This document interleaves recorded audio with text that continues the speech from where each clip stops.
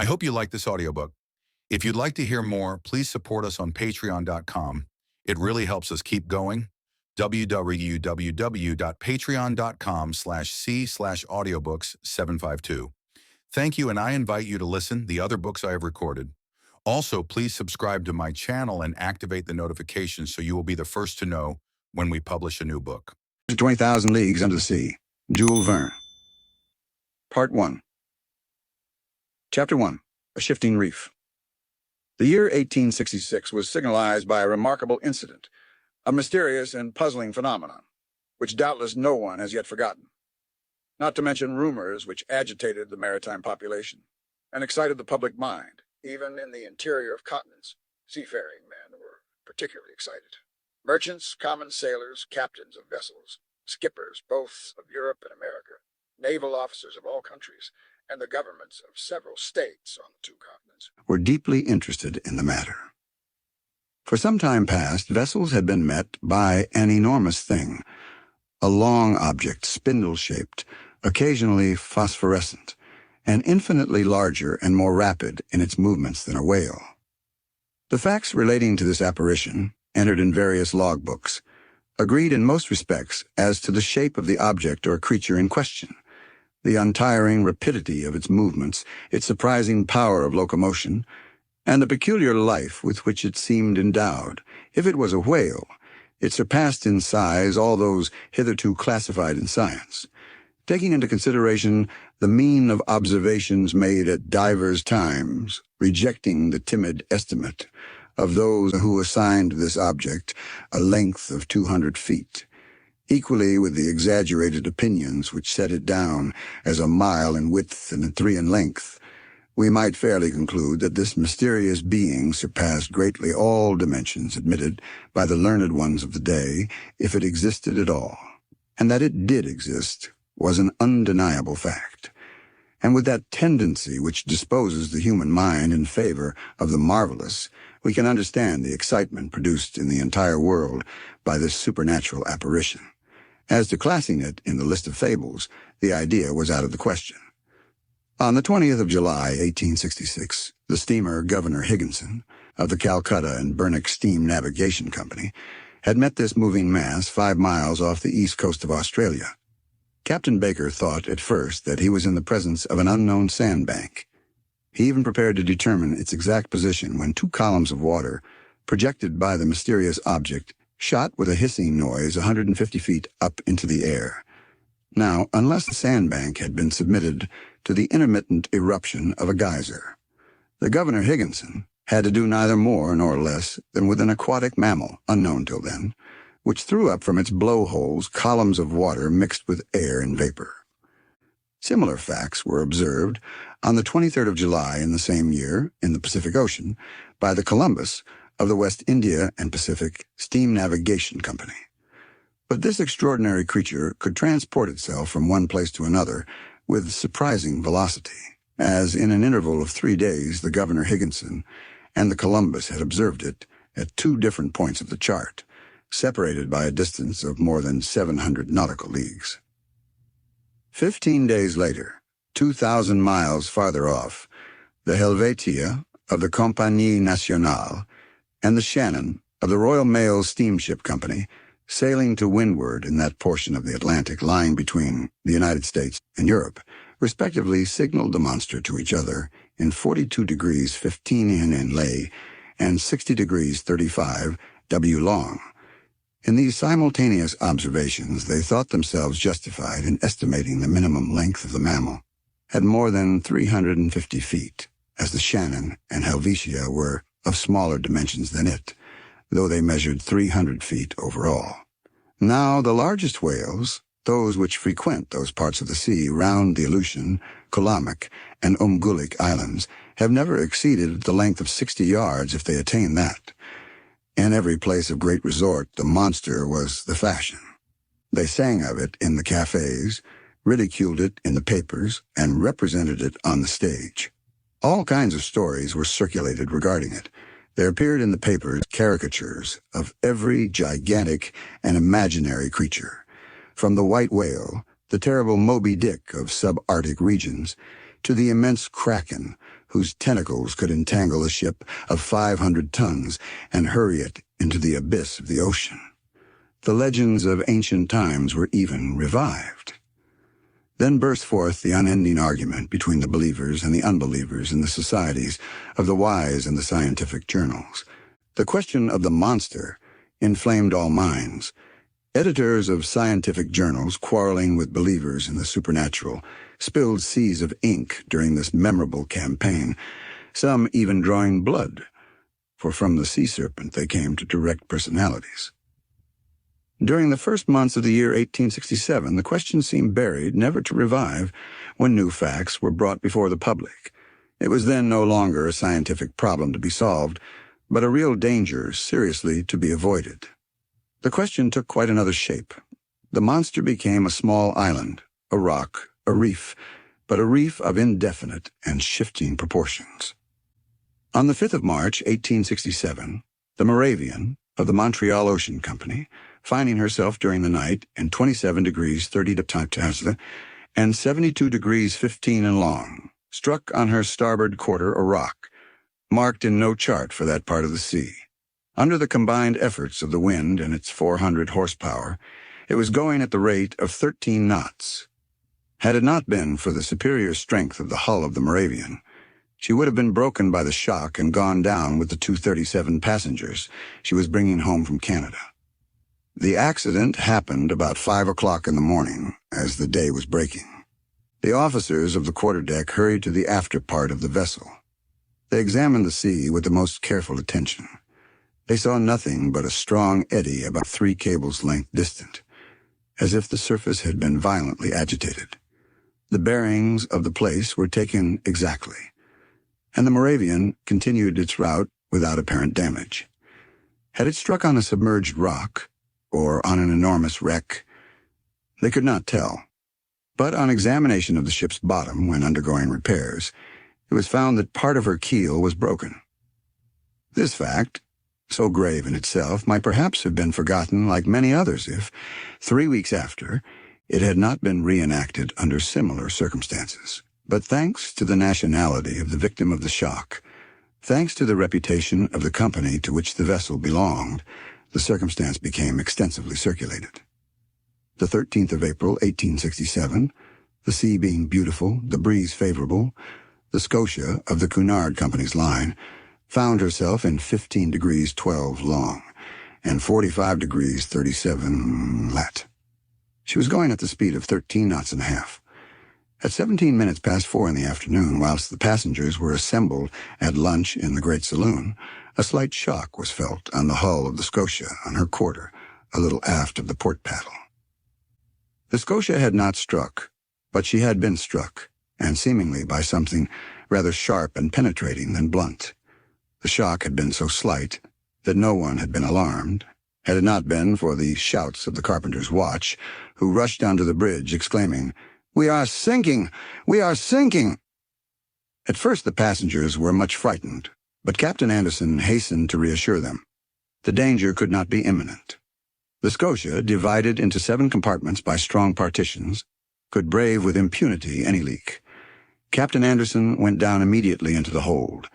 He found that the sea was pouring into the 5th compartment, and the rapidity of the influx proved that the force of the water was considerable. Fortunately, this compartment did not hold the boilers, or the fires would have been immediately extinguished. Captain Anderson ordered the engines to be stopped at once, and one of the men went down to ascertain the extent of the injury. Some minutes afterwards, they discovered the existence of a large hole 2 yards in diameter in the ship's bottom. Such a leak could not be stopped, and the Scotia, her paddles half submerged, was obliged to continue her course.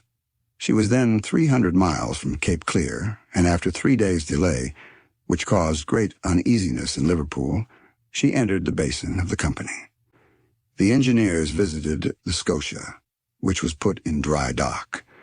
They could scarcely believe it possible. At 2 yards and a half below water mark was a regular rent, in the form of an isosceles triangle. The broken place in the iron plates was so perfectly defined that it could not have been more neatly done by a punch. It was clear, then, that the instrument producing the perforation was not of a common stamp, and after having been driven with prodigious strength, and piercing an iron plate 1 3/8 inches thick, had withdrawn itself by a backward motion. Such was the last fact, which resulted in exciting once more the torrent of public opinion. From this moment all unlucky casualties, which could not be otherwise accounted for, were put down to the monster. Upon this imaginary creature rested the responsibility of all these shipwrecks, which unfortunately were considerable.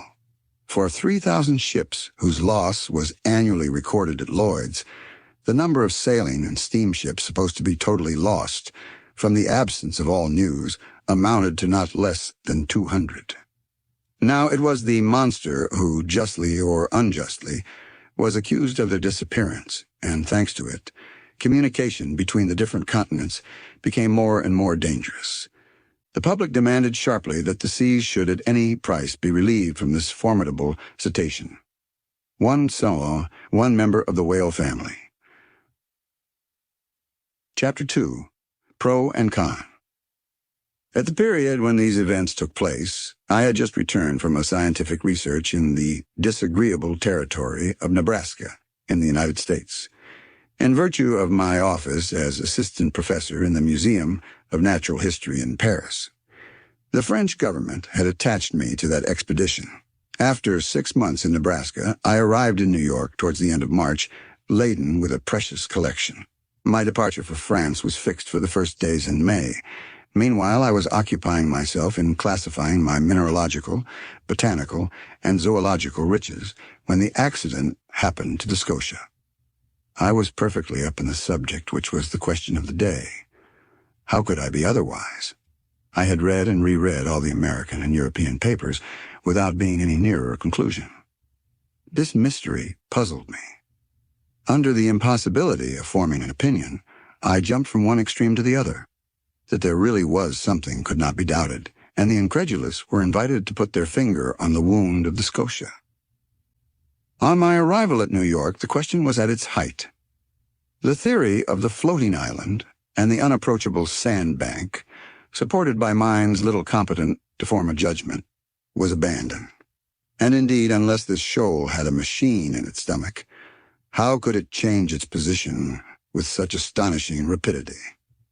From the same cause, the idea of a floating hull of an enormous wreck was given up. There remained, then, only two possible solutions of the question, which created two distinct parties. On one side, those who were for a monster of colossal strength. On the other, those who were for a submarine vessel of enormous motive power. But this last theory, plausible as it was, could not stand against inquiries made in both worlds. That a private gentleman should have such a machine at his command was not likely. Where, when, and how was it built? And how could its construction have been kept secret? Certainly a government might possess such a destructive machine. And in these disastrous times, when the ingenuity of man has multiplied the power of weapons of war, it was possible that without the knowledge of others, a state might try to work such a formidable engine. But the idea of a war machine fell before the declaration of governments. As public interest was in question, and transatlantic communication suffered, their veracity could not be doubted. But how admit that the construction of this submarine boat had escaped the public eye? For a private gentleman to keep the secret under such circumstances would be very difficult, and for a state whose every act is persistently watched by powerful rivals, certainly impossible. Upon my arrival in New York, several persons did me the honor of consulting me on the phenomenon in question. I had published in France a work in quarto in 2 volumes, entitled Mysteries of the Great Submarine Grounds. This book, highly approved of in the learned world, gained for me a special reputation in this rather obscure branch of natural history. My advice was asked. As long as I could deny the reality of the fact, I confined myself to a decided negative. But soon, finding myself driven to a corner, I was obliged to explain myself point by point. I discussed the question in all its forms, politically and scientifically, and I give here an extract from a carefully studied article which I published in the number of the 30th of April. It ran as follows. After examining one by one the different theories, rejecting all other suggestions, it becomes necessary to admit the existence of a marine animal of enormous power. The great depths of the ocean are entirely unknown to us. Soundings cannot reach them. What passes in those remote depths, what beings live or can live, 12 or 15 miles beneath the surface of the waters. What is the organization of these animals? We can scarcely conjecture. However, the solution of the problem submitted to me may modify the form of the dilemma. Either we do know all the varieties of beings which people our planet, or we do not. If we do not know them all, if nature has still secrets in the deeps for us, nothing is more conformable to reason than to admit the existence of fishes or cetaceans of other kinds, or even of new species, of an organization formed to inhabit the strata inaccessible to soundings, and which an accident of some sort has brought at long intervals to the upper level of the ocean. If, on the contrary, we do know all living kinds, we must necessarily seek for the animal in question amongst those marine beings already classed. And in that case, I should be disposed to admit the existence of a gigantic narwhal. The common narwhal, or unicorn of the sea, often attains a length of 60 feet. Increase its size 5-fold or 10-fold, give it strength proportionate to its size, lengthen its destructive weapons, and you obtain the animal required. It will have the proportions determined by the officers of the Shannon, the instrument required by the perforation of the Scotia, and the power necessary to pierce the hull of the steamer. Indeed, the narwhal is armed with a sort of ivory sword, a halberd, according to the expression of certain naturalists. The principal tusk has the hardness of steel. Some of these tusks have been found buried in the bodies of whales, which the unicorn always attacks with success. Others have been drawn out, not without trouble, from the bottoms of ships, which they had pierced through and through, as a gimlet pierces a barrel.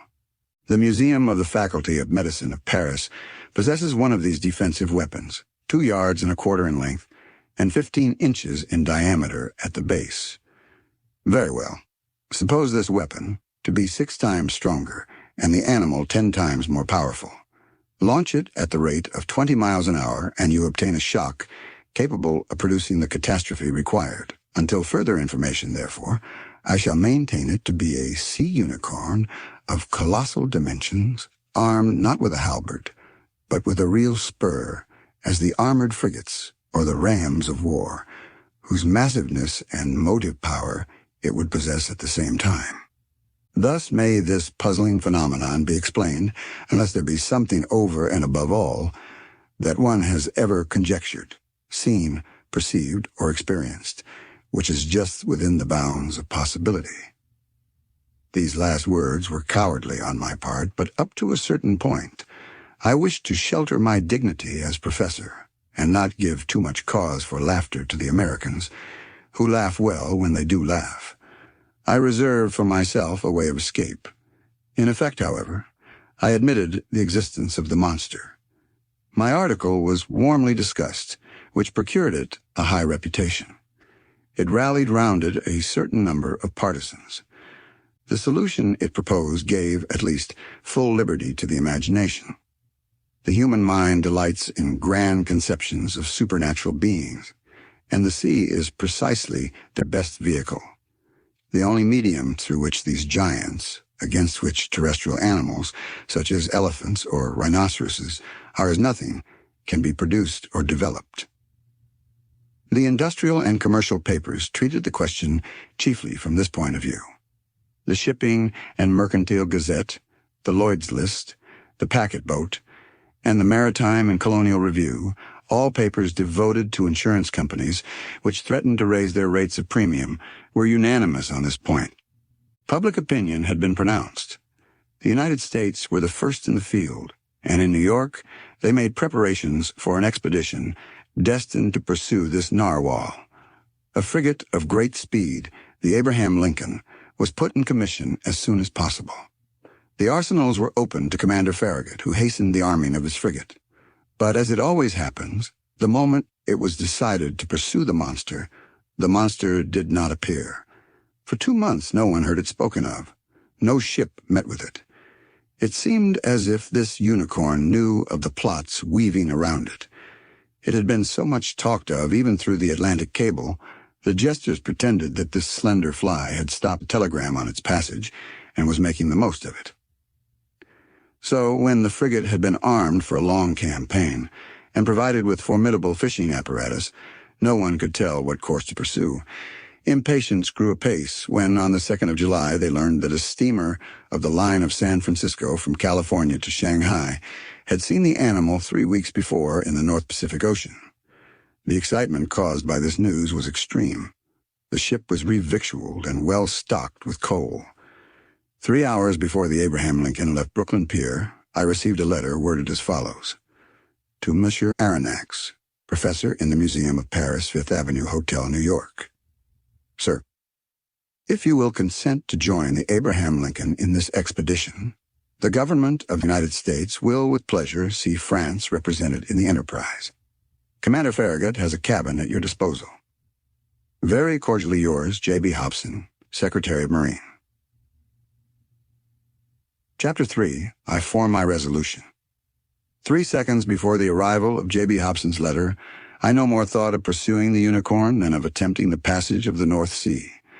3 seconds after reading the letter of the Honorable Secretary of Marine, I felt that my true vocation, the sole end of my life, was to chase this disturbing monster and purge it from the world. But I had just returned from a fatiguing journey, weary and longing for repose. I aspired to nothing more than again seeing my country, my friends, my little lodging by the Jardin des Plantes, my dear and precious collections, but nothing could keep me back. I forgot all, fatigue, friends, and collections, and accepted without hesitation the offer of the American government. Besides, thought I, all roads lead back to Europe, and the Unicorn may be amiable enough to hurry me towards the coast of France. This worthy animal may allow itself to be caught in the seas of Europe for my particular benefit, and I will not bring back less than half a yard of his ivory halberd to the Museum of Natural History. But in the meanwhile I must seek this narwhal in the North Pacific Ocean, which to return to France was taking the road to the Antipodes. Conseil, I called in an impatient voice. Conseil was my servant, a true devoted Flemish boy who had accompanied me in all my travels. I liked him, and he returned the liking well. He was quiet by nature, regular from principle, zealous from habit, evincing little disturbance at the different surprises of life, very quick with his hands and apt at any service required of him, and, despite his name, never giving advice, even when asked for it. Conseil had followed me for the last 10 years wherever science led. Never once did he complain of the length or fatigue of a journey, never make an objection to pack his portmanteau for whatever country it might be, or however far away, whether China or Congo. Besides all this, he had good health, which defied all sickness, and solid muscles, but no nerves. Good morals are understood. This boy was 30 years old, and his age, to that of his master, as 15 to 20. May I be excused for saying that I was 40 years old? But Conseil had one fault. He was ceremonious to a degree, and would never speak to me but in the third person, which was sometimes provoking. Conseil, said I again, beginning with feverish hands to make preparations for my departure. Certainly I was sure of this devoted boy. As a rule, I never asked him if it were convenient for him or not to follow me in my travels. But this time the expedition in question might be prolonged, and the enterprise might be hazardous in pursuit of an animal capable of sinking a frigate as easily as a nutshell. Here there was matter for reflection even to the most impassive man in the world. What would Conseil say? Conseil, I called a third time. Conseil appeared. Did you call, sir? Said he, entering. Yes, my boy. Make preparations for me and yourself, too. We leave in 2 hours. As you please, sir, replied Conseil quietly. Not an instant to lose. Lock in my trunk all traveling utensils, coats, shirts, and stockings, without counting as many as you can, and make haste. And your collection, sir, observed Conseil. They will keep them at the hotel.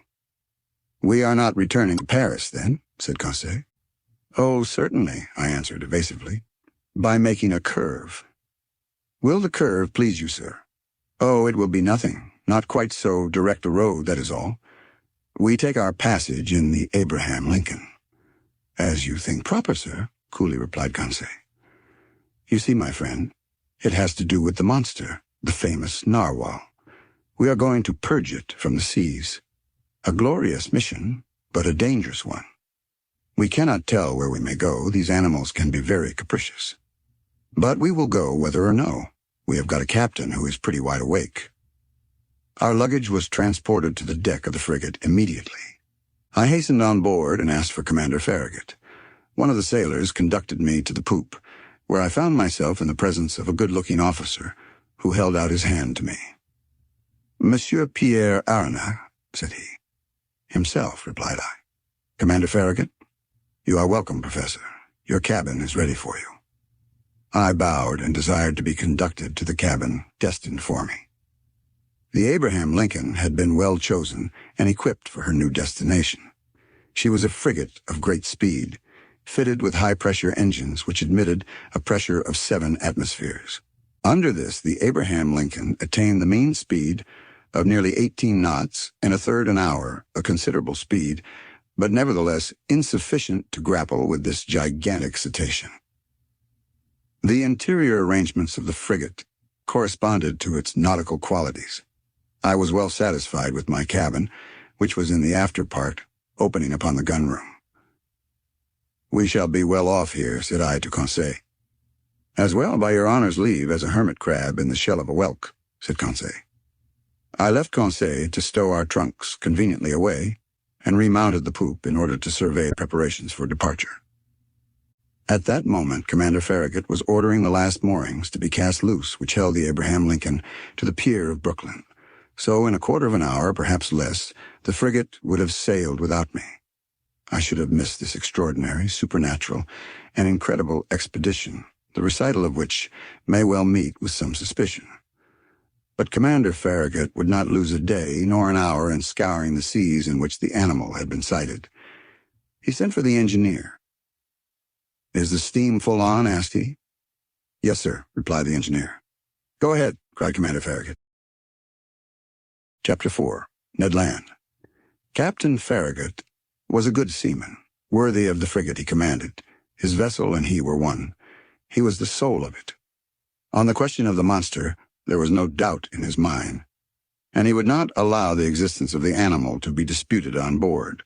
He believed in it, as certain good women believe in the Leviathan, by faith, not by reason. The monster did exist, and he had sworn to rid the seas of it.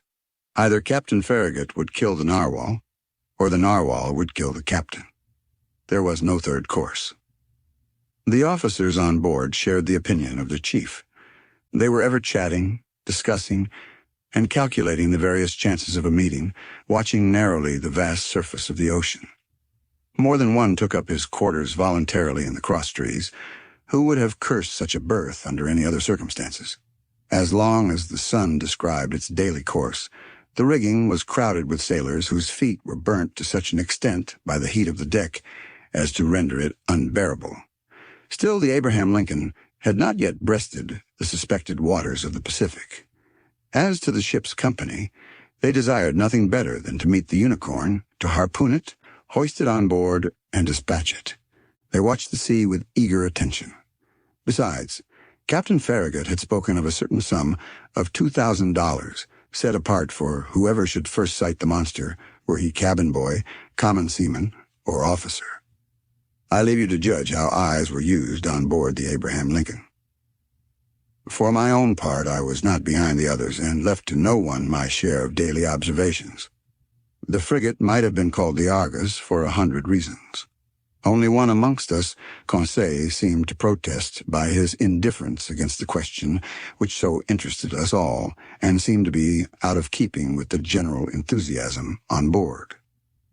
I have said that Captain Farragut had carefully provided his ship with every apparatus for catching the gigantic cetacean. No whaler had ever been better armed. We possessed every known engine, from the harpoon thrown by the hand to the barbed arrows of the blunderbuss, and the explosive balls of the duck gun. On the forecastle lay the perfection of a breech-loading gun, very thick at the breech and very narrow in the bore, the model of which had been in the exhibition of 1867. This precious weapon of American origin could throw with ease a conical projectile of 9 pounds to a mean distance of 10 miles. Thus the Abraham Lincoln wanted for no means of destruction, and what was better still, she had on board Ned Land, the prince of harpooners. Ned Land was a Canadian with an uncommon quickness of hand, and who knew no equal in his dangerous occupation. Skill, coolness, audacity, and cunning he possessed in a superior degree, and it must be a cunning whale to escape the stroke of his harpoon. Ned Land was about 40 years of age. He was a tall man, more than 6 feet high, strongly built, grave and taciturn, occasionally violent, and very passionate when contradicted. His person attracted attention, but above all the boldness of his look, which gave a singular expression to his face.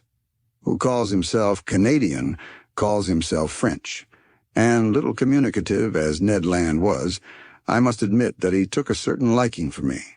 My nationality drew him to me, no doubt. It was an opportunity for him to talk, and for me to hear, that old language of Rabelais, which is still in use in some Canadian provinces. The harpooner's family was originally from Quebec, and was already a tribe of hardy fishermen when this town belonged to France. Little by little, Ned Land acquired a taste for chatting, and I loved to hear the recital of his adventures in the polar seas. He related his fishing and his combats with natural poetry of expression. His recital took the form of an epic poem, and I seemed to be listening to a Canadian Homer singing the Iliad of the regions of the north. I am portraying this hardy companion as I really knew him. We are old friends now, united in that unchangeable friendship which is born and cemented amidst extreme dangers. Ah, brave Ned, I ask no more than to live 100 years longer, that I may have more time to dwell the longer on your memory. And now, what was Ned Land's opinion upon the question of the marine monster? I must admit that he did not believe in the unicorn, and was the only one on board who did not share that universal conviction. He even avoided the subject which I one day thought it my duty to press upon him. One magnificent evening, the 30th of July, that is to say 3 weeks after our departure, the frigate was abreast of Cape Blanc, 30 miles to leeward of the coast of Patagonia.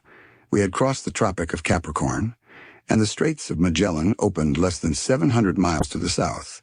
Before 8 days were over, the Abraham Lincoln would be plowing the waters of the Pacific.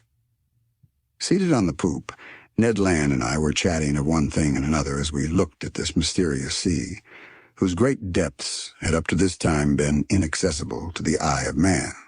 I naturally led up the conversation to the giant unicorn, and examined the various chances of success or failure of the expedition.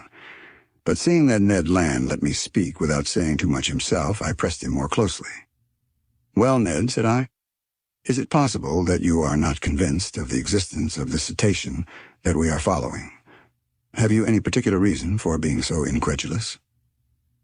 The harpooner looked at me fixedly for some moments before answering, struck his broad forehead with his hand, a habit of his, as if to collect himself, and said at last, "Perhaps I have, Mr. Aronnax. But, Ned, you, a whaler by profession, familiarized with all the great marine mammalia, you ought to be the last to doubt under such circumstances." "That is just what deceives you, Professor," replied Ned. "As a whaler, I have followed many a cetacean, harpooned a great number, and killed several. But however strong or well-armed they may have been, neither their tails nor their weapons would have been able even to scratch the iron plates of a steamer." "But, Ned, they tell of ships which the teeth of the narwhal have pierced through and through." "Wooden ships, that is possible," replied the Canadian. "But I have never seen it done, and until further proof I deny that whales, cetaceans, or sea unicorns could ever produce the effect you describe."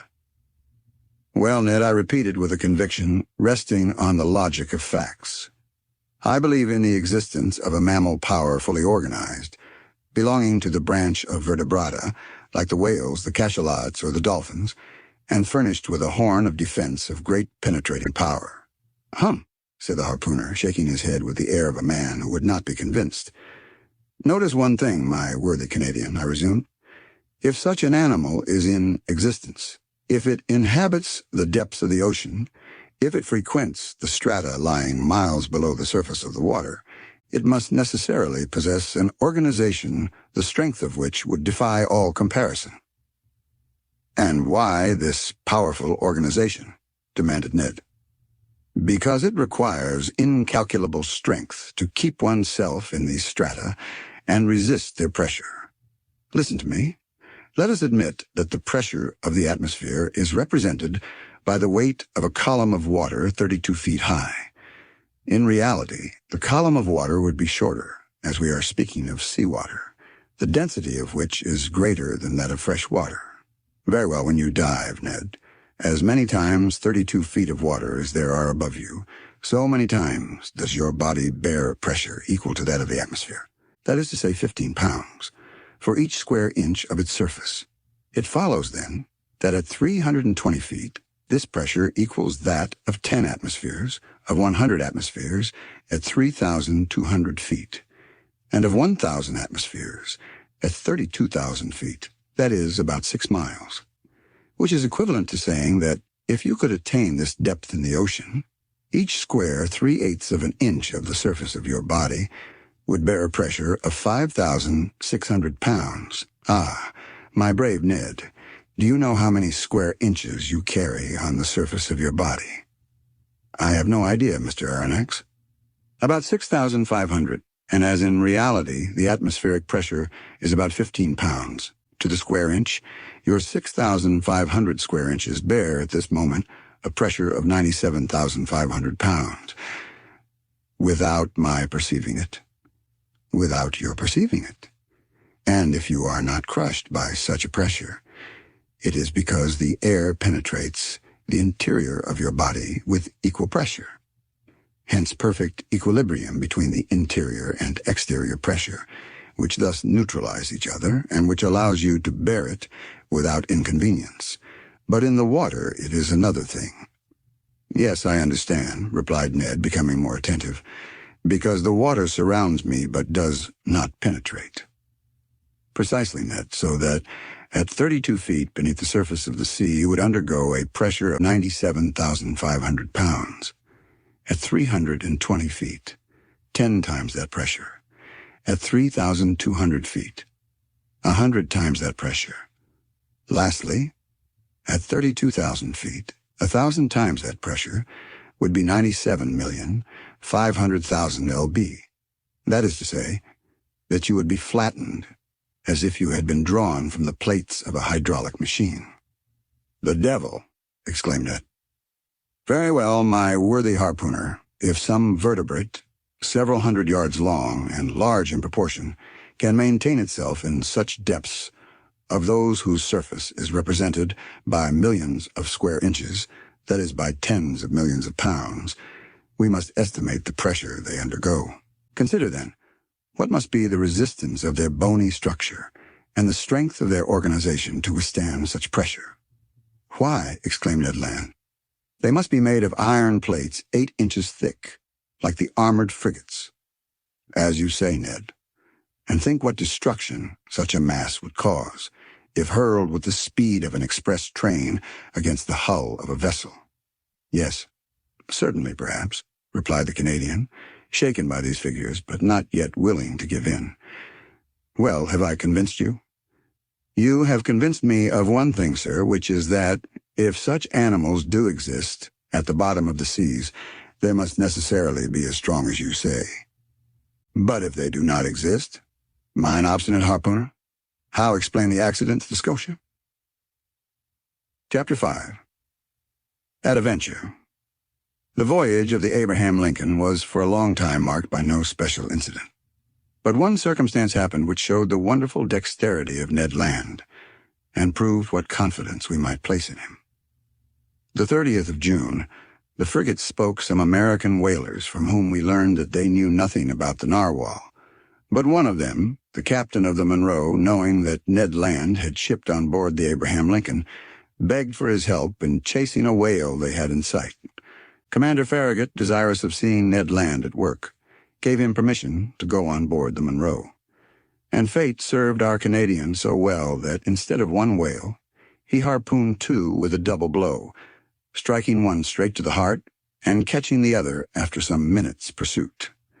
Decidedly, if the monster ever had to do with Ned Land's harpoon, I would not bet in its favor. The frigate skirted the southeast coast of America with great rapidity. The 3rd of July, we were at the opening of the Straits of Magellan, level with the Cape Verde. But Commander Farragut would not take a tortuous passage, but doubled Cape Horn. The ship's crew agreed with him, and certainly it was possible that they might meet the narwhal in this narrow pass. Many of the sailors affirmed that the monster could not pass there, that he was too big for that. The 6th of July, about 3 o'clock in the afternoon, the Abraham Lincoln, at 15 miles to the south, doubled the solitary island, this lost rock at the extremity of the American continent, to which some Dutch sailors gave the name of their native town, Cape Horn. The course was taken towards the northwest, and the next day the screw of the frigate was at last beating the waters of the Pacific. "Keep your eyes open," called out the sailors. And they were opened widely. Both eyes and glasses, a little dazzled, it is true, by the prospect of $2,000, had not an instant's repose. I myself, for whom money had no charms, was not the least attentive on board. Giving but few minutes to my meals, but a few hours to sleep, indifferent to either rain or sunshine, I did not leave the poop of the vessel. Now leaning on the netting of the forecastle, now on the taffrail, I devoured with eagerness the soft foam which whitened the sea as far as the eye could reach. And how often have I shared the emotion of the majority of the crew when some capricious whale raised its black back above the waves. The poop of the vessel was crowded on a moment. The cabins poured forth a torrent of sailors and officers, each with heaving breast and troubled eyes watching the course of the cetacean. I looked and looked till I was nearly blind, whilst Conseil kept repeating in a calm voice, "If, sir, you would not squint so much, you would see better." But vain excitement, the Abraham Lincoln checked its speed and made for the animal signaled, a simple whale or common cachalot, which soon disappeared amidst a storm of abuse. But the weather was good. The voyage was being accomplished under the most favorable auspices. It was then the bad season in Australia, the July of that zone corresponding to our January in Europe, but the sea was beautiful and easily scanned round a vast circumference.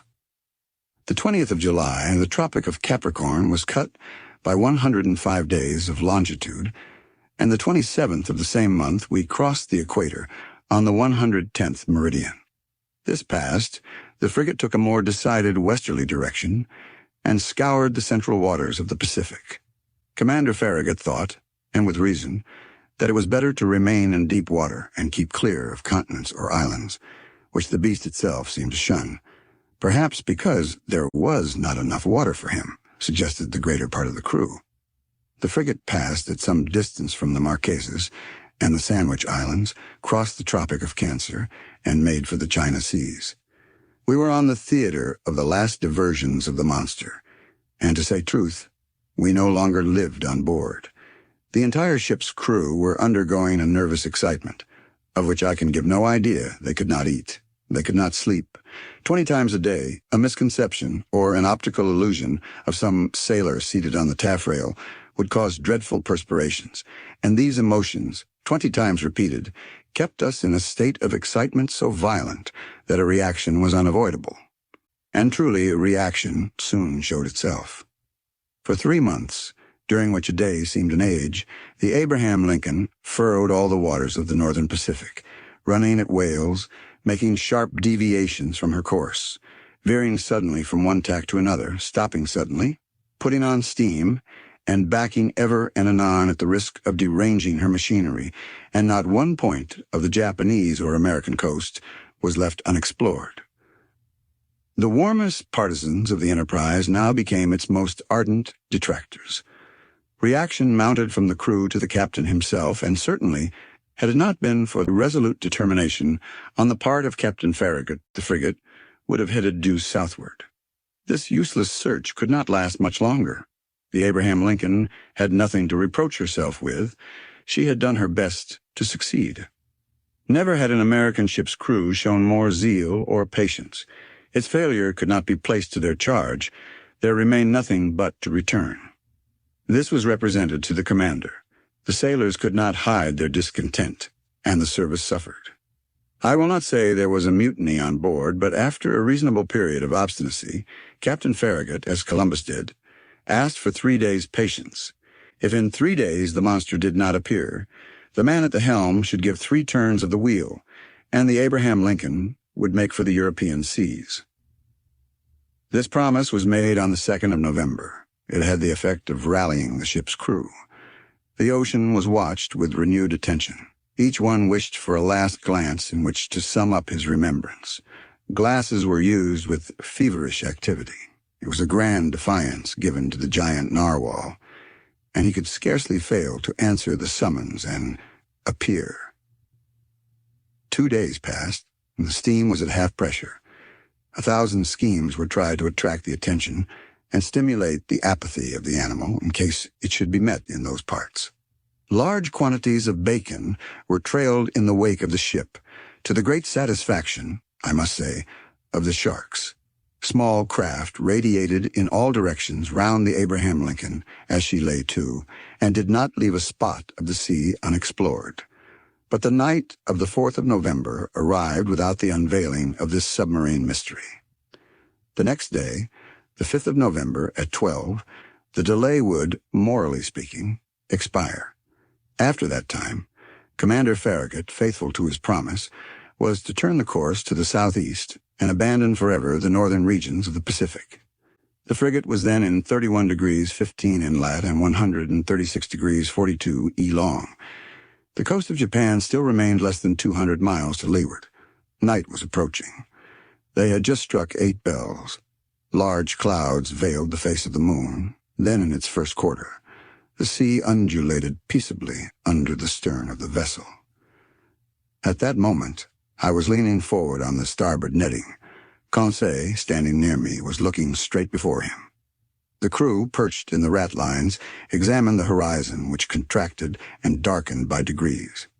Officers with their night glasses scoured the growing darkness. Sometimes the ocean sparkled under the rays of the moon, which darted between 2 clouds. Then all trace of light was lost in the darkness. In looking at Conseil, I could see he was undergoing a little of the general influence. At least I thought so. Perhaps for the first time his nerves vibrated to a sentiment of curiosity. "Come, Conseil," said I. "This is the last chance of pocketing the $2,000. "May I be permitted to say, sir," replied Conseil, "that I never reckoned on getting the prize, and had the government of the Union offered $100,000, it would have been none the poorer." "You are right, Conseil.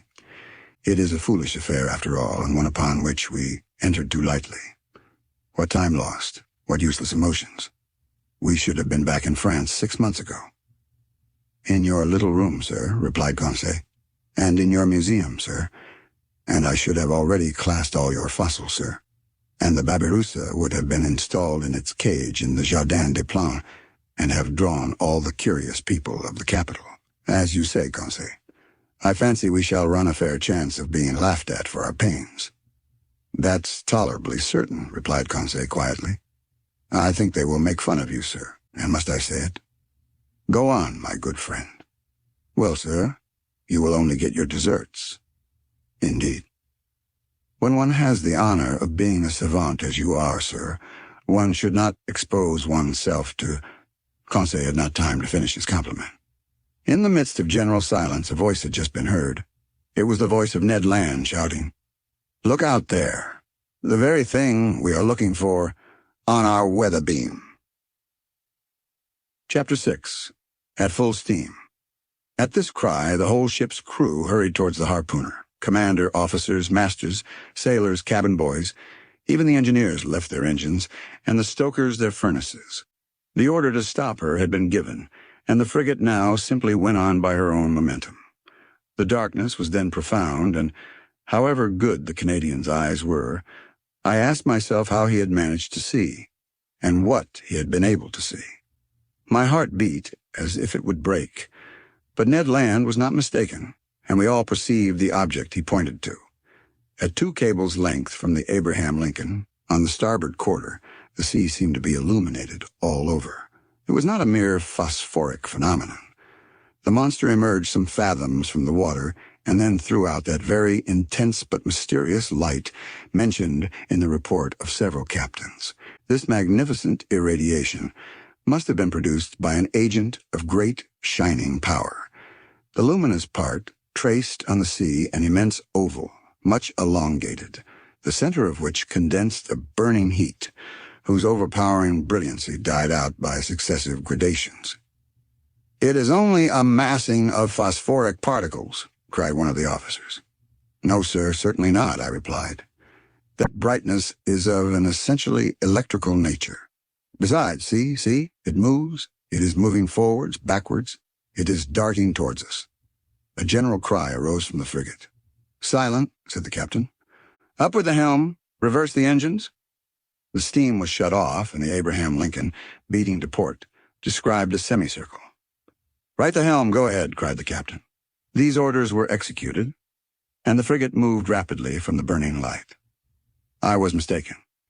She tried to sheer off, but the supernatural animal approached with a velocity double her own. We gasped for breath. Stupefaction, more than fear, made us dumb and motionless. The animal gained on us, sporting with the waves. It made the round of the frigate, which was then making 14 knots, and enveloped it with its electric rings like luminous dust. Then it moved away 2 or 3 miles, leaving a phosphorescent track, like those volumes of steam that the express trains leave behind. All at once, from the dark line of the horizon, whither it retired to gain its momentum, the monster rushed suddenly towards the Abraham Lincoln with alarming rapidity, stopped suddenly about 20 feet from the hull, and died out, not diving under the water, for its brilliancy did not abate, but suddenly, and as if the source of this brilliant emanation was exhausted. Then it reappeared on the other side of the vessel, as if it had turned and slid under the hull. Any moment a collision might have occurred which would have been fatal to us. However, I was astonished at the maneuvers of the frigate. She fled and did not attack. On the captain's face, generally so impassive, was an expression of unaccountable astonishment. "Mr. Aronnax," he said, "I do not know with what formidable being I have to deal, and I will not imprudently risk my frigate in the midst of this darkness. Besides, how attack this unknown thing? How defend oneself from it? Wait for daylight, and the scene will change." "You have no further doubt, Captain, of the nature of the animal?" "No, sir. It is evidently a gigantic narwhal, and an electric one. Perhaps," added I, "one can only approach it with a torpedo." "Undoubtedly," replied the captain. "If it possesses such dreadful power, it is the most terrible animal that ever was created." "That is why, sir, I must be on my guard." The crew were on their feet all night. No one thought of sleep. The Abraham Lincoln, not being able to struggle with such velocity, had moderated its pace and sailed at half speed. For its part, the narwhal, imitating the frigate, let the waves rock it at will and seemed decided not to leave the scene of the struggle. Towards midnight, however, it disappeared, or to use a more appropriate term, it died out like a large glowworm. Had it fled? One could only fear, not hope it. But at 7 minutes to 1 o'clock in the morning, a deafening whistling was heard, like that produced by a body of water rushing with great violence. The captain, Ned Land, and I were then on the poop, eagerly peering through the profound darkness. "Ned Land," asked the commander, "you have often heard the roaring of whales?" "Often, sir, but never such whales the sight of which brought me in $2,000. If I can only approach within 4 harpoons' length of it." "But to approach it," said the commander, "I ought to put a whaler at your disposal." "Certainly, sir. That will be trifling with the lives of my men." "And mine, too," simply said the harpooner. Towards 2 o'clock in the morning, the burning light reappeared, not less intense, about 5 miles to windward of the Abraham Lincoln. Notwithstanding the distance and the noise of the wind and sea, one heard distinctly the loud strokes of the animal's tail and even its panting breath. It seemed that, at the moment that the enormous narwhal had come to take breath at the surface of the water, the air was engulfed in its lungs, like the steam in the vast cylinders of a machine of 2,000 horsepower. Thought I. A whale with the strength of a cavalry regiment would be a pretty whale. We were on the qui-vive till daylight and prepared for the combat. The fishing implements were laid along the hammock nettings. The second lieutenant loaded the blunderbusses, which could throw harpoons to the distance of a mile, and long duck guns with explosive bullets which inflicted mortal wounds even to the most terrible animals. Ned Land contented himself with sharpening his harpoon, a terrible weapon in his hands.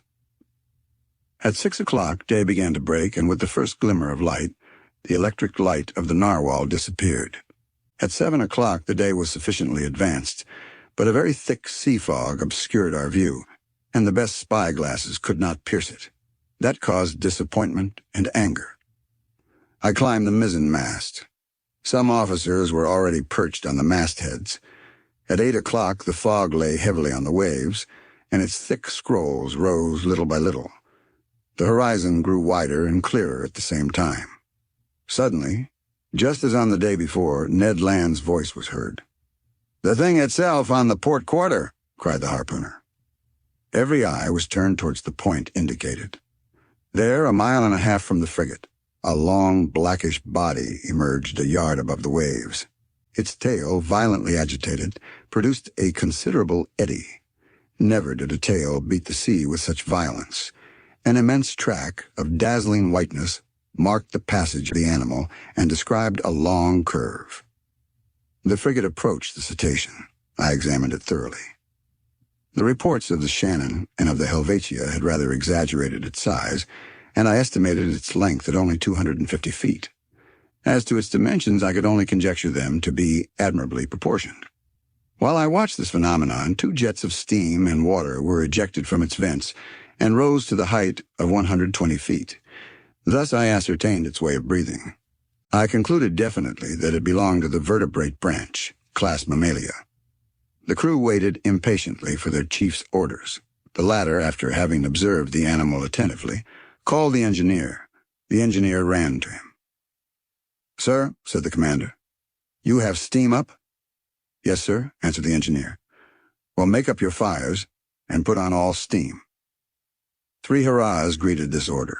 The time for the struggle had arrived. Some moments after, the 2 funnels of the frigate vomited torrents of black smoke, and the bridge quaked under the trembling of the boilers. The Abraham Lincoln, propelled by her wonderful screw, went straight at the animal. The latter allowed it to come within half a cable's length. Then, as if disdaining to dive, it took a little turn and stopped a short distance off. This pursuit lasted nearly 3/4 of an hour without the frigate gaining 2 yards on the cetacean. It was quite evident that at that rate we should never come up with it. "Well, Mr. Land," asked the captain, "do you advise me to put the boats out to sea?" "No, sir," replied Ned Land, "because we shall not take that beast easily." "What shall we do, then?"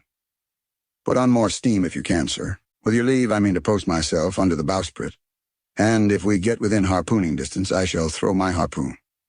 "Go, Ned," said the captain. "Engineer, put on more pressure." Ned Land went to his post. The fires were increased, the screw revolved 43 times a minute, and the steam poured out of the valves. We heaved the log and calculated that the Abraham Lincoln was going at the rate of 18.5 miles an hour. But the accursed animal swam at the same speed. For a whole hour the frigate kept up this pace without gaining 6 feet. It was humiliating for one of the swiftest sailors in the American Navy. A stubborn anger seized the crew. The sailors abused the monster, who, as before, disdained to answer them. The captain no longer contented himself with twisting his beard. He gnawed it. The engineer was called again. "You have turned full steam on?" "Yes, sir," replied the engineer. The speed of the Abraham Lincoln increased. Its masts trembled down to their stepping holes, and the clouds of smoke could hardly find a way out of the narrow funnels. They heaved the log a second time. "Well?" asked the captain of the man at the wheel. 19 miles and 3/10, sir." "Clap on more steam." The engineer obeyed. The manometer showed 10 degrees. But the cetacean grew warm itself, no doubt, for without straining itself, it made 19 3/10 miles. What a pursuit! No, I cannot describe the emotion that vibrated through me. Ned Land kept his post, harpoon in hand. Several times the animal let us gain upon it. "We shall catch it! We shall catch it!" cried the Canadian. But just as he was going to strike, the cetacean stole away with a rapidity that could not be estimated at less than 30 miles an hour, and even during our maximum of speed, it bullied the frigate, going round and round it. A cry of fury broke from everyone. At noon, we were no further advanced than at 8 o'clock in the morning.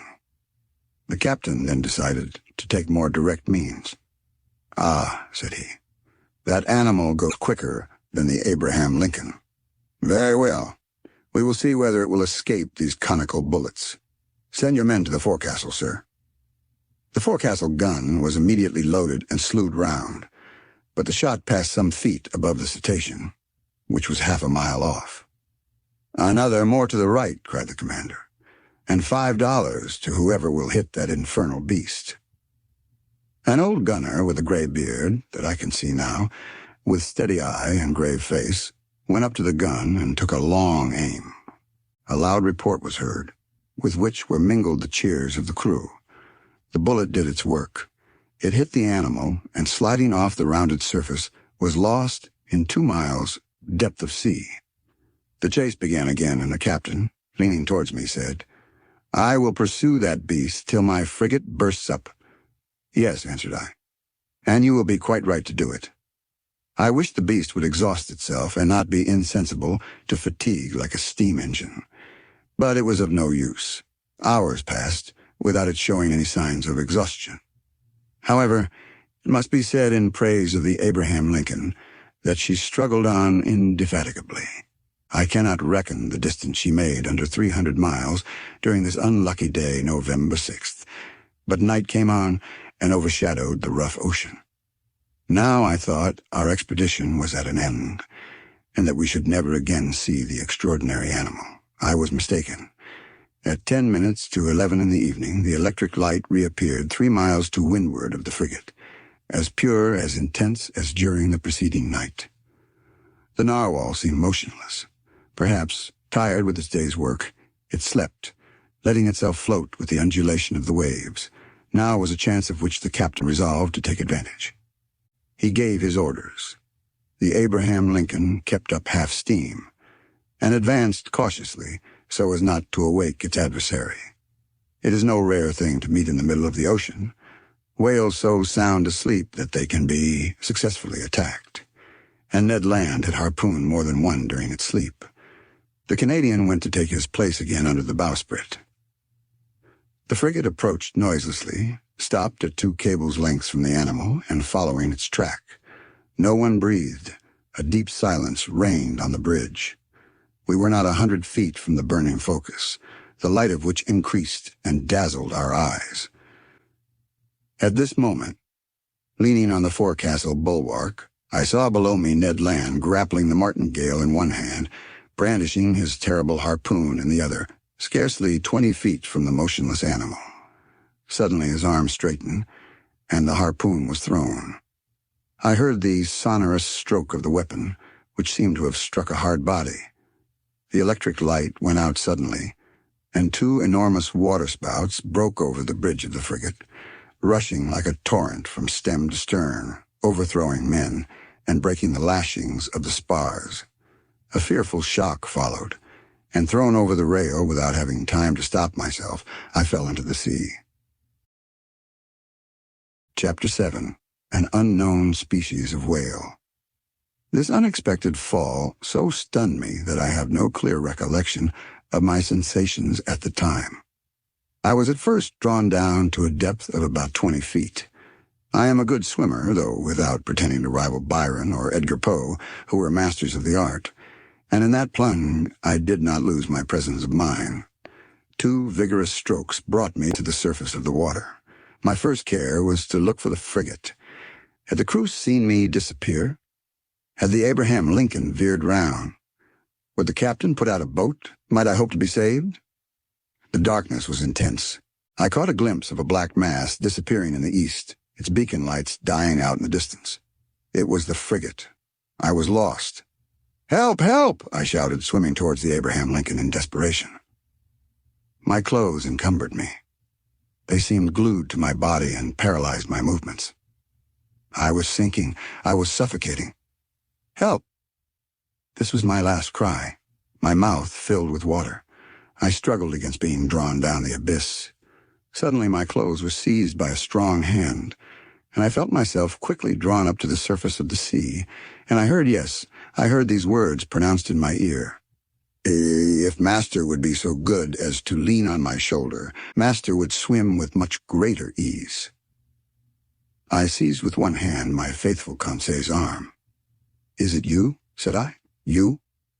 "Myself," answered Conseil, "and waiting Master's orders." "That shock threw you as well as me into the sea?" "No, but being in my master's service, I followed him." The worthy fellow thought that was but natural. "And the frigate?" I asked. "The frigate?" replied Conseil, turning on his back. "I think that Master had better not count too much on her." You think so?" "I say that, at the time I threw myself into the sea, I heard the men at the wheel say, 'The screw and the rudder are broken.'" "Broken?" "Yes, broken by the monster's teeth. It is the only injury the Abraham Lincoln has sustained. But it is a bad lookout for us. She no longer answers her helm." "Then we are lost."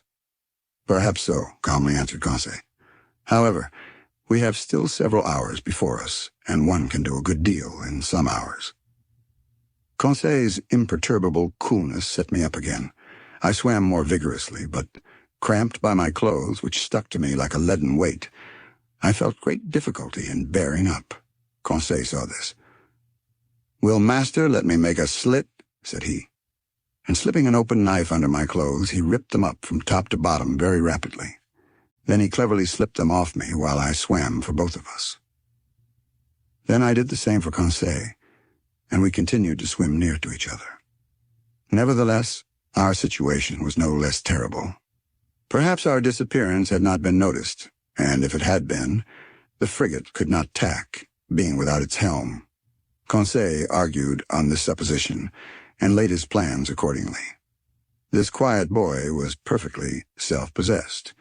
We then decided that, as our only chance of safety was being picked up by the Abraham Lincoln's boats, we ought to manage so as to wait for them as long as possible.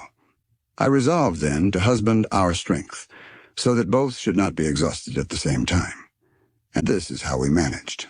While one of us lay on our back, quite still, with arms crossed and legs stretched out, the other would swim and push the other on in front.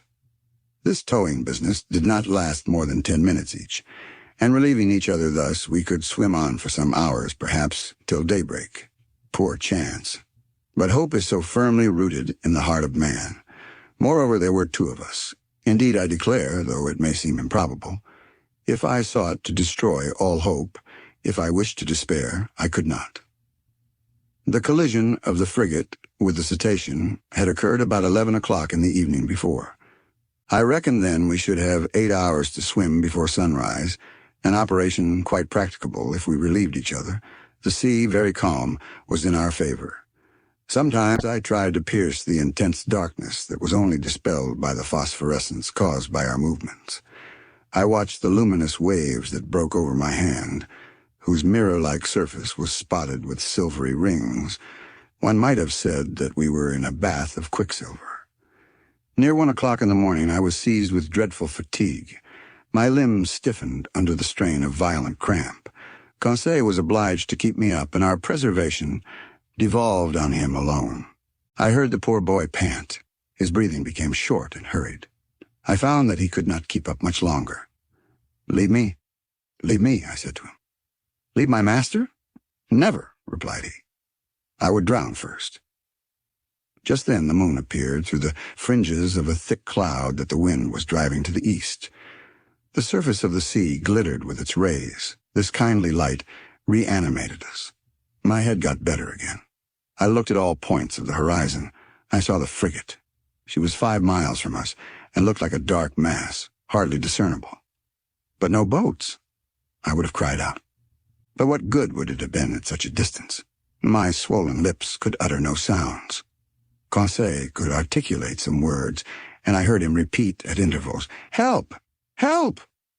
Our movements were suspended for an instant. We listened. It might be only a singing in the ear, but it seemed to me as if a cry answered the cry from Conseil. "Did you hear?" I murmured. "Yes, yes." And Conseil gave one more despairing cry. This time there was no mistake. A human voice responded to ours. Was it the voice of another unfortunate creature, abandoned in the middle of the ocean, some other victim of the shock sustained by the vessel? Or rather, was it a boat from the frigate that was hailing us in the darkness? Conseil made a last effort, and leaning on my shoulder, while I struck out in a desperate effort, he raised himself half out of the water, then fell back exhausted. "What did you see?" "I saw," murmured he. "I saw, but do not talk. Reserve all your strength." What had he seen? Then I know not why the thought of the monster came into my head for the first time. But that voice. The time is past for Jonahs to take refuge in whales' bellies. However, Conseil was towing me again. He raised his head sometimes, looked before us, and uttered a cry of recognition, which was responded to by a voice that came nearer and nearer. I scarcely heard it. My strength was exhausted. My fingers stiffened. My hand afforded me support no longer. My mouth, convulsively opening, filled with salt water. Cold crept over me. I raised my head for the last time. Then I sank. At this moment, a hard body struck me. I clung to it. Then I felt that I was being drawn up, that I was brought to the surface of the water, that my chest collapsed. I fainted. It is certain that I soon came to, thanks to the vigorous rubbings that I received. I half opened my eyes. "Conseil," I murmured. "Does master call me?" asked Conseil. Just then, by the waning light of the moon, which was sinking down to the horizon, I saw a face which was not Conseil's and which I immediately recognized. "Ned," I cried. "The same, sir, who is seeking his prize," replied the Canadian. "Were you thrown into the sea by the shock to the frigate?" "Yes, Professor. But more fortunate than you, I was able to find a footing almost directly upon a floating island." "An island?" "Or, more correctly speaking, on our gigantic narwhal." "Explain yourself, Ned." "Only I soon found out why my harpoon had not entered its skin and was blunted." "Why, Ned, why?" "Because, Professor, that beast is made of sheet iron." The Canadian's last words produced a sudden revolution in my brain. I wriggled myself quickly to the top of the being or object, half out of the water which served us for a refuge. I kicked it. It was evidently a hard, impenetrable body, and not the soft substance that forms the bodies of the great marine mammalia. But this hard body might be a bony covering, like that of the antediluvian animals, and I should be free to class this monster among amphibious reptiles, such as tortoises or alligators. Well, no. The blackish back that supported me was smooth, polished, without scales. The blow produced a metallic sound, and, incredible though it may be, it seemed, I might say, as if it was made of riveted plates. There was no doubt about it.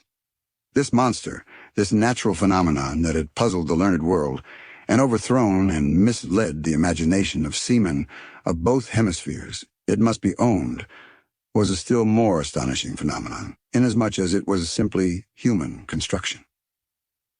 We had no time to lose, however.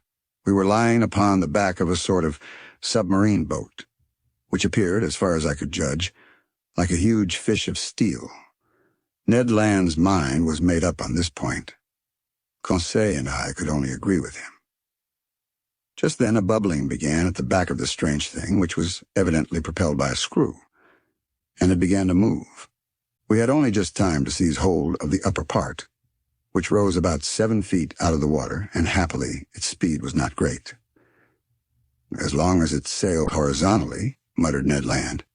"I do not mind, but if it takes a fancy to dive, I would not give 2 straws for my life." The Canadian might have said still less. It became really necessary to communicate with the beings, whatever they were, shut up inside the machine. I searched all over the outside for an aperture, a panel, or a manhole, to use a technical expression, but the lines of the iron rivets, solidly driven into the joints of the iron plates, were clear and uniform. Besides, the moon disappeared then and left us in total darkness. At last this long night passed. My indistinct remembrance prevents my describing all the impressions it made. I can only recall one circumstance. During some lulls of the wind and sea, I fancied, I heard several times vague sounds, a sort of fugitive harmony produced by words of command. What was, then, the mystery of this submarine craft, of which the whole world vainly sought an explanation? What kind of beings existed in this strange boat? What mechanical agent caused its prodigious speed? Daybreak appeared. The morning mists surrounded us, but they soon cleared off. I was about to examine the hull, which formed on deck a kind of horizontal platform, when I felt it gradually sinking. "Oh, confound it!" cried Ned Land, kicking the resounding plate. "Open, you inhospitable rascals!" Happily, the sinking movement ceased. Suddenly a noise, like ironworks violently pushed aside, came from the interior of the boat. One iron plate was moved, a man appeared, uttered an odd cry, and disappeared immediately. Some moments after, 8 strong men with masked faces appeared noiselessly and drew us down into their formidable machine. Chapter 8. Mobilis Immobile.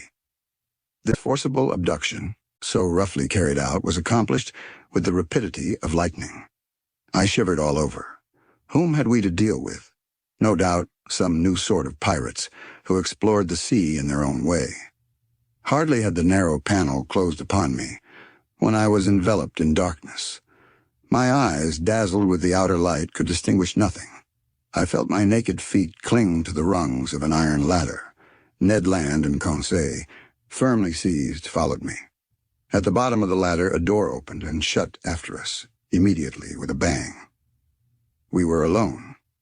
Where, I could not say, hardly imagine. All was black, and such a dense black that, after some minutes, my eyes had not been able to discern even the faintest glimmer. Meanwhile, Ned Land, furious at these proceedings, gave free vent to his indignation. "Confound it," cried he. "Here are people who come up to the Scotch for hospitality. They only just miss being cannibals. I should not be surprised at it, but I declare that they shall not eat me without my protesting." "Calm yourself, friend Ned. Calm yourself," replied Conseil quietly. "Do not cry out before you are hurt. We are not quite done for yet." "Not quite," sharply replied the Canadian, "but pretty near, at all events. Things look black. Happily, my bowie knife I have still, and I can always see well enough to use it. The first of these pirates who lays a hand on me—" "Do not excite yourself, Ned," I said to the harpooner, "and do not compromise us by useless violence. Who knows that they will not listen to us? Let us rather try to find out where we are." I groped about. In 5 steps I came to an iron wall made of plates bolted together. Then, turning back, I struck against a wooden table, near which were ranged several stools. The boards of this prison were concealed under a thick mat, which deadened the noise of the feet. The bare walls revealed no trace of window or door.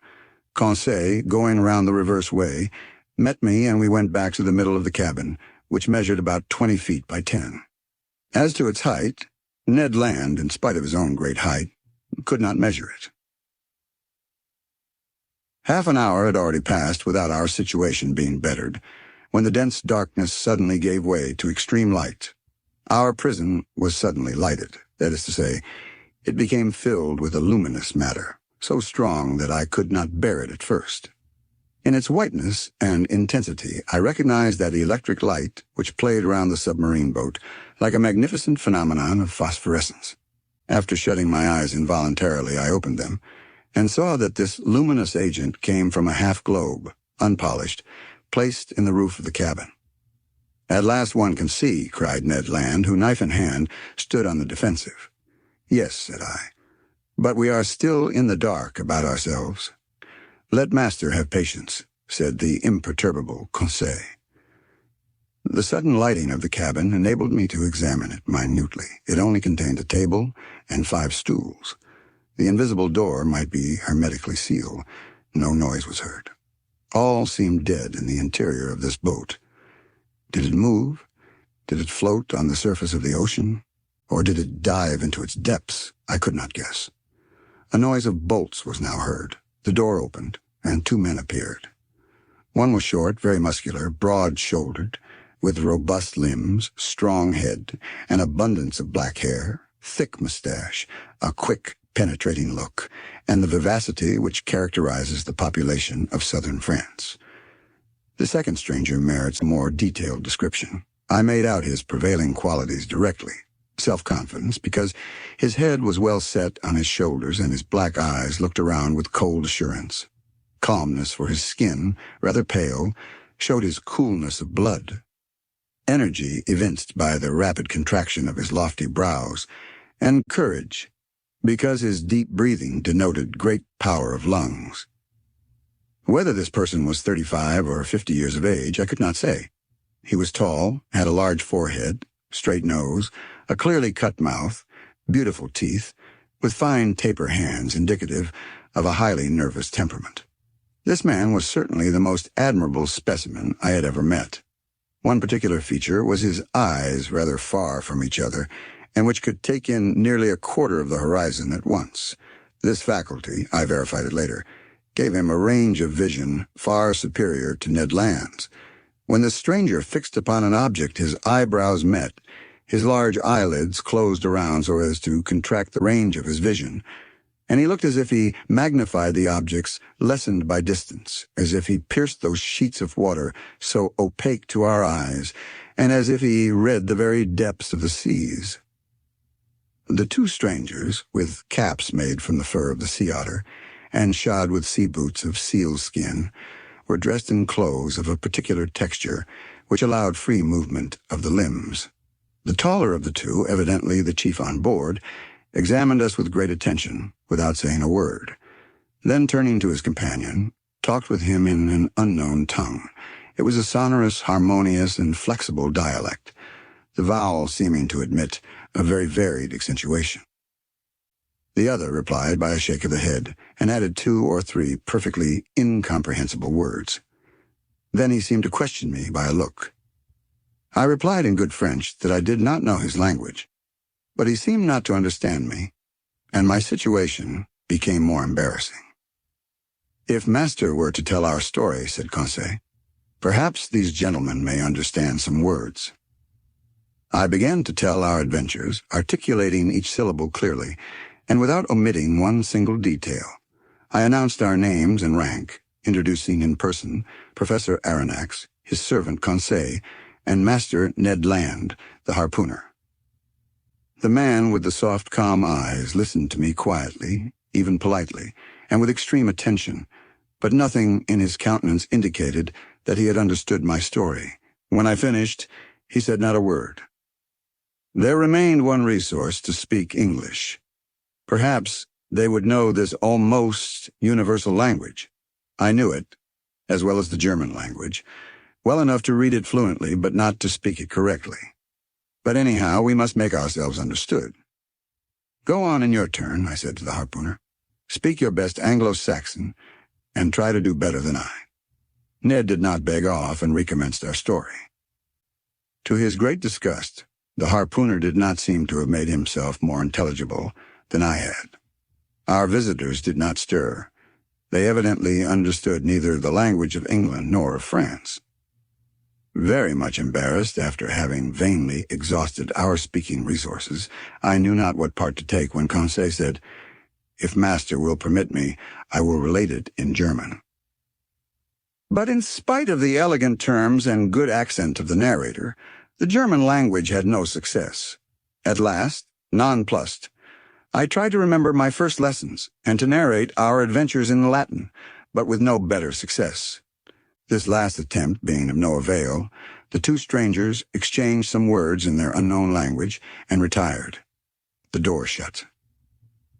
"It is an infamous shame," cried Ned Land, who broke out for the 20th time. "We speak to those rogues in French, English, German, and Latin, and not one of them has the politeness to answer." "Calm yourself," I said to the impetuous Ned. "Anger will do no good." "But do you see, Professor," replied our irascible companion, "that we shall absolutely die of hunger in this iron cage?" "Bah," said Conseil philosophically. "We can hold out some time yet." "My friends," I said, "we must not despair. We have been worse off than this. Do me the favor to wait a little before forming an opinion upon the commander and crew of this boat." "My opinion is formed," replied Ned Land sharply. "They are rascals." "Good. And from what country?" "From the land of rogues." "My brave Ned, that country is not clearly indicated on the map of the world. But I admit that the nationality of the two strangers is hard to determine. Neither English, French, nor German, that is quite certain. However, I am inclined to think that the commander and his companion were born in low latitudes. There is southern blood in them, but I cannot decide by their appearance whether they are Spaniards, Turks, Arabians, or Indians. As to their language, it is quite incomprehensible." "There is the disadvantage of not knowing all languages," said Conseil, "or the disadvantage of not having one universal language." As he said these words, the door opened. A steward entered. He brought us clothes, coats, and trousers made of a stuff I did not know. I hastened to dress myself, and my companions followed my example. During that time, the steward, dumb, perhaps deaf, had arranged the table and laid 3 plates. "This is something like," said Conseil. "Bah," said the angry harpooner. "What do you suppose they eat here? Tortoise liver, filleted shark, and beefsteaks from sea dogs?" "We shall see," said Conseil.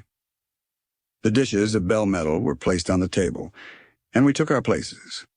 Undoubtedly, we had to do with civilized people, and had it not been for the electric light which flooded us, I could have fancied I was in the dining room of the Adelphi Hotel at Liverpool or at the Grand Hotel in Paris. I must say, however, that there was neither bread nor wine. The water was fresh and clear, but it was water and did not suit Ned Land's taste.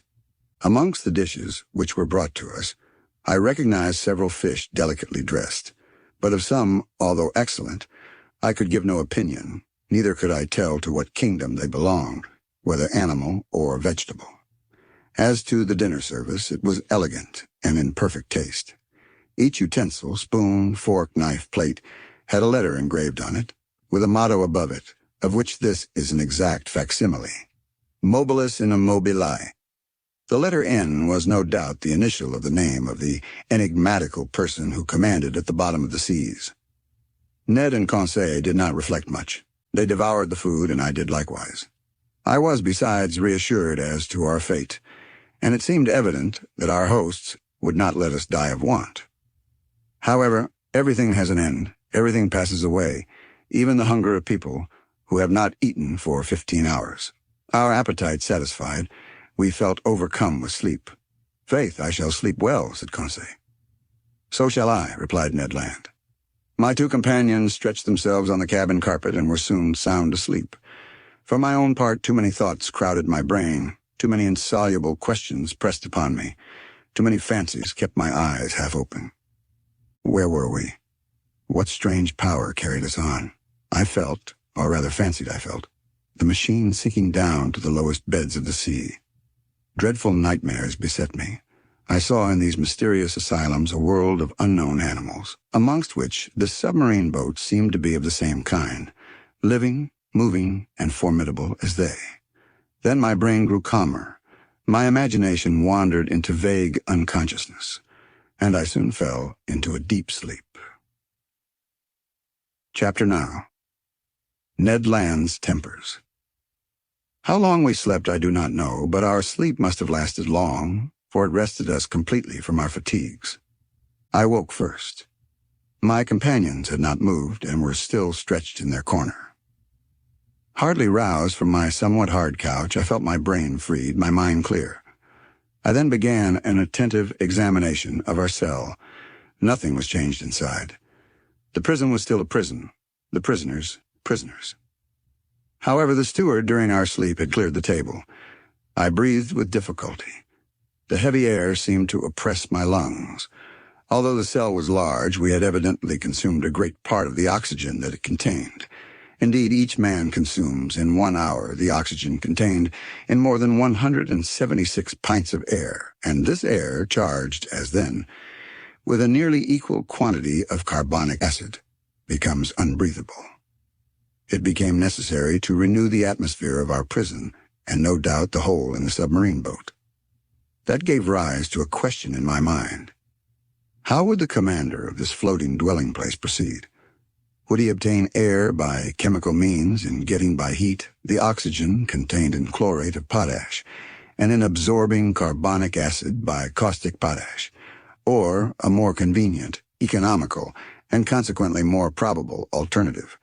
Would he be satisfied to rise and take breath at the surface of the water like a whale, and so renew for 24 hours the atmospheric provision? In fact, I was already obliged to increase my respirations to eke out of this cell the little oxygen it contained, when suddenly I was refreshed by a current of pure air and perfumed with saline emanations. It was an invigorating sea breeze charged with iodine. I opened my mouth wide, and my lungs saturated themselves with fresh particles. At the same time, I felt the boat rolling. The iron-plated monster had evidently just risen to the surface of the ocean to breathe after the fashion of whales. I found out from that the mode of ventilating the boat. When I had inhaled this air freely, I sought the conduit pipe, which conveyed to us the beneficial whiff, and I was not long in finding it. Above the door was a ventilator, through which volumes of fresh air renewed the impoverished atmosphere of the cell. I was making my observations when Ned and Conseil awoke almost at the same time, under the influence of this reviving air. They rubbed their eyes, stretched themselves, and were on their feet in an instant. "Did Master sleep well?" asked Conseil with his usual politeness. Very well, my brave boy. And you, Mr. Land?" "Soundly, Professor. But I don't know if I'm right or not. There seems to be a sea breeze." A seaman could not be mistaken, and I told the Canadian all that had passed during his sleep. "Good," said he. "That accounts for those roarings we heard when the supposed narwhal sighted the Abraham Lincoln." "Quite so, Master Land. It was taking breath. Only, Mr. Aronnax, I have no idea what o'clock it is unless it is dinner time." "Dinner time, my good fellow, say rather breakfast time, for we certainly have begun another day." "So," said Conseil, "we have slept 24 hours. "That is my opinion." "I will not contradict you," replied Ned Land. "But dinner or breakfast, the steward will be welcome, whichever he brings. Master Land, we must conform to the rules on board, and I suppose our appetites are in advance of the dinner hour." "That is just like you, friend Conseil," said Ned impatiently. "You are never out of temper, always calm. You would return thanks before grace and die of hunger rather than complain." Time was getting on, and we were fearfully hungry. And this time the steward did not appear. It was rather too long to leave us if they really had good intentions towards us. Ned Land, tormented by the cravings of hunger, got still more angry, and notwithstanding his promise, I dreaded an explosion when he found himself with one of the crew. For 2 hours more, Ned Land's temper increased. He cried, he shouted, but in vain. The walls were deaf. There was no sound to be heard in the boat. All was still as death. It did not move, for I should have felt the trembling motion of the hull under the influence of the screw. Plunged in the depths of the waters, it belonged no longer to earth. This silence was dreadful. I felt terrified. Conseil was calm. Ned Land roared. Just then a noise was heard outside. Steps sounded on the metal flags. The locks were turned, the door opened, and the steward appeared. Before I could rush forward to stop him, the Canadian had thrown him down and held him by the throat. The steward was choking under the grip of his powerful hand. Conseil was already trying to unclasp the harpooner's hand from his half-suffocated victim, and I was going to fly to the rescue when suddenly I was nailed to the spot by hearing these words in French. "Be quiet, Master Land. And you, Professor, will you be so good as to listen to me?" Chapter 10.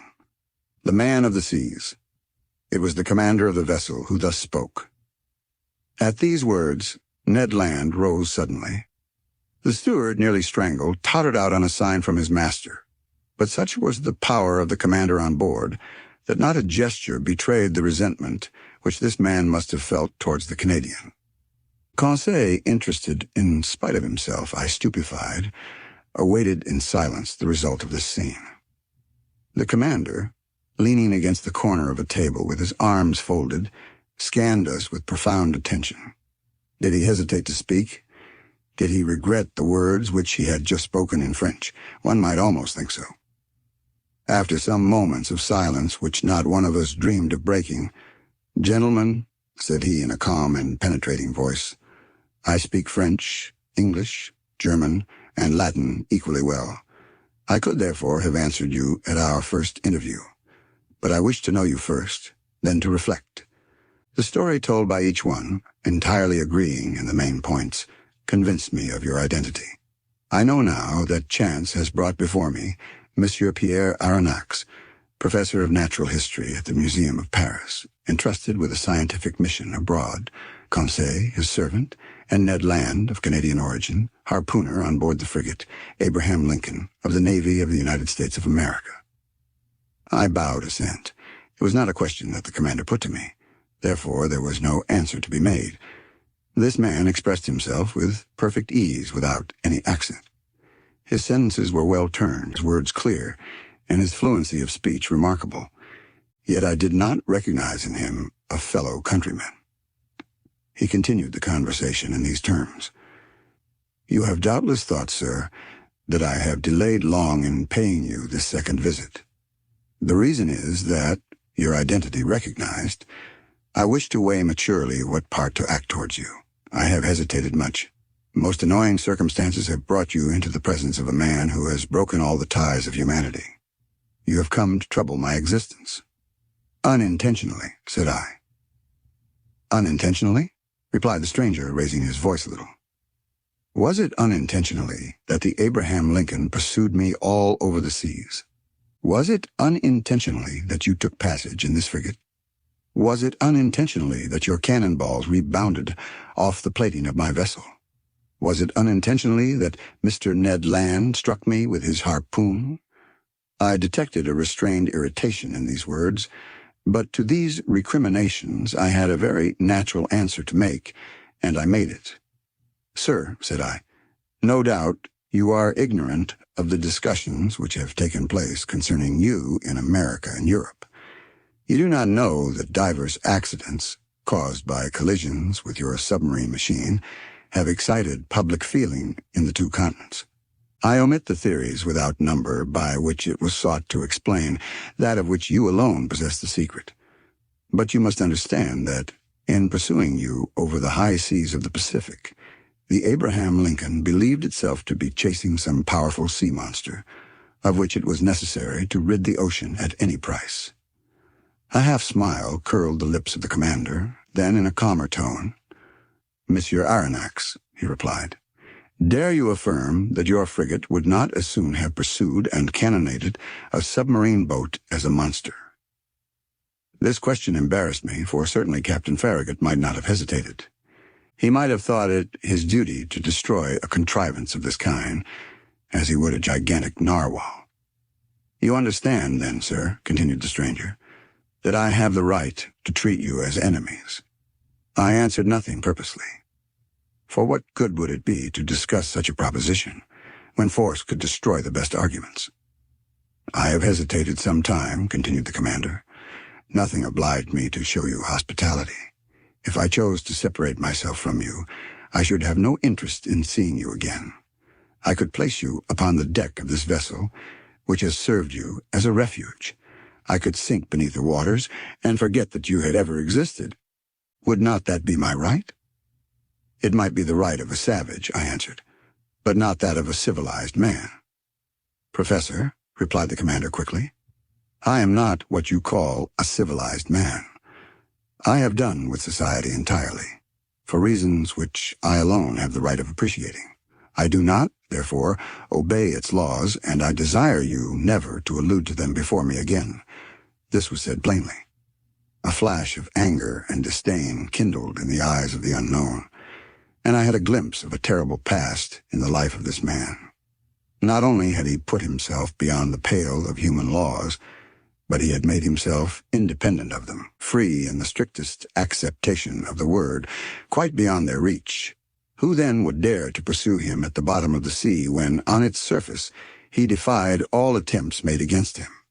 What vessel could resist the shock of his submarine monitor?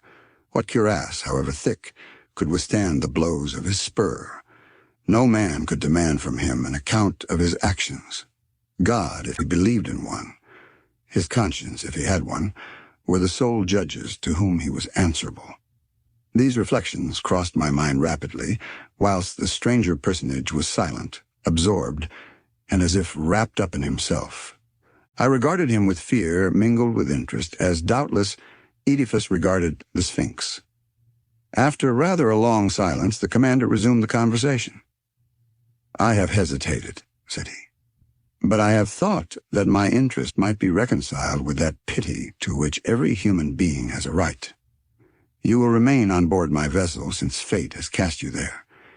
You will be free, and in exchange for this liberty, I shall only impose one single condition.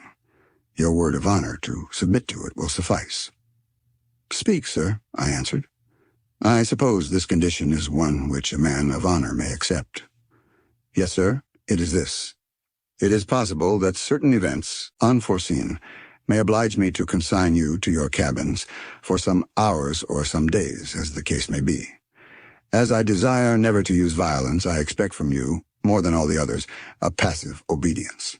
In thus acting, I take all the responsibility. I acquit you entirely, for I make it an impossibility for you to see what ought not to be seen.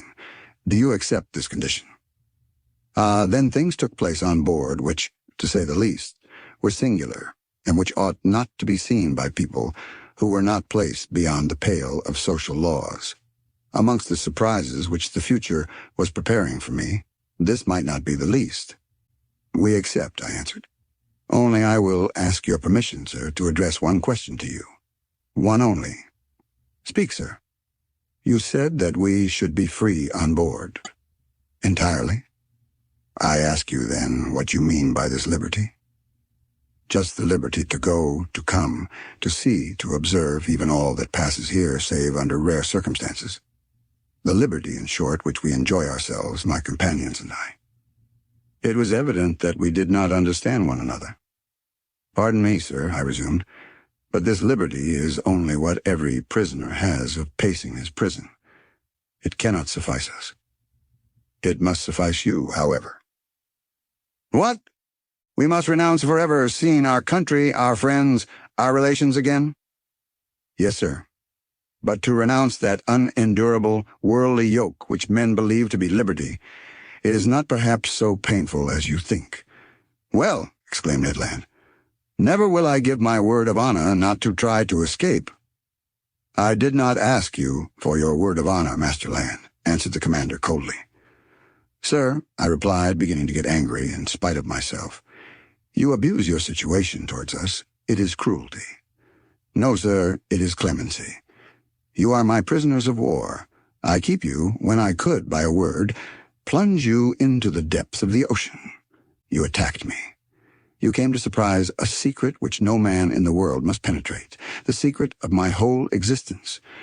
And you think that I am going to send you back to that world which must know me no more. Never. In retaining you, it is not you whom I guard. It is myself." These words indicated a resolution taken on the part of the commander, against which no arguments would prevail. "So, sir," I rejoined, "you give us simply the choice between life and death." "Simply, woe." "My friends," said I, "to a question thus put, there is nothing to answer. But no word of honor binds us to the master of this vessel." "None, sir," answered the unknown. Then in a gentler tone he continued, "Now permit me to finish what I have to say to you. I know you, Monsieur Aronnax. You and your companions will not, perhaps, have so much to complain of in the chance which has bound you to my fate. You will find amongst the books, which are my favorite study, the work which you have published on the depths of the sea. I have often read it. You have carried out your work as far as terrestrial science permitted you. But you do not know all, you have not seen all. Let me tell you then, Professor, that you will not regret the time passed on board my vessel. You are going to visit the land of marvels." These words of the commander had a great effect upon me. I cannot deny it. My weak point was touched, and I forgot for a moment that the contemplation of these sublime subjects was not worth the loss of liberty. Besides, I trusted to the future to decide this grave question. So I contented myself with saying, "By what name ought I to address you?" "Sir," replied the commander, "I am nothing to you but Captain Nemo, and you and your companions are nothing to me but the passengers of the Nautilus." Captain Nemo called. A steward appeared. The captain gave him his orders in that strange language which I did not understand. Then, turning towards the Canadian and Conseil, "A repast awaits you in your cabin," said he. "Be so good as to follow this man. And now, Monsieur Aronnax, our breakfast is ready. Permit me to lead the way." "I am at your service, Captain." I followed Captain Nemo, and as soon as I had passed through the door, I found myself in a kind of passage lighted by electricity, similar to the waist of a ship. After we had proceeded a dozen yards, a second door opened before me. I then entered a dining room decorated and furnished in severe taste. High oaken sideboards, inlaid with ebony, stood at the two extremities of the room, and upon their shelves glittered china, porcelain, and glass of inestimable value. The plate on the table sparkled in the rays which the luminous ceiling shed around, while the light was tempered and softened by exquisite paintings. In the center of the room was a table richly laid out. Captain Nemo indicated the place I was to occupy. The breakfast consisted of a certain number of dishes, the contents of which were furnished by the sea alone, and I was ignorant of the nature and mode of preparation of some of them. I acknowledged that they were good, but they had a peculiar flavor, which I easily became accustomed to. These different elements appeared to me to be rich in phosphorus, and I thought they must have a marine origin. Captain Nemo looked at me. I asked him no questions, but he guessed my thoughts, and answered of his own accord the questions which I was burning to address to him. "The greater part of these dishes are unknown to you," he said to me. "However, you may partake of them without fear. They are wholesome and nourishing. For a long time I have renounced the food of the earth, and I am never ill now. My crew who are healthy are fed on the same food." "So," said I, "all these eatables are the produce of the sea?" "Yes, Professor. The sea supplies all my wants. Sometimes I cast my nets in tow and I draw them in ready to break. Sometimes I hunt in the midst of this element, which appears to be inaccessible to man, and quarry the game which dwells in my submarine forests. My flocks, like those of Neptune's old shepherds, graze fearlessly in the immense prairies of the ocean. I have a vast property there which I cultivate myself, and which is always sown by the hand of the Creator of all things. I can understand perfectly, sir, that your nets furnish excellent fish for your table. I can understand also that you hunt aquatic game in your submarine forests, but I cannot understand at all how a particle of meat, no matter how small, can figure in your bill of fare. This which you believe to be meat, Professor, is nothing else than fillet of turtle. Here are also some dolphin's livers, which you take to be ragout of pork. My cook is a clever fellow who excels in dressing these various products of the ocean. Taste all these dishes. Here is a preserve of sea cucumber, which a Malay would declare to be unrivaled in the world. Here is a cream of which the milk has been furnished by the cetacea and the sugar by the great fucus of the North Sea. And lastly, permit me to offer you some preserve of anemones, which is equal to that of the most delicious fruits. I tasted more from curiosity than as a connoisseur, whilst Captain Nemo enchanted me with his extraordinary stories. You like the sea, Captain? Yes, I love it. The sea is everything. It covers 7/10 of the terrestrial globe. Its breath is pure and healthy. It is an immense desert, where man is never lonely, for he feels life stirring on all sides. The sea is only the embodiment of a supernatural and wonderful existence.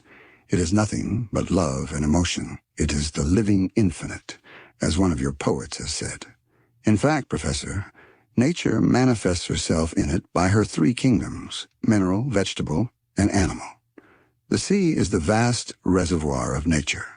The globe began with sea, so to speak, and who knows if it will not end with it. In it is supreme tranquility. The sea does not belong to despots. Upon its surface, men can still exercise unjust laws, fight, tear one another to pieces, and be carried away with terrestrial horrors.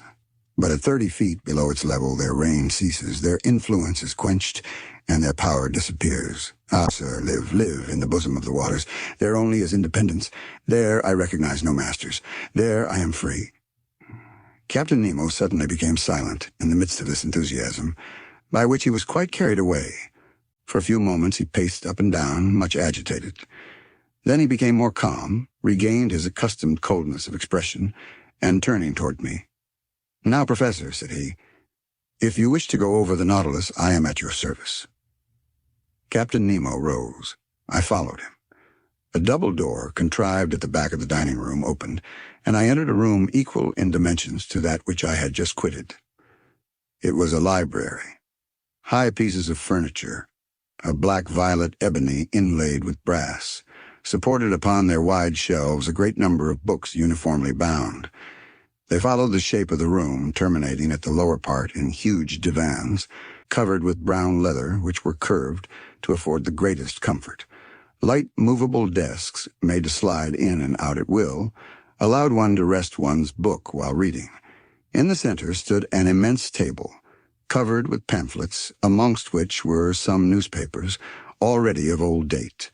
The electric light flooded everything. It was shed from 4 unpolished globes, half sunk in the volutes of the ceiling. I looked with real admiration at this room, so ingeniously fitted up, and I could scarcely believe my eyes. "Captain Nemo," said I to my host, who had just thrown himself on one of the divans, "this is a library which would do honor to more than one of the continental palaces, and I am absolutely astounded when I consider that it can follow you to the bottom of the seas." "Where could one find greater solitude or silence, Professor?" replied Captain Nemo. "Did your study in the museum afford you such perfect quiet?" "No, sir. And I must confess that it is a very poor one after yours. You must have 6,000 or 7,000 volumes here." 12,000, Monsieur Aronnax. These are the only ties which bind me to the earth. But I had done with the world on the day when my Nautilus plunged for the first time beneath the waters. That day I bought my last volumes, my last pamphlets, my last papers, and from that time I wish to think that men no longer think or write. These books, Professor, are at your service besides, and you can make use of them freely. I thanked Captain Nemo and went up to the shelves of the library. Works on science, morals, and literature abounded in every language. But I did not see one single work on political economy. That subject appeared to be strictly prescribed. Strange to say, all these books were irregularly arranged, in whatever language they were written, and this medley proves that the captain of the Nautilus must have read indiscriminately the books which he took up by chance. "Sir," said I to the captain, "I thank you for having placed this library at my disposal. It contains treasures of science, and I shall profit by them." "This room is not only a library," said Captain Nemo. "It is also a smoking room." "A smoking room," I cried. "Then one may smoke on board." "Certainly. Then, sir, I am forced to believe that you have kept up a communication with Havana." "Not any," answered the captain. "Accept this cigar, Monsieur Aronnax, and though it does not come from Havana, you will be pleased with it, if you are a connoisseur." I took the cigar which was offered me. Its shape recalled the London ones, but it seemed to be made of leaves of gold. I lighted it at a little brazier which was supported upon an elegant bronze stem, and drew the first whiffs with the delight of a lover of smoking who has not smoked for 2 days. "It is excellent, but it is not tobacco." "No," answered the captain. "This tobacco comes neither from Havana nor from the East. It is a kind of seaweed, rich in nicotine, with which the sea provides me, but somewhat sparingly." At that moment Captain Nemo opened a door which stood opposite to that by which I had entered the library, and I passed into an immense drawing room splendidly lighted. It was a vast, four-sided room, 30 feet long, 18 wide, and 15 high. A luminous ceiling, decorated with light arabesques, shed a soft, clear light over all the marvels accumulated in this museum. For it was in fact a museum in which an intelligent and prodigal hand had gathered all the treasures of nature and art with the artistic confusion which distinguishes a painter's studio. 30 first-rate pictures, uniformly framed, separated by bright drapery, ornamented the walls, which were hung with tapestry of severe design. I saw works of great value, the greater part of which I had admired in the special collections of Europe and in the exhibitions of paintings. The several schools of the old masters were represented by a Madonna of Raphael, a Virgin of Leonardo da Vinci, a nymph of Correggio, a woman of Titan, an Adoration of Veronese, an Assumption of Murillo, a portrait of Holbein, a monk of Velasquez, a martyr of Ribera, a fair of Rubens, 2 Flemish landscapes of Teniers, 3 little genre pictures of Gerard Dow, Metzu, and Paul Potter, 2 specimens of Géricault and Proudhon, and some sea pieces of Bakhuyzen and Vernet. Amongst the works of modern painters were pictures with the signatures of Delacroix, Ingres, Decamps, Troyon, Meissonier, Daubigny, etc., and some admirable statues in marble and bronze, after the finest antique models, stood upon pedestals in the corners of this magnificent museum. Amazement, as the captain of the Nautilus had predicted, had already begun to take possession of me. "Professor," said the strange man, "you must excuse the unceremonious way in which I receive you, and the disorder of this room." "Sir," I answered, "without seeking to know who you are, I recognize in you an artist." "An amateur, nothing more, sir. Formerly I loved to collect these beautiful works created by the hand of man. I sought them greedily and ferreted them out indefatigably, and I have been able to bring together some objects of great value. These are my last souvenirs of that world which is dead to me. In my eyes, your modern artists are already old. They have 2,000 or 3,000 years of existence. I confound them in my own mind. Masters have no age." "And these musicians," said I, pointing out some works of Weber, Rossini, Mozart, Beethoven, Haydn, Meyerbeer, Harold, Wagner, Ober, Gounod, and a number of others scattered over a large model piano organ which occupied one of the panels of the drawing room. "These musicians," replied Captain Nemo, "are the contemporaries of Orpheus. For in the memory of the dead all chronological differences are effaced.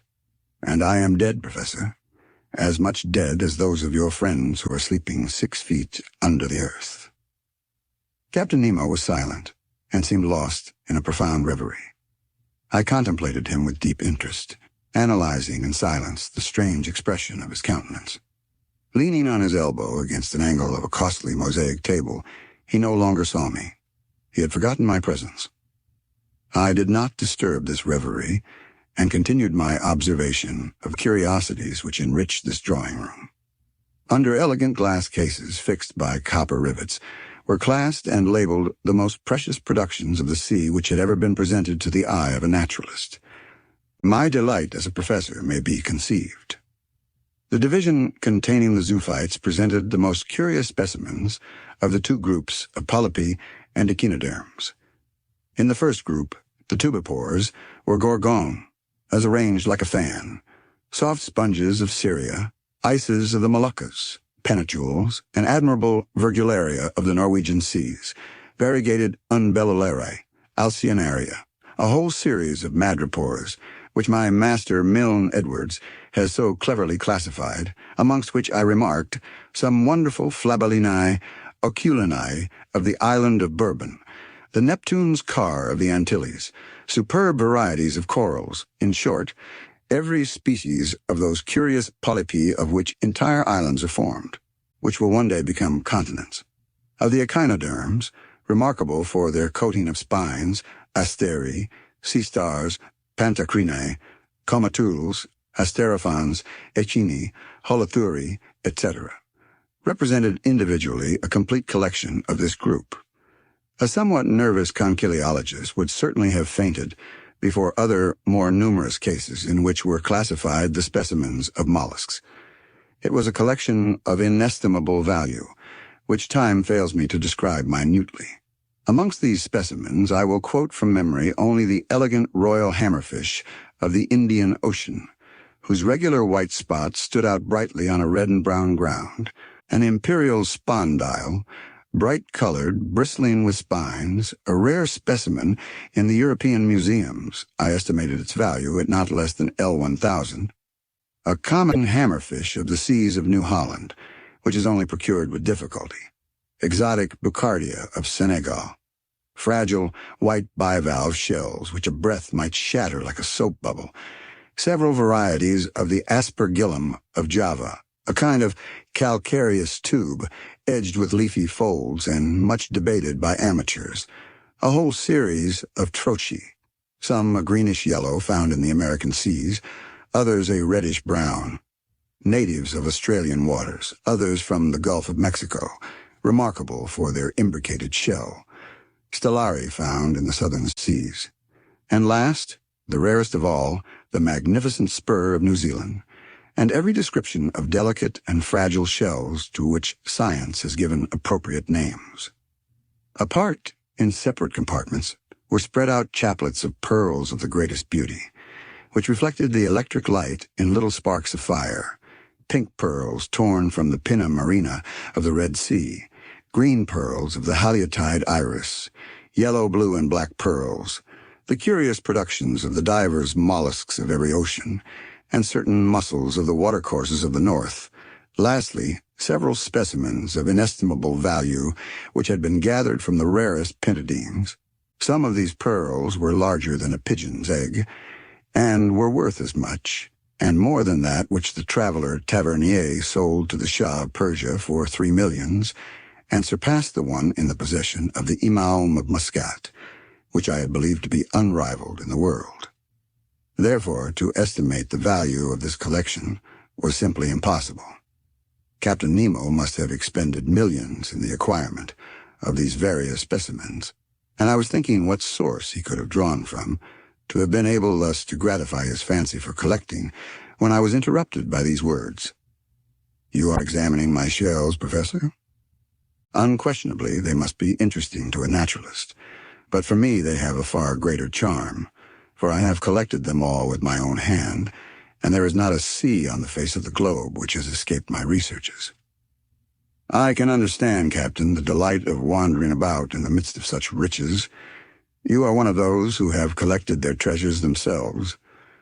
No museum in Europe possesses such a collection of the produce of the ocean. But if I exhaust all my admiration upon it, I shall have none left for the vessel which carries it. I do not wish to pry into your secrets, but I must confess that this Nautilus, with the motive power which is confined in it, the contrivances which enable it to be worked, the powerful agent which propels it, all excite my curiosity to the highest pitch. I see suspended on the walls of this room instruments of whose use I am ignorant. You will find these same instruments in my own room, Professor, where I shall have much pleasure in explaining their use to you. But first, come and inspect the cabin, which is set apart for your own use. You must see how you will be accommodated on board the Nautilus. I followed Captain Nemo, who, by one of the doors opening from each panel of the drawing room, regained the waist. He conducted me towards the bow, and there I found, not a cabin, but an elegant room with a bed, dressing table, and several other pieces of excellent furniture. I could only thank my host. "Your room adjoins mine," said he, opening a door, "and mine opens into the drawing room that we have just quitted." I entered the captain's room. It had a severe, almost a monkish aspect. A small iron bedstead, a table, some articles for the toilet, the whole lighted by a skylight. No comforts, the strictest necessaries only. Captain Nemo pointed to a seat. "Be so good as to sit down," he said. I seated myself, and he began thus. Chapter 1. All by electricity.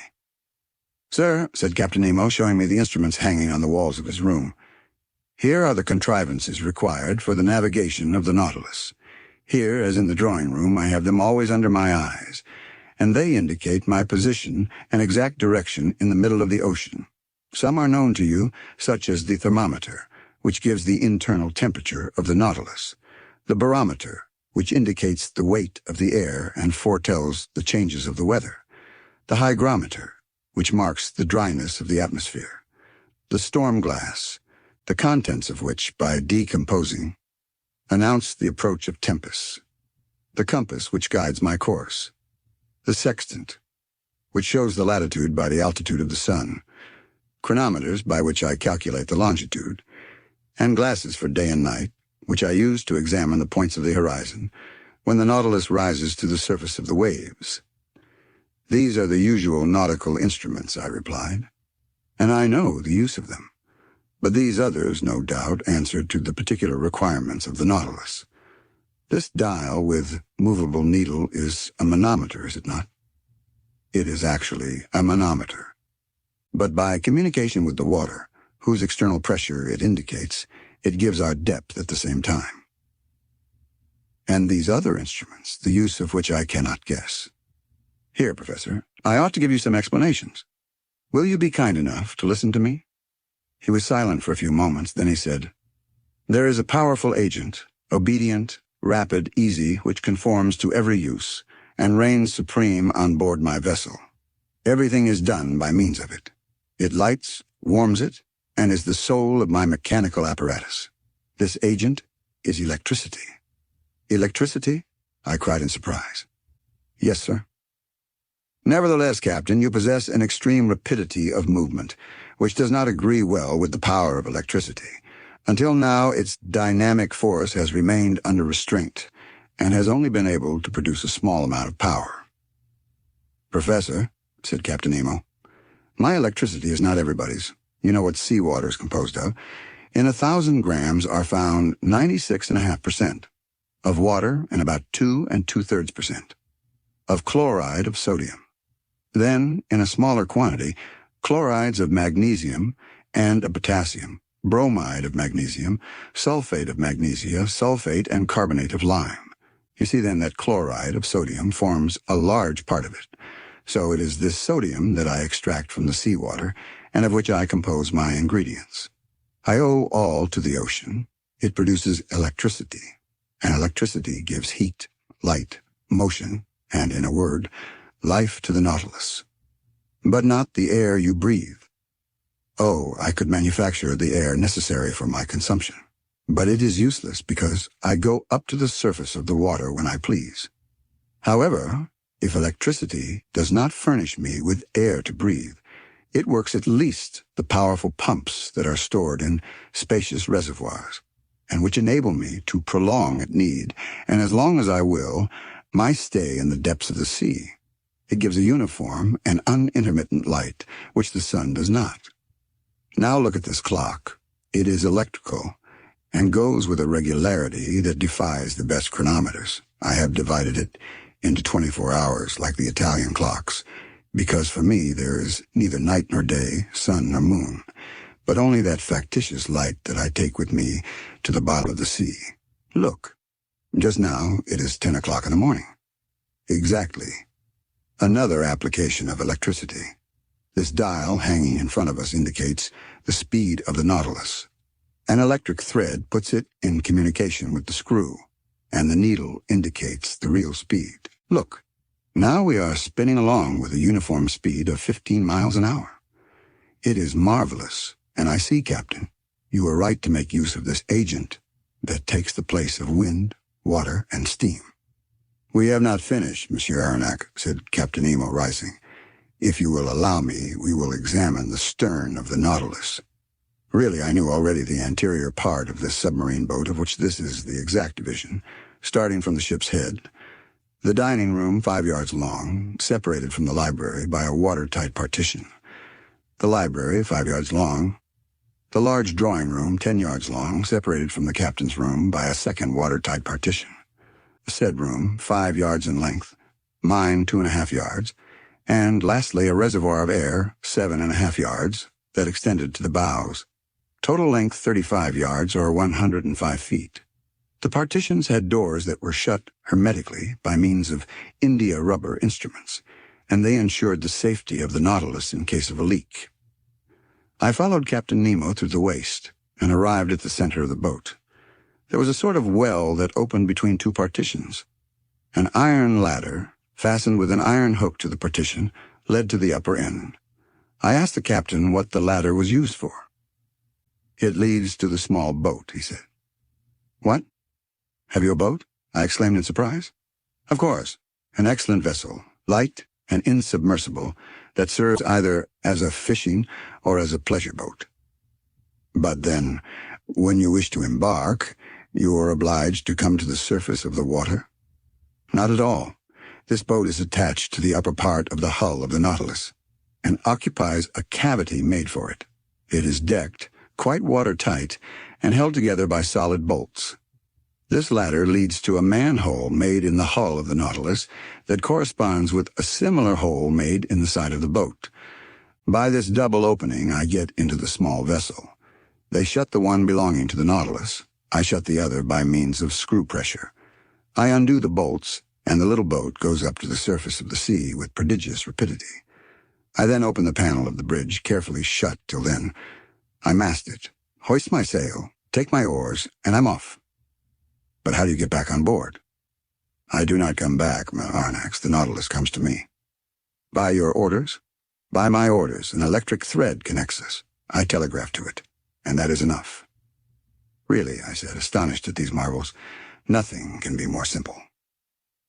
After having passed by the cage of the staircase that led to the platform, I saw a cabin 6 feet long in which Conseil and Ned Land, enchanted with their repast, were devouring it with avidity.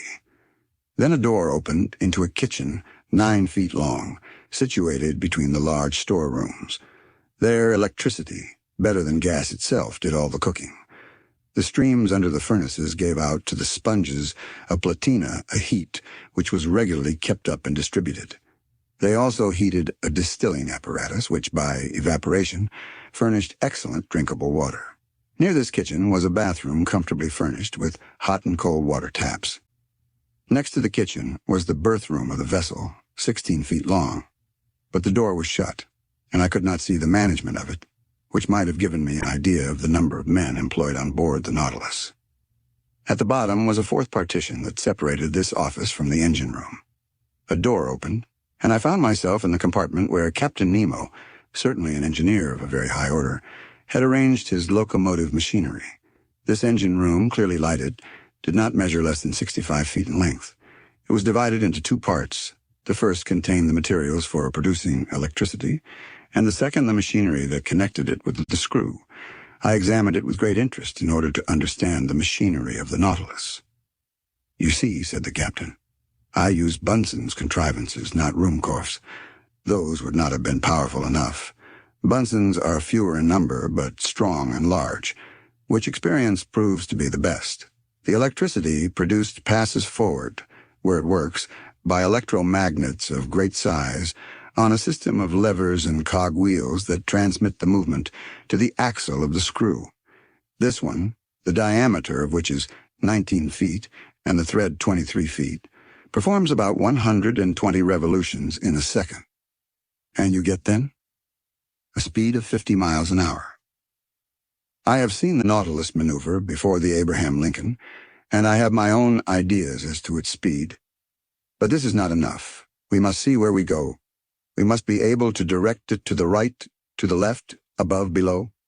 How do you get to the great depths, where you find an increasing resistance, which is rated by hundreds of atmospheres? How do you return to the surface of the ocean? And how do you maintain yourselves in the requisite medium? Am I asking too much? Not at all, Professor, replied the captain with some hesitation. Since you may never leave this submarine boat, come into the saloon. It is our usual study, and there you will learn all you want to know about the Nautilus. Chapter 12. Some Figures. A moment after, we were seated on a divan in the saloon smoking. The captain showed me a sketch that gave the plan, section, and elevation of the Nautilus. Then he began his description in these words. Here, Monsieur Aronnax, are the several dimensions of the boat you are in. It is an elongated cylinder with conical ends. It is very like a cigar in shape, a shape already adopted in London in several constructions of the same sort. The length of the cylinder, from stem to stern, is exactly 232 feet, and its maximum breadth is 26 feet. It is not built quite like your long voyage steamers, but its lines are sufficiently long, and its curves prolonged enough to allow the water to slide off easily and oppose no obstacle to its passage. These two dimensions enable you to obtain by a simple calculation the surface and cubic contents of the Nautilus. Its area measures 6,032 feet, and its contents about 1,500 cubic yards. That is to say, when completely immersed, it displaces 50,000 feet of water, or weighs 1,500 tons. When I made the plans for this submarine vessel, I meant that 9/10 should be submerged. Consequently, it ought only to displace 9/10 of its bulk. That is to say, only to weigh that number of tons. I ought not, therefore, to have exceeded that weight, constructing it on the aforesaid dimensions. The Nautilus is composed of two hulls, one inside, the other outside, joined by T-shaped irons which render it very strong. Indeed, owing to this cellular arrangement, it resists like a block, as if it were solid. Its sides cannot yield. It coheres spontaneously, and not by the closeness of its rivets, and its perfect union of the materials enables it to defy the roughest seas. These two hulls are composed of steel plates, whose density is from 0.7 to 0.8 that of water. The first is not less than 2 inches and a half thick, and weighs 394 tons. The second envelope, the keel, 20 inches high and 10 thick, weighs only 62 tons. The engine, the ballast, the several accessories and apparatus appendages, the partitions and bulkheads, weigh 961.62 tons. Do you follow all this? I do. Then, when the Nautilus is afloat under these circumstances, 1/10 is out of the water. Now, if I have made reservoirs of a size equal to this 10th, or capable of holding 150 tons, and if I fill them with water, the boat, weighing then 1,507 tons, will be completely immersed. That would happen, Professor. These reservoirs are in the lower part of the Nautilus. I turn on taps, and they fill, and the vessel sinks that had just been level with the surface. Well, Captain, but now we come to the real difficulty. I can understand your rising to the surface, but diving below the surface, does not your submarine contrivance encounter a pressure, and consequently undergo an upward thrust of 1 atmosphere for every 30 feet of water, just about 15 pounds per square inch? Just so, sir. Then, unless you quite fill the Nautilus, I do not see how you can draw it down to those depths. Professor, you must not confound statics with dynamics, or you will be exposed to grave errors. There is very little labor spent in attaining the lower regions of the ocean, for all bodies have a tendency to sink. When I wanted to find out the necessary increase of weight required to sink the Nautilus, I had only to calculate the reduction of volume that seawater requires according to the depth. That is evident. Now, if water is not absolutely incompressible, it is at least capable of very slight compression. Indeed, after the most recent calculations, this reduction is only 0.0000436 of an atmosphere for each 30 feet of depth. If we want to sink 3,000 feet, I should keep account of the reduction of bulk under a pressure equal to that of a column of water of 1,000 feet. The calculation is easily verified. Now I have supplementary reservoirs capable of holding 100 tons. Therefore, I can sink to a considerable depth. When I wish to rise to the level of the sea, I only let off the water and empty all the reservoirs if I want the Nautilus to emerge from the 10th part of her total capacity. I had nothing to object to these reasonings. I admit your calculations, Captain, I replied. I should be wrong to dispute them, since daily experience confirms them. But I foresee a real difficulty in the way. What, sir? When you are about 1,000 feet deep, the walls of the Nautilus bear a pressure of 100 atmospheres. If then, just now, you were to empty the supplementary reservoirs, to lighten the vessel, and to go up to the surface, the pumps must overcome the pressure of 100 atmospheres, which is 1,500 pounds per square inch. From that a power or that electricity alone can give, said the captain hastily. I repeat, sir, that the dynamic power of my engines is almost infinite. The pumps of the Nautilus have an enormous power, as you must have observed when their jets of water burst like a torrent upon the Abraham Lincoln. Besides, I use subsidiary reservoirs only to attain a mean depth of 750 to 1,000 fathoms, and that with a view of managing my machines. Also, when I have a mind to visit the depths of the ocean, 5 or 6 miles below the surface, I make use of slower but not less infallible means. What are they, Captain? That involves my telling you how the Nautilus is worked. I am impatient to learn. To steer this boat to starboard or port, to turn, in a word, following a horizontal plan, I use an ordinary rudder fixed on the back of the stern post, and with one wheel and some tackle to steer by. But I can also make the Nautilus rise and sink and rise, by a vertical movement by means of 2 inclined planes fastened to its sides, opposite the center of flotation, planes that move in every direction, and that are worked by powerful levers from the interior. If the planes are kept parallel with the boat, it moves horizontally. If slanted, the Nautilus, according to this inclination, and under the influence of the screw, either sinks diagonally or rises diagonally as it suits me. And even if I wish to rise more quickly to the surface, I ship the screw, and the pressure of the water causes the Nautilus to rise vertically like a balloon filled with hydrogen. Bravo, Captain. But how can the steersman follow the route in the middle of the waters?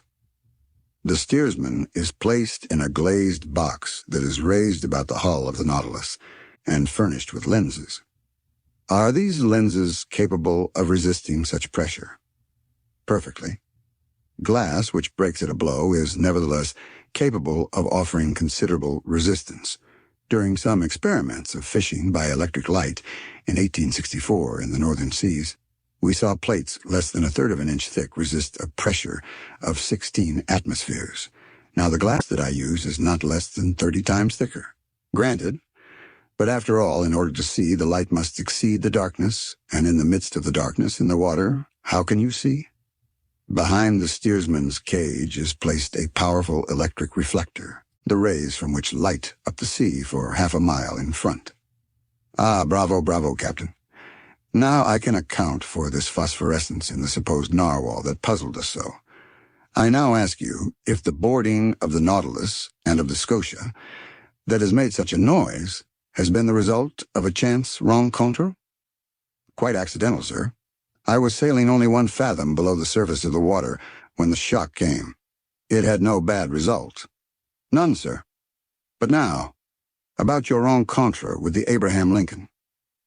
Professor, I am sorry for one of the best vessels in the American Navy, but they attacked me, and I was bound to defend myself. I contented myself, however, with putting the frigate hors de combat. She will not have any difficulty in getting repaired at the next port.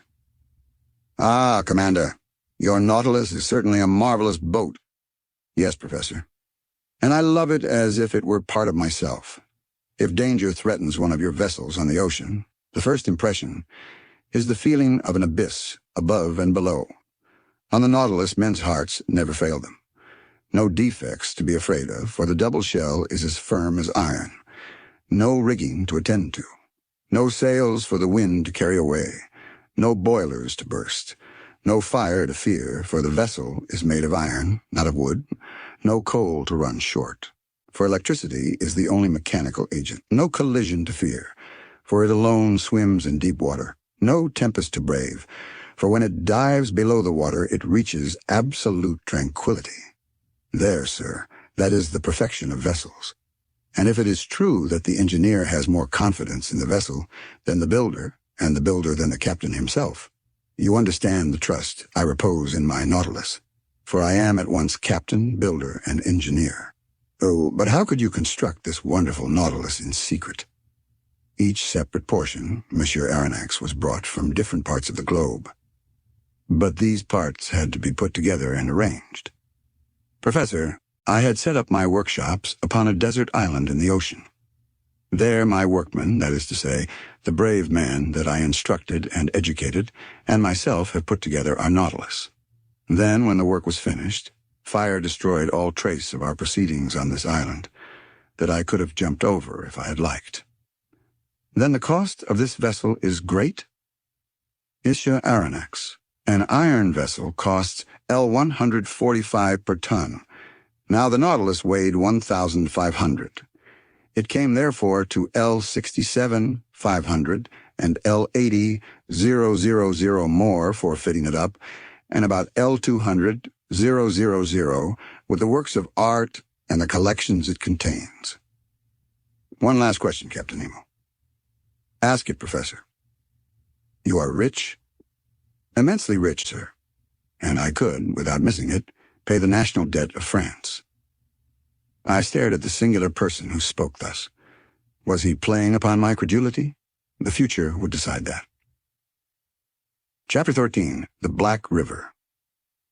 The portion of the terrestrial globe which is covered by water is estimated at upwards of 80 millions of acres. This fluid mass comprises 2,250 millions of cubic miles, forming a spherical body of a diameter of 60 leagues, the weight of which would be 3 quintillions of tons. To comprehend the meaning of these figures, it is necessary to observe that a quintillion is to a billion as a billion is to unity. In other words, there are as many billions in a quintillion as there are units in a billion.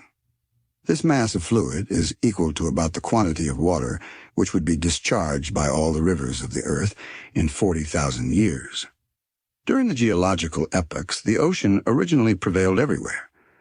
Then by degrees in the Silurian period, the tops of the mountains began to appear, the islands emerged, then disappeared in partial deluges, reappeared, became settled, formed continents, till at length the earth became geographically arranged, as we see in the present day. The solid had wrested from the liquid 37,657 square miles, equal to 12,960 millions of acres. The shape of continents allows us to divide the waters into 5 great portions: the Arctic, or frozen ocean, the Antarctic, or frozen ocean, the Indian, the Atlantic, and the Pacific Oceans. The Pacific Ocean extends from north to south between the 2 polar circles and from east to west between Asia and America, over an extent of 145 degrees of longitude. It is the quietest of seas. Its currents are broad and slow. It has medium tides and abundant rain. Such was the ocean that my fate destined me first to travel over under these strange conditions. "Sir," said Captain Nemo, "we will, if you please, take our bearings and fix the starting point of this voyage. It is 11:45. I will go up again to the surface." The captain pressed an electric clock 3 times. The pumps began to drive the water from the tanks. The needle of the manometer marked by a different pressure the ascent of the Nautilus. Then it stopped. "We have arrived," said the captain. I went to the central staircase, which opened onto the platform, clambered up the iron steps, and found myself on the upper part of the Nautilus. The platform was only 3 feet out of water. The front and back of the Nautilus was of that spindle shape which caused it justly to be compared to a cigar. I noticed that its iron plates, slightly overlaying each other, resembled the shell which closed the bodies of our large terrestrial reptiles. It explained to me how natural it was, in spite of all glasses, that this boat should have been taken for a marine animal. Toward the middle of the platform, the longboat, half buried in the hull of the vessel, formed a slight excrescence. Fore and aft rose 2 cages of medium height with inclined sides and partly closed by thick lenticular glasses, one destined for the steersman who directed the Nautilus, the other containing a brilliant lantern to give light on the road. The sea was beautiful, the sky pure. Scarcely could the long vehicle feel the broad undulations of the ocean. A light breeze from the east rippled the surface of the waters. The horizon, free from fog, made observation easy. Nothing was in sight. Not a quicksand, not an island, a vast desert. Captain Nemo, by the help of his sextant, took the altitude of the sun, which ought also to give the latitude. He waited for some moments till its disk touched the horizon. Whilst taking observations, not a muscle moved. The instrument could not have been more motionless in a hand of marble. 12 o'clock, sir, said he. When you like. I cast a last look upon the sea, slightly yellowed by the Japanese coast, and descended to the saloon. And now, sir, I leave you to your studies, added the captain. Our course is ENE. Our depth is 26 fathoms. Here are maps on a large scale by which you may follow it. The saloon is at your disposal, and with your permission, I will retire. Captain Nemo bowed, and I remained alone, lost in thoughts, all bearing on the commander of the Nautilus. For a whole hour was I deep in these reflections, seeking to pierce this mystery so interesting to me. Then my eyes fell upon the vast planisphere spread upon the table, and I placed my finger on the very spot where the given latitude and longitude crossed. The sea has its large rivers like the continents. They are special currents known by their temperature and their color. The most remarkable of these is known by the name of the Gulf Stream.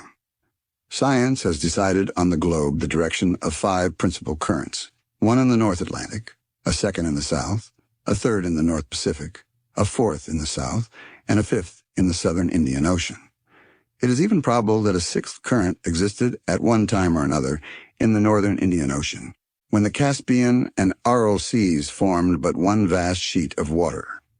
At this point, indicated on the planisphere, one of these currents was rolling, the Kuroshivo of the Japanese, the Black River, which, leaving the Gulf of Bengal, where it is warmed by the perpendicular rays of a tropical sun, crosses the Straits of Malacca along the coast of Asia, turns into the North Pacific to the Aleutian Islands, carrying with it trunks of camphor trees and other indigenous productions, and edging the waves of the ocean with the pure indigo of its warm water.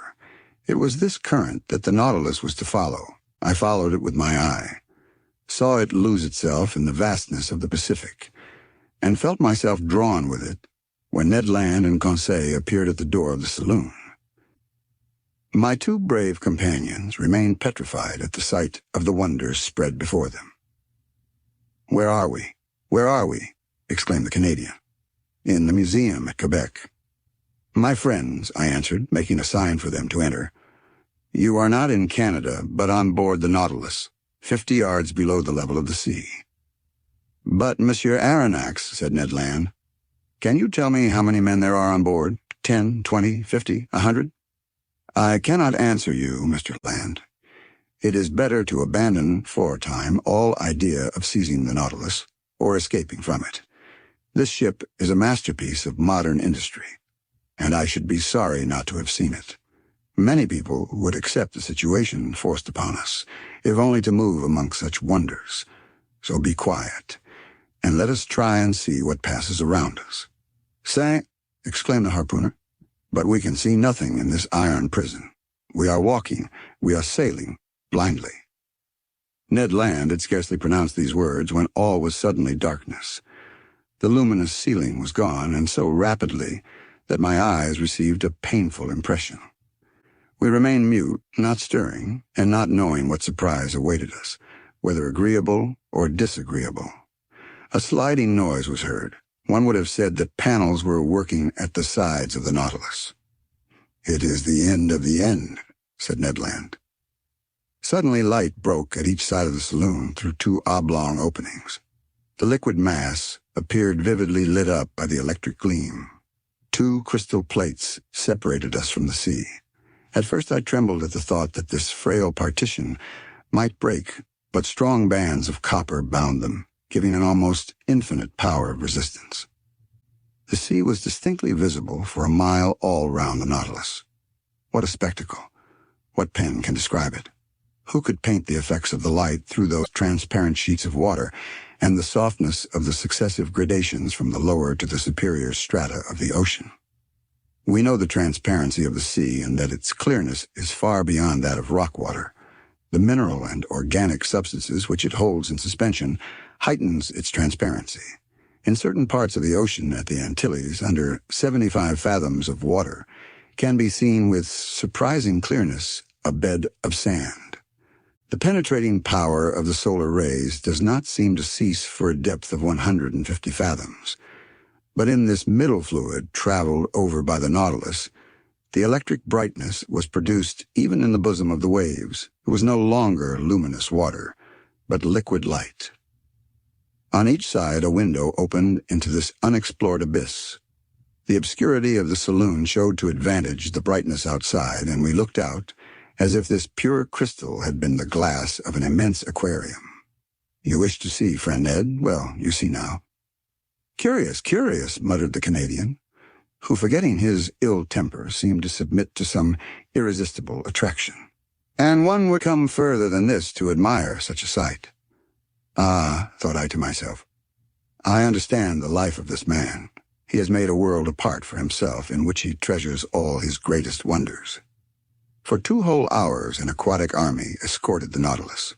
During their games, their bounds, while rivaling each other in beauty, brightness, and velocity, I distinguished the green labre, the banded mullet, marked by a double line of black, the round-tailed goby of a white color, with violet spots on the back, the Japanese scombrus, a beautiful mackerel of these seas, with a blue body and silvery head, the brilliant azurors whose name alone defies description, some banded spare with variegated fins of blue and yellow, the woodcocks of the seas, some specimens of which attain a yard in length, Japanese salamanders, spider lampreys, serpents 6 feet long with eyes small and lively, and a huge mouth bristling with teeth, with many other species. Our imagination was kept at its height. Interjections followed quickly on each other. Ned named the fish, and Conseil classed them. I was in ecstasies with the vivacity of their movements and the beauty of their forms. Never had it been given to me to surprise these animals, alive and at liberty, in their natural element. I will not mention all the varieties which passed before my dazzled eyes, all the collection of the seas of China and Japan. These fish, more numerous than the birds of the air, came, attracted no doubt, by the brilliant focus of the electric light. Suddenly there was daylight in the saloon. The iron panels closed again, and the enchanting vision disappeared. But for a long time I dreamt on, till my eyes fell on the instruments hanging on the partition. The compass still showed the course to be Iena. The manometer indicated a pressure of 5 atmospheres, equivalent to a depth of 25 fathoms, and the electric log gave a speed of 15 miles an hour. I expected Captain Nemo, but he did not appear. The clock marked the hour 5. Ned Land and Conseil returned to their cabin, and I retired to my chamber. My dinner was ready. It was composed of turtle soup made of the most delicate hawk's bills, of a surmullet served with puff paste, the liver of which, prepared by itself, was most delicious, and fillets of the emperor holocanthus, the savor of which seemed to me superior even to salmon. I passed the evening reading, writing, and thinking.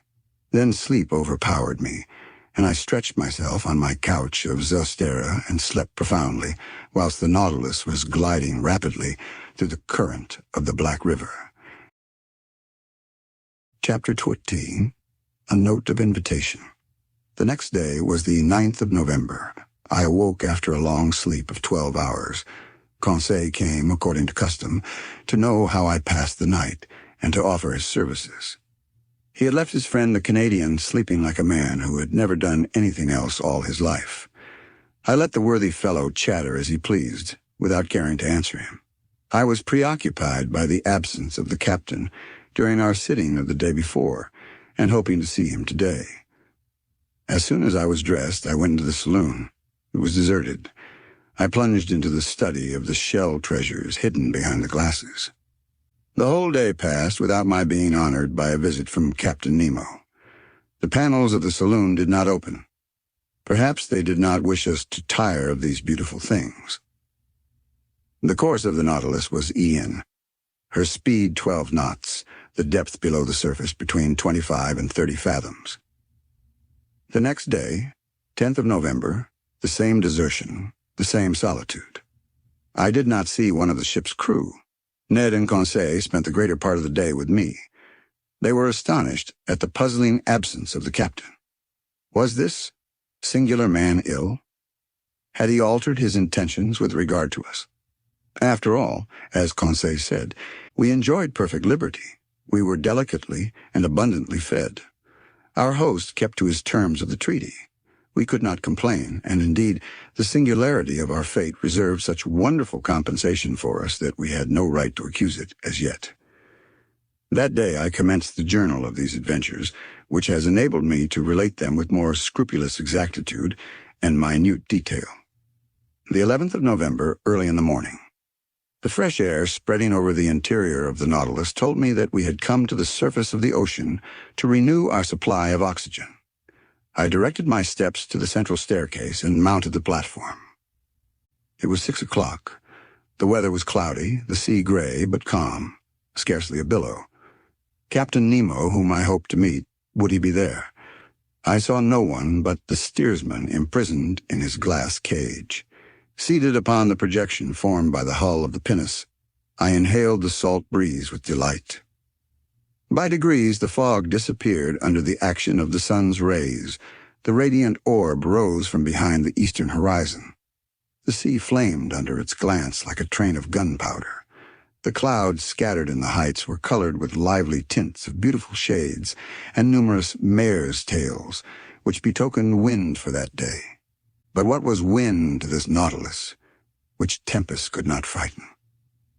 I was admiring this joyous rising of the sun, so gay and so life-giving, when I heard steps approaching the platform. I was prepared to salute Captain Nemo, but it was his second, whom I had already seen on the captain's first visit, who appeared. He advanced on the platform, not seeming to see me. With his powerful glass to his eye, he scanned every point of the horizon with great attention. This examination over, he approached the panel and pronounced a sentence in exactly these terms. I have remembered it. For every morning it was repeated under exactly the same conditions. It was thus worded: Nautron respect lorni virch. What it meant I could not say. These words pronounced, the second descended. I thought that the Nautilus was about to return to its submarine navigation. I regained the panel and returned to my chamber. 5 days sped thus, without any change in our situation. Every morning I mounted the platform. The same phrase was pronounced by the same individual, but Captain Nemo did not appear. I had made up my mind that I should never see him again, when, on the 16th of November, on returning to my room with Ned and Conseil, I found upon my table a note addressed to me. I opened it impatiently. It was written in a bold, clear hand, the characters rather pointed, recalling the German type. The note was worded as follows: To Professor Aronnax, on board the Nautilus, 16th of November, 1867. Captain Nemo invites Professor Aronnax to a hunting party, which will take place tomorrow morning in the forests of the island of Crespo.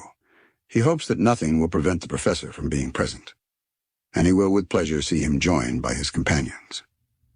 Captain Nemo, commander of the Nautilus. A hunt, exclaimed Ned.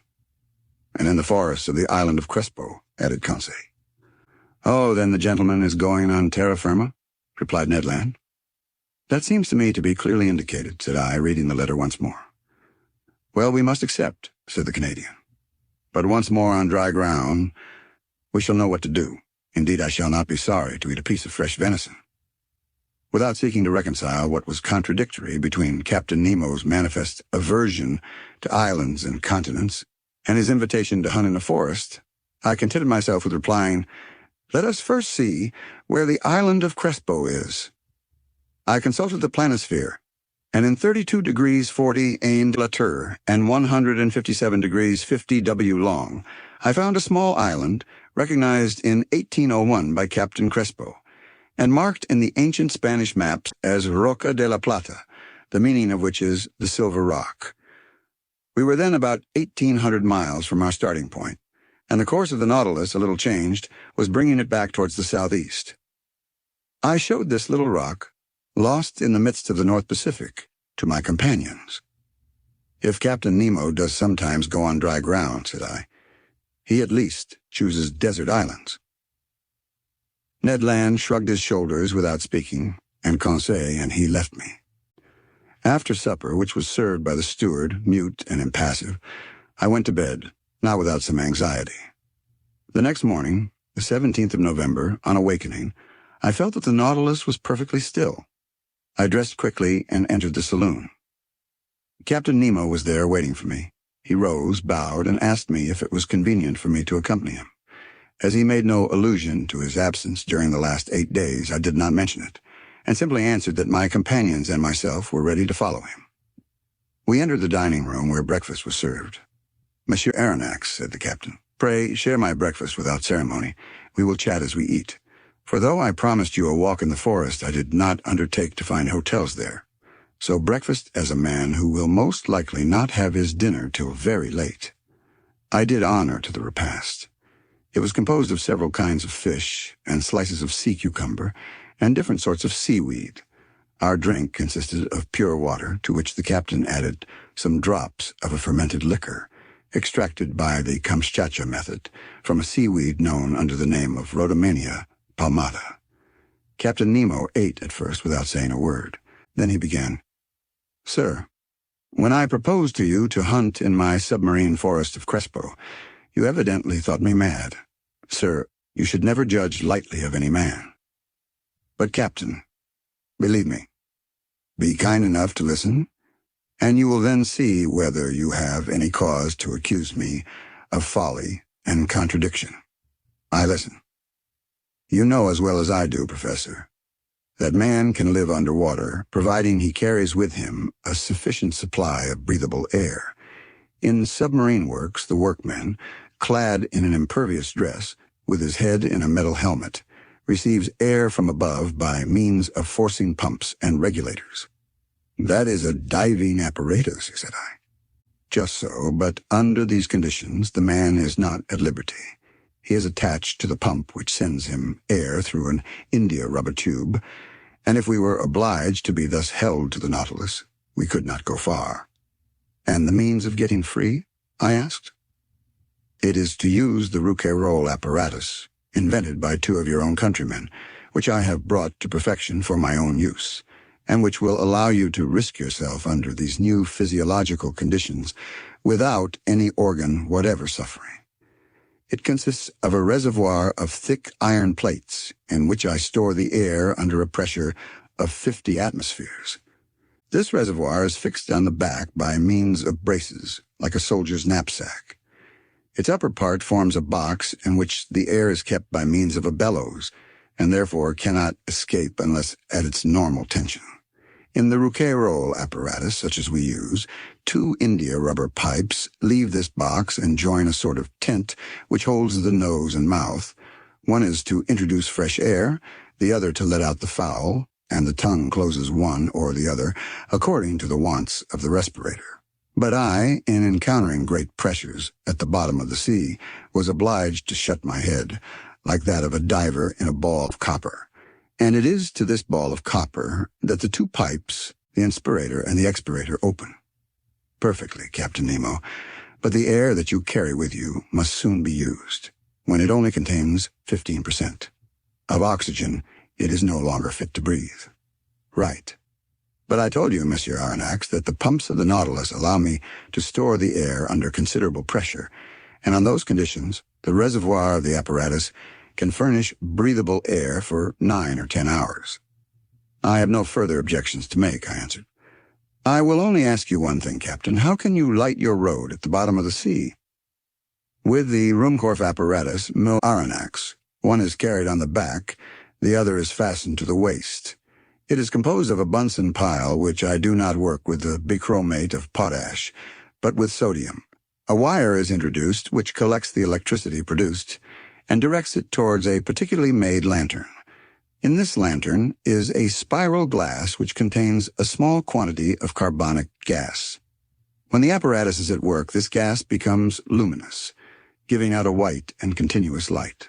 Thus provided, I can breathe and I can see. Captain Nemo, to all my objections you make such crushing answers that I dare no longer doubt. But if I am forced to admit the Rouquayrol and Ruhmkorff apparatus, I must be allowed some reservations with regard to the gun I am to carry."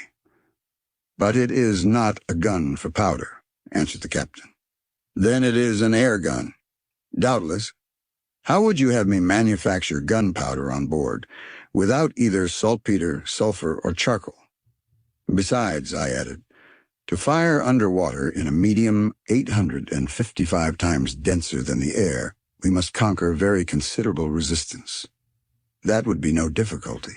There exist guns, according to Fulton, perfected in England by Philip Coles and Burley, in France by Fursey, and in Italy by Landi, which are furnished with a peculiar system of closing which can fire under these conditions. But I repeat, having no powder, I use air under great pressure, which the pumps of the Nautilus furnish abundantly."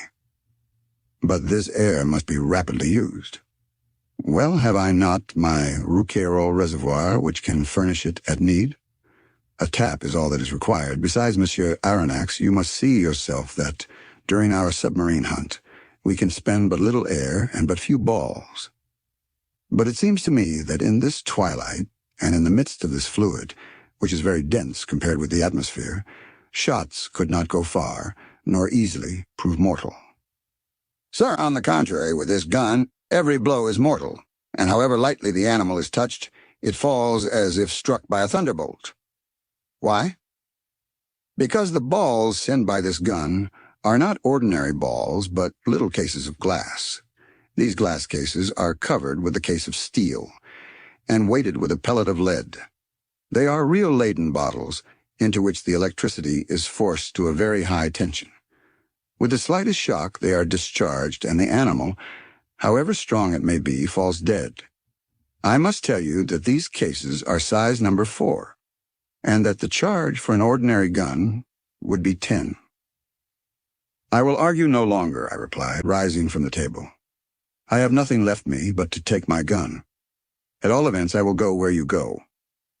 Captain Nemo then led me aft, and in passing before Ned's and Conseil's cabin, I called my 2 companions, who followed promptly. We then came to a cell near the machinery room, in which we put on our walking dress.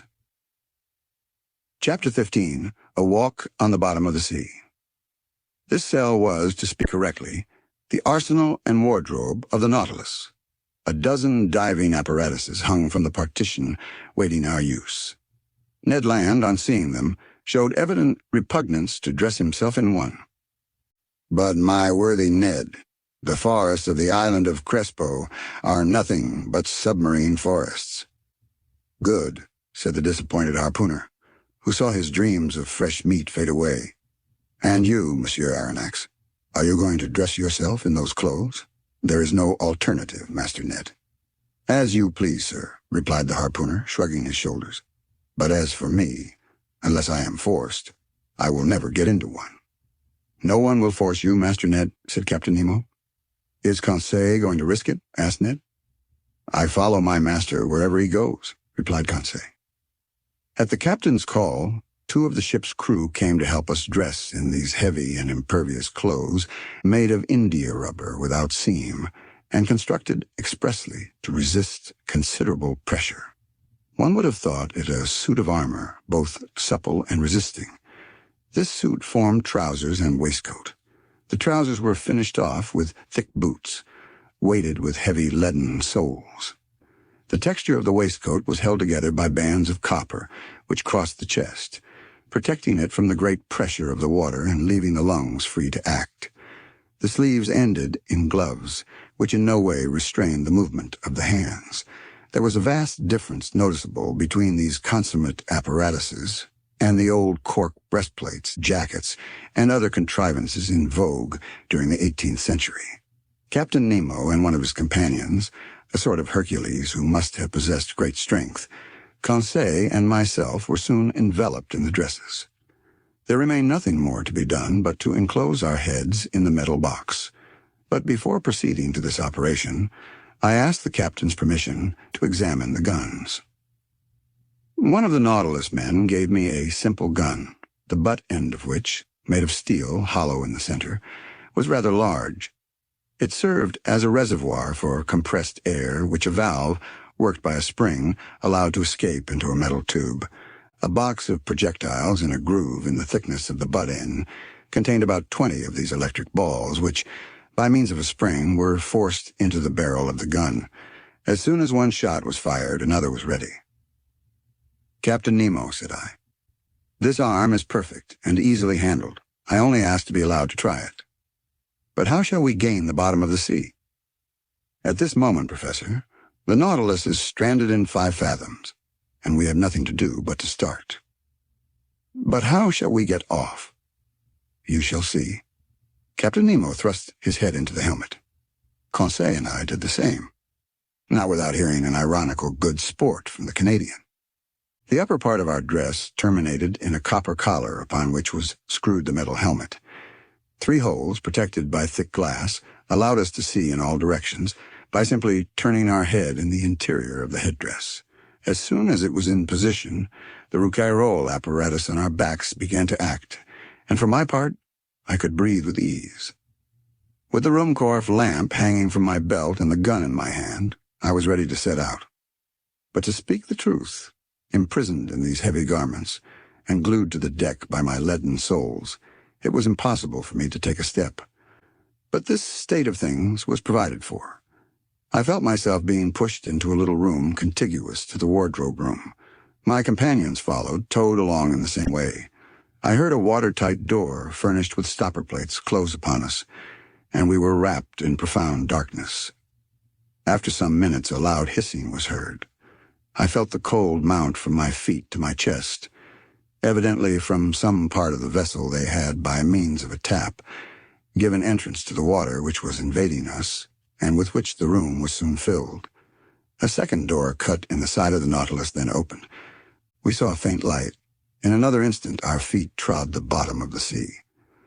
And now how can I retrace the impression left upon me by that walk under the waters?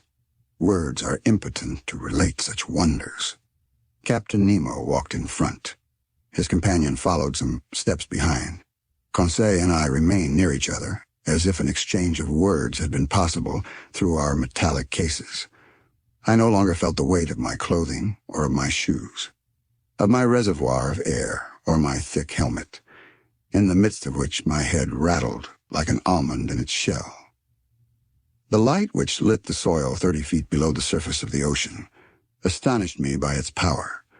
The solar rays shone through the watery mass easily and dissipated all color, and I clearly distinguished objects at a distance of 150 yards. Beyond that, the tints darkened into fine gradations of ultramarine and faded into vague obscurity. Truly this water which surrounded me was but another air denser than the terrestrial atmosphere, but almost as transparent. Above me was the calm surface of the sea. We were walking on fine, even sand, not wrinkled, as on a flat shore, which retains the impression of the billows. This dazzling carpet, really a reflector, repelled the rays of the sun with wonderful intensity, which accounted for the vibration which penetrated every atom of liquid. Shall I be believed when I say that, at the depth of 30 feet, I could see as if I was in broad daylight? For a quarter of an hour I trod on the sand, sown with the impalpable dust of shells. The hull of the Nautilus, resembling a long shoal, disappeared by degrees, but its lantern, when darkness should overtake us in the waters, would help to guide us on board by its distinct rays. Soon forms of objects outlined in the distance were discernible. I recognized magnificent rocks hung with a tapestry of zoophytes of the most beautiful kind, and I was at first struck by the peculiar effect of this medium. It was then 10 in the morning. The rays of the sun struck the surface of the waves at rather an oblique angle, and at the touch of their light, decomposed by refraction as through a prism, flowers, rocks, plants, shells, and polypi were shaded at the edges by the 7 solar colors. It was marvelous, a feast for the eyes, this complication of colored tints, a perfect kaleidoscope of green, yellow, orange, violet, indigo, and blue. In one word, the whole palette of an enthusiastic colorist. Why could I not communicate to Conseil the lively sensations which were mounting to my brain and rival him in expressions of admiration? For aught I knew, Captain Nemo and his companion might be able to exchange thoughts by means of signs previously agreed upon. So, for want of better, I talked to myself. I declaimed in the copper box which covered my head, thereby expending more air in vain words than was perhaps wise. Various kinds of ices, clusters of pure tufted coral, prickly fungi, and anemones formed a brilliant garden of flowers decked with their collarettes of blue tentacles, sea stars studding the sandy bottom.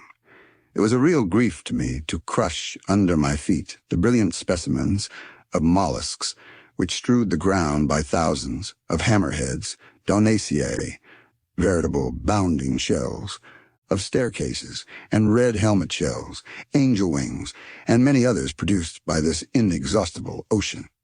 But we were bound to walk, so we went on, whilst above our heads waved medusae whose umbrellas of opal or rose pink, escalloped with a band of blue, sheltered us from the rays of the sun, and fiery pelagiae, which in the darkness would have strewn our path with phosphorescent light.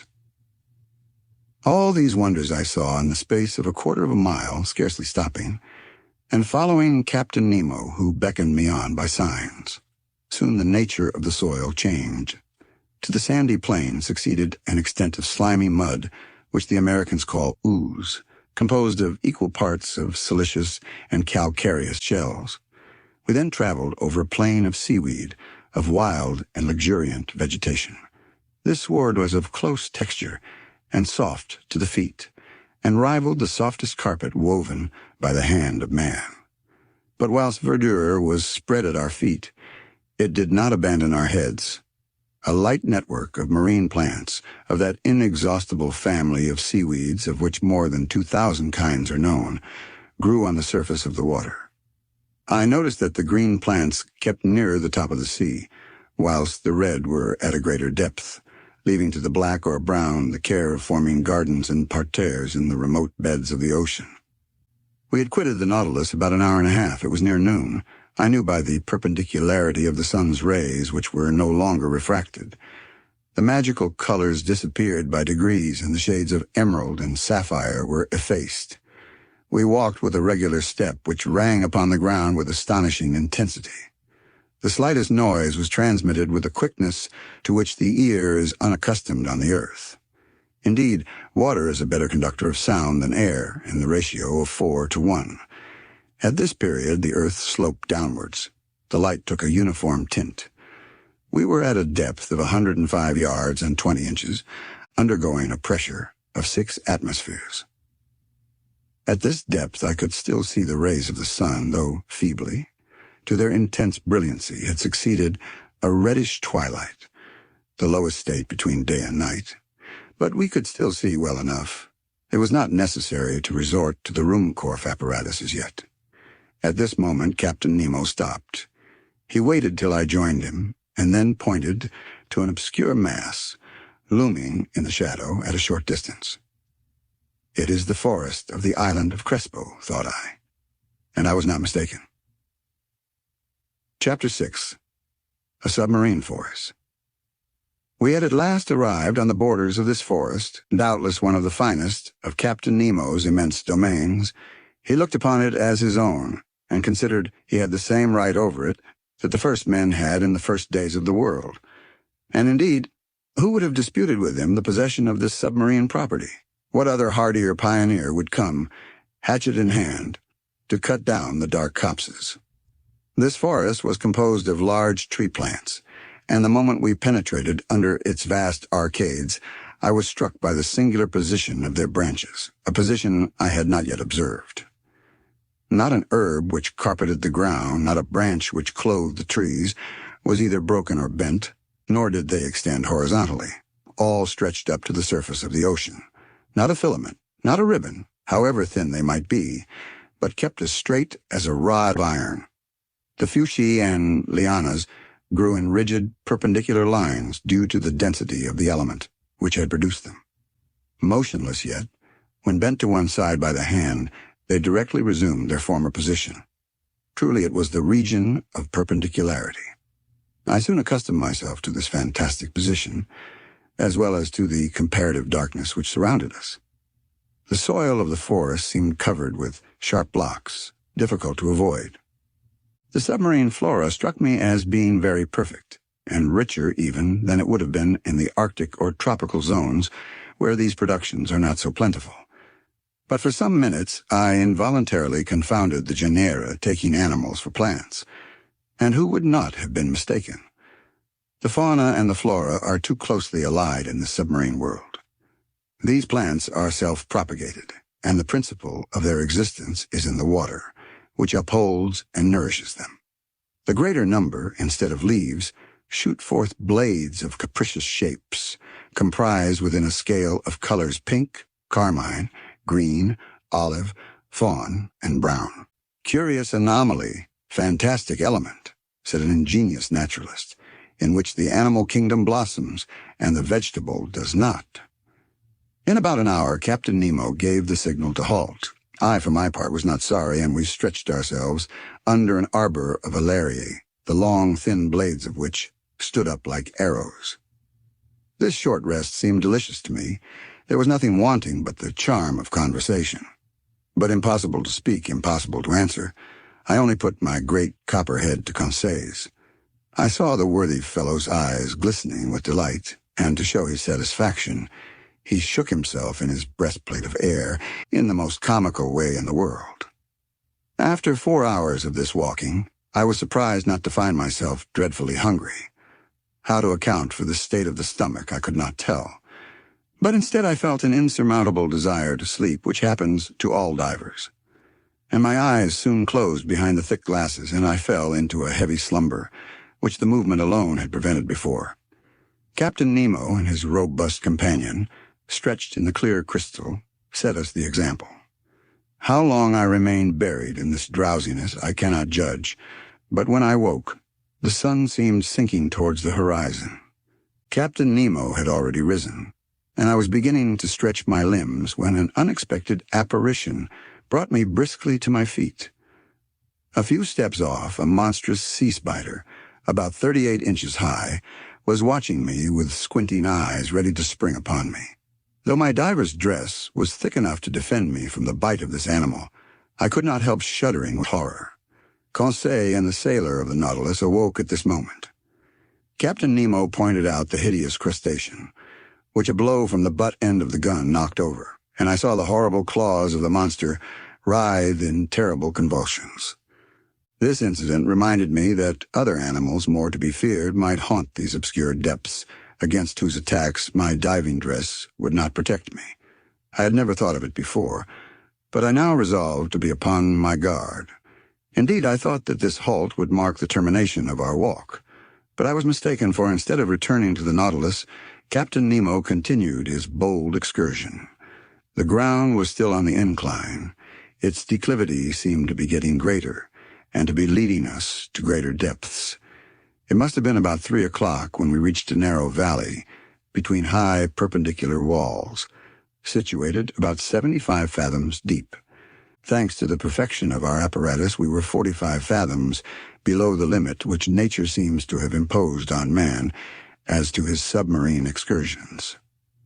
I say 75 fathoms, though I had no instrument by which to judge the distance. But I knew that, even in the clearest waters, the solar rays could not penetrate further, and accordingly the darkness deepened. At 10 paces, not an object was visible. I was groping my way when I suddenly saw a brilliant white light. Captain Nemo had just put his electric apparatus into use. His companion did the same, and Conseil and I followed their example. By turning a screw, I established a communication between the wire and the spiral glass, and the sea, lit by our 4 lanterns, was illuminated for a circle of 36 yards. As we walked, I thought the light of our Ruhmkorff apparatus could not fail to draw some inhabitant from its dark couch. But if they did approach us, they at least kept at a respectful distance from the hunters. Several times I saw Captain Nemo stop, put his gun to his shoulder, and after some moments, drop it and walk on. At last, after about 4 hours, this marvelous excursion came to an end. A wall of superb rocks and an imposing mass rose before us, a heap of gigantic blocks, an enormous steep granite shore, forming dark grottos, but which presented no practicable slope. It was the prop of the island of Crespo. It was the Earth. Captain Nemo stopped suddenly. A gesture of his brought us all to a halt, and however desirous I might be to scale the wall, I was obliged to stop. Here ended Captain Nemo's domains, and he would not go beyond them. Further on was a portion of the globe he might not trample upon. The return began. Captain Nemo had returned to the head of his little band, directing their course without hesitation. I thought we were not following the same road to return to the Nautilus. The new road was very steep, and consequently very painful. We approached the surface of the sea rapidly, but this return to the upper strata was not so sudden as to cause relief from the pressure too rapidly, which might have produced serious disorder in our organization, and brought on internal lesions so fatal to divers. Very soon light reappeared and grew, and the sun being low on the horizon, the refraction edged the different objects with a spectral ring. At 10 yards and a half deep, we walked amidst a shoal of little fishes of all kinds, more numerous than the birds of the air, and also more agile.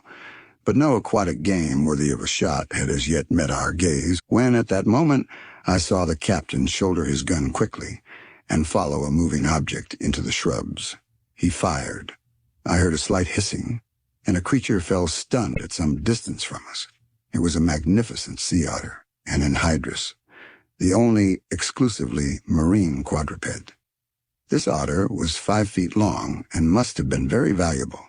Its skin, chestnut brown above and silvery underneath, would have made one of those beautiful furs so sought after in the Russian and Chinese markets. The fineness and the luster of its coat would certainly fetch L80. I admired this curious mammal with its rounded head ornamented with short ears, its round eyes and white whiskers like those of a cat, with webbed feet and nails and tufted tail.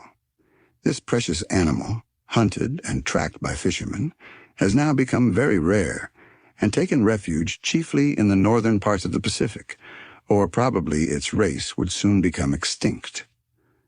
Captain Nemo's companion took the beast, threw it over his shoulder, and we continued our journey. For 1 hour, a plain of sand lay stretched before us. Sometimes it rose to within 2 yards and some inches of the surface of the water. I then saw our image clearly reflected, drawn inversely, and above us appeared an identical group reflecting our movements and our actions. In a word, like us in every point, except that they walked with their heads downward and their feet in the air. Another effect I noticed, which was the passage of thick clouds which formed and vanished rapidly.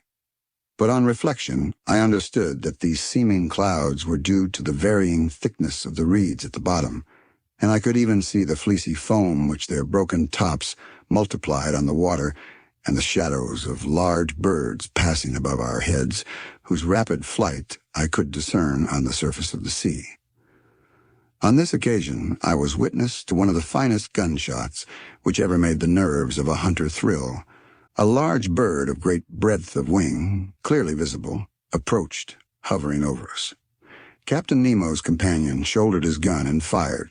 When it was only a few yards above the waves, the creature fell stunned, and the force of its fall brought it within the reach of dexterous hunter's grasp.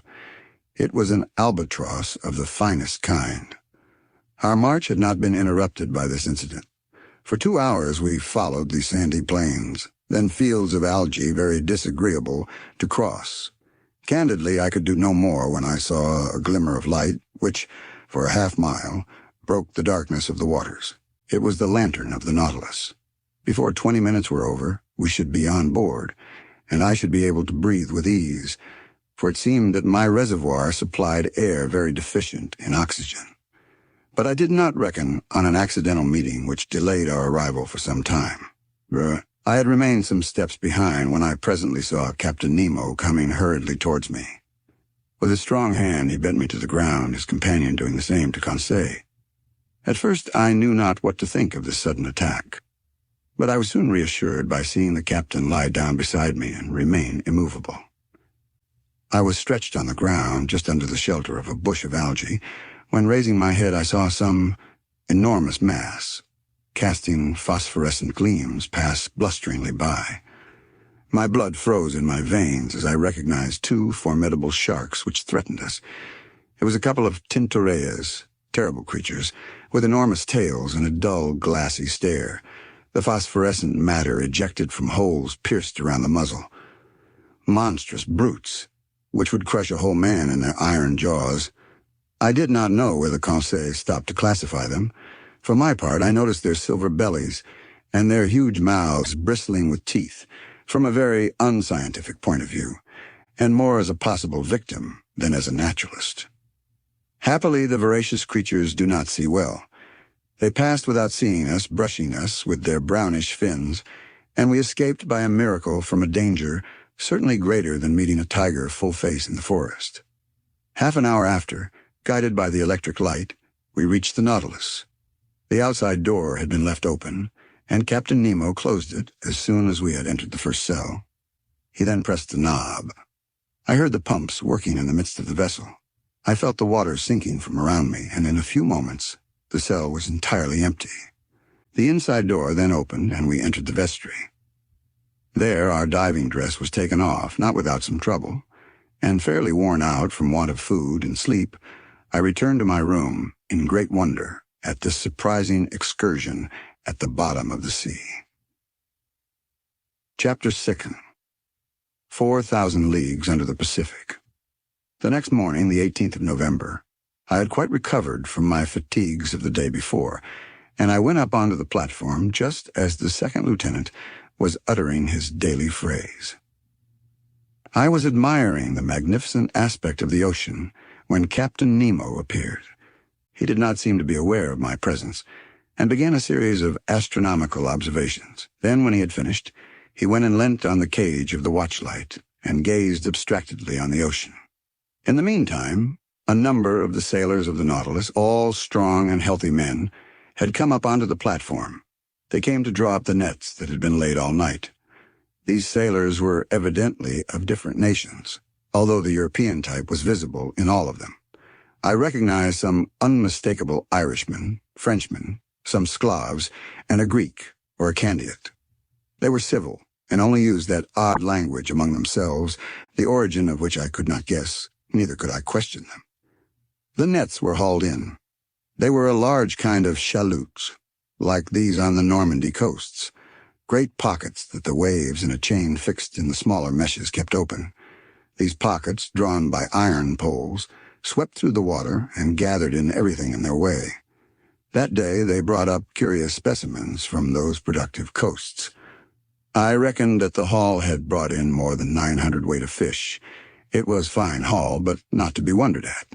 Indeed, the nets are let down for several hours and enclose in their meshes an infinite variety. We had no lack of excellent food, and the rapidity of the Nautilus and the attraction of the electric light could always renew our supply. These several productions of the sea were immediately lowered through the panel to the steward's room, some to be eaten fresh, and others pickled. The fishing ended, the provision of air renewed. I thought that the Nautilus was about to continue its submarine excursion, and was preparing to return to my room when, without further preamble, the captain turned to me saying, "Professor, is not this ocean gifted with real life? It has its tempers and its gentle moods. Yesterday it slept as we did, and now it has woke after a quiet night. Look," he continued, "it wakes under the caresses of the sun. It is going to renew its diurnal existence.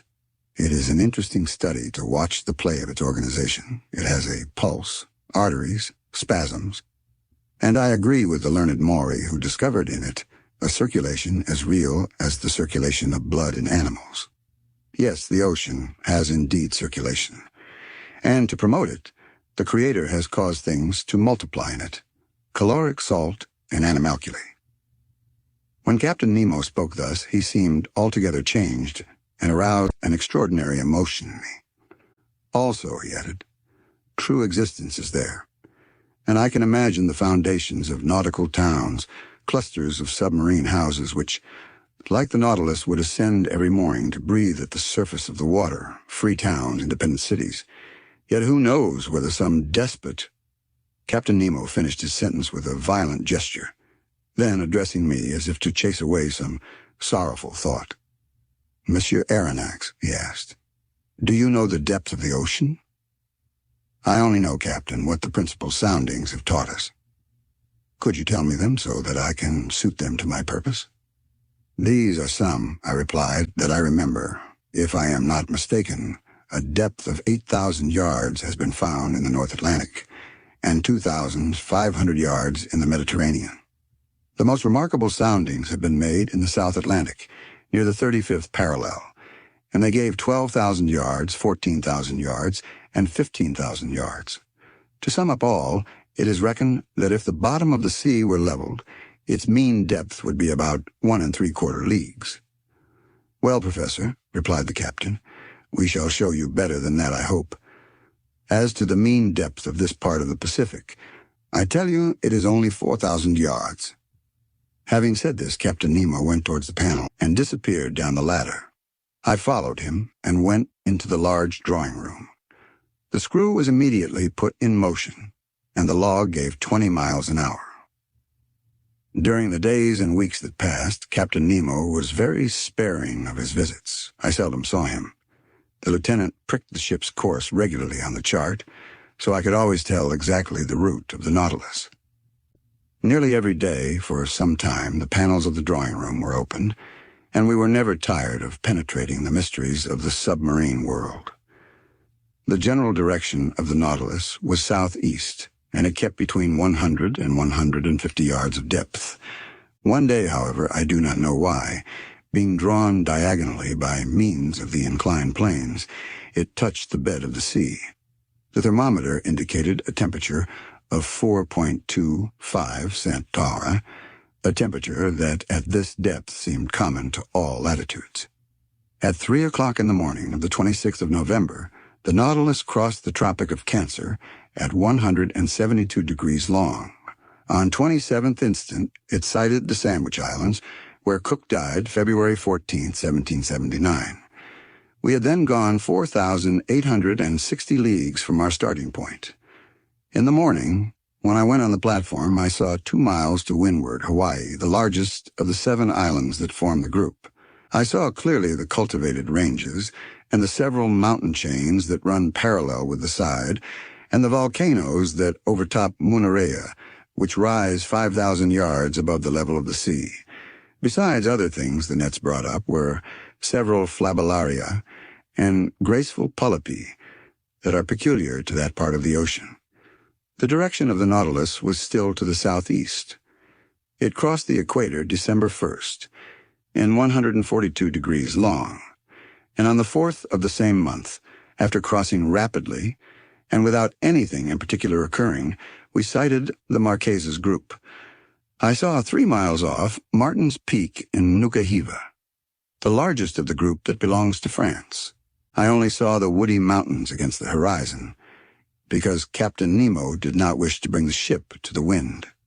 There the nets brought up beautiful specimens of fish, some with azure fins and tails like gold, the flesh of which is unrivaled, some nearly destitute of scales, but of exquisite flavor, others with bony jaws and yellow-tinged gills as good as bonitos, all fish that would be of use to us. After leaving these charming islands protected by the French flag from the 4th to the 11th of December, the Nautilus sailed over about 2,000 miles. During the daytime of the 11th of December, I was busy reading in the large drawing room. Ned Land and Conseil watched the luminous water through the half-open panels. The Nautilus was immovable. While its reservoirs were filled, it kept at a depth of 1,000 yards, a region rarely visited in the ocean, and in which large fish were seldom seen. I was then reading a charming book by Jean Mas, The Slaves of the Stomach, and I was learning some valuable lessons from it when Conseil interrupted me. "Will Master come here a moment?" he said in a curious voice. "What is the matter, Conseil?" "I want Master to look." I rose, went, and leaned on my elbows before the panes and watched. In a full electric light, an enormous black mass, quite immovable, was suspended in the midst of the waters. I watched it attentively, seeking to find out the nature of this gigantic cetacean. But a sudden thought crossed my mind. A vessel? I said half aloud. Yes, replied the Canadian. A disabled ship that is sunk perpendicularly. Ned Land was right. We were close to a vessel of which the tattered shroud still hung from the chain. The keel seemed to be in good order, and it had been wrecked at most some few hours. 3 stumps of masts, broken off about 2 feet above the bridge, showed that the vessel had had to sacrifice its masts. But lying on its side, it had filled, and it was heeling over to port. This skeleton of what it had once been was a sad spectacle as it lay lost under the waves, but sadder still was the sight of the bridge, where some corpses bound with ropes were still lying. I counted 5, 4 men, one of whom was standing at the helm, and a woman standing by the poop, holding an infant in her arms. She was quite young. I could distinguish her features, which the water had not decomposed, by the brilliant light from the Nautilus. In one despairing effort she had raised her infant above her head, poor little thing, whose arms encircled its mother's neck. The attitude of the 4 sailors was frightful, distorted as they were by their convulsive movements, whilst making a last effort to free themselves from the cords that bound them to the vessel. The steersman alone, calm, with a grave, clear face, his gray hair glued to his forehead, and his hand clutching the wheel of the helm, seemed even then to be guiding the 3 broken masts through the depths of the ocean. What a scene! We were dumb. Our hearts beat fast before the shipwreck, taken as it were from life and photographed in its last moments. And I saw already, coming towards it with hungry eyes, enormous sharks, attracted by the human flesh. However, the Nautilus turning went round the submerged vessel, and in one instant I read on the stern, the Florida Sunderland. Chapter 16. Vanikoro. This terrible spectacle was the forerunner of the series of maritime catastrophes that the Nautilus was destined to meet with in its route. As long as it went through more frequented waters, we often saw the hulls of shipwrecked vessels that were rotting in the depths, and deeper down, cannons, bullets, anchors, chains, and 1,000 other iron materials eaten up by rust. However, on the 11th of December, we sighted the Pomotou Islands, the old dangerous group of Bougainville, that extend over a space of 500 leagues at ESE to WNW, from the island Ducie to that of Lazarus. This group covers an area of 370 square leagues, and it is formed of 60 groups of islands, among which the Gambier group is remarkable, over which France exercises sway. These are coral islands, slowly raised, but continuous, created by the daily work polypi. Then this new island will be joined later on to the neighboring groups, and a 5th continent will stretch from New Zealand and New Caledonia, and from thence to the Marquesas. One day, when I was suggesting this theory to Captain Nemo, he replied coldly, "The Earth does not want new continents, but new men." Chance had conducted the Nautilus towards the island of Clermont-Tonnerre, one of the most curious of the group, that was discovered in 1822 by Captain Bell of the Minerva. I could study now the madreporal system, to which are due the islands in this ocean. Madrepores, which must not be mistaken for corals, have a tissue lined with a calcareous crust, and the modifications of its structure have induced Monsieur Milne Edwards, my worthy master, to class them into 5 sections. The animalcule that the marine polypus secretes live by millions at the bottom of their cells. Their calcareous deposits become rocks, reefs, and large and small islands. Here they form a ring, surrounding a little inland lake that communicates with the sea by means of gaps. There they make barriers of reefs like those on the coasts of New Caledonia and the various Pomotou Islands. In other places, like those at Réunion at Maurice, they raise fringed reefs, high, straight walls, near which the depth of the ocean is considerable. Some cable lengths off the shores of the island of Clermont, I admire the gigantic work accomplished by these microscopical workers. These walls are especially the work of those madrepores known as millepores, porites, madrepores, and astrias. These polypi are found particularly in the rough beds of the sea near the surface, and consequently it is from the upper part that they begin their operations, in which they bury themselves by degrees with the debris of the secretions that support them. Such is, at least, Darwin's theory, who thus explains the formation of the atolls a superior theory, to my mind, to that given of the foundation of the madreporical works, summits of mountains or volcanoes that are submerged some feet below the level of the sea. I could observe closely these curious walls, for perpendicularly they were more than 300 yards deep, and our electric sheets lighted up this calcareous matter brilliantly. Replying to a question Conseil asked me as to the time these colossal barriers took to be raised, I astonished him much by telling him that learned men reckoned it about the 1/8 of an inch in 100 years. Towards evening, Clermont-Tonnerre was lost in the distance, and the route of the Nautilus was sensibly changed. After having crossed the Tropic of Capricorn in 135 degrees longitude, it sailed WNW, making again for the tropical zone. Although the summer sun was very strong, we did not suffer from heat, for at 15 or 20 fathoms below the surface, the temperature did not rise above from 10 to 12 degrees. On 15th of December, we left to the east the bewitching group of the Societies and the graceful Tahiti, Queen of the Pacific. I saw in the morning, some miles to windward, the elevated summits of the island. These waters furnished our table with excellent fish, mackerel, bonitos, and some varieties of a sea serpent.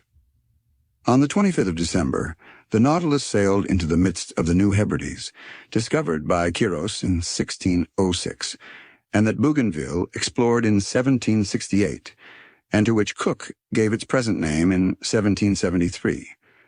This group is composed principally of 9 large islands that form a band of 120 leagues NNS to SSW between 15 degrees and 2 degrees S late IE and 164 degauts and 168 degrees long. We passed tolerably near to the island of Auru that at noon looked like a mass of green woods surmounted by a peak of great height. That day being Christmas Day, Ned Land seemed to regret sorely the non-celebration of Christmas, the family fete of which Protestants are so fond. I had not seen Captain Nemo for a week when, on the morning of the 27th, he came into the large drawing-room, always seeming as if he had seen you 5 minutes before. I was busily tracing the route of the Nautilus on the planisphere. The captain came up to me, put his finger on one spot on the chart, and said this single word, Vanikoro. The effect was magical. It was the name of the islands on which Lapérouse had been lost. I rose suddenly. "The Nautilus has brought us to Vanikoro," I asked. "Yes, Professor," said the captain. "And I can visit the celebrated islands where the Boussole and the astrolabe struck?" "If you like, Professor." "When shall we be there?" "We are there now." Followed by Captain Nemo, I went up onto the platform and greedily scanned the horizon. To the NE, 2 volcanic islands emerged of unequal size, surrounded by a coral reef that measured 40 miles in circumference. We were close to Vanikoro, really the one to which Dumont d'Urville gave the name of Île de la Recherche, and exactly facing the little harbor of Vanu, situated in 16 degrees 4 Ouest Ladau and 164 degrees 32 AE long. The earth seemed covered with verdure from the shore to the summits in the interior that were crowned by Mount Kapogo, 476 feet high. The Nautilus, having passed the outer belt of rocks by a narrow strait, found itself among breakers where the sea was from 30 to 40 fathoms deep. Under the verdant shade of some mangroves, I perceived some savages who appeared greatly surprised at our approach. In the long black body, moving between wind and water, did they not see some formidable cetacean that they regarded with suspicion? Just then Captain Nemo asked me what I knew about the wreck of Lapérouse. "Only what everyone knows, Captain," I replied. "And could you tell me what everyone knows about it?" he inquired ironically. "Easily." I related to him all that the last works of Dumont d'Urville had made known, works from which the following is a brief account. Lapérouse and his second, Captain de Langle, were sent by Louis XVI in 1785 on a voyage of circumnavigation. They embarked in the corvette Boussole and the astrolabe, neither of which were again heard of. In 1791, the French government, justly uneasy as to the fate of these two sloops, manned two large merchantmen, the Recherche and the Espérance, which left Brest the 28th of September under the command of Bruni de d'Entrecasteaux. 2 months after, they learned from Bowen, commander of the Albemarle, that the debris of shipwrecked vessels had been seen on the coast of New Georgia. But d'Entrecasteaux, ignoring this communication, rather uncertain besides, directed his course towards the Admiralty Islands, mentioned in a report of Captain Hunter's as being the place where La Pérouse was wrecked. They sought in vain. The Espérance and the Recherche passed before Vanikoro without stopping there, and in fact, this voyage was most disastrous, as it cost d'Entrecasteaux his life, and those of 2 of his lieutenants, besides several of his crew. Captain Dillon, a shrewd old Pacific sailor, was the first to find unmistakable traces of the wrecks. On the 15th of May, 1824, his vessel, the St. Patrick, passed close to Tucopia, one of the New Hebrides. There a Lascar came alongside in a canoe, sold him the handle of a sword in silver that bore the print of characters engraved on the hilt. The Lascar pretended that 6 years before, during a stay at Vanikoro, he had seen 2 Europeans that belonged to some vessels that had run aground on the reef some years ago. Dillon guessed that he meant La Pérouse, whose disappearance had troubled the whole world. He tried to get on to Vanikoro, where, according to the Lascar, he would find numerous debris of the wreck, but winds and tides prevented him. Dillon returned to Calcutta. There he interested the Asiatic Society and the Indian Company in his discovery. A vessel, to which was given the name of the Recherche, was put at his disposal, and he set out, the 23rd of January, 1827, accompanied by a French agent. The Recherche, after touching at several points in the Pacific, cast anchor before Vanikoro the 7th of July, 1827, in that same harbor of Vanu, where the Nautilus was at this time. There it collected numerous relics of the wreck, iron utensils, anchors, pulley strops, swivel guns, and 18 pounds. Shot, fragments of astronomical instruments, a piece of crownwork, and a bronze clock bearing this inscription, Bazin Mafait, the mark of the foundry of the arsenal at Brest about 1785. There could be no further doubt. Dillon, having made all inquiries, stayed in the unlucky place till October. Then he quitted Vanikoro and directed his course towards New Zealand, put into Calcutta the 7th of April, 1828, and returned to France, where he was warmly welcomed by Charles VI. But at the same time, without knowing Dillon's movements, Dumont d'Urville had already set out to find the scene of the wreck, and they had learned from a whaler that some medals and a cross of St. Louis had been found in the hands of some savages of Louisiade and New Caledonia. Dumont d'Urville, commander of the astrolabe, had then sailed, and 2 months after Dillon had left Vanikoro, he put into Hobart Town. There he learned the results of Dillon's inquiries, and found that a certain James Hobbs, second lieutenant of the Union of Calcutta, after landing on an island situated 8 degrees 18 S late and 156 degrees 30 E long, had seen some iron bars and red stuffs used by the natives of these parts. Dumont d'Urville, much perplexed, and not knowing how to credit the reports of low-class journals, decided to follow Dillon's track. On the 10th of February, 1828, the astrolabe appeared off Tucopia and took as guide and interpreter a deserter found on the island, made his way to Vanikoro, sighted it on the 12th inst., lay among the reefs until the 14th, and not until the 20th did he cast anchor within the barrier in the harbor of Vanu. On the 23rd, several officers went round the island and brought back some unimportant trifles. The natives, adopting a system of denials and evasions, refused to take them to the unlucky place. This ambiguous conduct led them to believe that the natives had ill-treated the castaways, and indeed they seemed to fear that Dumont d'Urville had come to avenge La Pérouse and his unfortunate crew. However, on the 26th, appeased by some presents, and understanding that they had no reprisals to fear, They led Monsieur Jacquereau to the scene of the wreck. There, in 3 or 4 fathoms of water between the reefs of Pacu and Vanu, lay anchors, cannons, pigs of lead and iron, embedded in the limy concretions. The large boat and the whaler belonging to the astrolabe were sent to this place, and, not without some difficulty, their crews hauled up an anchor weighing 1,800 pounds, a brass gun, some pigs of iron, and 2 copper swivel guns, Dumont d'Urville.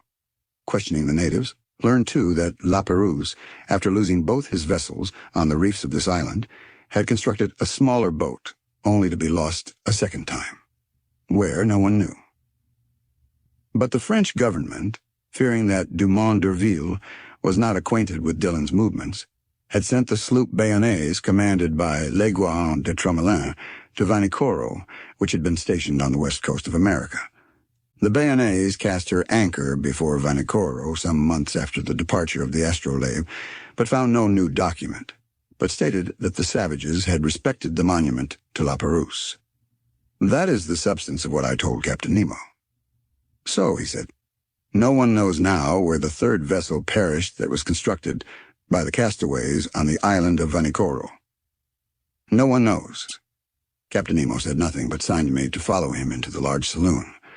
The Nautilus sank several yards below the waves, and the panels were open. I hastened to the aperture, and under the crustaceans of coral, covered with fungi, siphonules, alcyons, madrepores, through myriads of charming fish, girelles, glyphocidri, pomphorides, diacopes, and holocenters, I recognized certain debris that the drags had not been able to tear up: iron stirrups, anchors, cannons, bullets, capstan fittings, the stem of a ship, all objects clearly proving the wreck of some vessel, and now carpeted with living flowers. While I was looking on this desolate scene, Captain Nemo said, in a sad voice, "Commander La Perouse set out the 7th of December, 1785, with his vessels La Boussole and the Astrolabe.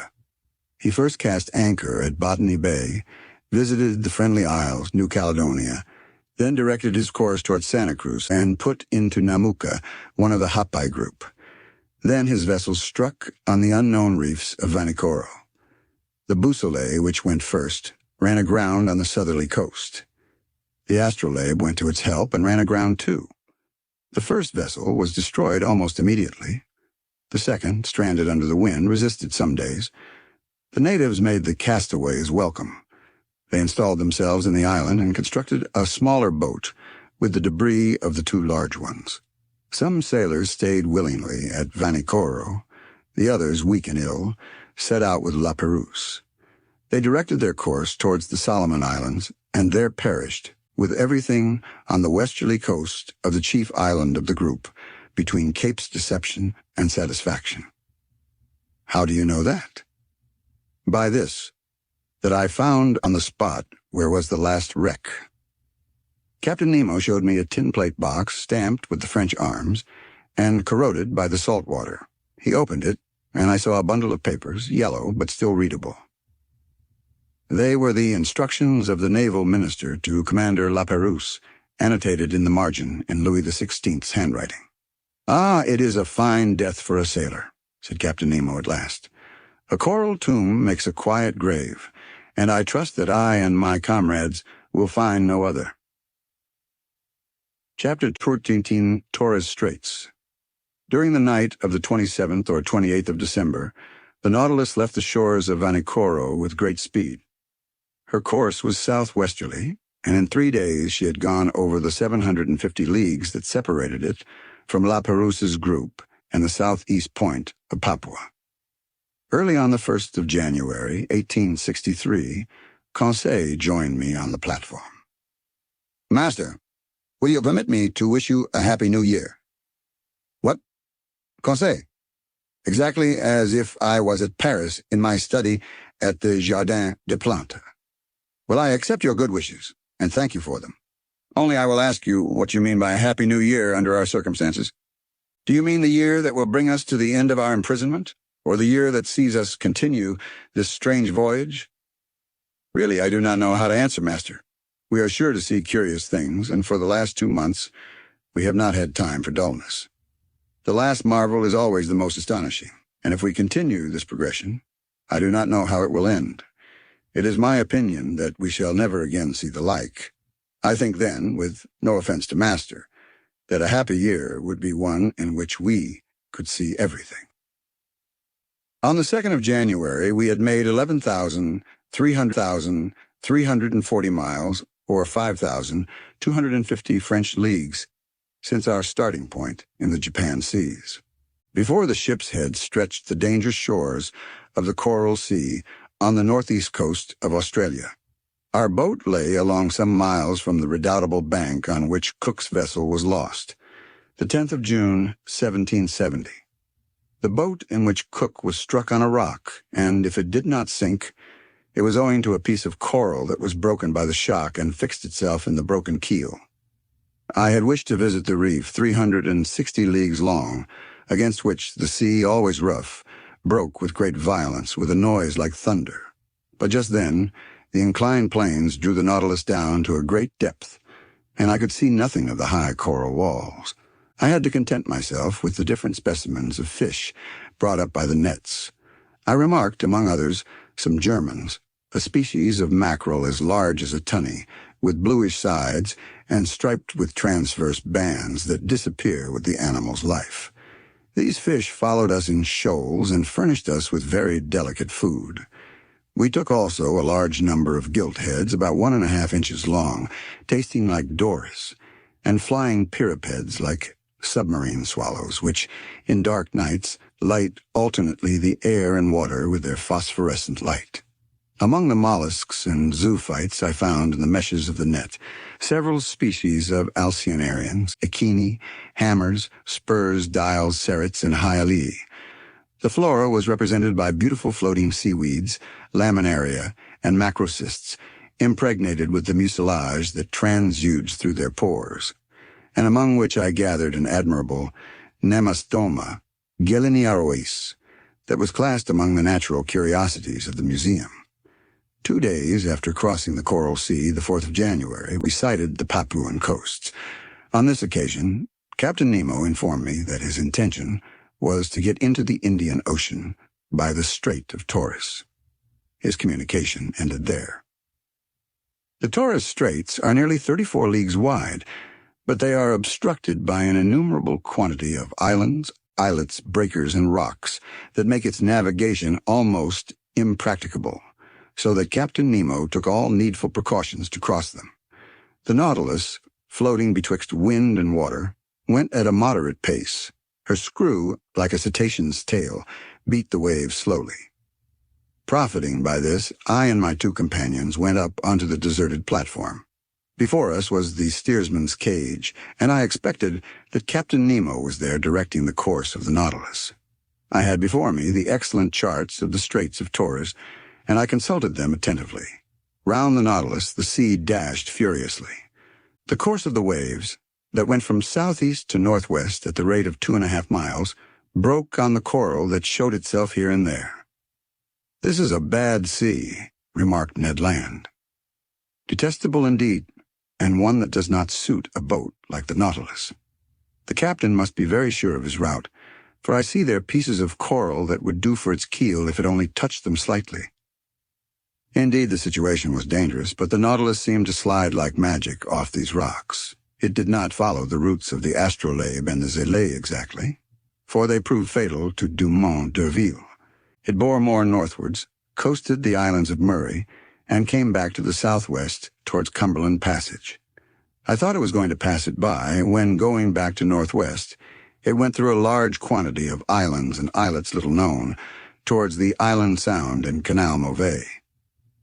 I wondered if Captain Nemo, foolishly imprudent, would steer his vessel into that pass where Dumont d'Urville's 2 corvettes touched, when swerving again and cutting straight through to the west, he steered for the island of Gilboa. It was then 3 in the afternoon. The tide began to recede, being quite full. The Nautilus approached the island that I still saw, with its remarkable border of screw pines. He stood off it at about 2 miles distant. Suddenly a shock overthrew me. The Nautilus just touched a rock and stayed immovable, laying lightly to port side. When I rose, I perceived Captain Nemo and his lieutenant on the platform. They were examining the situation of the vessel and exchanging words in their incomprehensible dialect. She was situated thus. 2 miles on the starboard side appeared Gilboa, stretching from north to west like an immense arm. Towards the south and east some coral showed itself, left by the ebb. We had run aground, and in one of those seas where the tides are middling, a sorry matter for the floating of the Nautilus. However, the vessel had not suffered, for her keel was solidly joined, but if she could neither glide off nor move, she ran the risk of being forever fastened to these rocks, and then Captain Nemo's submarine vessel would be done for. I was reflecting thus when the captain, cool and calm, always master of himself, approached me. "An accident?" I asked. "No, an incident. But an incident that will oblige you, perhaps, to become an inhabitant of this land from which you flee?"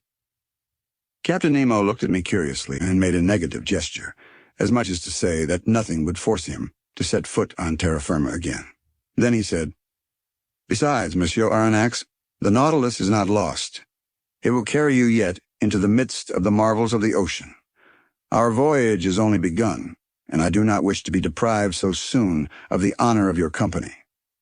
"However, Captain Nemo," I replied, without noticing the ironical turn of his phrase, "the Nautilus ran aground in open sea. Now the tides are not strong in the Pacific, and if you cannot lighten the Nautilus, I do not see how it will be reinflated." "The tides are not strong in the Pacific. You are right there, Professor. But in Torres Straits, one finds still a difference of 1.5 yards between the level of high and low seas. Today is the 4th of January, and in 5 days the moon will be full. Now, I shall be very much astonished if that satellite does not raise these masses of water sufficiently and render me a service that I should be indebted to her for." Having said this, Captain Nemo, followed by his lieutenant, redescended to the interior of the Nautilus. As to the vessel, it moved not, and was immovable, as if the coralline polypi had already walled it up with their indestructible cement. "Well, sir," said Ned Land, who came up to me after the departure of the captain. "Well, friend Ned, we will wait patiently for the tide on the 9th instant, for it appears that the moon will have the goodness to put it off again." "Really? Really? And this captain is not going to cast anchor at all, since the tide will suffice," said Conseil simply. The Canadian looked at Conseil, then shrugged his shoulders. "Sir, you may believe me when I tell you that this piece of iron will navigate neither on nor under the sea again. It is only fit to be sold for its weight. I think, therefore, that the time has come to part company with Captain Nemo. Friend Ned, I do not despair of this stout Nautilus as you do, and in 4 days we shall know what to hold to on the Pacific tides. Besides, flight might be possible if we were in sight of the English or Provençal coast. But on the Papuan shores it is another thing, and it will be time enough to come to that extremity if the Nautilus does not recover itself again, which I look upon as a grave event. But do they know, at least, how to act circumspectly? There is an island. On that island there are trees. Under those trees, terrestrial animals, bearers of cutlets and roast beef, to which I would willingly give a trial." "In this, friend Ned is right," said Conseil, "and I agree with him.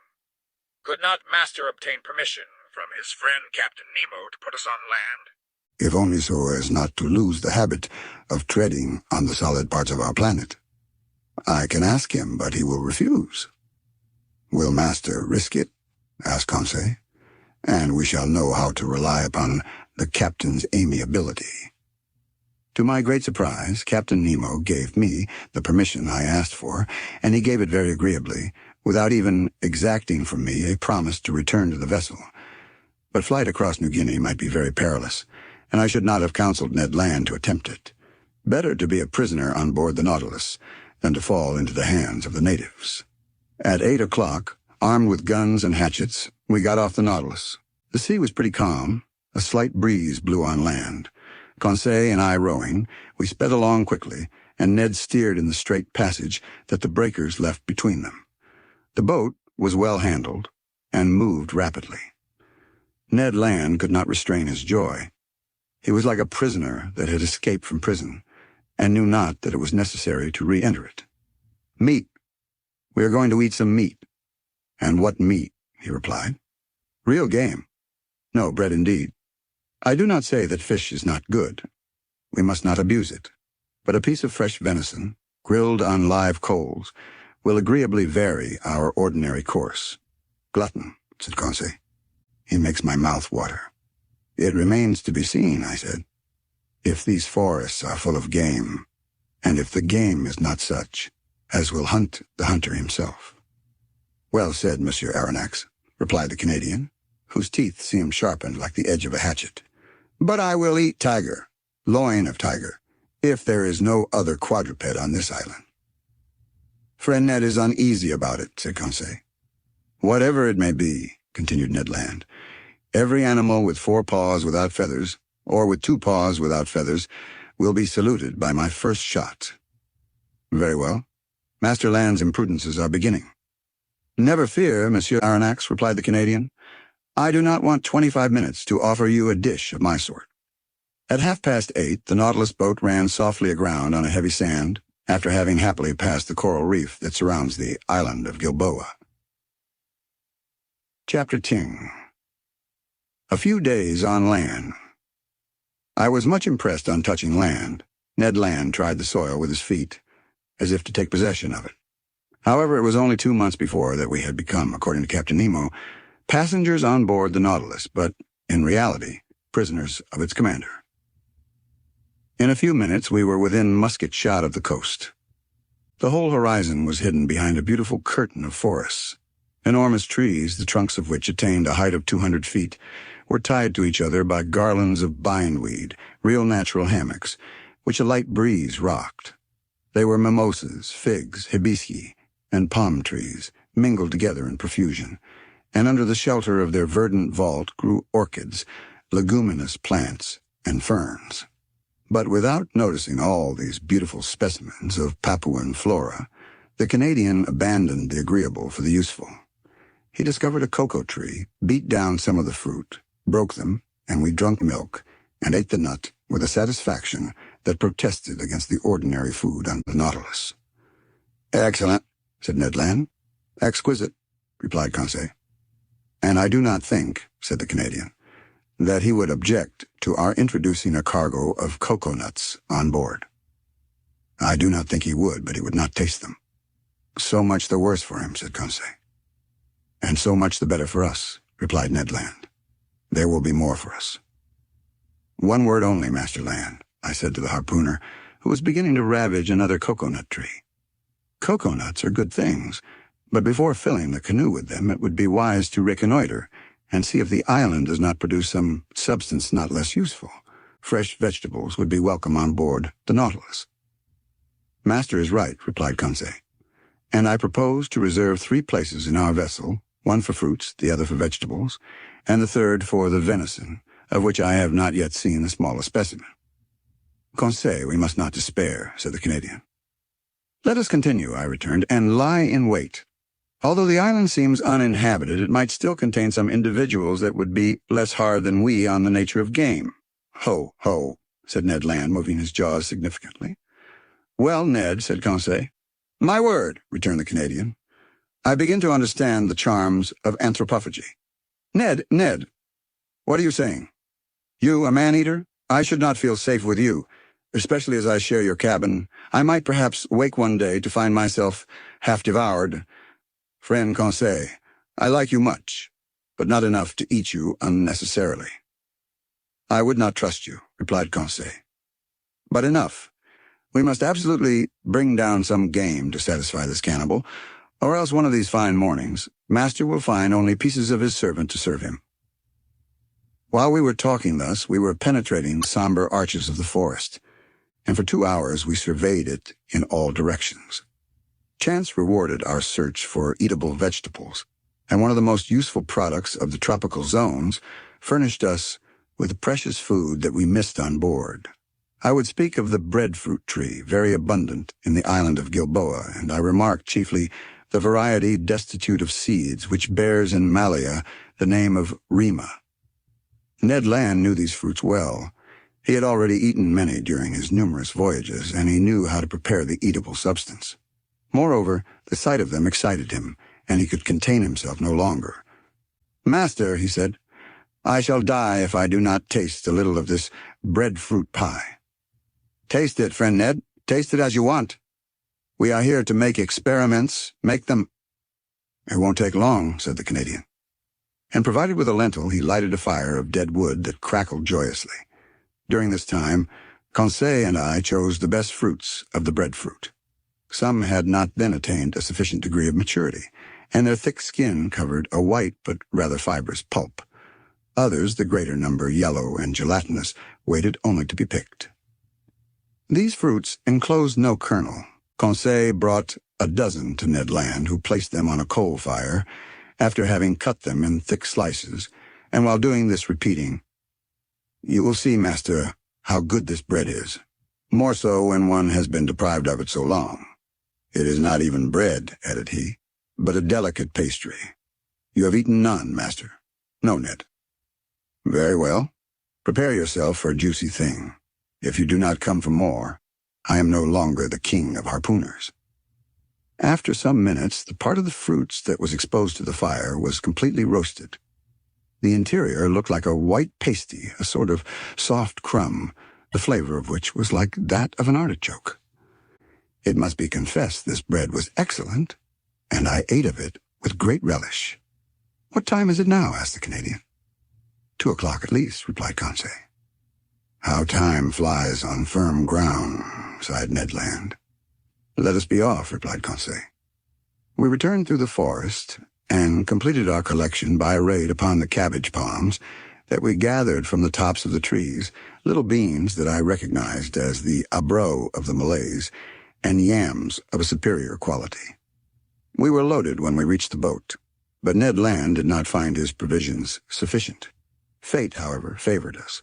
Just as we were pushing off, he perceived several trees, from 25 to 30 feet high, a species of palm tree. At last, at 5 o'clock in the evening, loaded with our riches, we quitted the shore, and half an hour after we hailed the Nautilus. No one appeared on our arrival. The enormous iron-plated cylinder seemed deserted. The provisions embarked, I descended to my chamber, and after supper slept soundly. The next day, the 6th of January, nothing new on board. Not a sound inside, not a sign of life. The boat rested along the edge, in the same place in which we had left it. We resolved to return to the island. Ned Land hoped to be more fortunate than on the day before with regard to the hunt, and wished to visit another part of the forest. At dawn we set off. The boat, carried on by the waves that flowed to shore, reached the island in a few minutes. We landed, and thinking that it was better to give in to the Canadian, we followed Ned Land, whose long limbs threatened to distance us. He wound up the coast towards the west. Then, fording some torrents, he gained the high plain that was bordered with admirable forests. Some kingfishers were rambling along the watercourses, but they would not let themselves be approached. Their circumspection proved to me that these birds knew what to expect from bipeds of our species, and I concluded that if the island was not inhabited, at least human beings occasionally frequented it. After crossing a rather large prairie, we arrived at the skirts of a little wood that was enlivened by the songs and flight of a large number of birds. "There are only birds," said Conseil. "But they are eatable," replied the harpooner. "I do not agree with you, friend Ned, for I see only parrots there."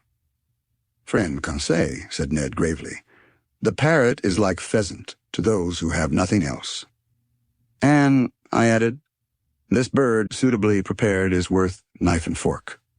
Indeed, under the thick foliage of this wood, a world of parrots were flying from branch to branch, only needing a careful education to speak the human language. For the moment they were chattering with parrots of all colors and grave cockatoos who seemed to meditate upon some philosophical problem, whilst brilliant red lories passed like a piece of bunting carried away by the breeze, Papuans with the finest azure colors, and in all a variety of winged things most charming to behold, but few eatable. However, a bird peculiar to these lands, and which has never passed the limits of the Aru and Papuan Islands, was wanting in this collection. But fortune reserved it for me before long. After passing through a moderately thick copse, we found a plain obstructed with bushes. I saw then those magnificent birds, the disposition of whose long feathers obliges them to fly against the wind. Their undulating flight, graceful aerial curves, and the shading of their colors attracted and charmed one's looks. I had no trouble in recognizing them. "Birds of paradise," I exclaimed. The Malays, who carry on a great trade in these birds with the Chinese, have several means that we could not employ for taking them. Sometimes they put snares on the top of high trees that the birds of paradise prefer to frequent. Sometimes they catch them with a viscous bird lime that paralyzes their movement. They even go so far as to poison the fountains that the birds generally drink from. But we were obliged to fire at them during flight, which gave us few chances to bring them down, and indeed, we vainly exhausted 1/2 our ammunition. About 11 o'clock in the morning, the first range of mountains that formed the center of the island was traversed, and we had killed nothing. Hunger drove us on. The hunters had relied on the products of the chase, and they were wrong. Happily, Conseil, to his great surprise, made a double shot and secured breakfast. He brought down a white pigeon and a wood pigeon, which, cleverly plucked and suspended from a skewer, was roasted before a red fire of dead wood. While these interesting birds were cooking, Ned prepared the fruit of the bread tree. Then the wood pigeons were devoured to the bones and declared excellent. The nutmeg, with which they are in the habit of stuffing their crops, flavors their flesh and renders it delicious eating. "Now, Ned, what do you miss now?" "Some 4-footed game, Monsieur Aronnax. All these pigeons are only side dishes and trifles, and until I have killed an animal with cutlets I shall not be content." "Nor I, Ned, if I do not catch a bird of paradise." "Let us continue hunting," replied Conseil. "Let us go towards the sea. We have arrived at the first declivities of the mountains, and I think we had better regain the region of forests." That was sensible advice and was followed out. After walking for 1 hour, we had attained a forest of sago trees. Some inoffensive serpents glided away from us. The birds of paradise fled at our approach, and truly I despaired of getting near one when Conseil, who was walking in front, suddenly bent down, uttered a triumphal cry, and came back to me, bringing a magnificent specimen. "Ah, bravo, Conseil. Master is very good. No, my boy, you have made an excellent stroke. Take one of these living birds and carry it in your hand. If master will examine it, he will see that I have not deserved great merit." "Why, Conseil?" "Because this bird is as drunk as a quail." "Drunk?" "Yes, sir. Drunk with the nutmegs that it devoured under the nutmeg tree under which I found it. See, friend Ned, see the monstrous effects of intemperance." "By Jove!" exclaimed the Canadian. "Because I have drunk gin for 2 months, you must needs reproach me." However I examined the curious bird, Conseil was right. The bird, drunk with the juice, was quite powerless. It could not fly, it could hardly walk. This bird belonged to the most beautiful of the 8 species that are found in Papua and in the neighboring islands. It was the large emerald bird, the most rare kind. It measured 3 feet in length. Its head was comparatively small, its eyes placed near the opening of the beak, and also small. But the shades of color were beautiful, having a yellow beak, brown feet and claws, nut-colored wings with purple tips, pale yellow at the back of the neck and head, an emerald color at the throat, chestnut on the breast and belly. 2 horned, downy nets rose from below the tail that prolonged the long, light feathers of admirable fineness, and they completed the whole of this marvelous bird that the natives have poetically named the bird of the sun. But if my wishes were satisfied by the possession of the bird of paradise, the Canadians were not yet. Happily, about 2 o'clock, Ned Land brought down a magnificent hog, from the brood of those the natives call barriotang. The animal came in time for us to procure real quadruped meat, and he was well received. Ned Land was very proud of his shot. The hog, hit by the electric ball, fell stone dead. The Canadian skinned and cleaned it properly, after having taken half a dozen cutlets, destined to furnish us with a grilled repast in the evening. Then the hunt was resumed, which was still more marked by Ned and Conseil's exploits. Indeed, the two friends, beating the bushes, roused a herd of kangaroos that fled and bounded along on their elastic paws. But these animals did not take to flight so rapidly, but what the electric capsule could stop their course. "Ah, Professor," cried Ned Land, who was carried away by the delights of the chase. "What excellent game, and stewed, too. What a supply for the Nautilus. 2, 3, 5 down. And to think that we shall eat that flesh, and that the idiots on board shall not have a crumb." I think that, in the excess of his joy, the Canadian, if he had not talked so much, would have killed them all, but he contented himself with a single dozen of these interesting marsupials. These animals were small. They were a species of those kangaroo rabbits that live habitually in the hollows of trees, and whose speed is extreme, but they are moderately fat and furnish at least estimable food. We were very satisfied with the results of the hunt. Happy Ned proposed to return to this enchanting island the next day, for he wished to depopulate it of all the eatable quadrupeds, but he had reckoned without his host. At 6 o'clock in the evening we had regained the shore. Our boat was moored to the usual place. The Nautilus, like a long rock, emerged from the waves 2 miles from the beach. Ned Land, without waiting, occupied himself about the important dinner business. He understood all about cooking well. The bari outang, grilled on the coals, soon scented the air with a delicious odor. Indeed, the dinner was excellent. 2 wood pigeons completed this extraordinary menu. The sago pasty, the artocarpus bread, some mangoes, half a dozen pineapples, and the liquor fermented from some coconuts overjoyed us. I even think that my worthy companion's ideas had not all the plainness desirable. "Suppose we do not return to the Nautilus this evening?" said Conseil. "Suppose we never return?" added Ned Land. Just then a stone fell at our feet and cut short the harpooner's proposition. Chapter 21, Captain Nemo's Thunderbolt. We looked at the edge of the forest without rising, my hand stopping in the action of putting it to my mouth, Ned Land's completing its office. "Stones do not fall from the sky," remarked Conseil, "or they would merit the name aerolites." A second stone, carefully aimed, that made a savory pigeon's leg fall from Conseil's hand, gave still more weight to his observation. We all 3 arose, shouldered our guns, and were ready to reply to any attack. "Are they apes?" cried Ned Land. "Very nearly. They are savages." "To the boat," I said, hurrying to the sea.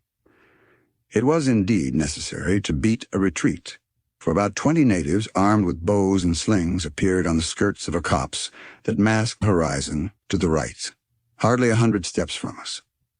Our boat was moored about 60 feet from us. The savages approached us, not running but making hostile demonstrations. Stones and arrows fell thickly. Ned Land had not wished to leave his provisions, and in spite of his imminent danger, his pig on one side and kangaroos on the other, he went tolerably fast. In 2 minutes we were on the shore. To load the boat with provisions and arms, to push it out to sea and ship the oars, was the work of an instant. We had not gone 2 cable lengths when 100 savages, howling and gesticulating, entered the water up to their waists. I watched to see if their apparition would attract some men from the Nautilus onto the platform. But no. The enormous machine lying off was absolutely deserted. 20 minutes later we were on board. The panels were open. After making the boat fast, we entered into the interior of the Nautilus. I descended to the drawing room, from whence I heard some chords. Captain Nemo was there, bending over his organ and plunged in a musical ecstasy. "Captain." He did not hear me. "Captain," I said, touching his hand. He shuddered, and turning around said, "Ah, it is you, Professor. Well, have you had a good hunt?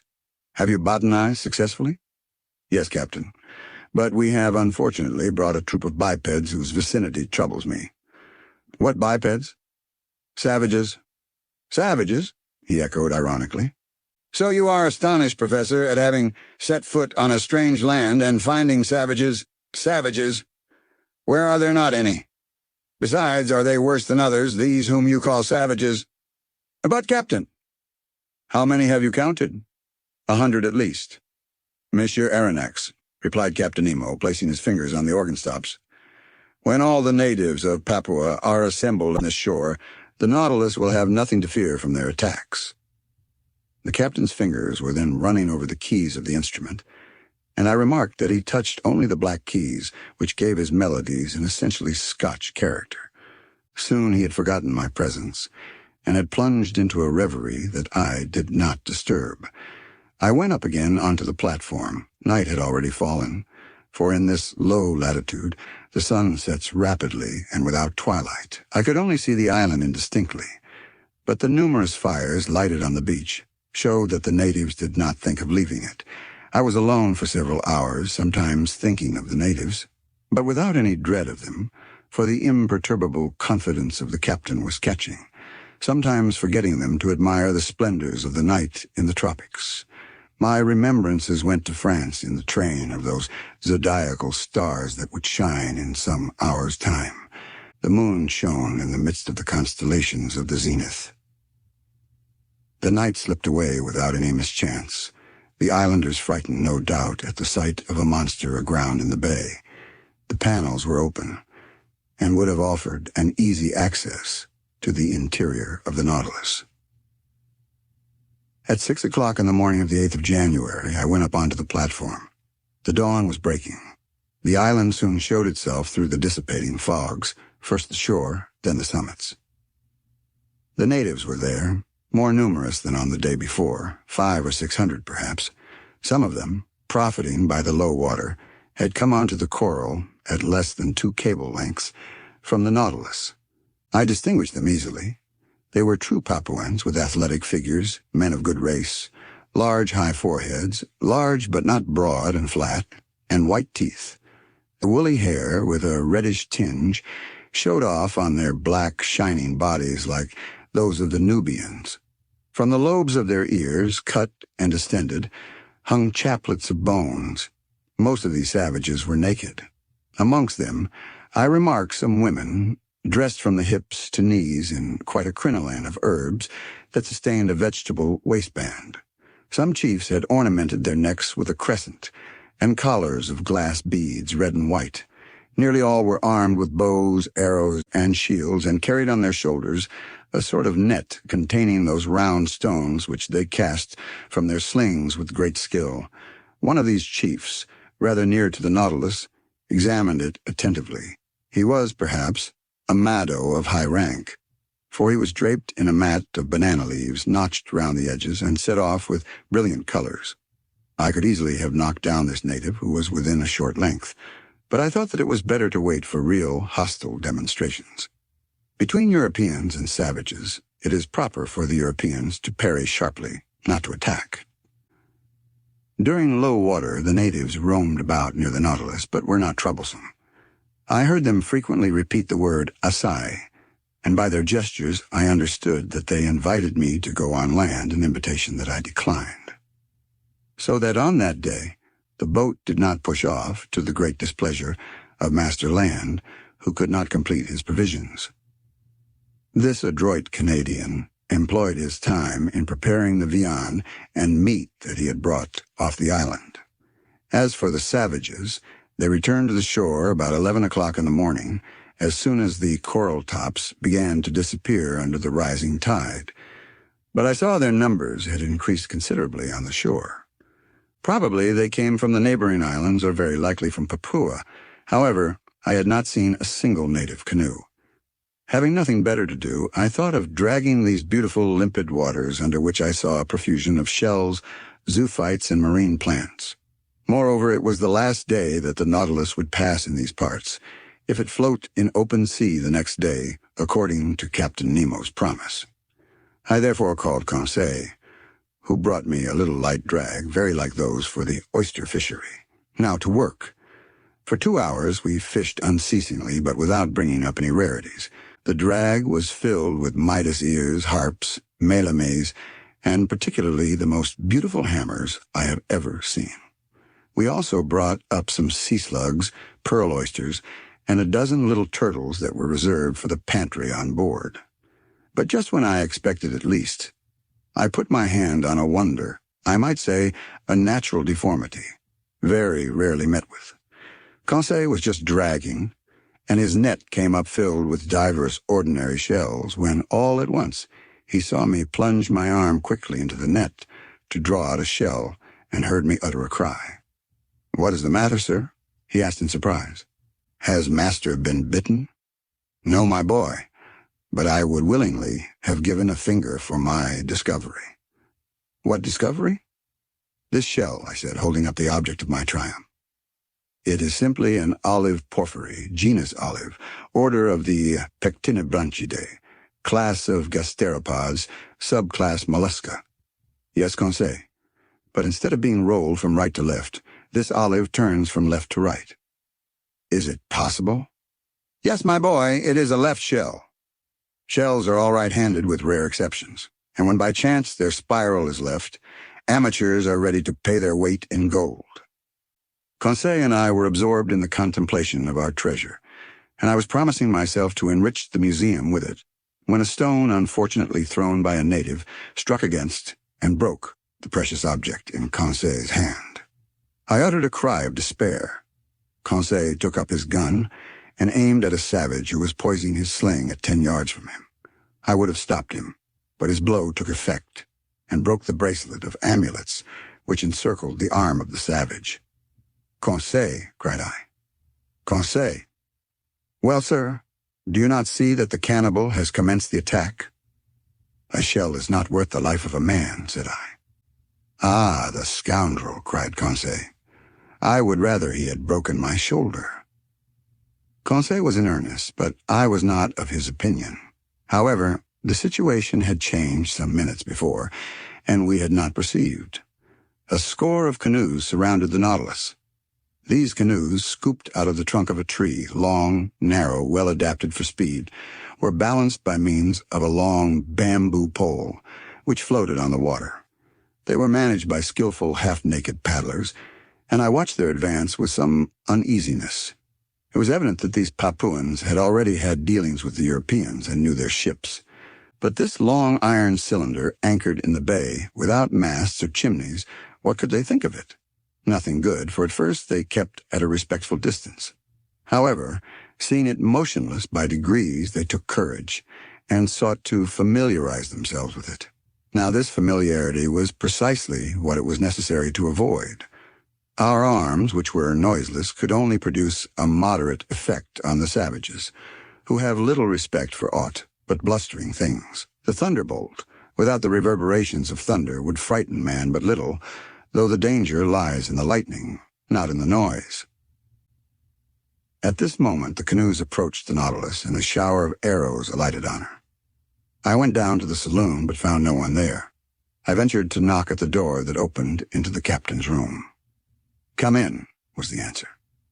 I entered and found Captain Nemo deep in algebraical calculations of x and other quantities. "I am disturbing you," said I, for courtesy's sake. "That is true, Monsieur Aronnax," replied the captain, "but I think you have serious reasons for wishing to see me." "Very grave ones. The natives are surrounding us in their canoes, and in a few minutes we shall certainly be attacked by many hundreds of savages." "Ah," said Captain Nemo quietly. "They are come with their canoes." "Yes, sir." "Well, sir, we must close the hatches." "Exactly, and I came to say to you—" "Nothing can be more simple," said Captain Nemo. And pressing an electric button, he transmitted an order to the ship's crew. "It is all done, sir," said he after some moments. "The pinnace is ready, and the hatches are closed. You do not fear, I imagine, that these gentlemen could stave in walls on which the balls of your frigate have had no effect?" "No, Captain. But a danger still exists." "What is that, sir?" "It is that tomorrow at about this hour we must open the hatches to renew the air of the Nautilus. Now if at this moment the Papuans should occupy the platform, I do not see how you could prevent them from entering." "Then, sir, you suppose that they will board us?" "I am certain of it." Well, sir, let them come. I see no reason for hindering them. After all, these Papuans are poor creatures, and I am unwilling that my visit to the island should cost the life of a single one of these wretches. Upon that I was going away, but Captain Nemo detained me and asked me to sit down by him.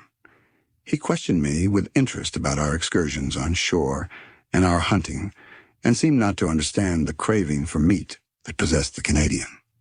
Then the conversation turned on various subjects, and without being more communicative, Captain Nemo showed himself more amiable.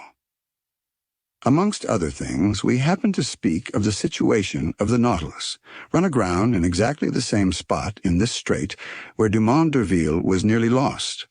Apropos of this d'Urville was one of your great sailors, said the captain to me, one of your most intelligent navigators. He is the Captain Cook of you Frenchmen. Unfortunate man of science, after having braved the icebergs of the South Pole, the coral reefs of Oceania, the cannibals of the Pacific, to perish miserably in a railway train. If this energetic man could have reflected during the last moments of his life what must have been uppermost in his last thoughts, do you suppose? So speaking, Captain Nemo seemed moved, and his emotion gave me a better opinion of him. Then, chart in hand, we reviewed the travels of the French navigator, his voyages of circumnavigation, his double detention at the South Pole, which led to the discovery of Adelaide and Louis Philippe, and fixing the hydrographical bearings of the principal islands of Oceania. That which your d'Urville has done on the surface of the seas, said Captain Nemo, that have I done under them, and more easily, more completely than he. The Astrolabe and the Zélée, incessantly tossed about by the hurricane, could not be worth the Nautilus, quiet repository of labor that she is, truly motionless in the midst of the waters. Tomorrow, added the captain, rising, tomorrow at 20 minutes to 3 p.m., the Nautilus shall float and leave the Strait of Torres uninjured. Having curtly pronounced these words, Captain Nemo bowed slightly. This was to dismiss me, and I went back to my room. There I found Conseil, who wished to know the result of my interview with the captain. "My boy," said I, "when I feigned to believe that his Nautilus was threatened by the natives of Papua, the captain answered me very sarcastically. I have but one thing to say to you. Have confidence in him and go to sleep in peace. Have you no need of my services, sir?" "No, my friend. What is Ned Land doing?" "If you will excuse me, sir," answered Conseil, "friend Ned is busy making a kangaroo pie which will be a marvel." I remained alone and went to bed, but slept indifferently. I heard the noise of the savages who stamped on the platform, uttering deafening cries. The night passed thus, without disturbing the ordinary repose of the crew. The presence of these cannibals affected them no more than the soldiers of a masked battery care for the ants that crawl over its front. At 6 in the morning I rose. The hatches had not been opened, the inner air was not renewed, but the reservoirs, filled ready for any emergency, were now resorted to, and discharged several cubic feet of oxygen into the exhausted atmosphere of the Nautilus. I worked in my room till noon without having seen Captain Nemo even for an instant. On board, no preparations for a departure were visible. I waited still some time, then went into the large saloon. The clock marked 2:30. In 10 minutes it would be high tide, and if Captain Nemo had not made a rash promise, the Nautilus would be immediately detached. If not, many months would pass ere she could leave her bed of coral. However, some warning vibrations began to be felt in the vessel. I heard the keel grating against the rough, calcareous bottom of the coral reef. At 5:20 to 3, Captain Nemo appeared in the saloon. "We are going to start," said he. "Ah," replied I. "I have given the order to open the hatches." "And the Papuans?" "The Papuans?" answered Captain Nemo, slightly shrugging his shoulders. "Will they not come inside the Nautilus?" "How?" "Only by leaping over the hatches you have opened."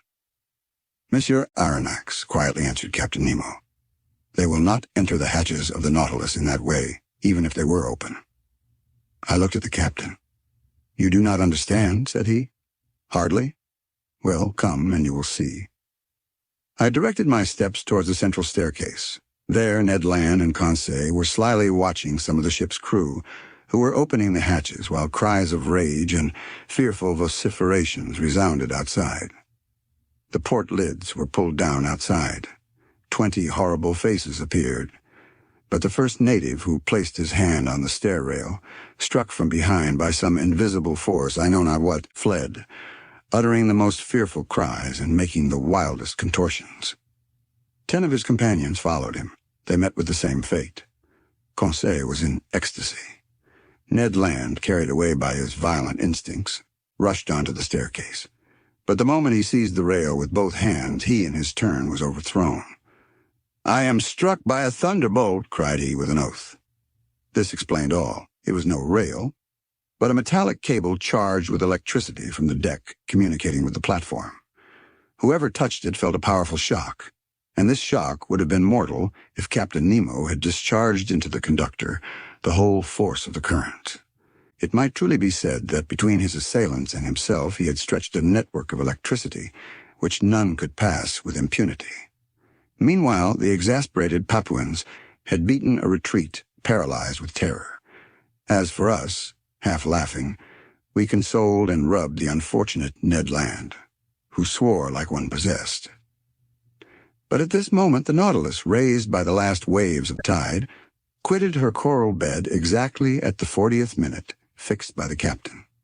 Her screw swept the waters slowly and majestically. Her speed increased gradually, and sailing on the surface of the ocean, she quitted safe and sound the dangerous passes of the Straits of Torres. Chapter 20. Agrisomnia. The following day, the 10th of January, the Nautilus continued her course between two seas, but with such remarkable speed that I could not estimate it at less than 35 miles an hour. The rapidity of her screw was such that I could neither follow nor count its revolutions.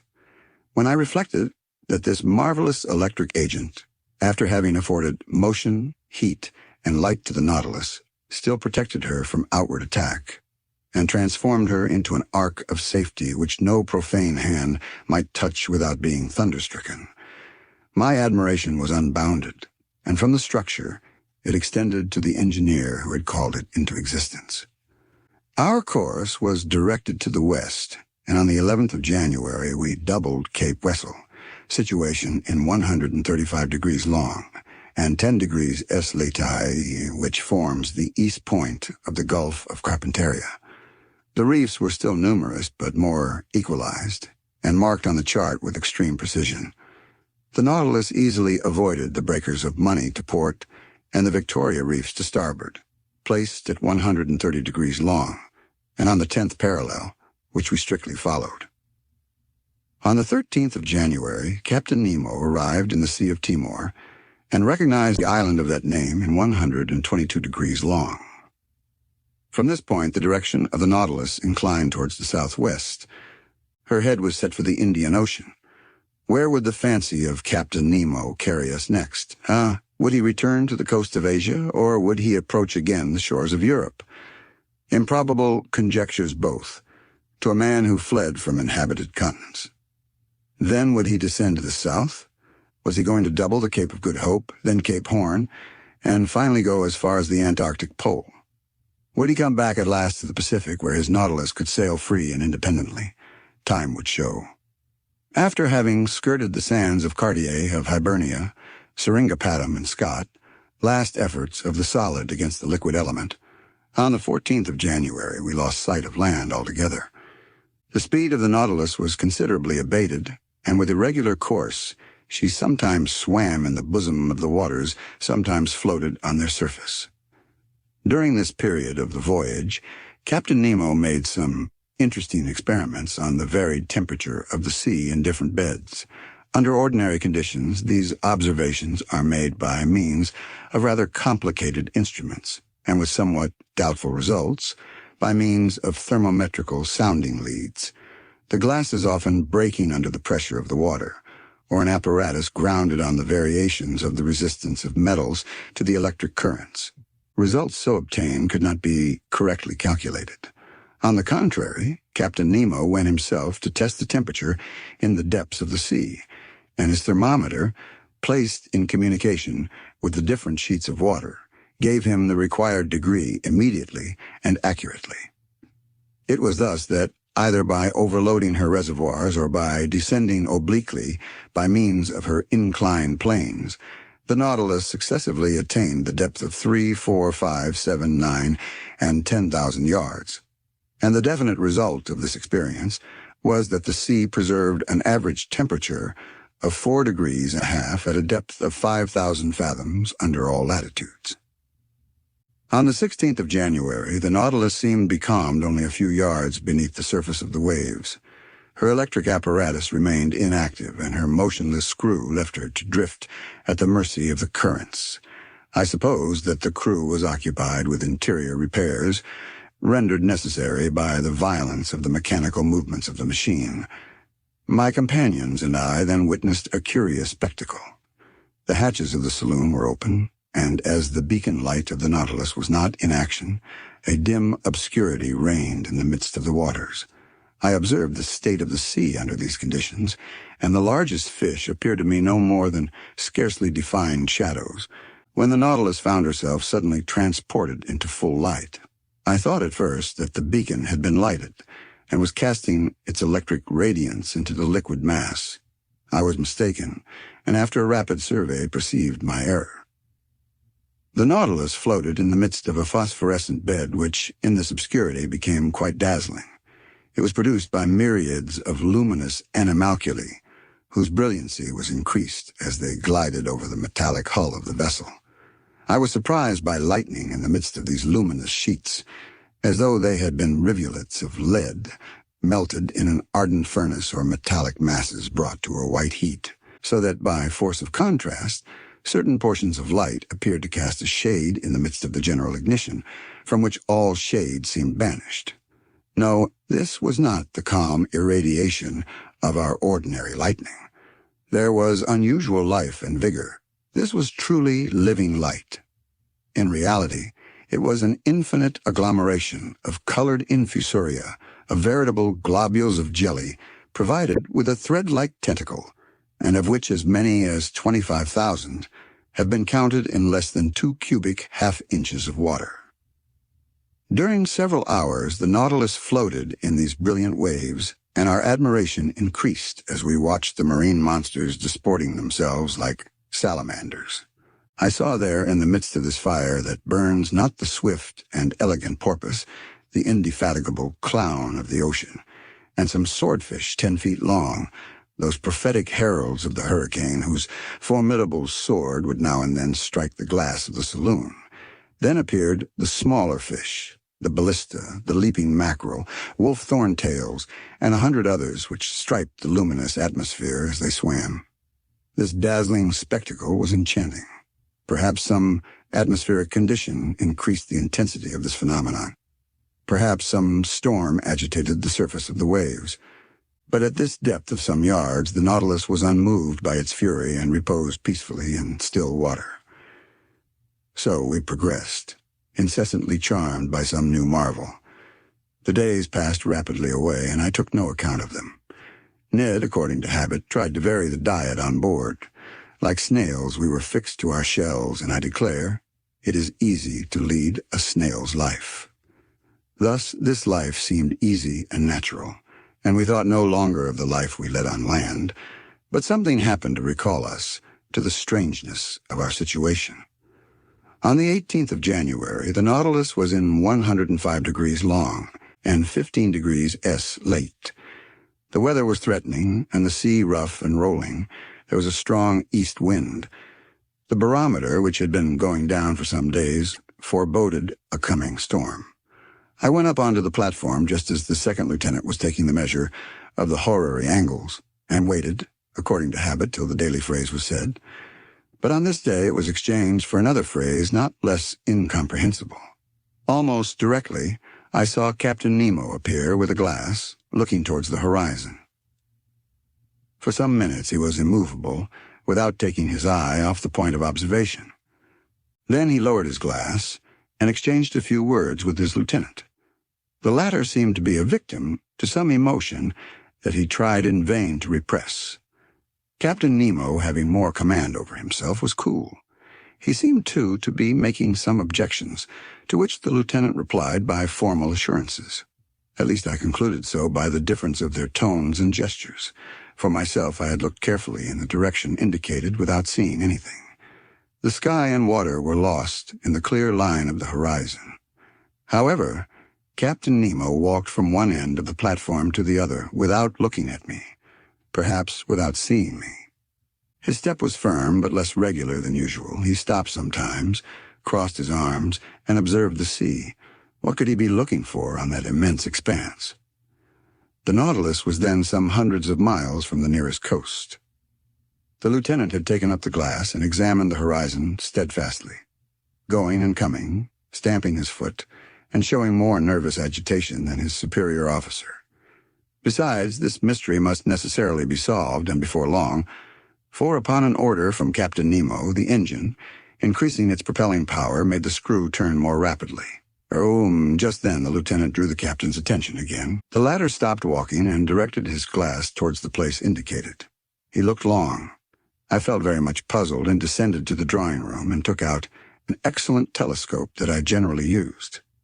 Then, leaning on the cage of the watchlight that jutted out from the front of the platform, set myself to look over all the line of the sky and sea. But my eye was no sooner applied to the glass than it was quickly snatched out of my hands. I turned around. Captain Nemo was before me, but I did not know him. His face was transfigured.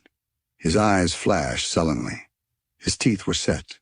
His stiff body, clenched fists, and head shrunk between his shoulders betrayed the violent agitation that pervaded his whole frame. He did not move.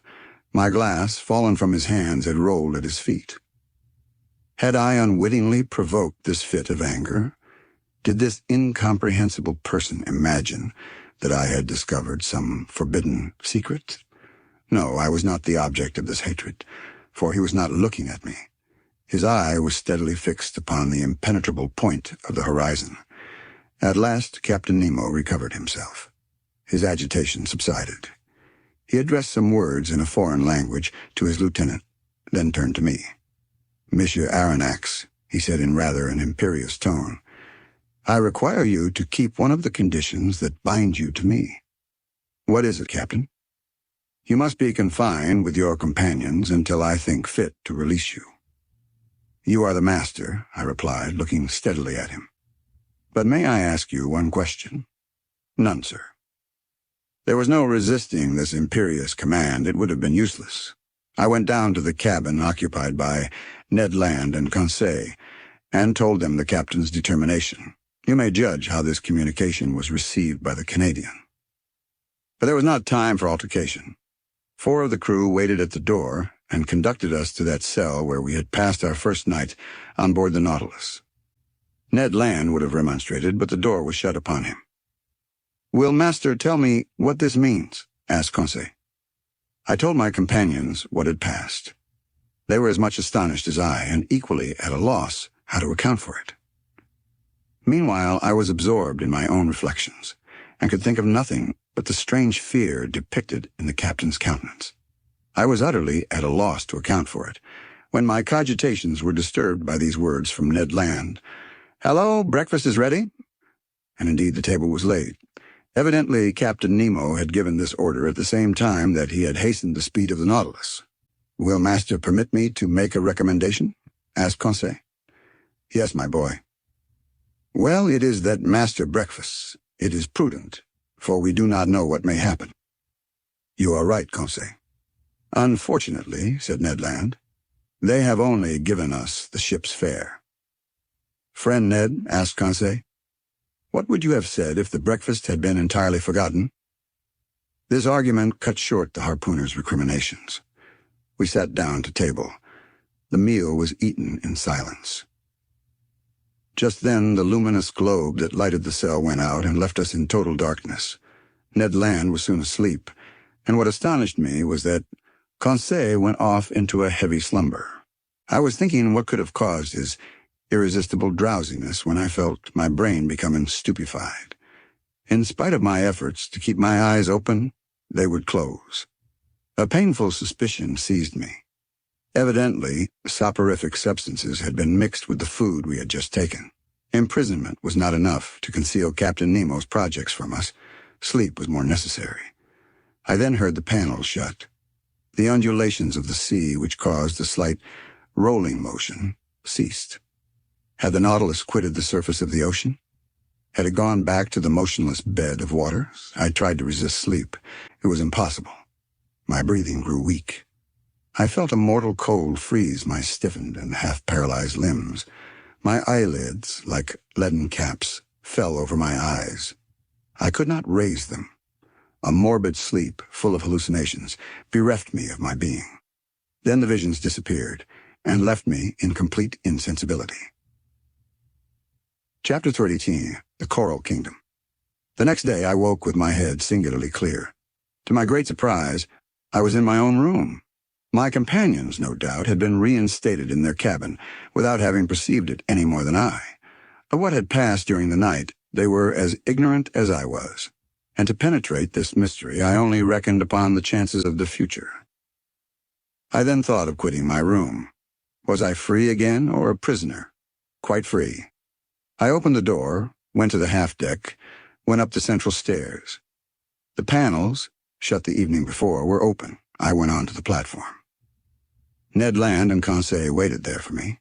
I questioned them. They knew nothing. Lost in a heavy sleep in which they had been totally unconscious, they had been astonished at finding themselves in their cabin. As for the Nautilus, it seemed quiet and mysterious as ever. It floated on the surface of the waves at a moderate pace. Nothing seemed changed on board. The second lieutenant then came onto the platform and gave the usual order below. As for Captain Nemo, he did not appear. Of the people on board, I only saw the impassive steward, who served me with his usual dumb regularity. About 2 o'clock, I was in the drawing room, busied in arranging my notes, when the captain opened the door and appeared. I bowed. He made a slight inclination and returned without speaking. I resumed my work, hoping that he would perhaps give me some explanation of the events of the preceding night.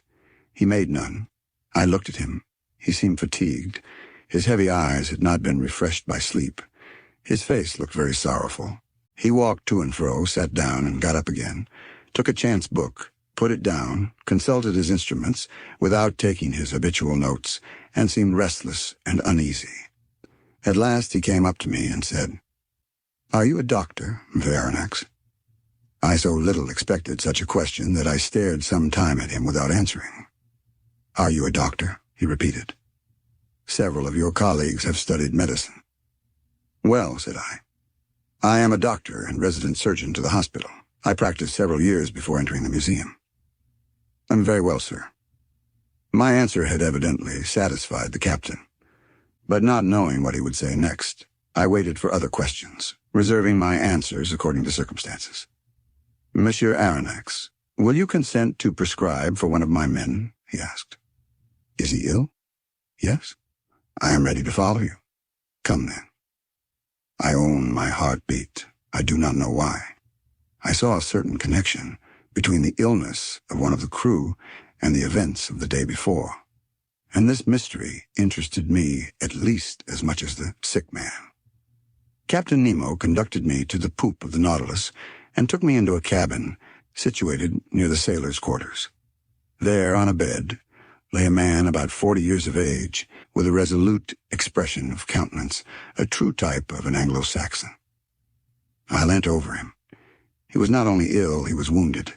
His head, swathed in bandages covered with blood, lay on a pillow. I undid the bandages, and the wounded man looked at me with his large eyes and gave no sign of pain as I did it. It was a horrible wound.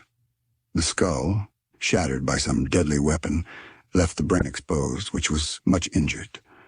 Clots of blood had formed in the bruised and broken mass, in color like the dregs of wine. There was both contusion and suffusion of the brain. His breathing was slow, and some spasmodic movements of the muscles agitated his face. I felt his pulse. It was intermittent. The extremities of the body were growing cold already, and I saw death must inevitably ensue. After dressing the unfortunate man's wounds, I readjusted the bandages on his head and turned to Captain Nemo. "What caused this wound?" I asked. "What does it signify?" he replied evasively. "A shock has broken one of the levers of the engine, which struck myself, but your opinion as to his state—" I hesitated before giving it. "You may speak," said the captain. "This man does not understand French." I gave a last look at the wounded man. "He will be dead in 2 hours." "Can nothing save him?" "Nothing."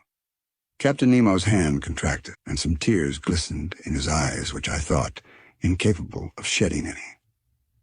For some moments I still watched the dying man, whose life ebbed slowly.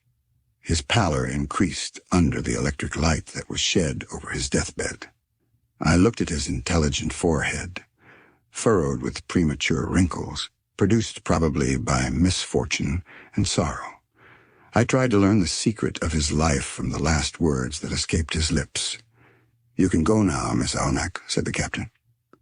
I left him in the dying man's cabin and returned to my room much affected by this scene. During the whole day I was haunted by uncomfortable suspicions, and at night I slept badly, and between my broken dreams I fancied I heard distant sighs like the notes of a funeral psalm. Were they the prayers of the dead, murmured in that language that I could not understand? The next morning I went on to the bridge. Captain Nemo was there before me. As soon as he perceived me, he came to me. "Professor, will it be convenient to you to make a submarine excursion today?" "With my companions?" I asked. "If they like." "We obey your orders, Captain." "Will you be so good, then, as to put on your cork jackets?" It was not a question of dead or dying. I rejoined Ned Land and Conseil, and told them of Captain Nemo's proposition. Conseil hastened to accept it, and this time the Canadian seemed quite willing to follow our example. It was 8 o'clock in the morning. At 8:30, we were equipped for this new excursion and provided with 2 contrivances for light and breathing. The double door was open, and accompanied by Captain Nemo, who was followed by a dozen of the crew, we set foot, at a depth of about 30 feet, on the solid bottom on which the Nautilus rested. A slight declivity ended in an uneven bottom at 15 fathoms depth. This bottom differed entirely from the one I had visited on my first excursion under the waters of the Pacific Ocean. Here there was no fine sand, no submarine prairies, no sea forest.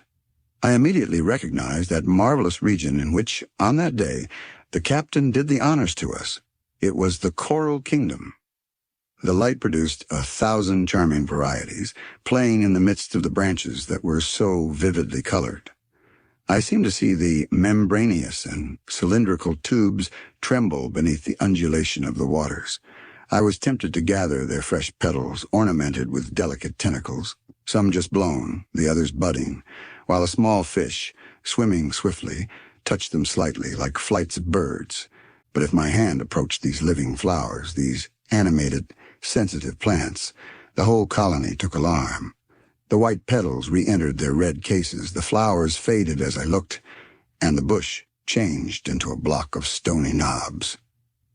Chance had thrown me just by the most precious specimens of the zoophyte. This coral was more valuable than that found in the Mediterranean on the coasts of France, Italy, and Barbary. Its tints justified the poetical names of flower of blood and froth of blood the trade has given to its most beautiful productions.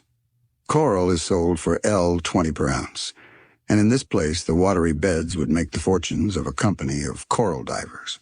This precious matter, often confused with other polypi, formed then the inextricable plots called Machiota, and on which I noticed several beautiful specimens of pink coral.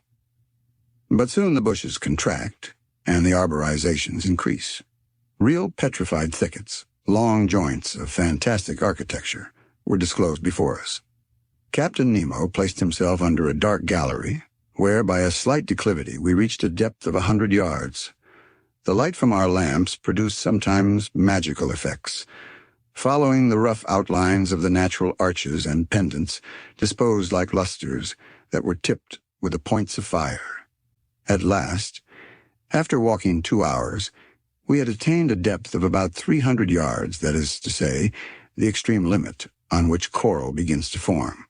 But there was no isolated bush nor modest brushwood at the bottom of lofty trees. It was an immense forest of large mineral vegetation, enormous petrified trees, united by garlands of elegant sea bindweed, all adorned with clouds and reflections. We passed freely under their high branches, lost in the shade of the waves. Captain Nemo had stopped. I and my companions halted, and turning around, I saw his men were forming a semicircle around their chief. Watching attentively, I observed that 4 of them carried on their shoulders an object of an oblong shape. We occupied in this place the center of a vast glade surrounded by the lofty foliage of the submarine forest. Our lamps threw over this place a sort of clear twilight that singularly elongated the shadows on the ground. At the end of the glade, the darkness increased and was only relieved by little sparks reflected by the points of coral. Ned Land and Conseil were near me. We watched, and I thought I was going to witness a strange scene. On observing the ground, I saw that it was raised in certain places by slight excrescences, encrusted with limy deposits, and disposed with a regularity that betrayed the hand of man. In the midst of the glade, on a pedestal of rocks roughly piled up, stood a cross of coral that extended its long arms that one might have thought were made of petrified blood. Upon a sign from Captain Nemo, one of the men advanced, and at some feet from the cross he began to dig a hole with a pickaxe that he took from his belt. I understood all.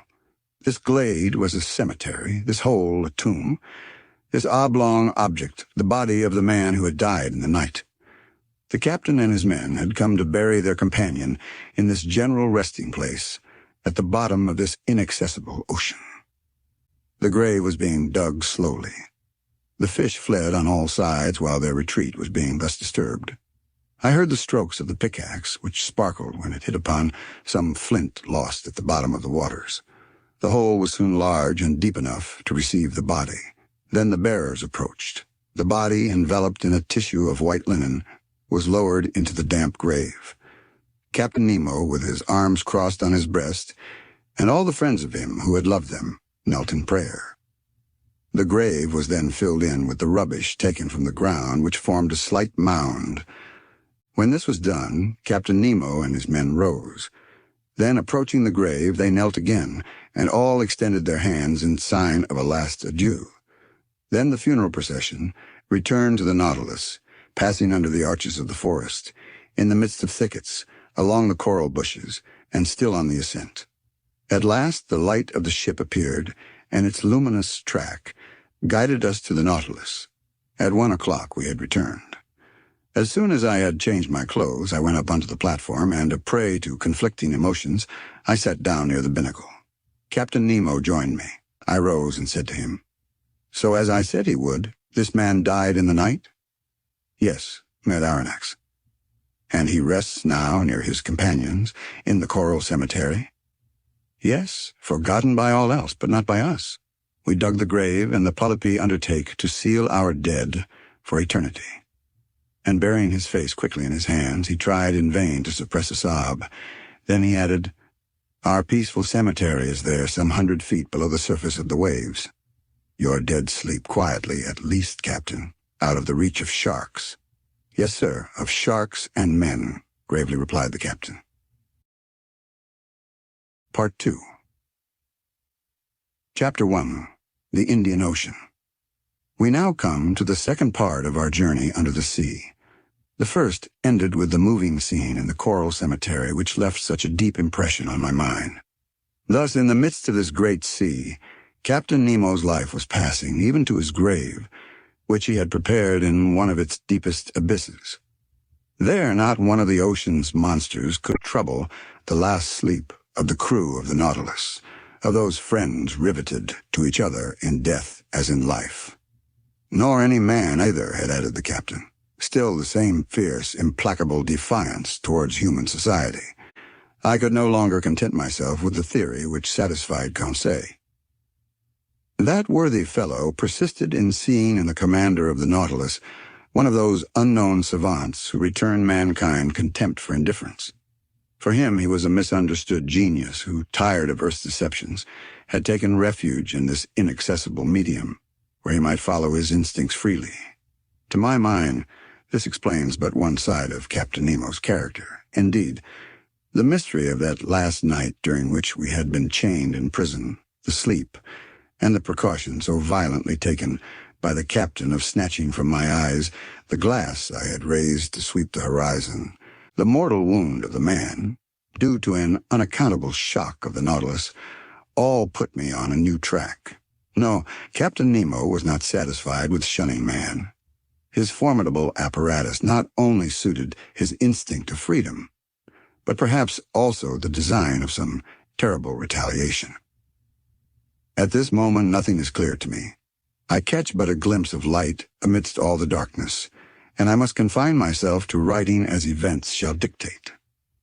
That day, the 24th of January, 1868, at noon, the second officer came to take the altitude of the sun. I mounted the platform, lit a cigar, and watched the operation. It seemed to me that the man did not understand French. For several times I made remarks in a loud voice, which must have drawn from him some involuntary sign of attention if he had understood them. But he remained undisturbed and dumb. As he was taking observations with the sextant, one of the sailors of the Nautilus, the strong man who had accompanied us on our first submarine excursion to the island of Crespo, came to clean the glasses of the lantern.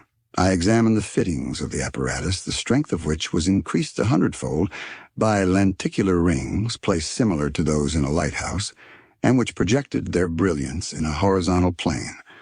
The electric lamp was combined in such a way as to give its most powerful light. Indeed, it was produced in vacuo, which ensured both its steadiness and its intensity. This vacuum economized the graphite points between which the luminous arc was developed, an important point of economy for Captain Nemo, who could not easily have replaced them, and under these conditions their waste was imperceptible. When the Nautilus was ready to continue its submarine journey, I went down to the saloon. The panel was closed, and the course marked direct west. We were furrowing the waters of the Indian Ocean, a vast liquid plain, with a surface of 1,200,000,000 of acres, and whose waters are so clear and transparent that anyone leaning over them would turn giddy. The Nautilus usually floated between 50 and 100 fathoms deep. We went on so for some days. To anyone but myself, who had a great love for the sea, the hours would have seemed long and monotonous. But the daily walks on the platform, when I steeped myself in the reviving air of the ocean, the sight of the rich waters through the windows of the saloon, the books in the library, the compiling of my memoirs, took up all my time, and left me not a moment of ennui or weariness.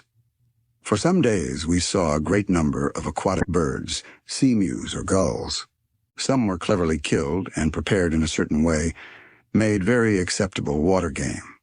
Amongst large winged birds carried a long distance from all lands and resting upon the waves from the fatigue of their flight, I saw some magnificent albatrosses uttering discordant cries like the braying of an ass, and birds belonging to the family of the long wings. As to the fish, they always provoked our admiration when we surprised the secrets of their aquatic life through the open panels. I saw many kinds which I never before had a chance of observing. I shall notice chiefly Austrasians peculiar to the Red Sea, the Indian Ocean, and that part which washes the coast of tropical America.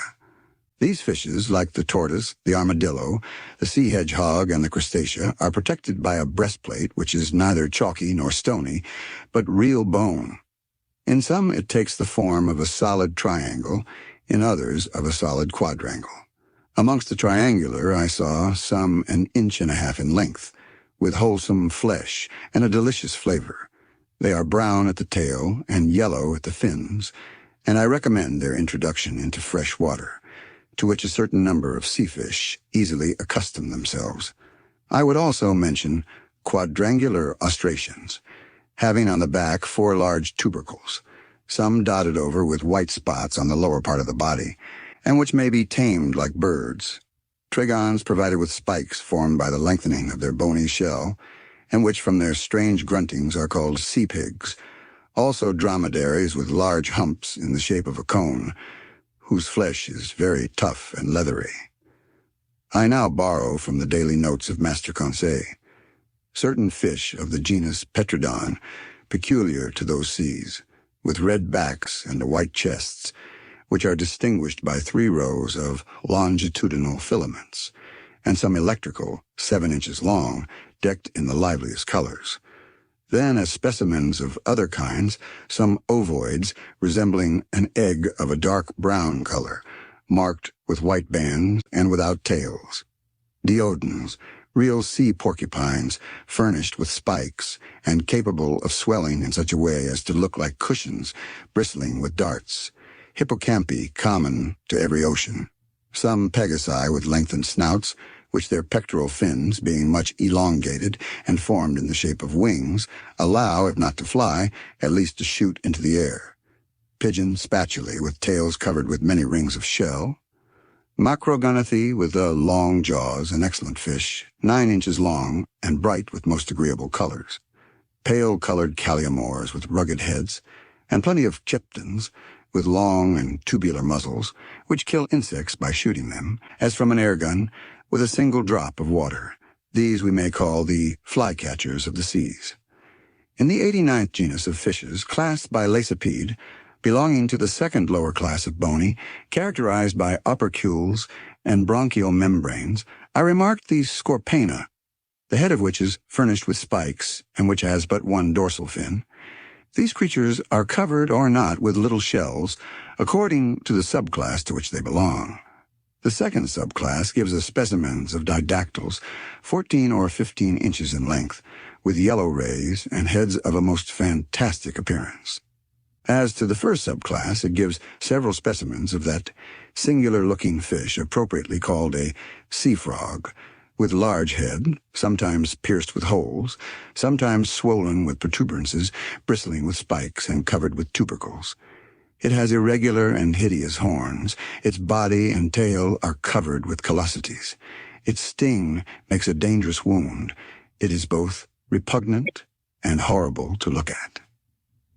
From the 21st to the 23rd of January, the Nautilus went at the rate of 250 leagues in 24 hours, being 540 miles, or 22 miles an hour. If we recognize so many different varieties of fish, it was because, attracted by the electric light, they tried to follow us. The greater part, however, were soon distanced by our speed, though some kept their place in the waters of the Nautilus for a time. The morning of the 24th, in 12 degrees 5 S lator and 94 degrees 33 lo, we observed Keeling Island, a coral formation, planted with magnificent cocos, and which had been visited by Mr. Darwin and Captain Fitzroy. The Nautilus skirted the shores of this desert island for a little distance. Its nets brought up numerous specimens of polypi and curious shells of mollusca.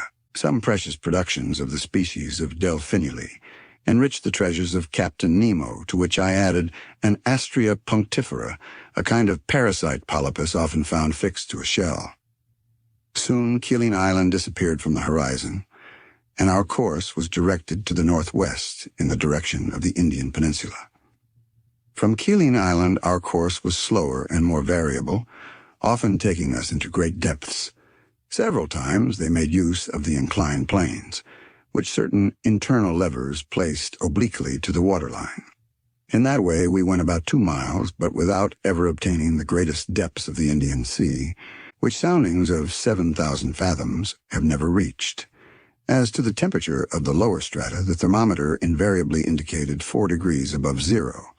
I only observed that in the upper regions the water was always colder in the high levels than at the surface of the sea.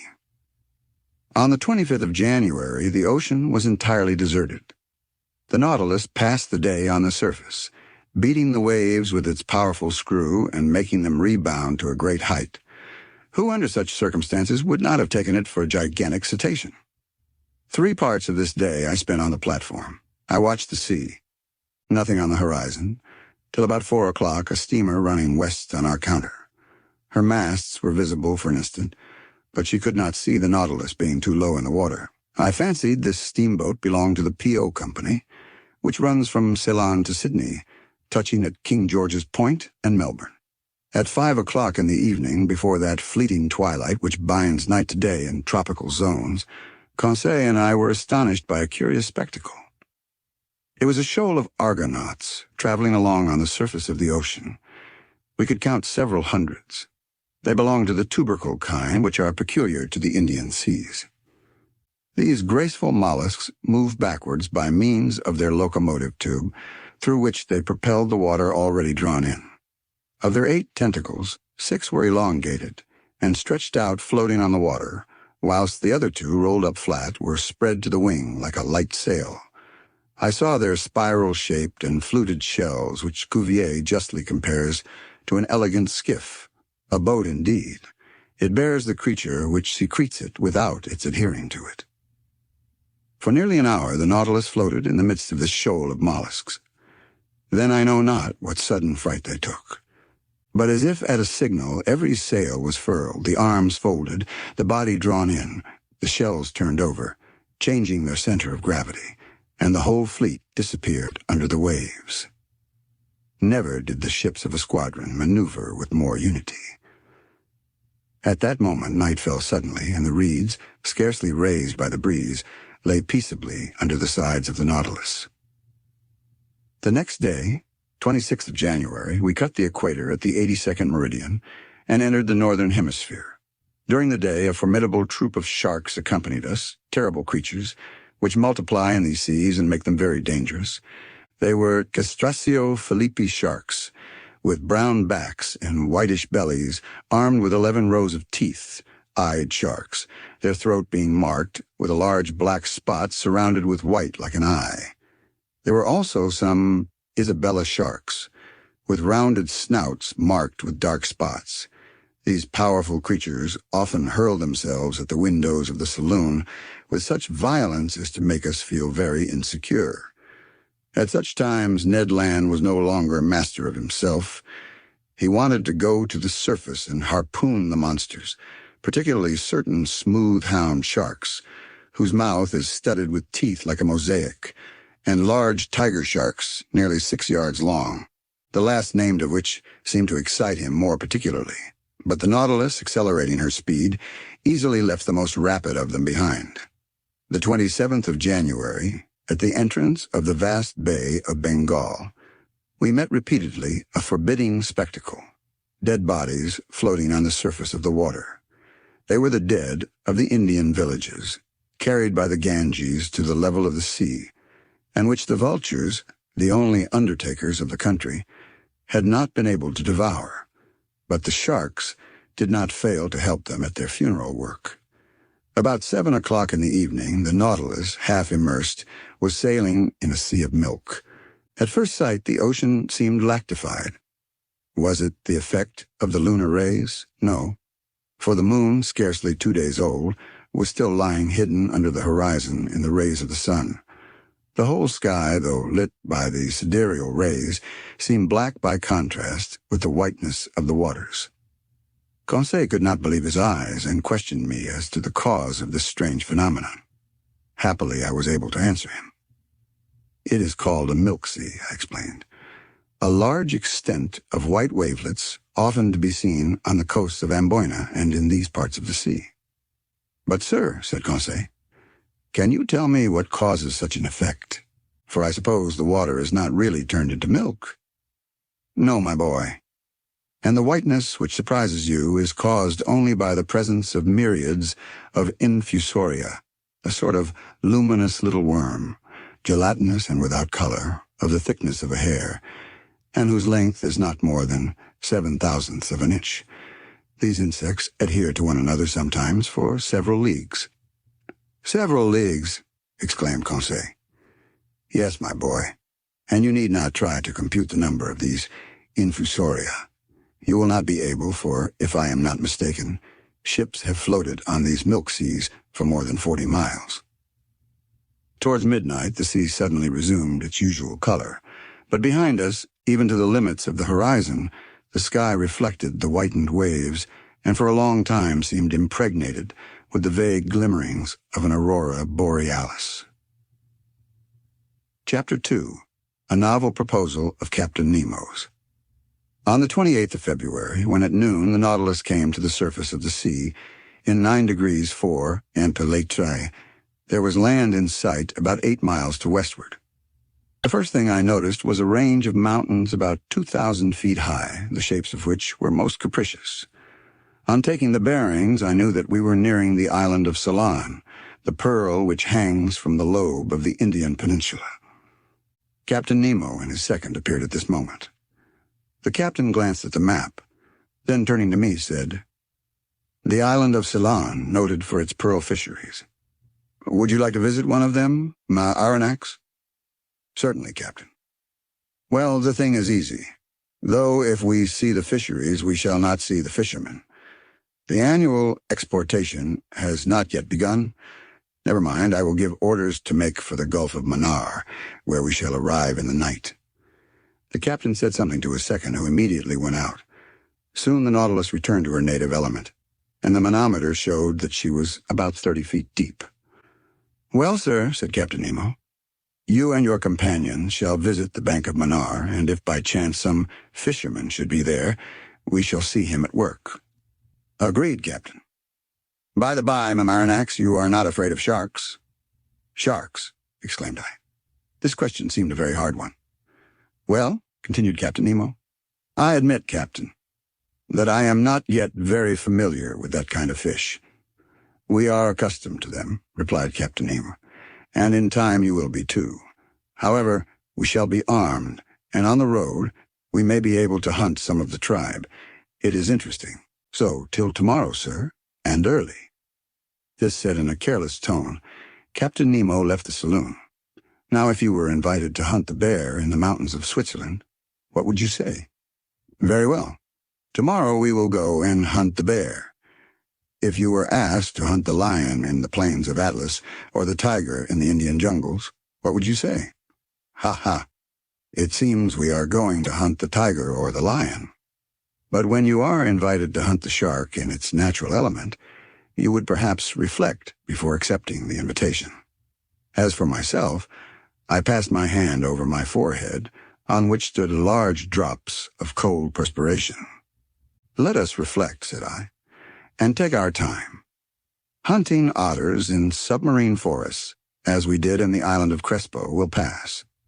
But going up and down at the bottom of the sea, where one is almost certain to meet sharks, is quite another thing. I know well that in certain countries, particularly in the Andaman Islands, the Negroes never hesitate to attack them with a dagger in one hand and a running noose in the other. But I also know that few who affront those creatures ever return alive. However, I am not a Negro, and if I were, I think a little hesitation in this case would not be ill-timed." At this moment, Conseil and the Canadian entered, quite composed and even joyous. They knew not what awaited them. "Faith, sir," said Ned Land, "your Captain Nemo, the devil take him, has just made us a very pleasant offer." "Ah," said I, "you know?" "If agreeable to you, sir," interrupted Conseil, "the commander of the Nautilus has invited us to visit the magnificent Ceylon fisheries tomorrow in your company. He did it kindly and behaved like a real gentleman." "He said nothing more?" "Nothing more, sir, except that he had already spoken to you of this little walk." "Sir," said Conseil, "would you give us some details of the pearl fishery?" "As to the fishing itself," I asked, "or the incidents which—" "On the fishing," replied the Canadian, "before entering upon the ground, it is as well to know something about it." "Very well, sit down, my friends, and I will teach you." Ned and Conseil seated themselves on an ottoman, and the first thing the Canadian asked was, "Sir, what is a pearl?" "My worthy Ned," I answered, "to the poet, a pearl is a tear of the sea. To the Orientals, it is a drop of dew solidified. To the ladies, it is a jewel of an oblong shape, of a brilliancy of mother-of-pearl substance, which they wear on their fingers, their necks, or their ears. For the chemist, it is a mixture of phosphate and carbonate of lime with a little gelatin, and lastly, for naturalists, it is simply a morbid secretion of the organ that produces the mother-of-pearl amongst certain bivalves." "Branch of mollusks," said Conseil. Precisely so, my learned Conseil. And amongst these testacea, the ear shell, the tridacnae, the turbots, in a word, all those which secrete mother-of-pearl, that is, the blue, bluish, violet, or white substance which lines the interior of their shells, are capable of producing pearls. Mussels, too? Asked the Canadian. Yes, mussels of certain waters in Scotland, Wales, Ireland, Saxony, Bohemia, and France. Good. For the future I shall pay attention, replied the Canadian. But, I continued, the particular mollusk which secretes the pearl is the pearl oyster, the Meleagrina margaritifert, that precious pintadine. The pearl is nothing but a nacreous formation, deposited in a globular form, either adhering to the oyster shell or buried in the folds of the creature. On the shell it is fast, in the flesh it is loose, but always has for a kernel a small hard substance, maybe a barren egg, maybe a grain of sand, around which the pearly matter deposits itself year after year successively, and by thin concentric layers. Are many pearls found in the same oyster? Asked Conseil. Yes, my boy. Some are a perfect gasket. One oyster has been mentioned, though I allow myself to doubt it, as having contained no less than 150 sharks. 150 sharks, exclaimed Ned Land. Did I say sharks? Said I hurriedly. I meant to say 150 pearls. Sharks would not be sense. Certainly not, said Conseil. But will you tell us now by what means they extract these pearls? They proceed in various ways. When they adhere to the shell, the fishermen often pull them off with pincers. But the most common way is to lay the oysters on mats of the seaweed which covers the banks. Thus they die in the open air, and at the end of 10 days they are in a forward state of decomposition. They are then plunged into large reservoirs of seawater. Then they are opened and washed. The price of these pearls varies according to their size? Asked Conseil.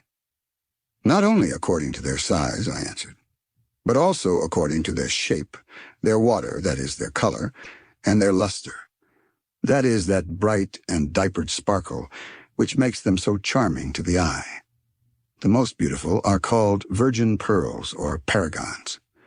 They are formed alone in the tissue of the mollusk, are white, often opaque, and sometimes have the transparency of an opal. They are generally round or oval. The round are made into bracelets, the oval into pendants, and being more precious, are sold singly. Those adhering to the shell of the oyster are more irregular in shape and are sold by weight. Lastly, in a lower order are classed those small pearls known under the name of seed pearls.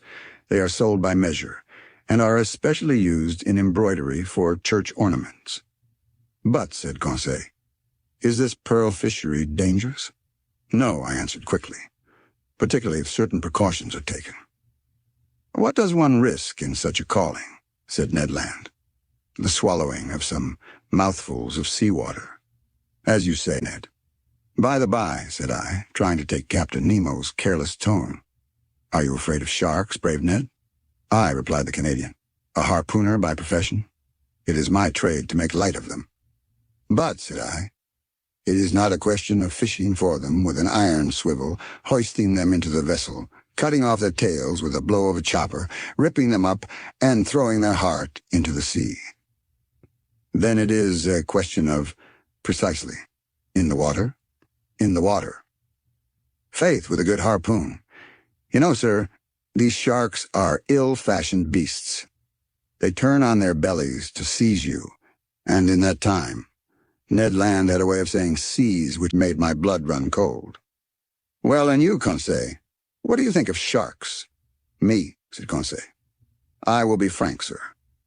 So much the better, thought I.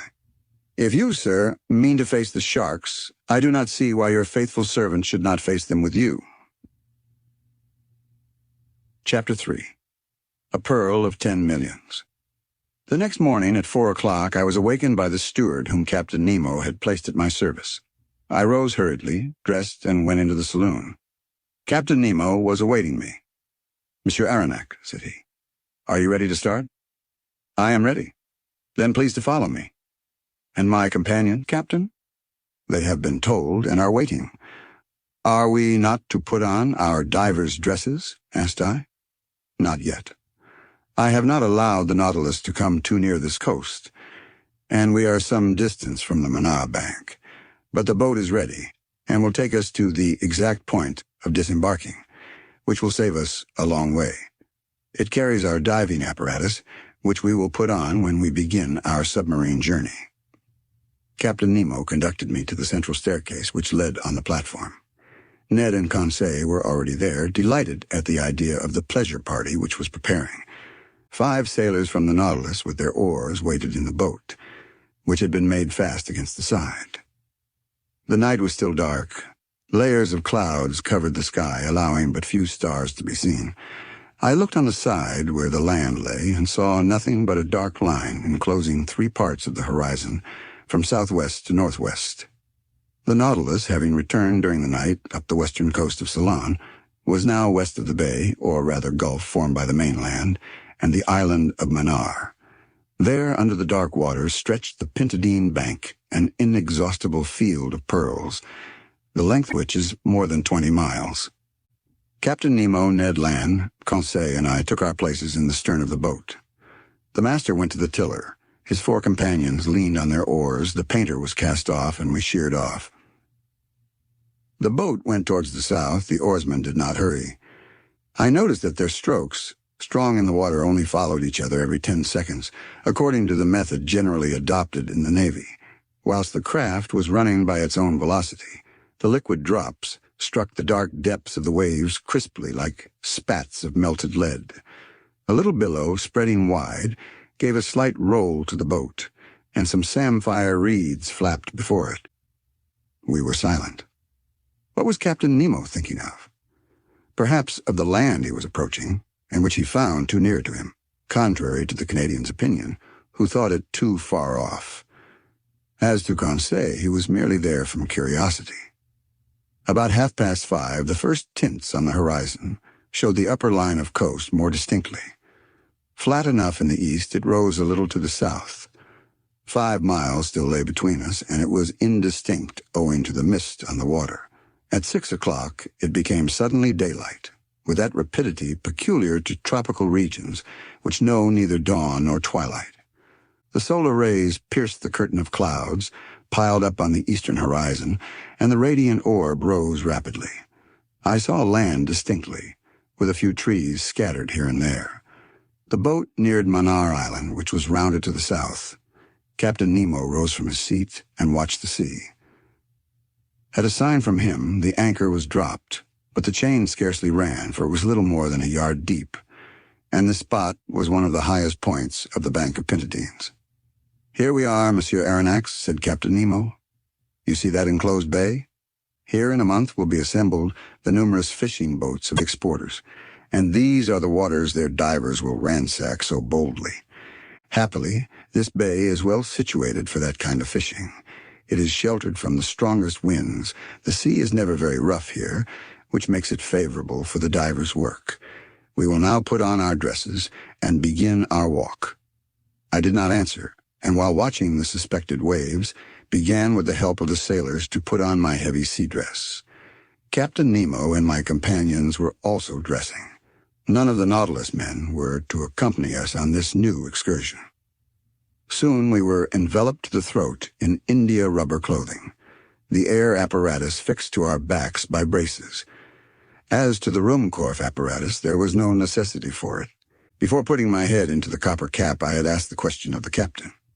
"They would be useless," he replied. "We are going to no great depth, and the solar rays will be enough to light our walk. Besides, it would not be prudent to carry the electric light in these waters. Its brilliancy might attract some of the dangerous inhabitants of the coast most inopportunely." As Captain Nemo pronounced these words, I turned to Conseil and Ned Land. But my 2 friends had already encased their heads in the metal cap, and they could neither hear nor answer. One last question remained to ask of Captain Nemo. "And our arms?" asked I. "Our guns?" "Guns? What for? Do not mountaineers attack the bear with a dagger in the hand? And is not steel surer than lead? Here is a strong blade. Put it in your belt, and we start." I looked at my companions. They were armed like us, and more than that, Ned Land was brandishing an enormous harpoon, which he had placed in the boat before leaving the Nautilus. Then, following the captain's example, I allowed myself to be dressed in the heavy copper helmet, and our reservoirs of air were at once in activity. An instant after we were landed, one after the other, in about 2 yards of water upon an even sand. Captain Nemo made a sign with his hand, and we followed him by a gentle declivity till we disappeared under the waves. Over our feet, like coveys of snipe in a bog, rose shoals of fish, of the genus Monoptera, which have no other fins but their tail. I recognized the Javanese, a real serpent 2.5 feet long, of a livid color underneath, and which might easily be mistaken for a conger eel if it were not for the golden stripes on its side. In the genus Stromateus, whose bodies are very flat and oval, I saw some of the most brilliant colors carrying their dorsal fin like a scythe. An excellent eating fish, which, dried and pickled, is known by the name of carawad. Then some tranquilbars belonging to the genus Apsiphoroids, whose body is covered with a shell cuirass of 8 longitudinal plates. The heightening sun lit the mass of waters more and more. The soil changed by degrees. To the fine sand succeeded a perfect causeway of boulders covered with a carpet of mollusks and zoophytes. Amongst the specimens of these branches I noticed some placinae, with thin unequal shells, a kind of ostration, peculiar to the Red Sea and the Indian Ocean, some orange lucinae with rounded shells, rockfish 3.5 feet long, which raised themselves under the waves like hands ready to seize one. There were also some panopyres, slightly luminous, and lastly, some oculines, like magnificent fans, forming one of the richest vegetations of these seas.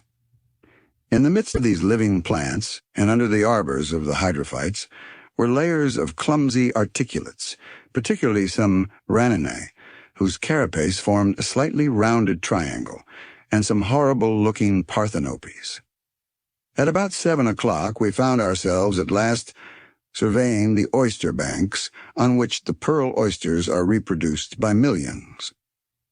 Captain Nemo pointed with his hand to the enormous heap of oysters, and I could well understand that this mine was inexhaustible, for nature's creative power is far beyond man's instinct of destruction. Ned Land, faithful to his instinct, hastened to fill a net which he carried by his side with some of the finest specimens. But we could not stop. We must follow the captain, who seemed to guide himself by paths known only to himself. The ground was sensibly rising, and sometimes, on holding up my arm, it was above the surface of the sea. Then the level of the bank would sink capriciously. Often we rounded high rocks scarped into pyramids. In their dark fractures, huge crustacea, perched upon their high claws like some war machine, watched us with fixed eyes, and under our feet crawled various kinds of annelides. At this moment there opened before us a large grotto dug in a picturesque heap of rocks, and carpeted with all the thick warp of the submarine flora. At first it seemed very dark to me. The solar rays seemed to be extinguished by successive gradations, until its vague transparency became nothing more than drowned light. Captain Nemo entered. We followed. My eyes soon accustomed themselves to this relative state of darkness. I could distinguish the arches springing capriciously from natural pillars, standing broad upon their granite base, like the heavy columns of Tuscan architecture. Why had our incomprehensible guide led us to the bottom of this submarine crypt? I was soon to know. After descending a rather sharp declivity, our feet trod the bottom of a kind of circular pit. There Captain Nemo stopped, and with his hand indicated an object I had not yet perceived. It was an oyster of extraordinary dimensions, a gigantic tritic, a goblet, which could have contained a whole lake of holy water, a basin, the breadth of which was more than 2.5 yards, and consequently larger than that ornamenting the saloon of the Nautilus. I approached this extraordinary mollusk. It adhered by its filaments to a table of granite, and there, isolated, it developed itself in the calm waters of the grotto. I estimated the weight of this tridacny at 600 pounds. Such an oyster would contain 30 pounds of meat, and one must have the stomach of a gargantua to demolish some dozens of them. Captain Nemo was evidently acquainted with the existence of this bivalve, and seemed to have a particular motive in verifying the actual state of this tridacny. The shells were a little open. The captain came near and put his dagger between to prevent them from closing. Then, with his hand, he raised the membrane with its fringed edges, which formed a cloak for the creature. There, between the folded plaits, I saw a loose pearl, whose size equaled that of a cocoanut. Its globular shape, perfect clearness, and admirable luster made it altogether a jewel of inestimable value. Carried away by my curiosity, I stretched out my hand to seize it, weigh it, and touch it. But the captain stopped me, made a sign of refusal, and quickly withdrew his dagger, and the two shells closed suddenly. I then understood Captain Nemo's intention. In leaving this pearl hidden in the mantle of the tridacny, he was allowing it to grow slowly. Each year the secretions of the mollusk would add new concentric circles. I estimated its value at L500, 000 at least. After 10 minutes, Captain Nemo stopped suddenly. I thought he had halted previously to returning. No. By a gesture, he bade us crouch beside him in a deep fracture of the rock. His hand pointed to one part of the liquid mass, which I watched attentively. About 5 yards from me, a shadow appeared and sank to the ground. The disquieting idea of sharks shot through my mind, but I was mistaken, and once again it was not a monster of the ocean that we had anything to do with. It was a man, a living man, an Indian, a fisherman, a poor devil who I suppose had come to glean before the harvest. I could see the bottom of his canoe anchored some feet above his head. He dived and went up successively, a stone held between his feet, cut in the shape of a sugar loaf whilst a rope fastened him to his boat, helped him to descend more rapidly. This was all his apparatus. Reaching the bottom about 5 yards deep, he went on his knees and filled his bag with oysters picked up at random. Then he went up, emptied it, pulled up his stone, and began the operation once more, which lasted 30 seconds. The diver did not see us. The shadow of the rock hid us from sight. And how should this poor Indian ever dream that men, beings like himself, should be there under the water, watching his movements and losing no detail of the fishing? Several times he went up in this way and dived again. He did not carry away more than 10 at each plunge, for he was obliged to pull them from the bank, to which they adhered by means of their strong byssus. And how many of those oysters, for which he risked his life, had no pearl in them? I watched him closely. His maneuvers were regular, and for the space of half an hour no danger appeared to threaten him. I was beginning to accustom myself to the sight of this interesting fishing when suddenly, as the Indian was on the ground, I saw him make a gesture of terror, rise and make a spring to return to the surface of the sea. I understood his dread. A gigantic shadow appeared just above the unfortunate diver. It was a shark of enormous size advancing diagonally, his eyes on fire and his jaws open. I was mute with horror and unable to move. The voracious creature shot towards the Indian, who threw himself on one side to avoid the shark's fins, but not its tail, for it struck his chest and stretched him on the ground. This scene lasted but a few seconds. The shark returned and, turning on his back, prepared himself for cutting the Indian in two when I saw Captain Nemo rise suddenly, and then, dagger in hand, walk straight to the monster, ready to fight face to face with him. The very moment the shark was going to snap the unhappy fisherman in two, he perceived his new adversary and, turning over, made straight towards him. I can still see Captain Nemo's position. Holding himself well together, he waited for the shark with admirable coolness, and when it rushed at him, threw himself on one side with wonderful quickness, avoiding the shock and burying his dagger deep into its side. But it was not all over. A terrible combat ensued. The shark had seemed to roar, if I might say so. The blood rushed in torrents from its wound. The sea was dyed red, and through the opaque liquid, I could distinguish nothing more. Nothing more until the moment when, like lightning, I saw the undaunted captain hanging on to one of the creature's fins, struggling, as it were, hand to hand with the monster, and dealing successive blows at his enemy, yet still unable to give a decisive one. The shark's struggles agitated the water with such fury that the rocking threatened to upset me. I wanted to go to the captain's assistance, but, nailed to the spot with horror, I could not stir. I saw the haggard eye. I saw the different phases of the fight. The captain fell to the earth, upset by the enormous mass which leant upon him. The shark's jaws opened wide, like a pair of factory shears, and it would have been all over with the captain. But quick as thought, harpoon in hand, Ned Land rushed towards the shark and struck it with its sharp point. The waves were impregnated with a mass of blood.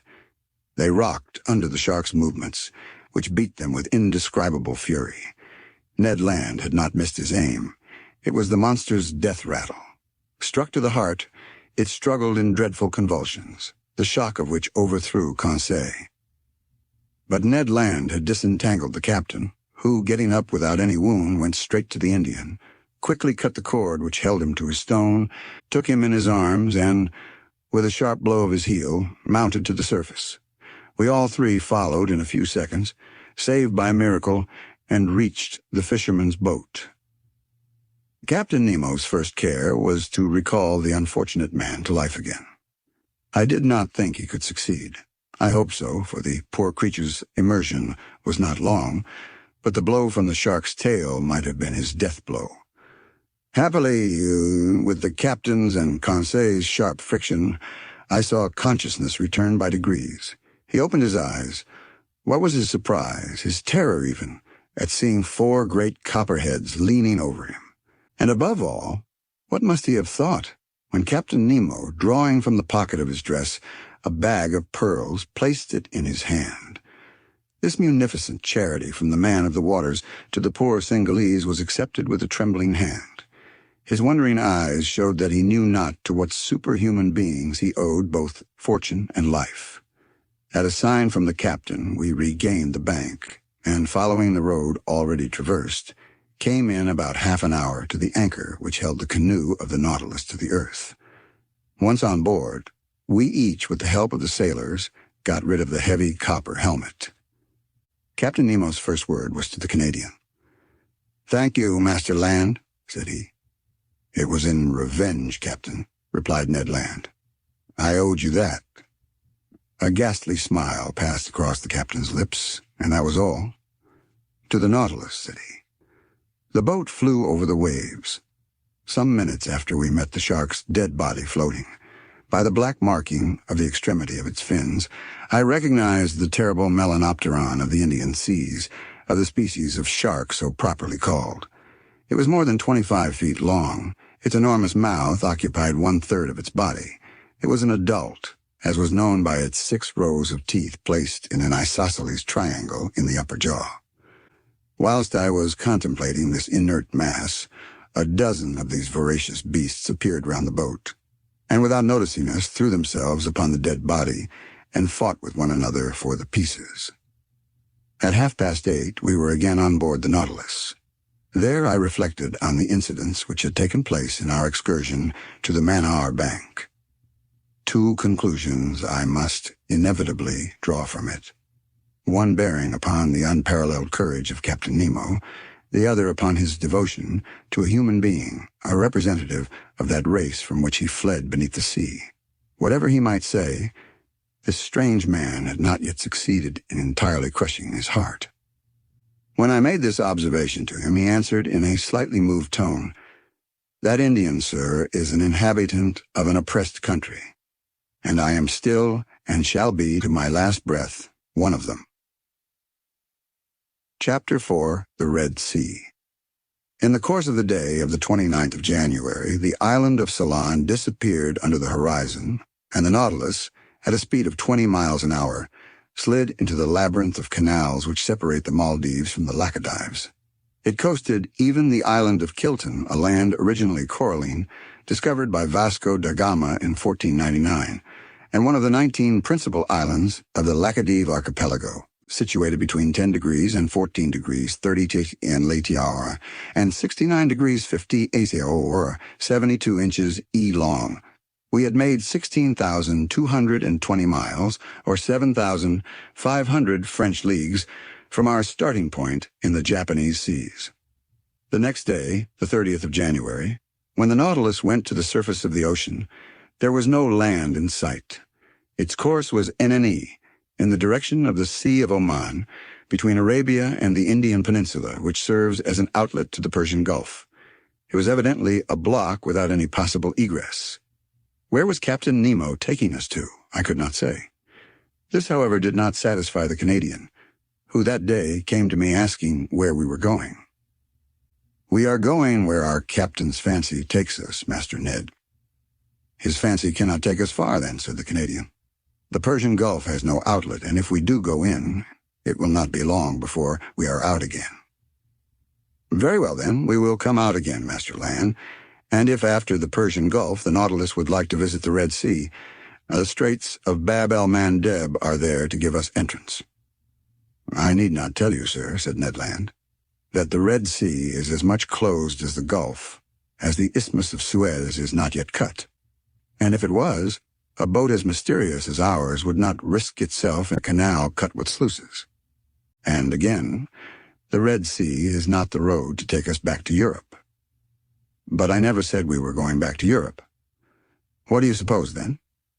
"I suppose that after visiting the curious coasts of Arabia and Egypt, the Nautilus will go down the Indian Ocean again, perhaps cross the channel of Mozambique, perhaps off the Mascarenes, so as to gain the Cape of Good Hope." "And once at the Cape of Good Hope?" asked the Canadian with peculiar emphasis. "Well, we shall penetrate into that Atlantic which we do not yet know. Ah, friend Ned, you are getting tired of this journey under the sea. You are surfeited with the incessantly varying spectacle of submarine wonders. For my part, I shall be sorry to see the end of a voyage which it is given to so few men to make." For 4 days, till the 3rd of February, the Nautilus scoured the Sea of Oman, at various speeds and at various depths.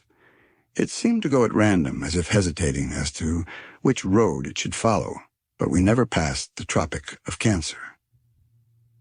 In quitting the sea, we sighted Muscat for an instant, one of the most important towns of the country of Oman. I admired its strange aspect, surrounded by black rocks upon which its white houses and forts stood in relief. I saw the rounded domes of its mosques, the elegant points of its minarets, its fresh and verdant terraces. But it was only a vision. The Nautilus soon sank under the waves of that part of the sea. We passed along the Arabian coasts of Mahra and Hadramaut for a distance of 6 miles, its undulating line of mountains being occasionally relieved by some ancient ruin. The 5th of February we at last entered the Gulf of Aden, a perfect funnel introduced into the neck of Bab el-Mandeb, through which the Indian waters entered the Red Sea. The 6th of February the Nautilus floated in sight of Aden, perched upon a promontory which a narrow isthmus joins to the mainland, a kind of inaccessible Gibraltar, the fortifications of which were rebuilt by the English after taking possession in 1839. I caught a glimpse of the octagon minarets of this town, which was at one time the richest commercial magazine on the coast. I certainly thought that Captain Nemo, arrived at this point, would back out again, but I was mistaken, for he did no such thing, much to my surprise. The next day, the 7th of February, we entered the Straits of Bab el-Mandeb, the name of which, in the Arab tongue, means the Gate of Tears. To 20 miles in breadth, it is only 32 in length, and for the Nautilus, starting at full speed, the crossing was scarcely the work of an hour. But I saw nothing, not even the island of Perim with which the British government has fortified the position of Aden. There were too many English or French steamers of the line of Suez to Bombay, Calcutta to Melbourne, and from Bourbon to the Mauritius, furrowing this narrow passage for the Nautilus to venture to show itself. So it remained prudently below. At last, about noon, we were in the waters of the Red Sea. I would not even seek to understand the caprice which had decided Captain Nemo upon entering the Gulf. But I quite approved of the Nautilus entering it. Its speed was lessened. Sometimes it kept on the surface, sometimes it dived to avoid a vessel, and thus I was able to observe the upper and lower parts of this curious sea. The 8th of February, from the first dawn of day, Mocha came in sight, now a ruined town, whose walls would fall at a gunshot, yet which shelters here and there some verdant date trees. Once an important city containing 6 public markets and 26 mosques, and whose walls, defended by 14 forts, formed a girdle of 2 miles in circumference. The Nautilus then approached the African shore, where the depth of the sea was greater. There, between 2 waters, clear as crystal, through the open panels we were allowed to contemplate the beautiful bushes of brilliant coral and large blocks of rock clothed with a splendid fur of green variety of sights and landscapes along these sandbanks and algae and fuci. What an indescribable spectacle! And what variety of sights and landscapes along these sandbanks and volcanic islands which bound the Libyan coast. But where these shrubs appeared in all their beauty was on the eastern coast, which the Nautilus soon gained. It was on the coast of Tehama, for there not only did this display of zoophytes flourish beneath the level of the sea, but they also formed picturesque interlacings which unfolded themselves about 60 feet above the surface, more capricious but less highly colored than those whose freshness was kept up by the vital power of the waters. What charming hours I passed thus at the window of the saloon! What new specimens of submarine flora and fauna did I admire under the brightness of our electric lantern! The 9th of February, the Nautilus floated in the broadest part of the Red Sea, which is comprised between Soakin on the west coast and Kamfida on the east coast, with a diameter of 90 miles. That day at noon, after the bearings were taken, Captain Nemo mounted the platform where I happened to be, and I was determined not to let him go down again without at least pressing him regarding his ulterior projects. As soon as he saw me, he approached and graciously offered me a cigar. "Oh, well, sir, does this Red Sea please you? Have you sufficiently observed the wonders it covers, its fishes, its zoophytes, its parterres of sponges, and its forests of coral? Did you catch a glimpse of the towns on its borders?" "Yes, Captain Nemo," I replied, "and the Nautilus is wonderfully fitted for such a study. Ah, it is an intelligent boat." "Yes, sir, intelligent and invulnerable. It fears neither the terrible tempest of the Red Sea, nor its currents, nor its sandbanks." "Certainly," said I. "This sea is quoted as one of the worst, and in the time of the ancients, if I am not mistaken, its reputation was detestable." "Detestable, Monsieur Aronnax. The Greek and Latin historians do not speak favorably of it, and Strabo says it is very dangerous during the Etesian winds and in the rainy season. The Arabian Idrisi portrays it under the name of the Gulf of Kulzum, and relates that vessels perished there in great numbers on the sandbanks, and that no one would risk sailing in the night. It is, he pretends, a sea subject to fearful hurricanes, strewn with inhospitable islands, and which offers nothing good either on its surface or in its depths." "One may see," I replied, "that these historians never sailed on board the Nautilus." "Just so," replied the captain, smiling, "and in that respect, moderns are not more advanced than the ancients. It required many ages to find out the mechanical power of steam. Who knows if, in another 100 years, we may not see a second Nautilus? Progress is slow, Aronnax." "It is true," I answered. "Your boat is at least a century before its time, perhaps an era. What a misfortune that the secret of such an invention should die with its inventor." Captain Nemo did not reply. After some minutes' silence, he continued, "You are speaking of the opinions of ancient historians upon the dangerous navigation of the Red Sea." "It is true," said I. "But were not their fears exaggerated?" "Yes and no, Miss Aronnax," replied Captain Nemo, who seemed to know the Red Sea by heart. "That which is no longer dangerous for a modern vessel, well-rigged, strongly built, and a master of its own course, thanks to obedient steam, offered all sorts of perils to the ships of the ancients. Picture to yourself those first navigators venturing in ships made of plank sewn with the cords of the palm tree, saturated with the grease of the sea dog, and covered with powdered resin. They had not even instruments wherewith to take their bearings, and they went by guess amongst currents of which they scarcely knew anything. Under such conditions, shipwrecks were, and must have been, numerous. But in our time, steamers running between Suez and the South Seas have nothing more to fear from the fury of this gulf in spite of contrary trade winds. The captain and passengers do not prepare for their departure by offering propitiatory sacrifices, and on their return they no longer go ornamented with wreaths and gilt fillets to thank the gods in the neighboring temple. I agree with you, said I, and steam seems to have killed all gratitude in the hearts of sailors. But, Captain, since you seem to have especially studied the sea, can you tell me the origin of its name?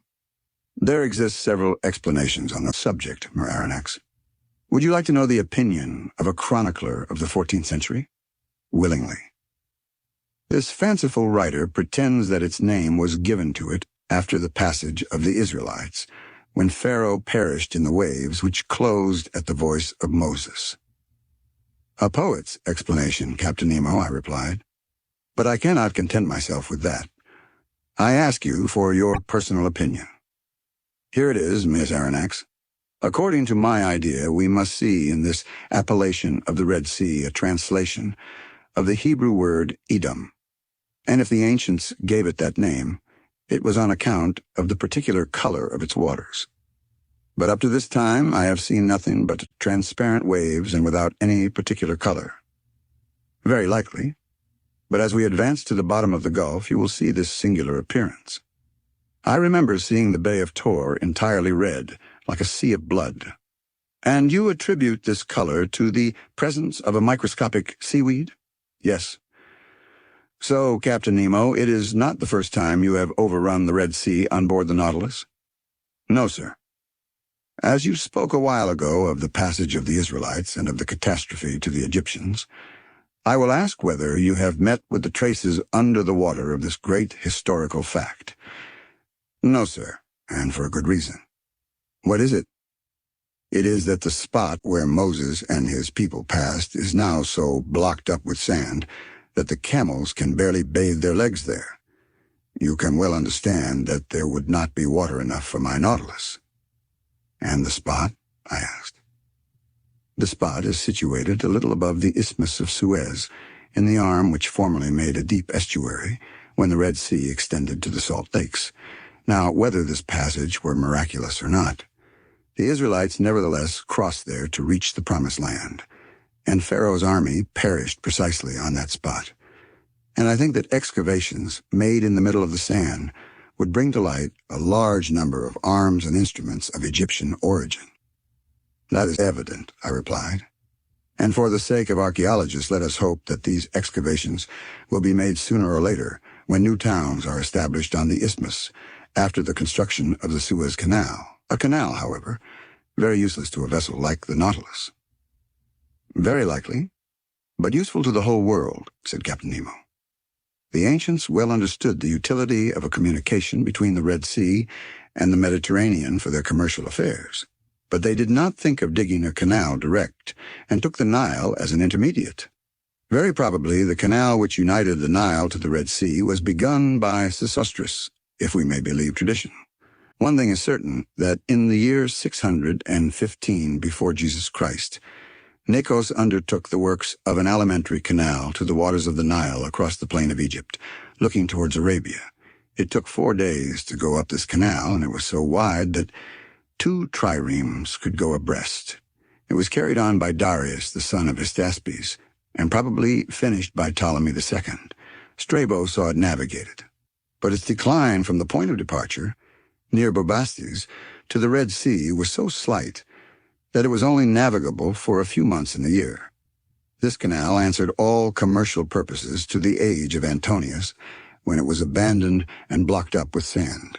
Restored by order of the Caliph Omar, it was definitely destroyed in 761 or 762 by Caliph al-Mansur, who wished to prevent the arrival of provisions to Mohammed bin Abdallah, who had revolted against him. During the expedition into Egypt, your General Bonaparte discovered traces of the works in the desert of Suez, and, surprised by the tide, he nearly perished before regaining Hajeroth, at the very place where Moses had encamped 3,000 years before him. Well, Captain, what the ancients dared not undertake, this junction between the two seas, which will shorten the road from Cadiz to India, marvellous has succeeded in doing. And before long he will have changed Africa into an immense island. Yes, Moshe Aronak, you have the right to be proud of your countrymen. Such a man brings more honor to a nation than great captains. He began, like so many others, with disgust and rebuffs, but he has triumphed, for he has the genius of will. And it is sad to think that a work like that, which ought to have been an international work, and which would have sufficed to make a reign illustrious, should have succeeded by the energy of one man. All honor to Monsieur Lesseps. Yes, honor to the great citizen, I replied, surprised by the manner in which Captain Nemo had just spoken. Unfortunately, he continued, I cannot take you through the Suez Canal, but you will be able to see the long jetty of Port Said after tomorrow, when we shall be in the Mediterranean. The Mediterranean, I exclaimed. Yes, sir. Does that astonish you? What astonishes me is to think that we shall be there the day after tomorrow. Indeed? Yes, Captain. Although by this time I ought to have accustomed myself to be surprised at nothing since I have been on board your boat. But the cause of this surprise? Well, it is the fearful speed you will have to put on the Nautilus if the day after tomorrow she is to be in the Mediterranean, having made the round of Africa and doubled the Cape of Good Hope. Who told you that she would make the round of Africa and double the Cape of Good Hope, sir? Well, unless the Nautilus sails on dry land and passes above the isthmus, or beneath it, Aronnax. Beneath it? Certainly, replied Captain Nemo quietly. A long time ago, nature made under this tongue of land what man has this day made on its surface. What? Such a passage exists? Yes, a subterranean passage which I have named the Arabian Tunnel. It takes us beneath Suez and opens into the Gulf of Pelusium. But this isthmus is composed of nothing but quicksands. To a certain depth, but at 55 yards only, there is a solid layer of rock. Did you discover this passage by chance? I asked, more and more surprised. Chance and reasoning, sir, and by reasoning even more than by chance. Not only does this passage exist, but I have profited by it several times. Without that, I should not have ventured this day into the impassable Red Sea. I noticed that in the Red Sea and in the Mediterranean there existed a certain number of fishes of a kind perfectly identical. Certain of the fact, I asked myself, was it possible that there was no communication between the two seas? If there was, the subterranean current must necessarily run from the Red Sea to the Mediterranean, from the sole cause of difference of level. I caught a large number of fishes in the neighborhood of Suez. I passed the copper ring through their tails and threw them back into the sea. Some months later, on the coast of Syria, I caught some of my fish ornamented with the ring. Thus, the communication between the two was proved. I then sought for it with my Nautilus. I discovered it, ventured into it, and before long, sir, you too will have passed through my Arabian Tunnel. Chapter 5. The Arabian Tunnel. That same evening, in 21 degrees 30 N latitude, the Nautilus floated on the surface of the sea approaching the Arabian coast. I saw Jeddah, the most important counting house of Egypt, Syria, Turkey, and India.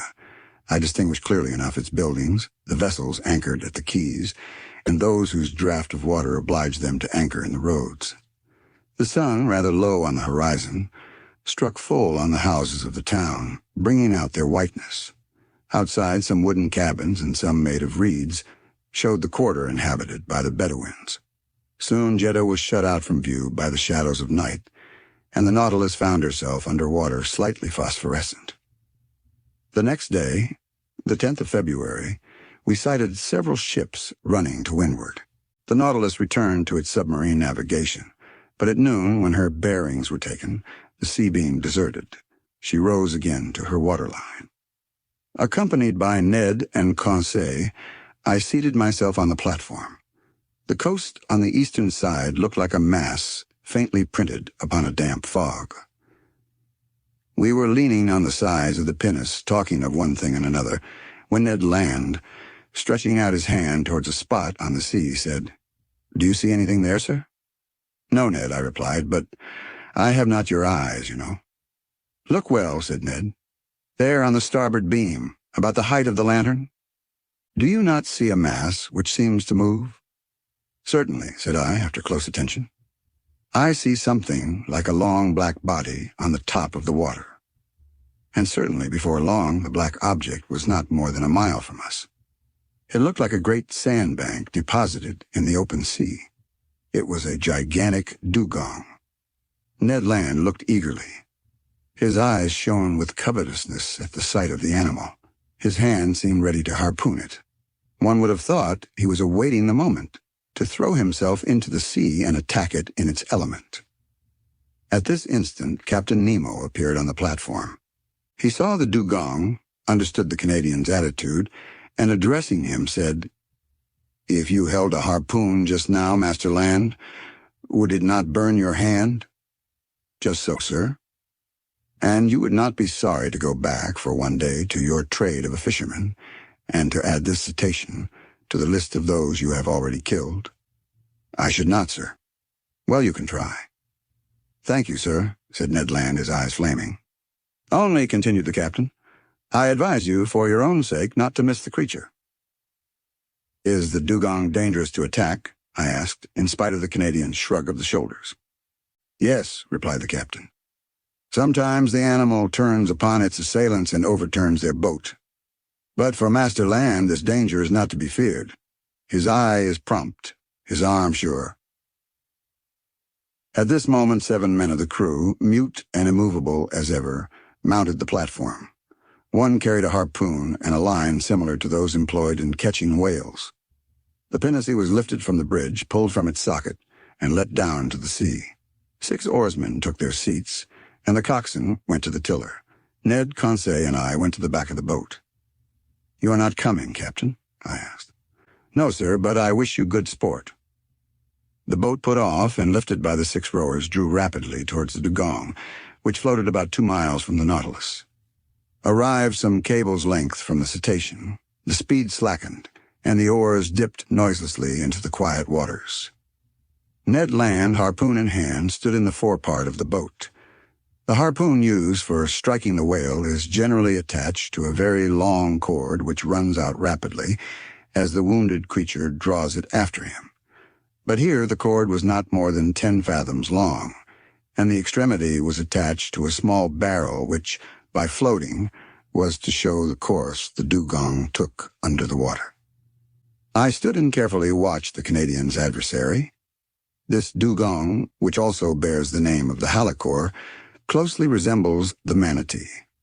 Its oblong body terminated in a lengthened tail, and its lateral fins in perfect fingers. Its difference from the manatee consisted in its upper jaw, which was armed with 2 long and pointed teeth which formed on each side diverging tusks. This dugong, which Ned Land was preparing to attack, was of colossal dimensions. It was more than 7 yards long, it did not move, and seemed to be sleeping on the waves, which circumstance made it easier to capture. The boat approached within 6 yards of the animal. The oars rested on the rowlocks. I half rose. Ned Land, his body thrown a little back, brandished the harpoon in his experienced hand. Suddenly a hissing noise was heard, and the dugong disappeared. The harpoon, although thrown with great force, had apparently only struck the water. "Curse it!" exclaimed the Canadian furiously. "I have missed it." "No," said I. "The creature is wounded. Look at the blood. But your weapon has not stuck in his body." "My harpoon! My harpoon!" cried Ned Land. The sailors rowed on, and the coxswain made for the floating barrel. The harpoon regained, we followed in pursuit of the animal. The latter came now and then to the surface to breathe. Its wound had not weakened it, for it shot onwards with great rapidity. The boat, rowed by strong arms, flew on its track. Several times it approached within some few yards, and the Canadian was ready to strike, but the dugong made off with a sudden plunge, and it was impossible to reach it. Imagine the passion which excited impatient Ned Land. He hurled at the unfortunate creature the most energetic expletives in the English tongue. For my part, I was only vexed to see the dugong escape all our attacks. We pursued it without relaxation for an hour, and I began to think it would prove difficult to capture, when the animal, possessed with the perverse idea of vengeance of which he had cause to repent, turned upon the pinnace and assailed us in its turn. This maneuver did not escape the Canadian. "Look out!" he cried. The coxswain said some words in his outlandish tongue, doubtless warning the men to keep on their guard. The dugong came within 20 feet of the boat, stopped, sniffed the air briskly with its large nostrils, not pierced at the extremity, but in the upper part of its muzzle. Then, taking a spring, he threw himself upon us. The pinnace could not avoid the shock, and half upset, shipped at least 2 tons of water, which had to be emptied. But thanks to the coxswain, we caught it sideways, not full front, so we were not quite overturned. While Ned Land, clinging to the bows, belabored the gigantic animal with blows from his harpoon, the creature's teeth were buried in the gunwale, and it lifted the whole thing out of the water as a lion does a roebuck. We were upset over one another, and I know not how the adventure would have ended if the Canadian, still enraged with the beast, had not struck it to the heart. I heard its teeth grind on the iron plate, and the dugong disappeared, carrying the harpoon with him. But the barrel soon returned to the surface, and shortly after, the body of the animal turned on its back. The boat came up with it, took it in tow, and made straight for the Nautilus. It required tackle of enormous strength to hoist the dugong onto the platform. It weighed 10,000 pounds. The next day, the 11th of February, the larder of the Nautilus was enriched by some more delicate game. A flight of sea swallows rested on the Nautilus. It was a species of the Sterna nilotica, peculiar to Egypt. Its beak is black, head gray and pointed, the eye surrounded by white spots, the back, wings, and tail of a grayish color, the belly and throat white, and claws red. They also took some dozen of Nile ducks, a wild bird of high flavor, its throat and upper part of the head white with black spots. About 5 o'clock in the evening, we sighted to the north the Cape of Ras Mohammed. This cape forms the extremity of Arabia Petraea, comprised between the Gulf of Suez and the Gulf of Aqaba. The Nautilus penetrated into the Straits of Jubal, which leads to the Gulf of Suez. I distinctly saw a high mountain, towering between the 2 gulfs of Ras Mohammed. It was Mount Horeb, that Sinai at the top of which Moses saw God face to face. At 6 o'clock, the Nautilus, sometimes floating, sometimes immersed, passed some distance from Tor, situated at the end of the bay, the waters of which seemed tinted with red, an observation already made by Captain Nemo. Then night fell in the midst of a heavy silence, sometimes broken by the cries of the pelican and other night birds, and the noise of the waves breaking upon the shore, chafing against the rocks, or the panting of some far-off steamer beating the waters of the Gulf with its noisy paddles. From 8 to 9 o'clock, the Nautilus remained some fathoms under the water. According to my calculation, we must have been very near Suez. Through the panel of the saloon, I saw the bottom of the rocks brilliantly lit up by our electric lamp. We seemed to be leaving the straits behind us more and more.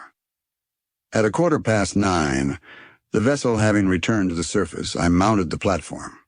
Most impatient to pass through Captain Nemo's tunnel, I could not stay in one place, so came to breathe the fresh night air. Soon in shadow I saw a pale light, half discolored by the fog shining about a mile from us. "A floating lighthouse," said someone near me. I turned and saw the captain.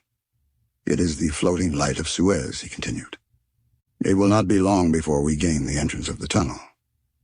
"The entrance cannot be easy." "No, sir, for that reason. I am accustomed to go into the steersman's cage and myself direct our course. And now, if you will go down, Monsieur Aronnax, the Nautilus is going under the waves and will not return to the surface until we have passed through the Arabian Tunnel." Captain Nemo led me towards the central staircase.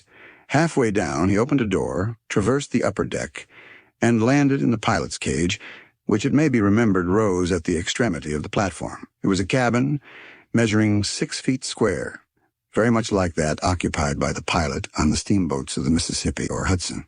In the midst worked a wheel, placed vertically, and caught to the tiller rope, which ran to the back of the Nautilus. 4 light ports with lenticular glasses, let in a groove in the partition of the cabin, allowed the man at the wheel to see in all directions. This cabin was dark, but soon my eyes accustomed themselves to the obscurity, and I perceived the pilot, a strong man, with his hands resting on the spokes of the wheel.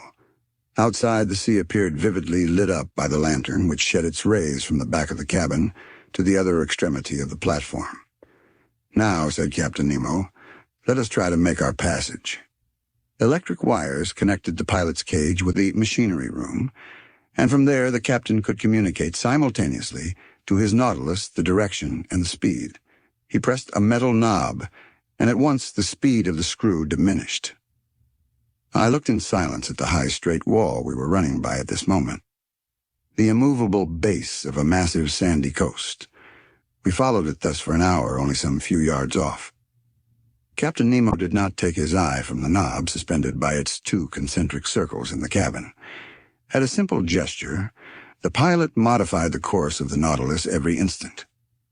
I had placed myself at the port scuttle and saw some magnificent substructures of coral, zoophytes, seaweed, and fucus, agitating their enormous claws which stretched out from the fissures of the rock. At 10:15, the captain himself took the helm. A large gallery, black and deep, opened before us. The Nautilus went boldly into it. A strange roaring was heard round its sides. It was the waters of the Red Sea, which the incline of the tunnel precipitated violently towards the Mediterranean. The Nautilus went with the torrent, rapid as an arrow, in spite of the efforts of the machinery, which, in order to offer more effective resistance, beat the waves with reverse screw. On the walls of the narrow passage I could see nothing but brilliant rays, straight lines, furrows of fire, traced by the great speed under the brilliant electric light. My heart beat fast. At 10:35, Captain Nemo quitted the helm and, turning to me, said, "The Mediterranean." In less than 20 minutes, the Nautilus, carried along by the torrent, had passed through the Isthmus of Suez. Chapter 6. The Grecian Archipelago. The next day, the 12th of February, at the dawn of day, the Nautilus rose to the surface. I hastened on to the platform. 3 miles to the south, the dim outline of Pelusium was to be seen. A torrent had carried us from one sea to another. About 7 o'clock, Ned and Conseil joined me. "Well, sir naturalist," said the Canadian in a slightly jovial tone. "And the Mediterranean?" "We are floating on its surface, friend Ned." "What?" said Conseil. "This very night?" "Yes, this very night. In a few minutes we have passed this impassable isthmus." "I do not believe it," replied the Canadian. "Then you are wrong, Master Land," I continued. "This low coast, which rounds off to the south, is the Egyptian coast. And you have such good eyes, Ned. You can see the jetty of Port Said stretching into the sea." The Canadian looked attentively. "Certainly you are right, sir, and your captain is a first-rate man. We are in the Mediterranean." "Good. Now, if you please, let us talk of our own little affair, but so that no one hears us." I saw what the Canadian wanted, and in any case, I thought it better to let him talk, as he wished it. So we all three went, and sat down near the lantern, where we were less exposed to the spray of the blades. "Now, Ned, we listen. What have you to tell us?" "What I have to tell you is very simple. We are in Europe, and before Captain Nemo's caprices drag us once more to the bottom of the polar seas, or lead us into Oceania, I ask to leave the Nautilus. I wished in no way to shackle the liberty of my companions, but I certainly felt no desire to leave Captain Nemo. Thanks to him, and thanks to his apparatus, I was each day nearer the completion of my submarine studies, and I was rewriting my book of submarine depths in its very element. Should I ever again have such an opportunity of observing the wonders of the ocean? No, certainly not, and I could not bring myself to the idea of abandoning the Nautilus before the cycle of investigation was accomplished. Friend Ned, answer me frankly. Are you tired of being on board? Are you sorry that destiny has thrown us into Captain Nemo's hands? The Canadian remained some moments without answering. Then, crossing his arms, he said, "Frankly, I do not regret this journey under the seas. I shall be glad to have made it. But now that it is made, let us have done with it. That is my idea. It will come to an end, Ned. Where and when? Where I do not know. When I cannot say. Or rather, I suppose it will end when these seas have nothing more to teach us." "Then what do you hope for?" demanded the Canadian. "That circumstances may occur as well 6 months hence as now, by which we may and ought to profit." "Oh," said Ned Land. "And where shall we be in 6 months, if you please, Sir Naturalist?" "Perhaps in China. You know the Nautilus is a rapid traveler. It goes through water as swallows through the air, or as an express on the land. It does not fear frequented seas. Who can say that it may not beat the coasts of France, England, or America, on which flight may be attempted as advantageously as here?" "Monsieur Aronnax," replied the Canadian, "your arguments are rotten at the foundation. You speak in the future. We shall be there. We shall be here. I speak in the present. We are here, and we must profit by it." Ned Land's logic pressed me hard, and I felt myself beaten on that ground. I knew not what argument would now tell in my favor. "Sir," continued Ned, "let us suppose an impossibility. If Captain Nemo should this day offer you your liberty, would you accept it?" "I do not know," I answered.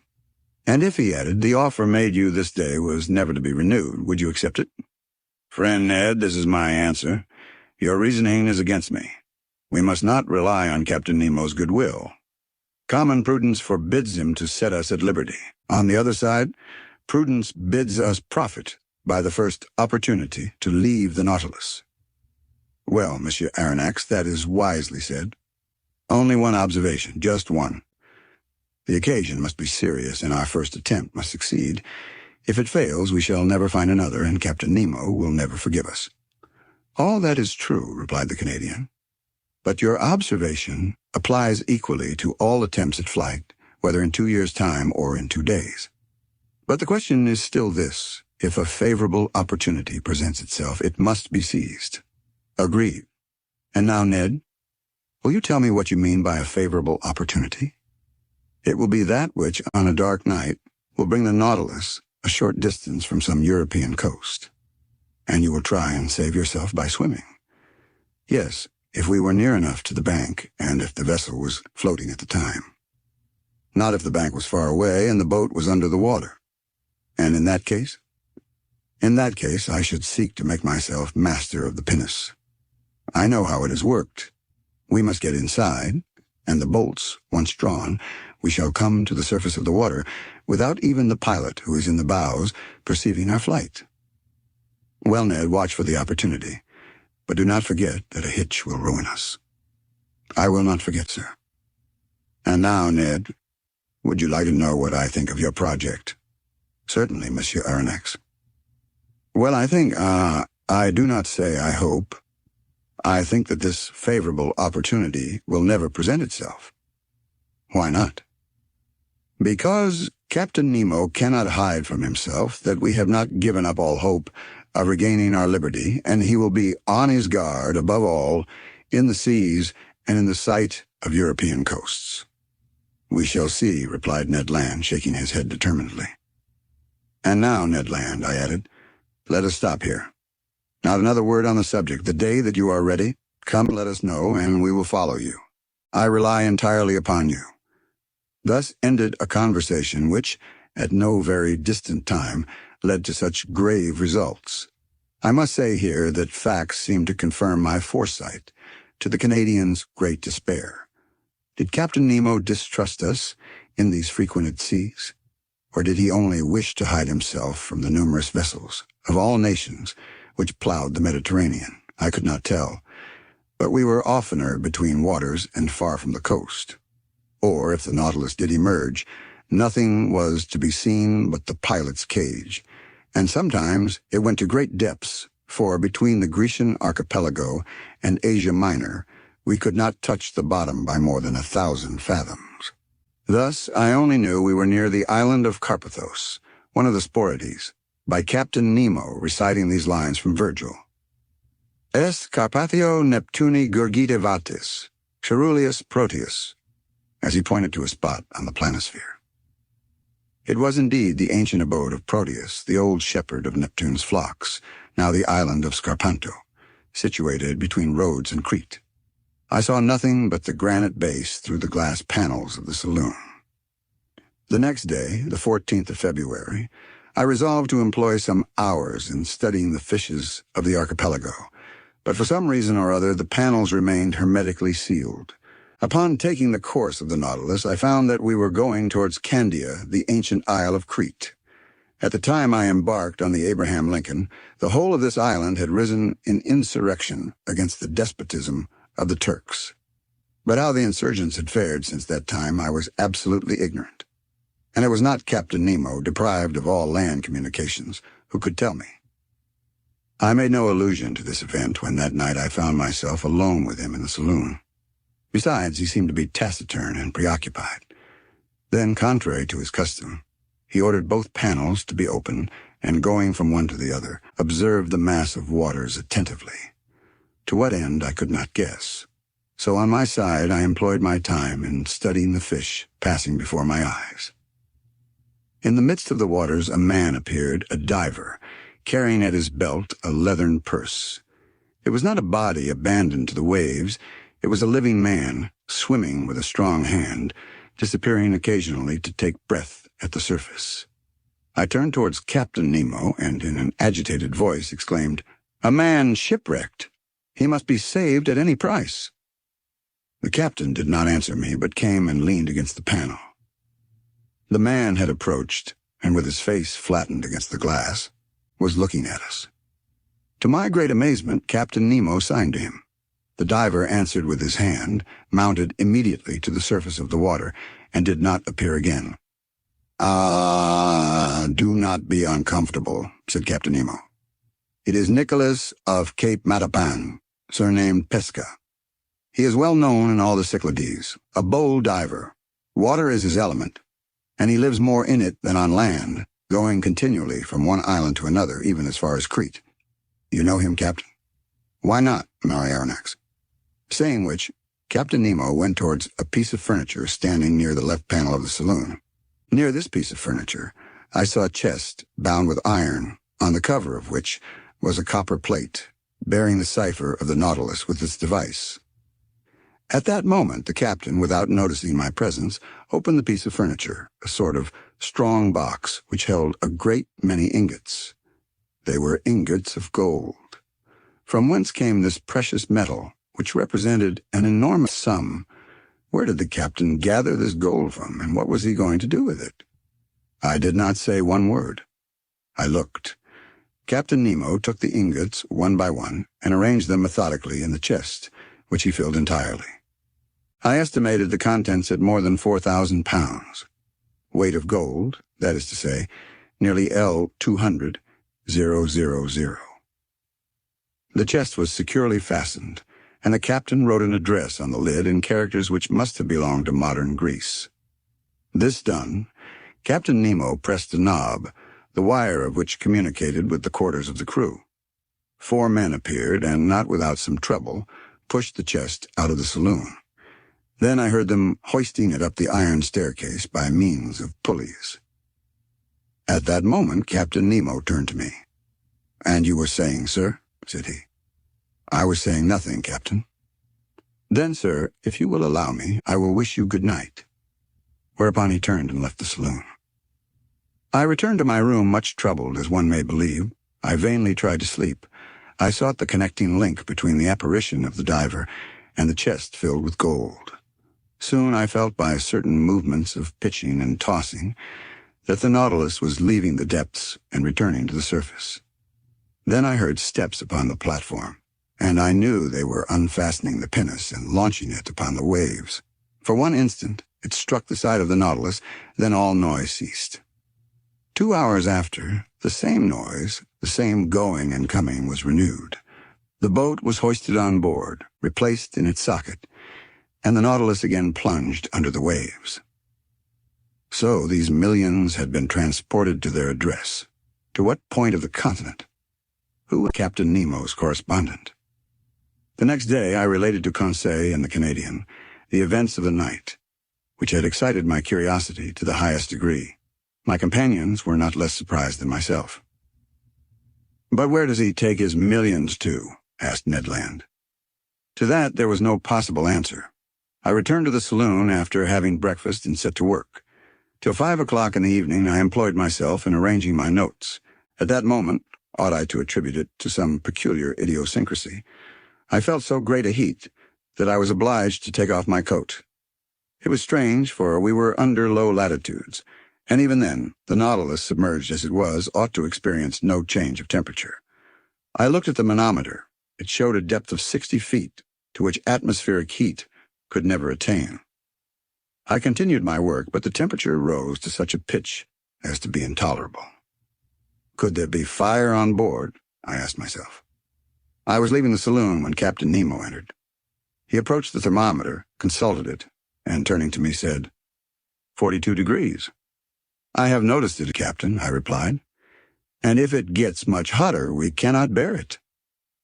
"Oh, sir, it will not get better if we do not wish it." "You can reduce it as you please, then?" "No, but I can go farther from the stove which produces it." "It is outward, then?" "Certainly. We are floating in a current of boiling water." "Is it possible?" I exclaimed. "Look."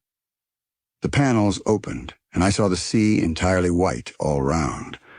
A sulphurous smoke was curling amid the waves, which boiled like water in a copper. I placed my hand on one of the panes of glass, but the heat was so great that I quickly took it off again. "Where are we?" I asked. "Near the island of Santorin, sir," replied the captain. "I wish to give you a sight of the curious spectacle of a submarine eruption." "I thought," said I, "that the formation of these new islands was ended." "Nothing is ever ended in the volcanic parts of the sea," replied Captain Nemo, "and the globe is always being worked by subterranean fires. Already in the 19th year of our era, according to Cassiodorus and Pliny, a new island, Thea the Divine, appeared in the very place where these islets have recently been formed. Then they sank under the waves to rise again in the year 69, when they again subsided. Since that time to our days, the Plutonian work has been suspended. But on the 3rd of February, 1866, a new island, which they named George Island, emerged from the midst of the sulphurous vapor near Nea Kamenni, and settled again the 6th of the same month. 7 days after, the 13th of February, the island of Aphroessa appeared, leaving between Nea Kamenni and itself a canal 10 yards broad. I was in these seas when the phenomenon occurred, and I was able, therefore, to observe all the different phases. The island of Aphroessa, of round form, measured 300 feet in diameter and 30 feet in height. It was composed of black and vitreous lava mixed with fragments of felspar, and lastly, on the 10th of March, a smaller island called Rekka showed itself near Nea Kamenni, and since then these three have joined together, forming but one and the same island. "And the canal in which we are at this moment?" I asked. "Here it is," replied Captain Nemo, showing me a map of the archipelago. "You see, I have marked the new islands." I returned to the glass. The Nautilus was no longer moving. The heat was becoming unbearable. The sea, which till now had been white, was red, owing to the presence of salts of iron. In spite of the ships being hermetically sealed, an insupportable smell of sulphur filled the saloon, and the brilliancy of the electricity was entirely extinguished by bright scarlet flames. I was in a bath, I was choking, I was broiled. "We can remain no longer in this boiling water," said I to the captain. "It would not be prudent," replied the impassive Captain Nemo. An order was given. The Nautilus tacked about and left the furnace it could not brave with impunity. A quarter of an hour after we were breathing fresh air on the surface. The thought then struck me that if Ned Land had chosen this part of the sea for our flight, we should never have come alive out of the sea of fire. The next day, the 16th of February, we left the basin, which, between Rhodes and Alexandria, is reckoned about 1,500 fathoms in depth, and the Nautilus, passing some distance from Kerigo, quitted the Grecian archipelago after having doubled Cape Matapan. Chapter 7. The Mediterranean in 48 hours. The Mediterranean, the blue sea par excellence, the great sea of the Hebrews, the sea of the Greeks, the mare nostrum of the Romans, bordered by orange trees, aloes, cacti, and sea pines, embalmed with the perfume of the myrtle, surrounded by rude mountains, saturated with pure and transparent air, but incessantly worked by underground fires. A perfect battlefield in which Neptune and Pluto still dispute the empire of the world. It is upon these banks, and on these waters, says Michelet, that man is renewed in one of the most powerful climates of the globe. But beautiful as it was, I could only take a rapid glance at the basin, whose superficial area is 2 million of square yards. Even Captain Nemo's knowledge was lost to me, for this puzzling person did not appear once during our passage at full speed. I estimated the course which the Nautilus took under the waves of the sea at about 600 leagues, and it was accomplished in 48 hours. Starting on the morning of the 16th of February from the shores of Greece, we had crossed the Straits of Gibraltar by sunrise on the 18th. It was plain to me that this Mediterranean, enclosed in the midst of those countries which he wished to avoid, was distasteful to Captain Nemo. Those waves and those breezes brought back too many remembrances, if not too many regrets. Here he had no longer that independence and that liberty of gait which he had when in the open seas, and his Nautilus felt itself cramped between the close shores of Africa and Europe. Our speed was now 25 miles an hour. It may be well understood that Ned Land, to his great disgust, was obliged to renounce his intended flight. He could not launch the pinnace, going at the rate of 12 or 13 yards every second. To quit the Nautilus under such conditions would be as bad as jumping from a train going at full speed, an imprudent thing, to say the least of it.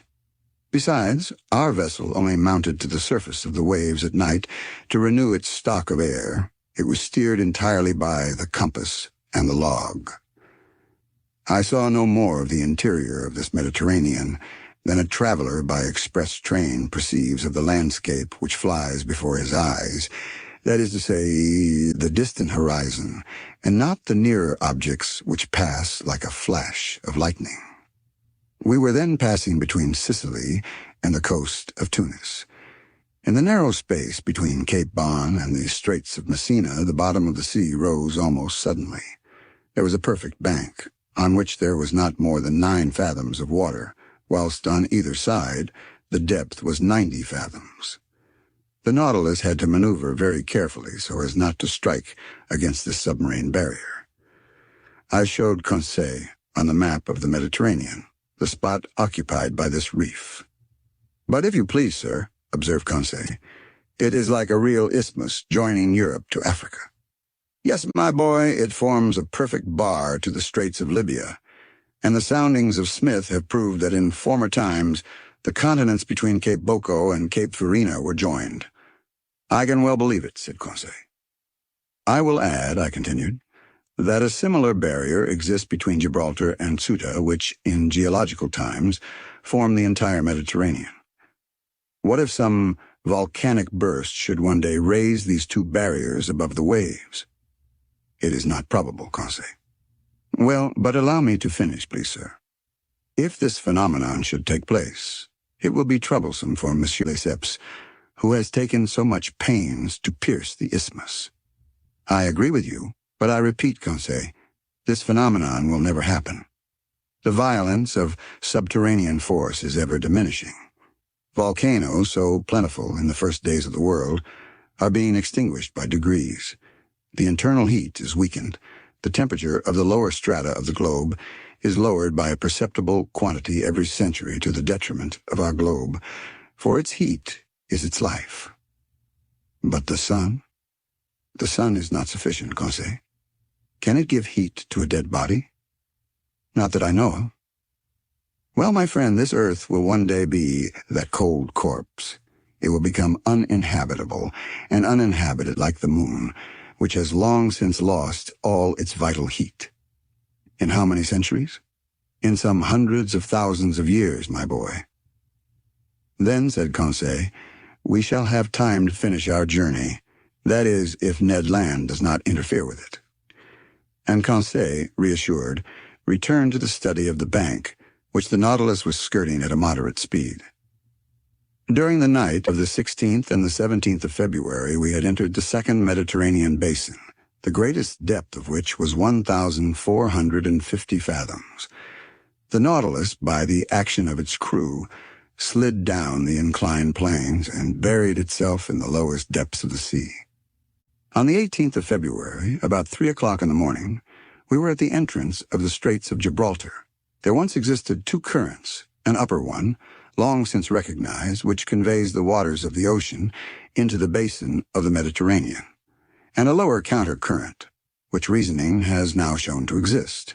Indeed, the volume of water in the Mediterranean, incessantly added to by the waves of the Atlantic and by rivers falling into it, would each year raise the level of the sea, for its evaporation is not sufficient to restore the equilibrium.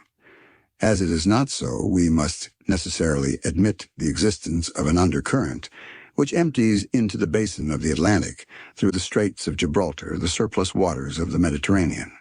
A fact indeed, and it was this counter-current by which the Nautilus profited. It advanced rapidly by the narrow pass. For one instant, I caught a glimpse of the beautiful ruins of the Temple of Hercules, buried in the ground, according to Pliny, and with the low island which supports it. And a few minutes later, we were floating on the Atlantic. Chapter 8. Vigo Bay. The Atlantic, a vast sheet of water whose superficial area covers 25 millions of square miles, the length of which is 9,000 miles, with a mean breadth of 2,700. An ocean whose parallel winding shores embrace an immense circumference, watered by the largest rivers of the world, the St. Lawrence, the Mississippi, the Amazon, the Plata, the Orinoco, the Niger, the Senegal, the Elbe, the Loire, and the Rhine, which carry water from the most civilized, as well as from the most savage, countries. Magnificent field of water, incessantly plowed by vessels of every nation, sheltered by the flags of every nation, and which terminates in those two terrible points, so dreaded by mariners, Cape Horn and the Cape of Tempests. The Nautilus was piercing the water with its sharp spur after having accomplished nearly 10,000 leagues in 3 months and a half, a distance greater than the great circle of the earth. Where were we going now, and what was reserved for the future? The Nautilus, leaving the Straits of Gibraltar, had gone far out. It returned to the surface of the waves, and our daily walks on the platform were restored to us. I mounted at once, accompanied by Ned Land and Conseil. At a distance of about 12 miles, Cape St. Vincent was dimly to be seen, forming the southwestern point of the Spanish peninsula. A strong southerly gale was blowing. The sea was swollen and billowy. It made the Nautilus rock violently. It was almost impossible to keep one's foot on the platform, which the heavy rolls of the sea beat over every instant. So we descended after inhaling some mouthfuls of fresh air.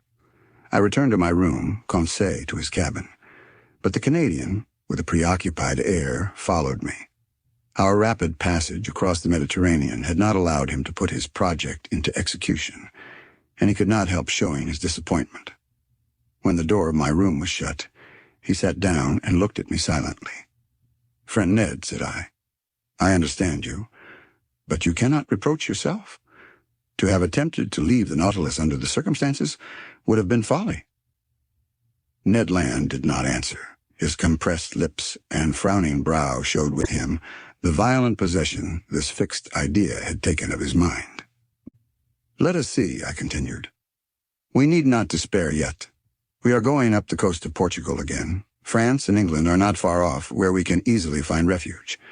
Now, if the Nautilus, on leaving the Straits of Gibraltar, had gone to the south, if it had carried us towards regions where there were no continents, I should share your uneasiness. But we know now that Captain Nemo does not fly from civilized seas, and in some days I think you can act with security." Ned Land still looked at me fixedly. At length his fixed lips parted, and he said, "It is for tonight." I drew myself up suddenly. I was, I admit, little prepared for this communication. I wanted to answer the Canadian, but words would not come. We agreed to wait for an opportunity, continued Ned Land, and the opportunity has arrived. This night we shall be but a few miles from the Spanish coast. It is cloudy. The wind blows freely. I have your word, Monsieur Aronnax, and I rely upon you. As I was silent, the Canadian approached me.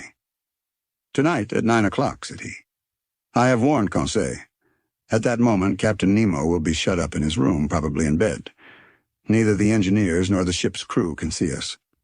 Conseil and I will gain the central staircase, and you, Monsieur Aronnax, will remain in the library, 2 steps from us, waiting my signal. The oars, the mast, and the sail are in the canoe. I have even succeeded in getting some provisions. I have procured an English wrench to unfasten the bolts which attach it to the shell of the Nautilus, so all is ready till tonight. The sea is bad. That I allow, replied the Canadian. But we must risk that. Liberty is worth paying for. Besides, the boat is strong, and a few miles with a fair wind to carry us is no great thing. Who knows but by tomorrow we may be 100 leagues away. Let circumstances only favor us, and by 10 or 11 o'clock we shall have landed on some spot of terra firma, alive or dead. But adieu now, till tonight. With these words the Canadian withdrew, leaving me almost dumb. I had imagined that, the chance gone, I should have time to reflect and discuss the matter. My obstinate companion had given me no time, and after all, what could I have said to him? Ned Land was perfectly right. There was almost the opportunity to profit by. Could I retract my word and take upon myself the responsibility of compromising the future of my companions? Tomorrow, Captain Nemo might take us far from all land. At that moment, a rather loud hissing noise told me that the reservoirs were filling, and that the Nautilus was sinking under the waves of the Atlantic. A sad day I passed, between the desire of regaining my liberty of action and of abandoning the wonderful Nautilus and leaving my submarine studies incomplete. What dreadful hours I passed thus, sometimes seeing myself and companion safely landed, sometimes wishing, in spite of my reason, that some unforeseen circumstance would prevent the realization of Ned Land's project. Twice I went to the saloon. I wished to consult the compass. I wished to see if the direction the Nautilus was taking was bringing us nearer or taking us farther from the coast. But no, the Nautilus kept in Portuguese waters. I must therefore take my part and prepare for flight. My luggage was not heavy. My notes, nothing more. As to Captain Nemo, I asked myself what he would think of our escape. What trouble, what wrong it might cause him, and what he might do in case of its discovery or failure. Certainly I had no cause to complain of him. On the contrary, never was hospitality freer than his. In leaving him, I could not be taxed with ingratitude. No oath bound us to him. It was on the strength of circumstances he relied, and not upon our word, to fix us forever. I had not seen the captain since our visit to the island of Senna. Would chance bring me to his presence before our departure? I wished it, and I feared it at the same time. I listened if I could hear him walking the room contiguous to mine. No sound reached my ear. I felt an unbearable uneasiness. This day of waiting seemed eternal. Hours struck too slowly to keep pace with my impatience. My dinner was served in my room as usual. I ate but little. I was too preoccupied. I left the table at 7 o'clock. 120 minutes, I counted them, still separated me from the moment in which I was to join Ned Land. My agitation redoubled. My pulse beat violently. I could not remain quiet. I went and came, hoping to calm my troubled spirit by constant movement. The idea of failure in our bold enterprise was the least painful of my anxieties, but the thought of seeing our project discovered before leaving the Nautilus, of being brought before Captain Nemo irritated, or what was worse, saddened at my desertion, made my heart beat. I wanted to see the saloon for the last time. I descended the stairs and arrived in the museum, where I had passed so many useful and agreeable hours. I looked at all its riches, all its treasures, like a man on the eve of an eternal exile, who was leaving never to return. These wonders of nature and these masterpieces of art, amongst which for so many days my life had been concentrated, I was going to abandon them forever. I should like to have taken a last look through the windows of the saloon into the waters of the Atlantic, but the panels were hermetically closed, and a cloak of steel separated me from that ocean which I had not yet explored. In passing through the saloon, I came near the door let into the angle which opened into the captain's room. To my great surprise, this door was ajar. I drew back involuntarily. If Captain Nemo should be in his room, he could see me. But hearing no sound, I drew nearer. The room was deserted. I pushed open the door and took some steps forward. Still the same monk-like severity of aspect. Suddenly the clock struck 8. The first beat of the hammer on the bell awoke me from my dreams. I trembled as if an invisible eye had plunged into my most secret thoughts, and I hurried from the room. There my eye fell upon the compass. Our course was still north. The log indicated moderate speed, the manometer a depth of about 60 feet. I returned to my room, clothed myself warmly, sea boots, an otter-skin cap, a great coat of byssus, lined with sealskin. I was ready. I was waiting. The vibration of the screw alone broke the deep silence which reigned on board. I listened attentively. Would no loud voice suddenly inform me that Ned Land had been surprised in his projected flight? A mortal dread hung over me, and I vainly tried to regain my accustomed coolness. At a few minutes to 9, I put my ear to the captain's door. No noise. I left my room and returned to the saloon, which was half in obscurity but deserted. I opened the door communicating with the library, the same insufficient light, the same solitude. I placed myself near the door leading to the central staircase, and there waited for Ned Land's signal. At that moment, the trembling of the screw sensibly diminished. Then it stopped entirely. The silence was now only disturbed by the beatings of my own heart. Suddenly a slight shock was felt, and I knew that the Nautilus had stopped at the bottom of the ocean. My uneasiness increased. The Canadian's signal did not come. I felt inclined to join Ned Land and beg of him to put off his attempt. I felt that we were not sailing under our usual conditions. At this moment the door of the large saloon opened, and Captain Nemo appeared. He saw me, and without further preamble began in an amiable tone of voice. "Ah, sir, I have been looking for you. Do you know the history of Spain?" Now, one might know the history of one's own country by heart, but in the condition I was at the time, with troubled mind and head quite lost, I could not have said a word of it. "Well," continued Captain Nemo, "you heard my question. Do you know the history of Spain?" "Very slightly," I answered. "Well, here are learned men having to learn," said the captain. "Come, sit down, and I will tell you a curious episode in this history." "Sir, listen well," said he. "This history will interest you on one side, for it will answer a question which doubtless you have not been able to solve." "I listen, Captain," said I, not knowing what my interlocutor was driving at and asking myself if this incident was bearing on our projected flight. "Sir, if you have no objection, we will go back to 1702. You cannot be ignorant that your king, Louis XIV, thinking that the gesture of a potentate was sufficient to bring the Pyrenees under his yoke, had imposed the Duke of Anjou, his grandson, on the Spaniards. This prince reigned more or less badly under the name of Philip V, and had a strong party against him abroad. Indeed, the preceding year, the royal houses of Holland, Austria, and England had concluded a treaty of alliance at The Hague, with the intention of plucking the crown of Spain from the head of Philip V and placing it on that of an archduke to whom they prematurely gave the title of Charles III. Spain must resist this coalition, but she was almost entirely unprovided with either soldiers or sailors. However, money would not fail them, provided that their galleons, laden with gold and silver from America, once entered their ports. And about the end of 1702 they expected a rich convoy which France was escorting with a fleet of 23 vessels, commanded by Admiral Chateau Renaud, for the ships of the coalition were already beating the Atlantic. This convoy was to go to Cadiz, but the admiral, hearing that an English fleet was cruising in those waters, resolved to make for a French port. The Spanish commanders of the convoy objected to this decision. They wanted to be taken to a Spanish port, and if not to Cadiz, into Vigo Bay, situated on the northwest coast of Spain and which was not blocked.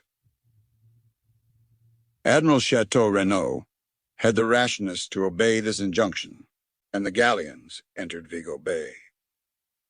Unfortunately, it formed an open road which could not be defended in any way. They must therefore hasten to unload the galleons before the arrival of the combined fleet. And time would not have failed them had not a miserable question of rivalry suddenly arisen. "You are following the chain of events?" asked Captain Nemo.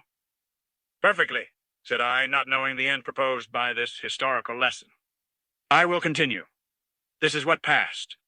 The merchants of Cadiz had a privilege by which they had the rights of receiving all merchandise coming from the West Indies. Now, to disembark these ingots at the port of Vigo was depriving them of their rights. They complained at Madrid, and obtained the consent of the weak-minded Philip that the convoy, without discharging its cargo, should remain sequestered in the roads of Vigo until the enemy had disappeared. But whilst coming to this decision, on the 22nd of October, 1702, the English vessels arrived in Vigo Bay, when Admiral Chateau Renaud, in spite of inferior forces, fought bravely. But seeing that the treasure must fall into the enemy's hands, he burnt and scuttled every galleon, which went to the bottom with their immense riches. Captain Nemo stopped. I admit I could not see yet why this history should interest me. "Well?" I asked. "Well, Monsieur Aronnax," replied Captain Nemo, "we are in that Vigo Bay, and it rests with yourself whether you will penetrate its mysteries." The captain rose, telling me to follow him. I had had time to recover. I obeyed. The saloon was dark, but through the transparent glass the waves were sparkling. I looked. For half a mile around the Nautilus the waters seemed bathed in electric light. The sandy bottom was clean and bright. Some of the ship's crew in their diving dresses were clearing away half-rotten barrels and empty cases from the midst of the blackened wrecks. From these cases and from these barrels escaped ingots of gold and silver, cascades of piastres and jewels. The sand was heaped up with them. Laden with their precious booty, the men returned to the Nautilus, disposed of their burden, and went back to this inexhaustible fishery of gold and silver. I understood now. This was the scene of the battle of the 22nd of October, 1702. Here on this very spot the galleons laden for the Spanish government had sunk. Here Captain Nemo came, according to his wants, to pack up those millions with which he burdened the Nautilus. It was for him and him alone America had given up her precious metals. He was heir direct, without anyone to share, in those treasures torn from the Incas and from the conquered of Ferdinand Cortés. "Did you know, sir," he asked, smiling, "that the sea contained such riches?" "I knew," I answered, "that they value money held in suspension in these waters at 2 millions. Doubtless, but to extract this money the expense would be greater than the profit. Here, on the contrary, I have but to pick up what man has lost, and not only in Vigo Bay, but in 1,000 other ports where shipwrecks have happened and which are marked on my submarine map. Can you understand now the source of the millions I am worth?" "I understand, Captain. But allow me to tell you that in exploring Vigo Bay, you have only been beforehand with a rival society." "And which?" "A society which has received from the Spanish government the privilege of seeking those buried galleons. The shareholders are led on by the allurement of an enormous bounty, for they value these rich shipwrecks at 500 millions. 500 millions they were," answered Captain Nemo. "But they are so no longer." "Just so," said I. "And a warning to those shareholders would be an act of charity. But who knows if it would be well received? What gamblers usually regret, above all, is less the loss of their money than of their foolish hopes. After all, I pity them less than the thousands of unfortunates to whom so much riches well distributed would have been profitable, whilst for them they will be forever barren." I had no sooner expressed this regret than I felt that it must have wounded Captain Nemo. "Barren!" he exclaimed with animation. "Do you think then, sir, that these riches are lost because I gather them?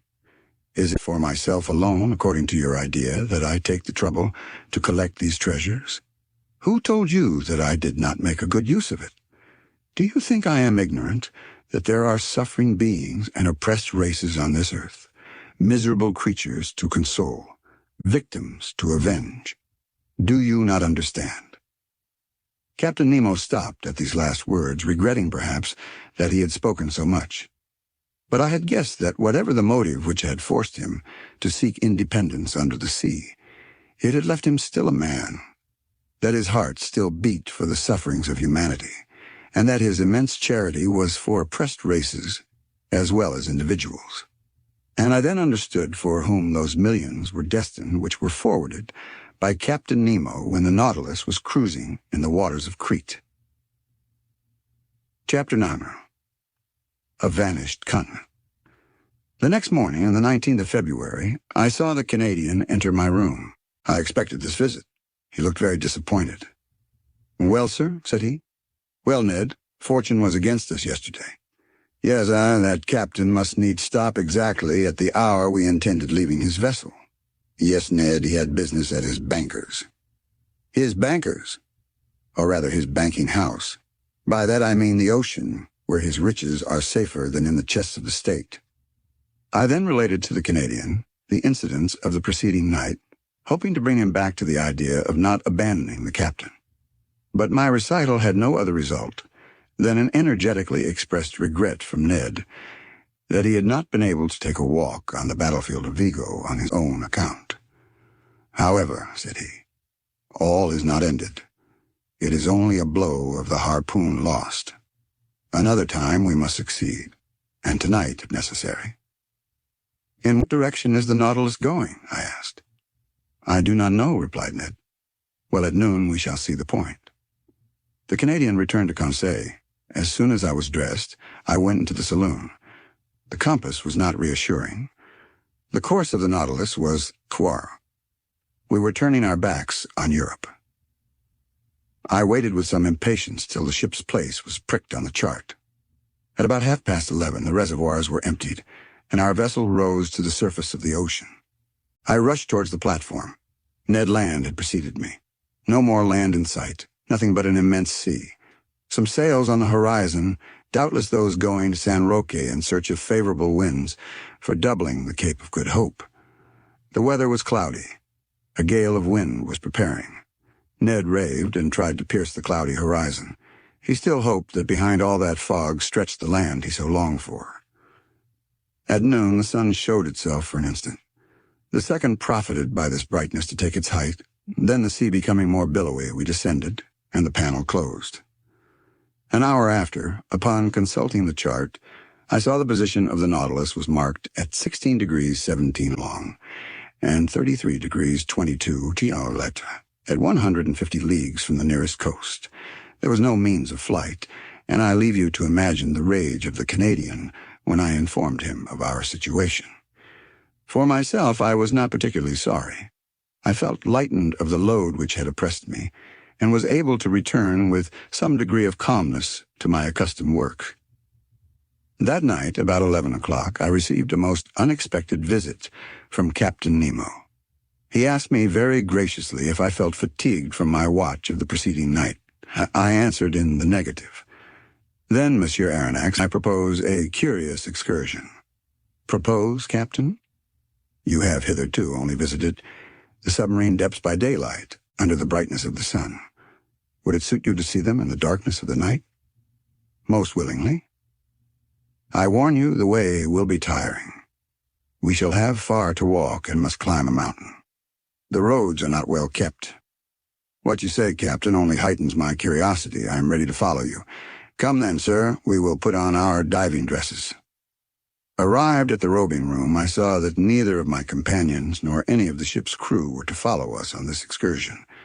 Captain Nemo had not even proposed my taking with me either Ned or Conseil.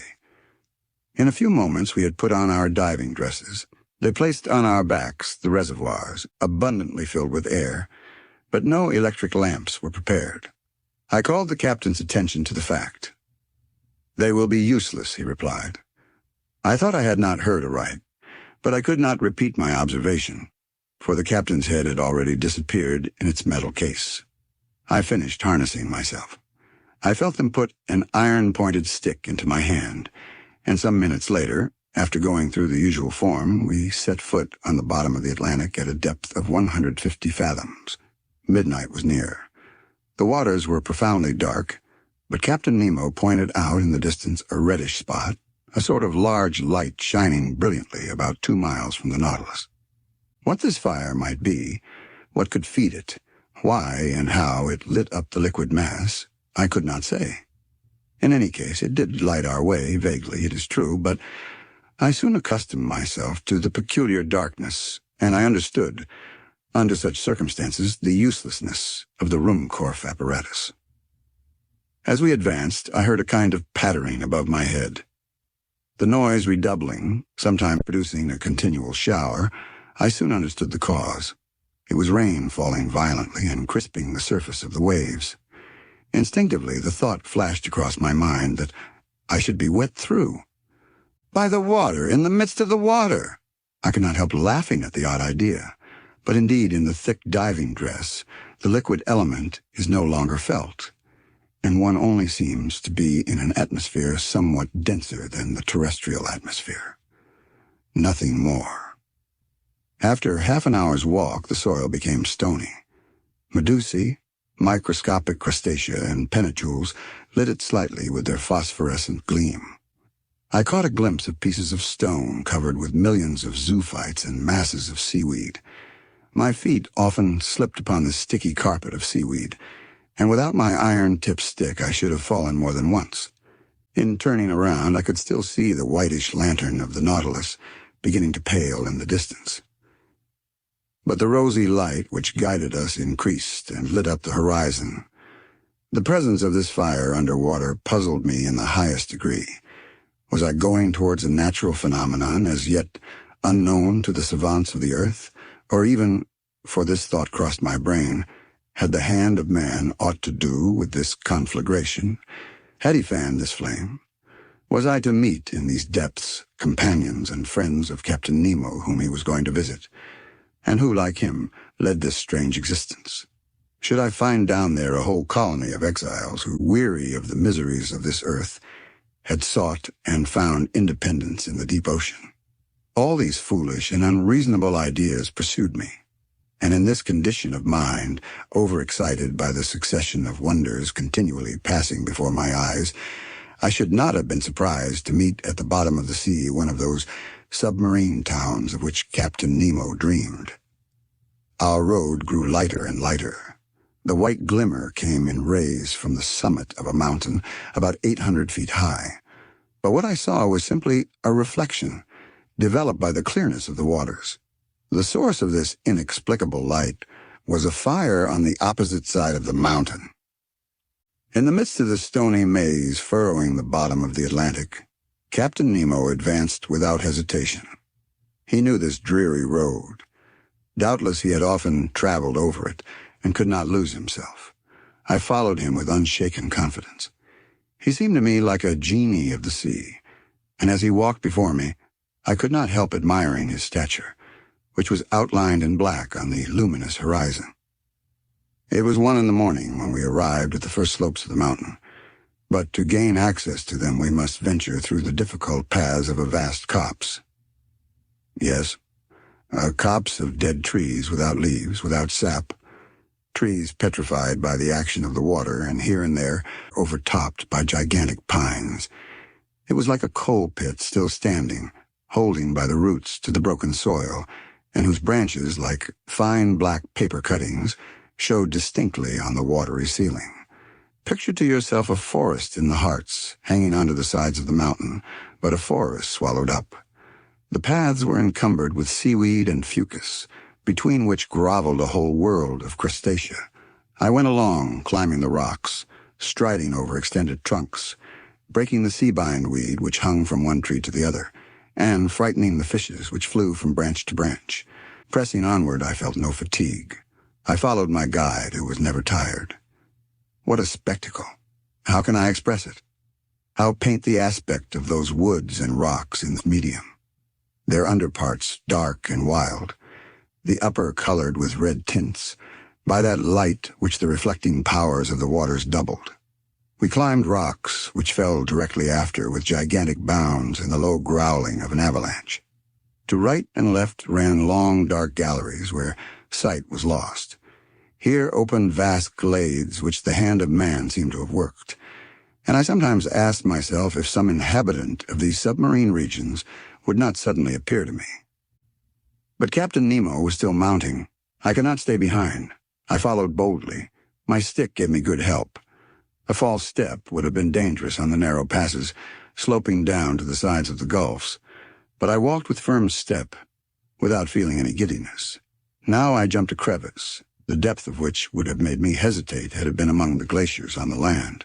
Now I ventured on the unsteady trunk of a tree thrown across from one abyss to the other, without looking under my feet, having only eyes to admire the wild sights of this region.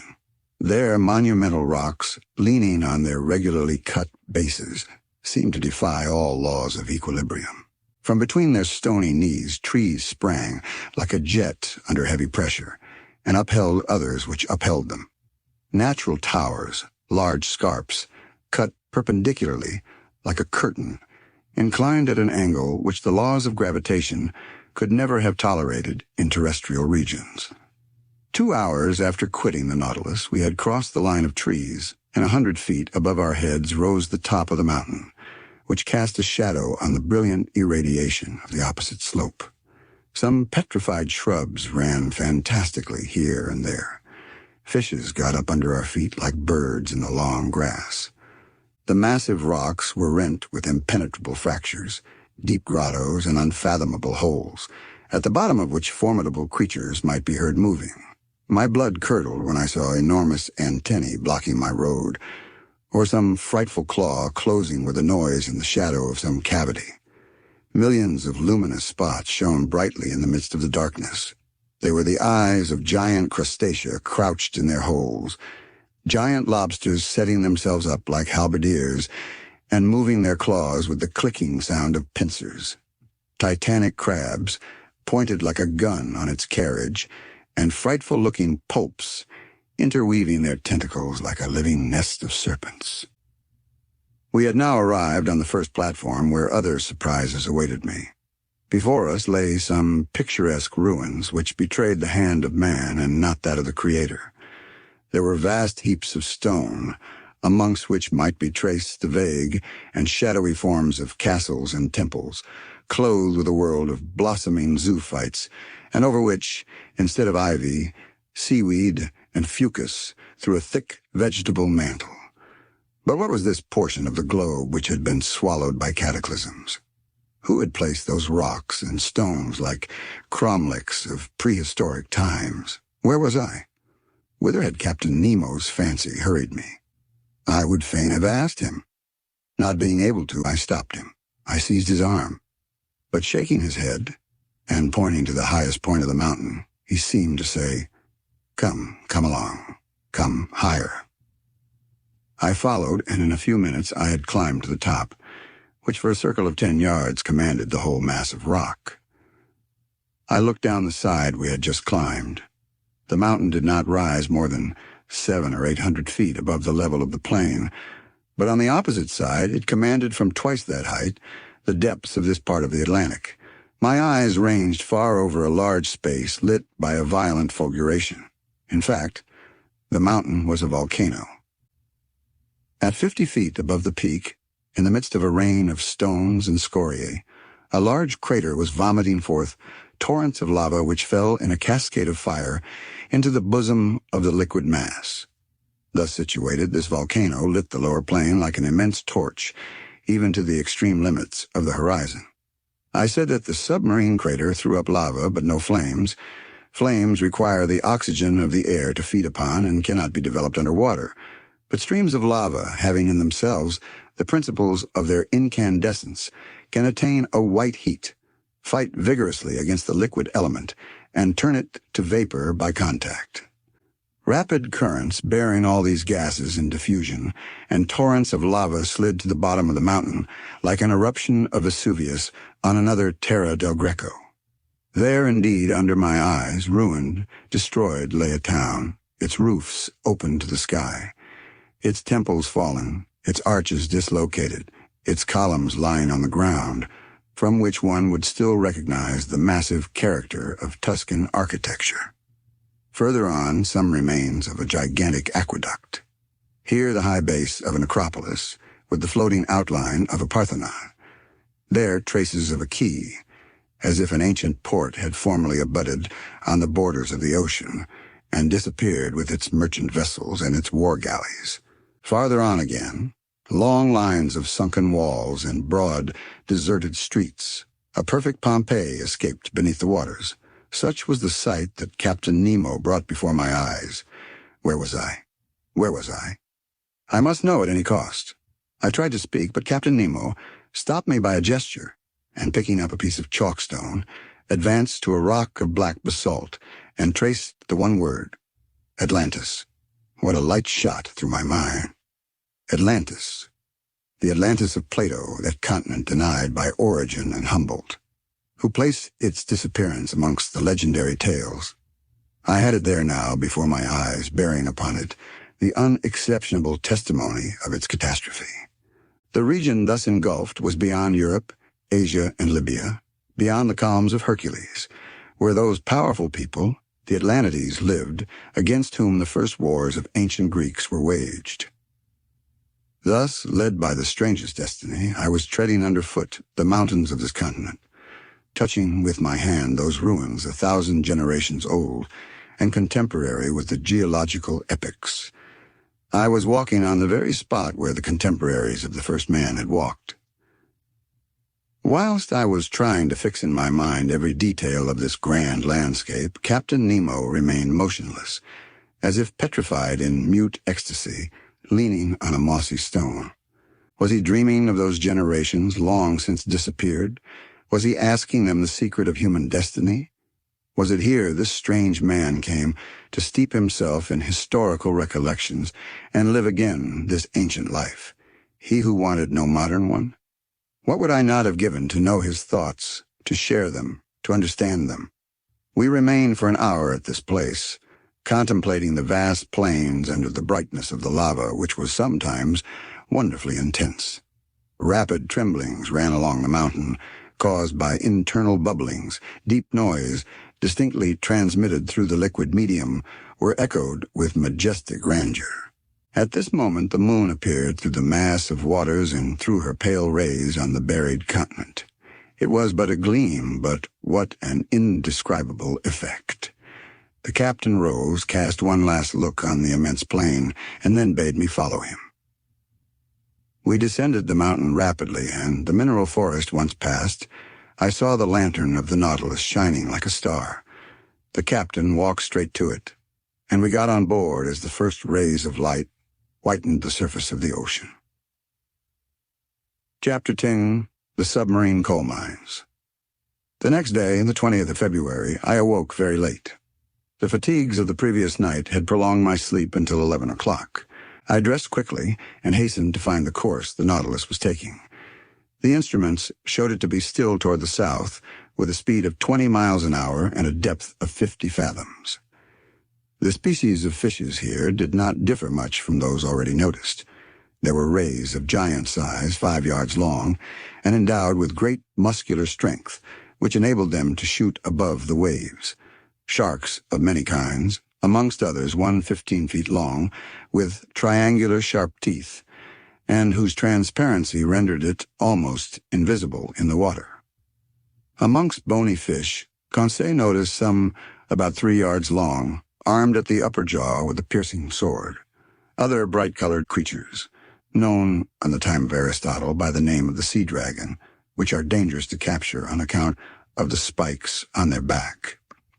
About 4 o'clock, the soil, generally composed of a thick mud mixed with petrified wood, changed by degrees, and it became more stony and seemed strewn with the conglomerate and pieces of basalt, with a sprinkling of lava. I thought that a mountainous region was succeeding the long plains, and accordingly, after a few evolutions of the Nautilus, I saw the southerly horizon blocked by a high wall which seemed to close all exit. Its summit evidently passed the level of the ocean. It must be a continent, or at least an island, one of the Canaries, or of the Cape Verde Islands. The bearings not being yet taken, perhaps designedly, I was ignorant of our exact position. In any case, such a wall seemed to me to mark the limits of that Atlantis, of which we had in reality passed over only the smallest part. Much longer should I have remained at the window admiring the beauties of sea and sky, but the panels closed. At this moment the Nautilus arrived at the side of this high, perpendicular wall.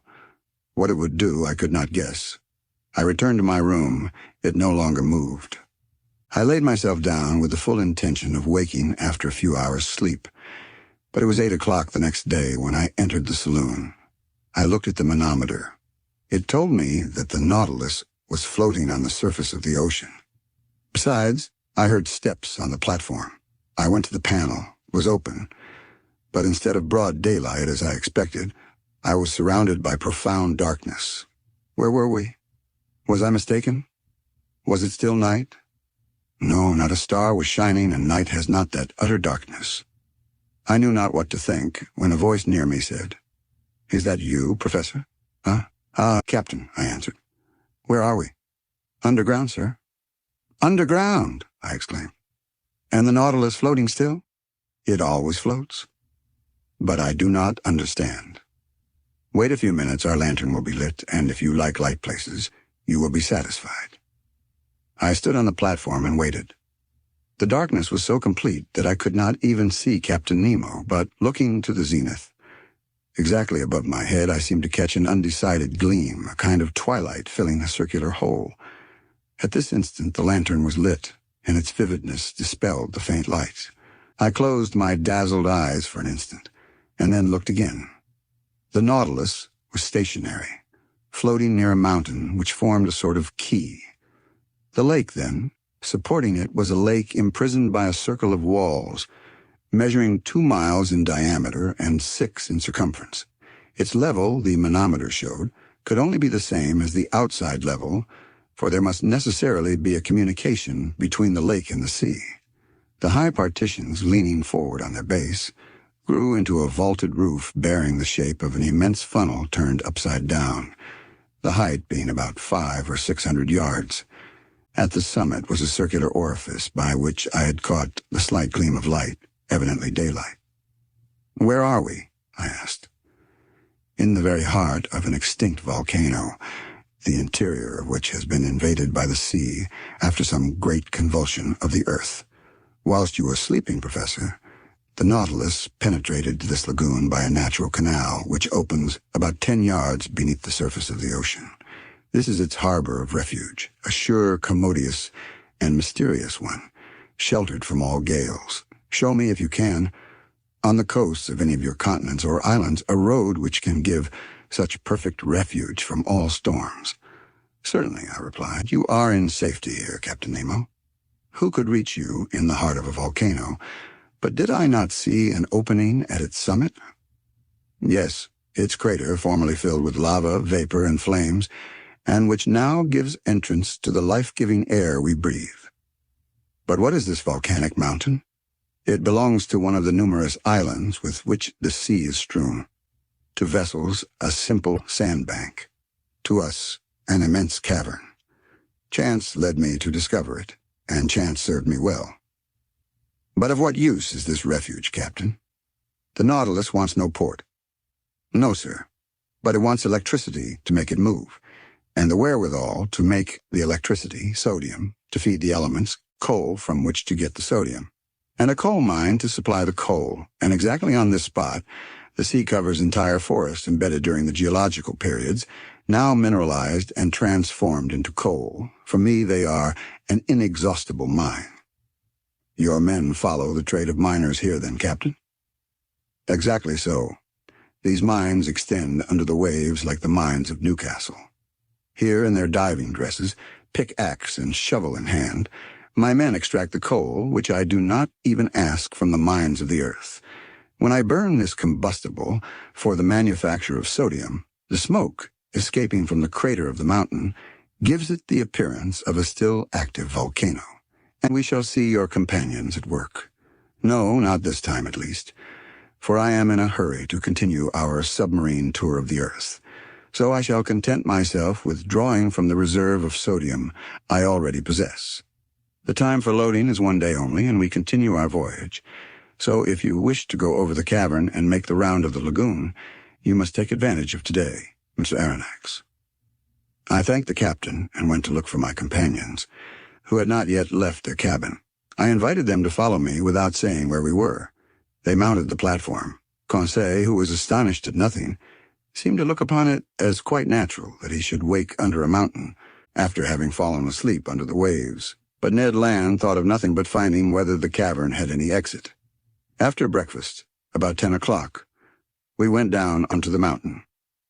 "Here we are, once more on land," said Conseil. "I do not call this land," said the Canadian. "And besides, we are not on it, but beneath it." Between the walls of the mountains and the waters of the lake lay a sandy shore which, at its greatest breadth, measured 500 feet. On this soil one might easily make the tour of the lake, but the base of the high partitions was stony ground, with volcanic locks and enormous pumice stones lying in picturesque heaps. All these detached masses, covered with enamel, polished by the action of the subterraneous fires, shone resplendent by the light of our electric lantern. The mica dust from the shore, rising under our feet, flew like a cloud of sparks. The bottom now rose sensibly, and we soon arrived at long circuitous slopes, or inclined planes, which took us higher by degrees. But we were obliged to walk carefully among these conglomerates, bound by no cement, the feet slipping on the glassy crystal, feldspar, and quartz. The volcanic nature of this enormous excavation was confirmed on all sides, and I pointed it out to my companions. "Picture to yourselves," said I, "what this crater must have been when filled with boiling lava and when the level of the incandescent liquid rose to the orifice of the mountain, as though melted on the top of a hot plate." "I can picture it perfectly," said Conseil. "But, sir, will you tell me why the great architect has suspended operations, and how it is that the furnace is replaced by the quiet waters of the lake?"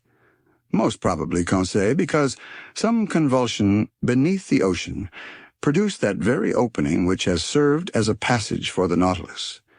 Then the waters of the Atlantic rushed into the interior of the mountain. There must have been a terrible struggle between the two elements, a struggle which ended in the victory of Neptune. But many ages have run out since then, and the submerged volcano is now a peaceable grotto." "Very well," replied Ned Land.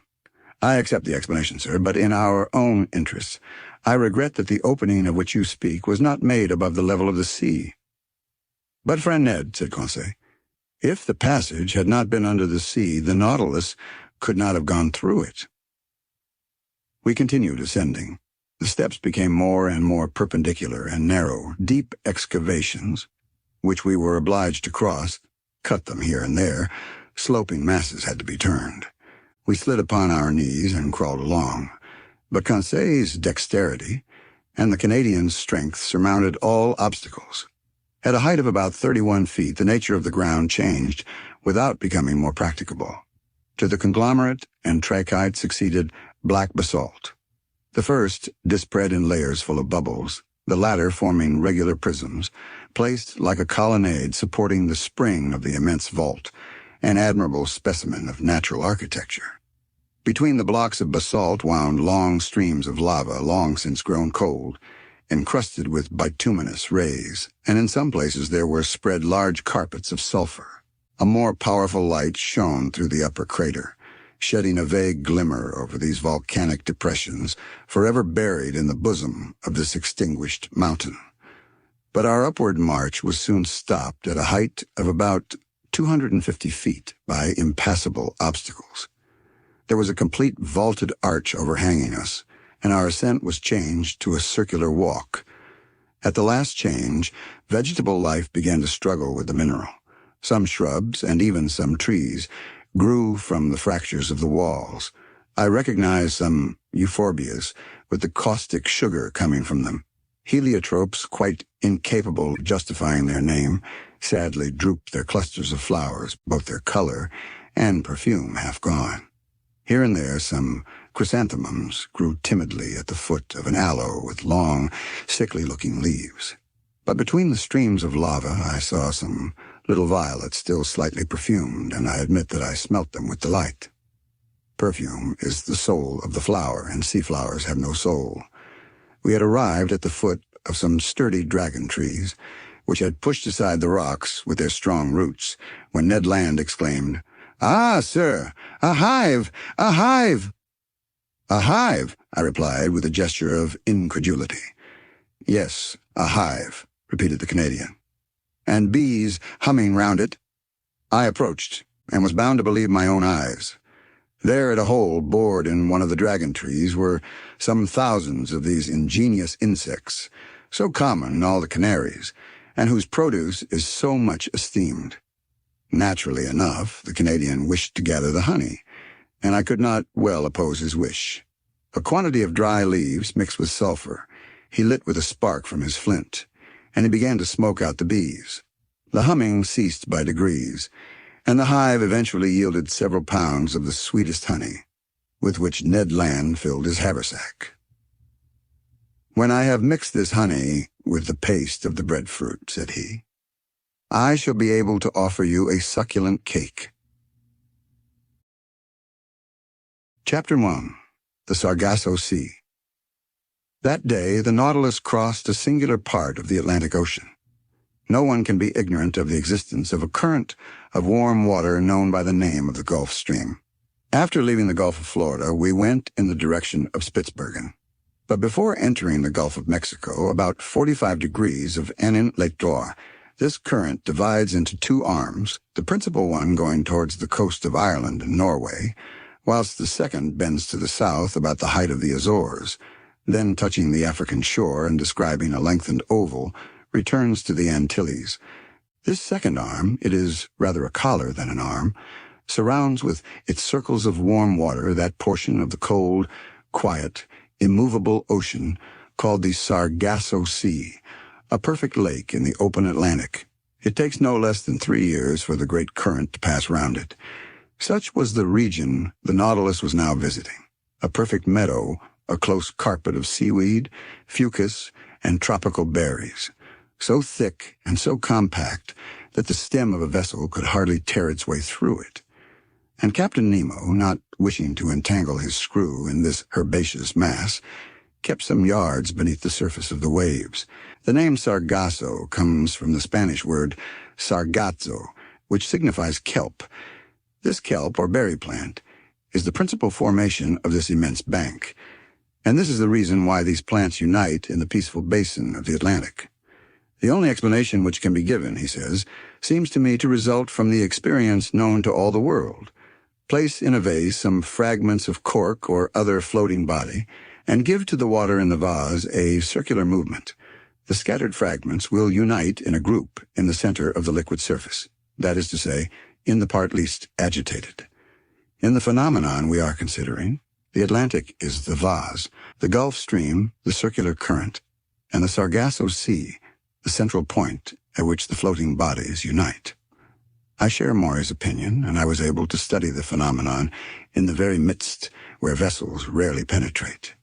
Above us floated products of all kinds, heaped up among these brownish plants, trunks of trees torn from the Andes or the Rocky Mountains and floated by the Amazon or the Mississippi, numerous wrecks, remains of keels or ships' bottoms, side planks stove in, and so weighted with shells and barnacles that they could not again rise to the surface.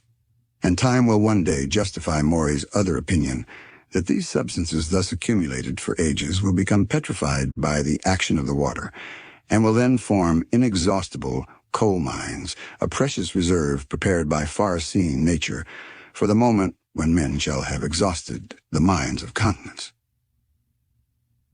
In the midst of this inextricable mass of plants and seaweed, I noticed some charming pink halcyons and actiniae, with their long tentacles trailing after them, and medusae, green, red, and blue.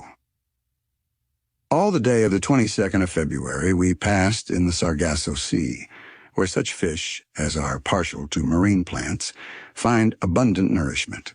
The next, the ocean had returned to its accustomed aspect. From this time, for 19 days, from the 23rd of February to the 12th of March, the Nautilus kept in the middle of the Atlantic, carrying us at a constant speed of 100 leagues in 24 hours. Captain Nemo evidently intended accomplishing his submarine program, and I imagined that he intended, after doubling Cape Horn, to return to the Australian seas of the Pacific. Ned Land had cause for fear. In these large seas, void of islands, we could not attempt to leave the boat, nor had we any means of opposing Captain Nemo's will. Our only course was to submit, but what we could neither gain by force nor cunning, I like to think might be obtained by persuasion. This voyage ended, we not consent to restore our liberty under an oath never to reveal his existence. An oath of honor which we should have religiously kept, but we must consider that delicate question with the captain. But was I free to claim this liberty? Had he not himself said from the beginning, in the firmest manner, that the secret of his life exacted from him our lasting imprisonment on board the Nautilus?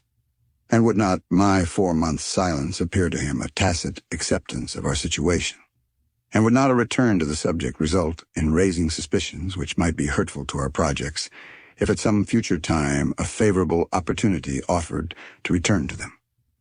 During the 19 days mentioned above, no incident of any kind happened to signalize our voyage. I saw little of the captain. He was at work. In the library, I often found his books left open, especially those on natural history. My work on submarine depths, conned over by him, was covered with marginal notes, often contradicting my theories and systems. But the captain contented himself with thus purging my work. It was very rare for him to discuss it with me.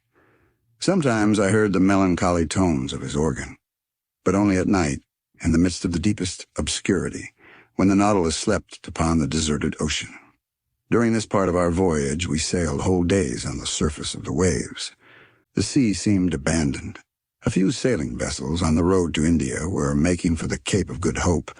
One day we were followed by the boats of a whaler who, no doubt, took us for some enormous whale of great price. But Captain Nemo did not wish the worthy fellows to lose their time and trouble, so ended the chase by plunging under the water. Our navigation continued until the 13th of March. That day the Nautilus was employed in taking soundings, which greatly interested me. We had then made about 13,000 leagues since our departure from the high seas of the Pacific. The bearings gave us 45 degrees 37 est laude and 37 degrees 53 imalgetuk long. It was the same water in which Captain Denham of the Herald sounded 7,000 fathoms without finding the bottom.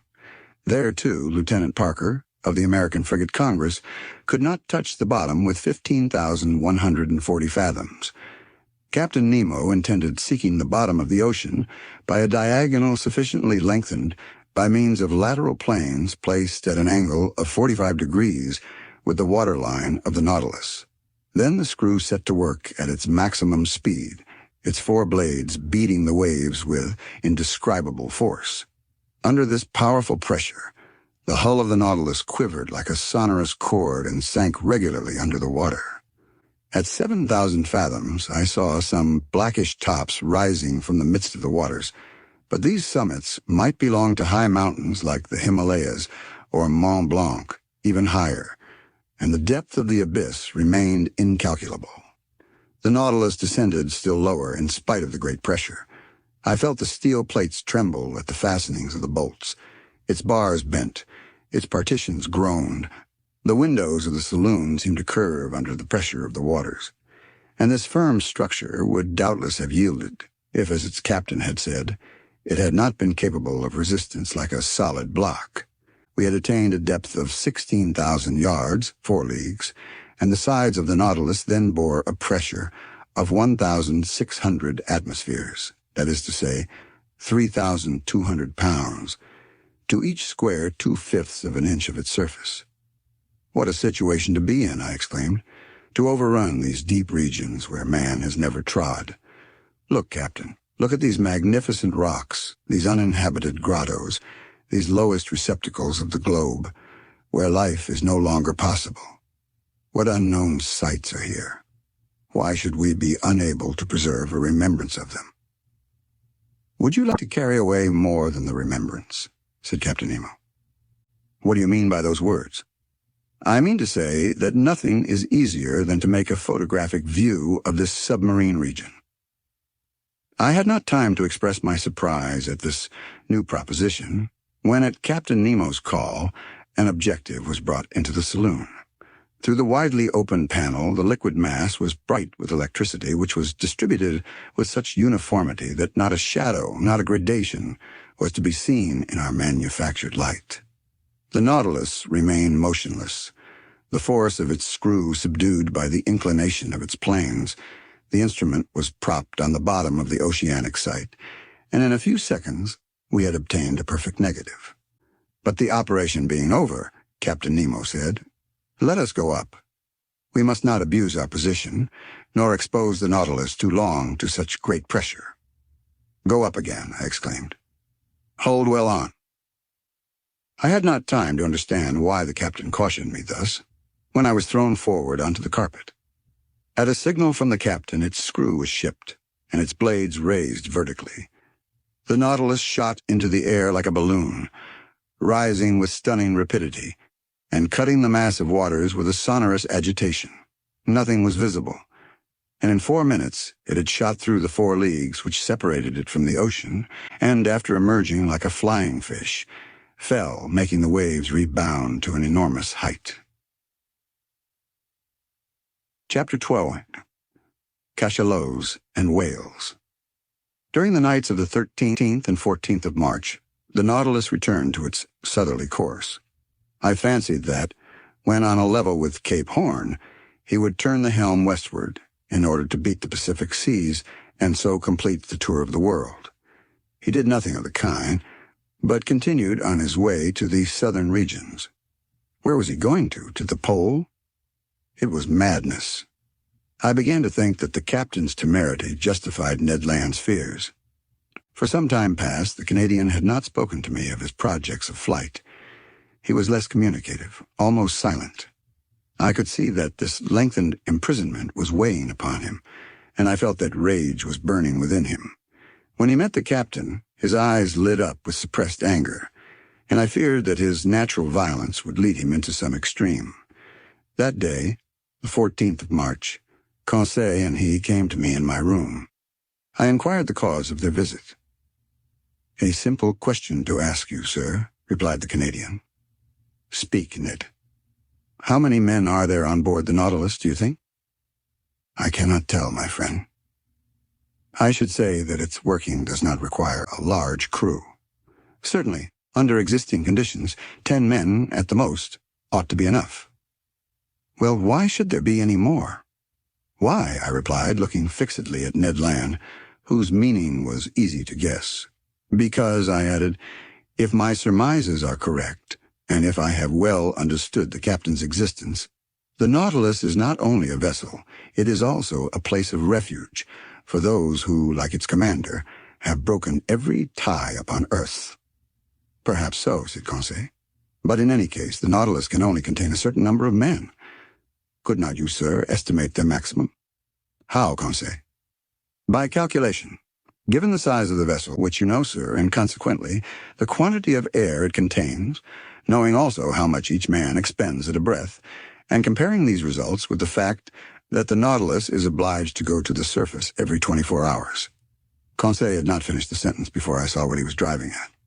"I understand," said I. "But that calculation, though simple enough, can give but a very uncertain result." "Never mind," said Ned Land urgently. "Here it is then," said I.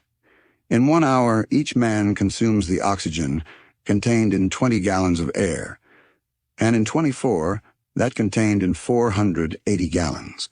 We must therefore find how many times 480 gallons of air the Nautilus contains." "Just so," said Conseil. "Or," I continued, "the size of the Nautilus being 1,500 tons, and 1 ton holding 200 gallons, it contains 300,000 gallons of air, which, divided by 480, gives a quotient of 625, which means to say, strictly speaking, that the air contained in the Nautilus would suffice for 625 men for 24 hours. 625, repeated Ned. But remember that all of us, passengers, sailors, and officers included, would not form a 10th part of that number. Still too many for 3 men, murmured Conseil. The Canadian shook his head, passed his hand across his forehead, and left the room without answering. "Will you allow me to make one observation, sir?" said Conseil. "Poor Ned is longing for everything that he cannot have. His past life is always present to him. Everything that we are forbidden, he regrets. His head is full of old recollections, and we must understand him. What is he to do here? Nothing. He is not learned like you, sir, and has not the same taste for the beauties of the sea that we have. He would risk everything to be able to go once more into a tavern in his own country." Certainly, the monotony on board must seem intolerable to the Canadian. Accustomed as he was to a life of liberty and activity, events were rare which could rouse him to any show of spirit. But that day, an event did happen which recalled the bright days of the harpooner. About 11 in the morning, being on the surface of the ocean, the Nautilus fell in with a troop of whales, an encounter which did not astonish me, knowing that these creatures, hunted to death, had taken refuge in high latitudes. We were seated on the platform with a quiet sea. The month of October in those latitudes gave us some lovely autumnal days. It was the Canadian, he could not be mistaken, who signaled a whale on the eastern horizon. Looking attentively, one might see its black back rise and fall with the waves 5 miles from the Nautilus. "Ah!" exclaimed Ned Land. "If I was on board a whaler, now such a meeting would give me pleasure. It is one of large size. See with what strength its blowholes throw up columns of air and steam. Confound it! Why am I bound to these steel plates?" "What, nay," said I. "You have not forgotten your old ideas of fishing? Can a whale fisher ever forget his old trade, sir? Can he ever tire of the emotions caused by such a chase? You have never fished in these seas, Ned?" "Never, sir, in the northern only, and as much in Bering as in Davis Straits." "Then the southern whale is still unknown to you. It is the Greenland whale you have hunted up to this time, and that would not risk passing through the warm waters of the equator. Whales are localized, according to their kinds, in certain seas which they never leave. And if one of these creatures went from Bering to Davis Straits, it must be simply because there is a passage from one sea to the other, either on the American or the Asiatic side. In that case, as I have never fished in these seas, I do not know the kind of whale frequenting them. I have told you, Ned." "A greater reason for making their acquaintance," said Conseil. "Look, look!" exclaimed the Canadian. "They approach. They aggravate me. They know that I cannot get at them." Ned stamped his feet. His hand trembled as he grasped an imaginary harpoon. "Are these cetaceans as large as those of the northern seas?" asked he. "Very nearly, Ned." "Because I have seen large whales, sir, whales measuring 100 feet. I have even been told that those of Hullamock and Umgallick of the Aleutian Islands are sometimes 150 feet long. That seems to me exaggeration. These creatures are only baleopterons, provided with dorsal fins, and like the cachalots, are generally much smaller than the Greenland whale." "Ah!" exclaimed the Canadian, whose eyes had never left the ocean. "They are coming nearer. They are in the same water as the Nautilus." Then, returning to the conversation, he said, "You spoke of the cachalot as a small creature. I have heard of gigantic ones. They are intelligent cetacea. It is said of some that they cover themselves with seaweed and fucus, and then are taken for islands. People encamp upon them and settle there, lights a fire." "And build houses," said Conseil. "Yes, Joker," said Ned Land. "And one fine day the creature plunges, carrying with it all the inhabitants to the bottom of the sea." "Something like the travels of Sinbad the Sailor," I replied, laughing. "Ah!" suddenly exclaimed Ned Land.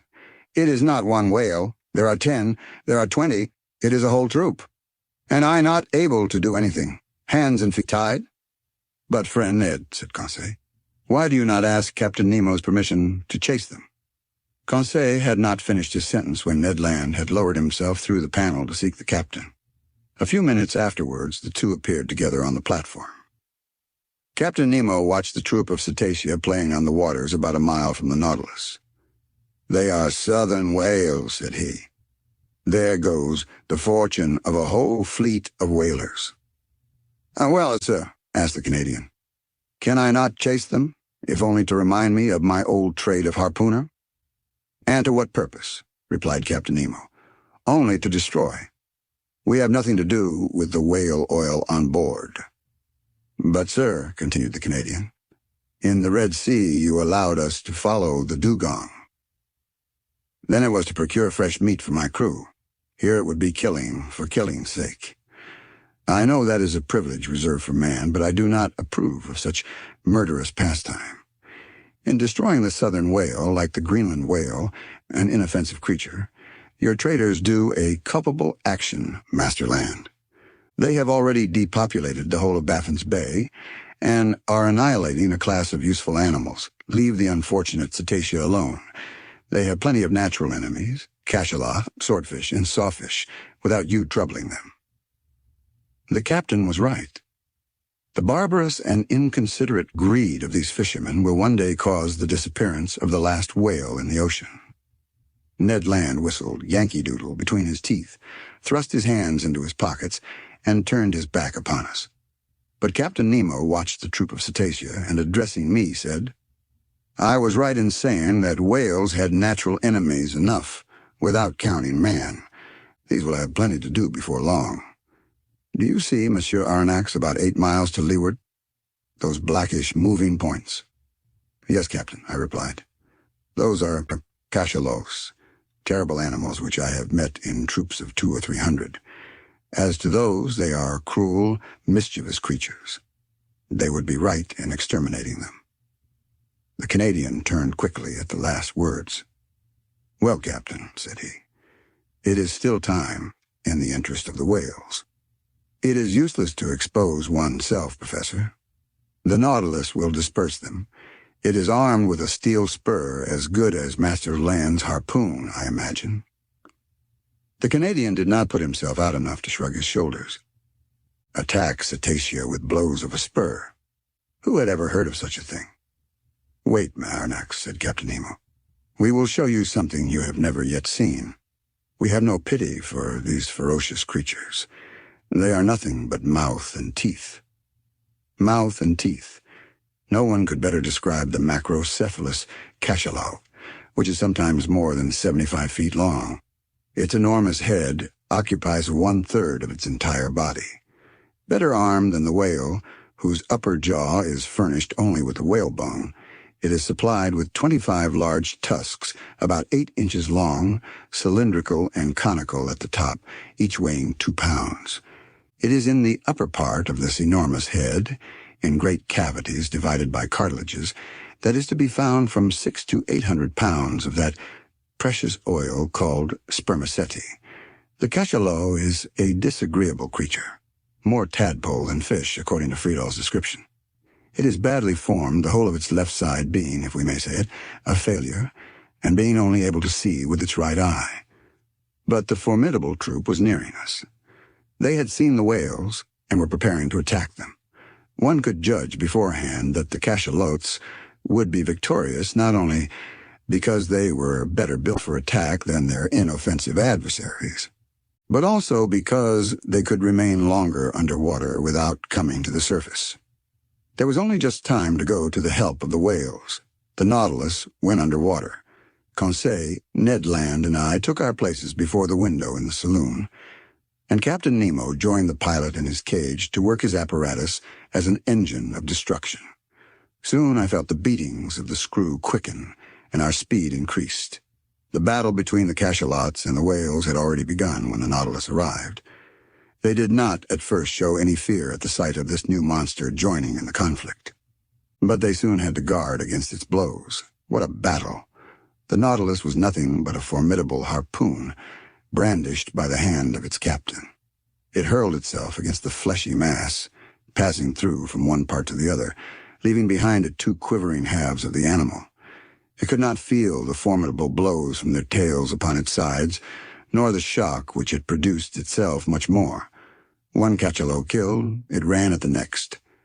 tacked on the spot that it might not miss its prey, going forwards and backwards, answering to its helm, plunging when the cetacean dived into the deep waters, coming up with it when it returned to the surface, striking it front or sideways, cutting or tearing in all directions, and at any pace, piercing it with its terrible spur. What carnage! What a noise on the surface of the waves! What sharp hissing and what snorting peculiar to these enraged animals! In the midst of these waters, generally so peaceful, their tails made perfect billows. For 1 hour this wholesale massacre continued, from which the cachalots could not escape. Several times 10 or 12 united tried to crush the Nautilus by their weight. From the window we could see their enormous mouths studded with tusks and their formidable eyes. Ned Land could not contain himself. He threatened and swore at them. We could feel them clinging to our vessel like dogs worrying a wild boar in a copse. But the Nautilus, working its screw, carried them here and there, or to the upper levels of the ocean, without caring for their enormous weight, nor the powerful strain on the vessel. At length the mass of cachalot broke up, the waves became quiet, and I felt that we were rising to the surface. The panel opened, and we hurried onto the platform. The sea was covered with mutilated bodies. A formidable explosion could not have divided and torn this fleshy mass with more violence. We were floating amid gigantic bodies, bluish on the back and white underneath, covered with enormous protuberances. Some terrified cachalots were flying towards the horizon. The waves were dyed red for several miles, and the Nautilus floated in a sea of blood. Captain Nemo joined us. "Well, Master Land," said he. "Well, sir," replied the Canadian, whose enthusiasm had somewhat calmed. "It is a terrible spectacle, certainly. But I am not a butcher. I am a hunter, and I call this a butchery." "It is a massacre of mischievous creatures," replied the captain. "And the Nautilus is not a butcher's knife." "I like my harpoon better," said the Canadian. "Every one to his own," answered the captain, looking fixedly at Ned Land. I feared he would commit some act of violence which would end in sad consequences. But his anger was turned by the sight of a whale which the Nautilus had just come up with. The creature had not quite escaped from the cachalot's teeth. I recognized the southern whale by its flat head, which is entirely black. Anatomically, it is distinguished from the white whale and the North Cape whale by the 7 cervical vertebrae, and it has 2 more ribs than its congeners. The unfortunate cetacean was lying on its side, riddled with holes from the bites, and quite dead. From its mutilated fin still hung a young whale which it could not save from the massacre. Its open mouth let the water flow in and out, murmuring like the waves breaking on the shore. Captain Nemo steered close to the corpse of the creature. 2 of his men mounted its side, and I saw, not without surprise, that they were drawing from its breasts all the milk which they contained, that is to say, about 2 or 3 tons. The captain offered me a cup of the milk, which was still warm. I could not help showing my repugnance to the drink, but he assured me that it was excellent and not to be distinguished from cow's milk. I tasted it, and was of his opinion. It was a useful reserve to us, for in the shape of salt butter or cheese it would form an agreeable variety from our ordinary food. From that day I noticed with uneasiness that Ned Land's ill will towards Captain Nemo increased, and I resolved to watch the Canadian's gestures closely. Chapter 13. The Iceberg. The Nautilus was steadily pursuing its southerly course, following the 50th meridian with considerable speed. Did he wish to reach the pole? I did not think so, for every attempt to reach that point had hitherto failed. Again the season was far advanced, for in the Antarctic regions the 13th of March corresponds with the 13th of September of northern regions, which begin at the equinoctial season. On the 14th of March I saw floating ice in latitude 55 degrees, merely pale bits of debris from 20 to 25 feet long, forming banks over which the sea curled. The Nautilus remained on the surface of the ocean. Ned Land, who had fished in the Arctic seas, was familiar with its icebergs, but Conseil and I admired them for the first time. In the atmosphere towards the southern horizon, stretched a white, dazzling band. English whalers have given it the name of ice blink. However thick the clouds may be, it is always visible, and announces the presence of an ice pack or bank. Accordingly, larger blocks soon appeared, whose brilliancy changed with the caprices of the fog. Some of these masses showed green veins, as if long, undulating lines had been traced with sulfate of copper. Others resembled enormous amethysts, with the light shining through them. Some reflected the light of day upon 1,000 crystal facets. Others, shaded with the vivid, calcareous reflections, resembled a perfect town of marble. The more we neared the south, the more these floating islands increased both in number and importance. At 60 degrees late, every pass had disappeared. But seeking carefully, Captain Nemo soon found a narrow opening, through which he boldly slipped, knowing, however, that it would close behind him. Thus, guided by this clever hand, the Nautilus passed through all the ice with a precision which quite charmed Conseil. Icebergs or mountains, ice fields or smooth plains, seeming to have no limits, drift ice or floating ice packs, plains broken up, called palks when they are circular, and streams when they are made up of long strips. The temperature was very low. The thermometer exposed to the air marked 2 digadunda, or 3 degrees below zero, but we were warmly clad with fur at the expense of the sea bear and seal. The interior of the Nautilus, warmed regularly by its electric apparatus, defied the most intense cold. Besides, it would only have been necessary to go some yards beneath the waves to find a more bearable temperature. 2 months earlier, we should have had perpetual daylight in these latitudes, but already we had had 3 or 4 hours of night, and by there would be 6 months of darkness in these circumpolar regions. On the 15th of March, we were in the latitude of New Shetland and South Orkney. The captain told me that formerly numerous tribes of seals inhabited them, but that English and American whalers, in their rage for destruction, massacred both old and young. Thus, where there was once life and animation, they had left silence and death. About 8 o'clock on the morning of the 16th of March, the Nautilus, following the 55th meridian, cut the Antarctic polar circle.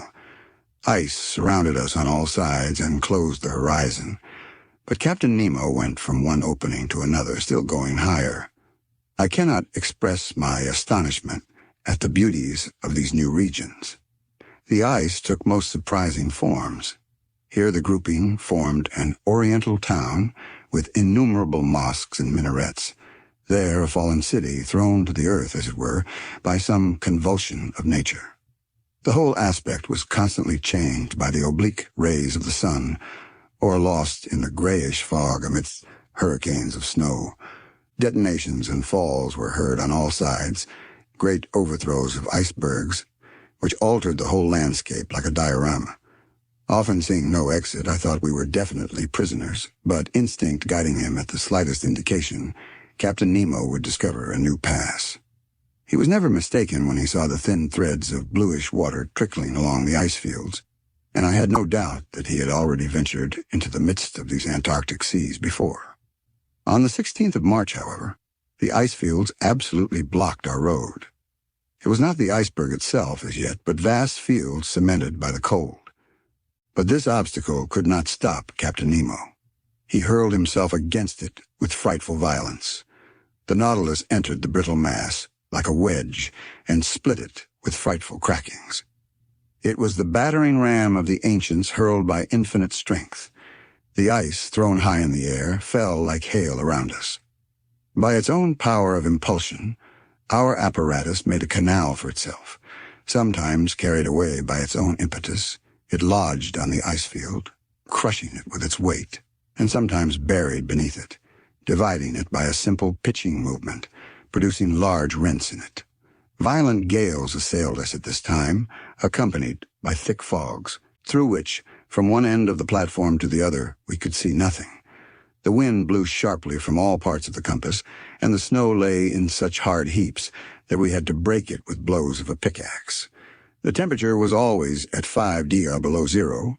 Every outward part of the Nautilus was covered with ice. A rigged vessel would have been entangled in the blocked-up gorges. A vessel without sails, with electricity for its motive power, and wanting no coal, could alone brave such high latitudes. At length, on the 18th of March, after many useless assaults, the Nautilus was positively blocked. It was no longer either streams, packs, or ice fields, but an interminable and immovable barrier formed by mountains soldered together. "An iceberg," said the Canadian to me. I knew that to Ned Land, as well as to all other navigators who had preceded us, this was an inevitable obstacle. The sun appearing for an instant at noon, Captain Nemo took an observation as near as possible, which gave our situation at 51 degrees 30 long and 67 degrees 39 of S late. We had advanced 1 degree more in this Antarctic region. Of the liquid surface of the sea there was no longer a glimpse. Under the spur of the Nautilus lay stretched a vast plain, entangled with confused blocks, here and there sharp points and slender needles rising to a height of 200 feet. Further on, a steep shore, hewn, as it were, with an axe and clothed with grayish tints, huge mirrors reflecting a few rays of sunshine, half drowned in the fog, and over this desolate face of nature a stern silence reigned, scarcely broken by the flapping of the wings of petrels and puffins. Everything was frozen, even the noise. The Nautilus was then obliged to stop in its adventurous course amid these fields of ice. In spite of our efforts, in spite of the powerful means employed to break up the ice, the Nautilus remained immovable. Generally, when we can proceed no further, we have return still open to us. But here return was as impossible as advance, for every pass had closed behind us, and for the few moments when we were stationary we were likely to be entirely blocked, which did indeed happen about 2 o'clock in the afternoon, the fresh ice forming around its sides with astonishing rapidity. I was obliged to admit that Captain Nemo was more than imprudent. I was on the platform at that moment. The captain had been observing our situation for some time past when he said to me, "Well, sir, what do you think of this?" "I think that we are caught, Captain."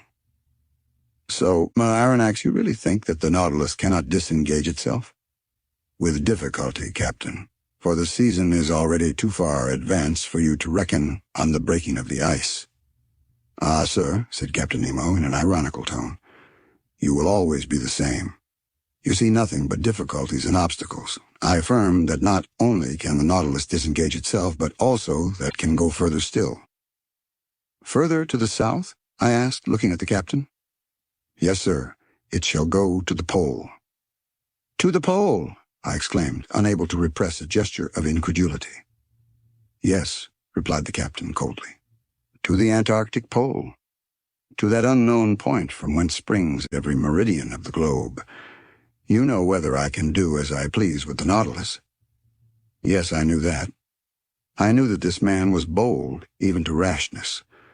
But to conquer those obstacles which bristled round the South Pole, rendering it more inaccessible than the North, which had not yet been reached by the boldest navigators, was it not a mad enterprise? One which only a maniac would have conceived. It then came into my head to ask Captain Nemo if he had ever discovered that pole which had never yet been trodden by a human creature. "No, sir," he replied, "but we will discover it together. Where others have failed, I will not fail. I have never yet led my Nautilus so far into southern seas. But, I repeat, it shall go further yet." "I can well believe you, Captain," said I, in a slightly ironical tone. "I believe you. Let us go ahead. There are no obstacles for us. Let us smash this iceberg. Let us blow it up. And if it resists, let us give the Nautilus wings to fly over it." "Over it, sir," said Captain Nemo quietly. "No, not over it, but under it." "Under it!" I exclaimed, a sudden idea of the captain's projects flashing upon my mind. I understood. The wonderful qualities of the Nautilus were going to serve us in this superhuman enterprise. "I see we are beginning to understand one another, sir," said the captain, half smiling. "You begin to see the possibility, I should say the success, of this attempt.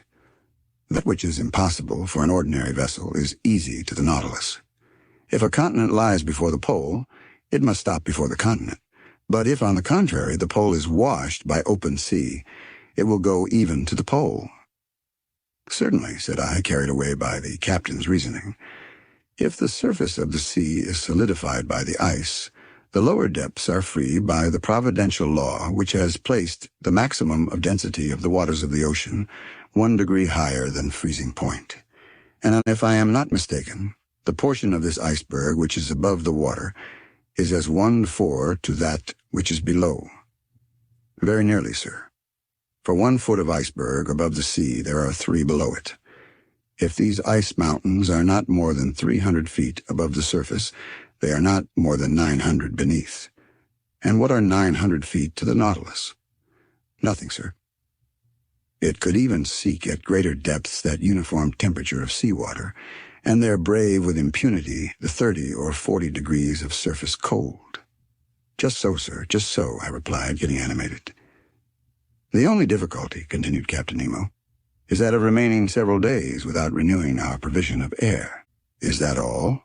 The Nautilus has vast reservoirs. We can fill them, and they will supply us with all the oxygen we want. Well thought of, Monsieur Aronnax, replied the captain, smiling. But not wishing you to accuse me of rashness, I will first give you all my objections. Have you any more to make? Only one. It is possible, if the sea exists at the South Pole, that it may be covered, and consequently, we shall be unable to come to the surface. Good, sir. But do you forget that the Nautilus is armed with a powerful spur, and could we not send it diagonally against these fields of ice, which would open at the shocks? Ah, sir, you are full of ideas today. Besides, Captain, I added enthusiastically, why should we not find the sea open at the South Pole as well as at the North? The frozen poles of the Earth do not coincide either in the southern or in the northern regions, and until it is proved to the contrary, we may suppose either a continent or an ocean free from ice at these 2 points of the globe. I think so too, Monsieur Aronnax, replied Captain Nemo. I only wish you to observe that after having made so many objections to my project, you are now crushing me with arguments in its favor. The preparations for this audacious attempt now began. The powerful pumps of the Nautilus were working air into the reservoirs and storing it at high pressure. About 4 o'clock, Captain Nemo announced the closing of the panels on the platform. I threw one last look at the massive iceberg which we were going to cross. The weather was clear, the atmosphere pure enough, the cold very great, being 12 degrees below zero. But the wind having gone down, this temperature was not so unbearable.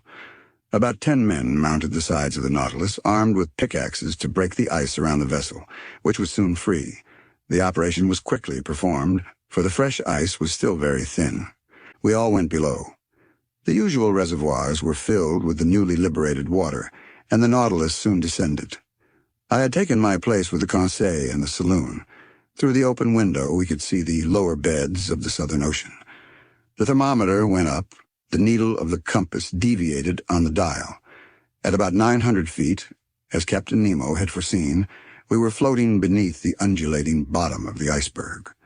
But the Nautilus went lower still. It went to the depth of 400 fathoms. The temperature of the water at the surface showed 12 degrees. It was now only 10. We had gained 2. I need not say the temperature of the Nautilus was raised by its heating apparatus to a much higher degree. Every maneuver was accomplished with wonderful precision. "We shall pass it, if you please, sir," said Conseil. "I believe we shall," I said in a tone of firm conviction. In this open sea, the Nautilus had taken its course direct to the pole without leaving the 52nd meridian. From 67 degrees 33 to 90 Diegoires, 22 degrees and a half of latitude remained to travel, that is, about 500 leagues. The Nautilus kept up a mean speed of 26 miles an hour, the speed of an express train. If that was kept up, in 40 hours we should reach the pole. For a part of the night, the novelty of the situation kept us at the window. The sea was lit with the electric lantern, but it was deserted. Fishes did not sojourn in these imprisoned waters. They only found there a passage to take them from the Antarctic Ocean to the open polar sea. Our pace was rapid. We could feel it by the quivering of the long steel body. About 2 in the morning I took some hours' repose, and Conseil did the same. In crossing the waist I did not meet Captain Nemo. I supposed him to be in the pilot's cage.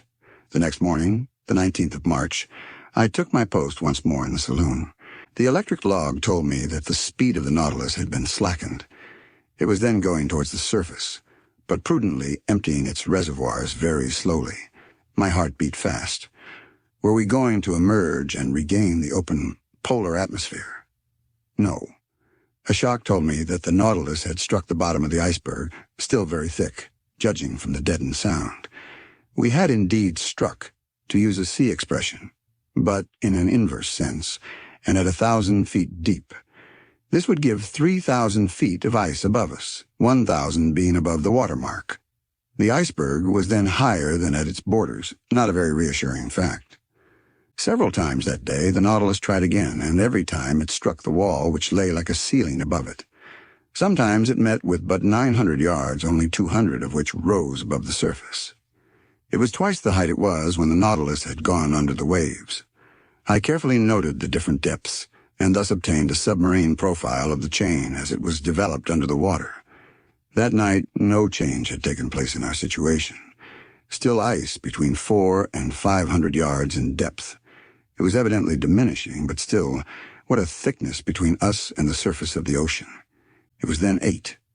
According to the daily custom on board the Nautilus, its air should have been renewed 4 hours ago, but I did not suffer much, although Captain Nemo had not yet made any demand upon his reserve of oxygen. My sleep was painful that night. Hope and fear besieged me by turns. I rose several times. The groping of the Nautilus continued. About 3 in the morning, I noticed that the lower surface of the iceberg was only about 50 feet deep. 150 feet now separated us from the surface of the waters. The iceberg was by degrees becoming an ice field, the mountain a plain.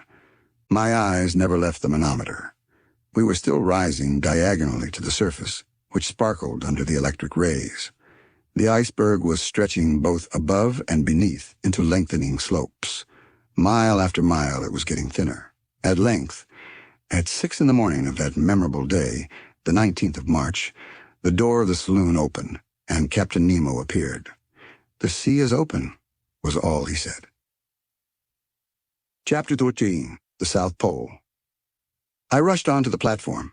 Yes, the open sea, with but a few scattered pieces of ice and moving icebergs, a long stretch of sea.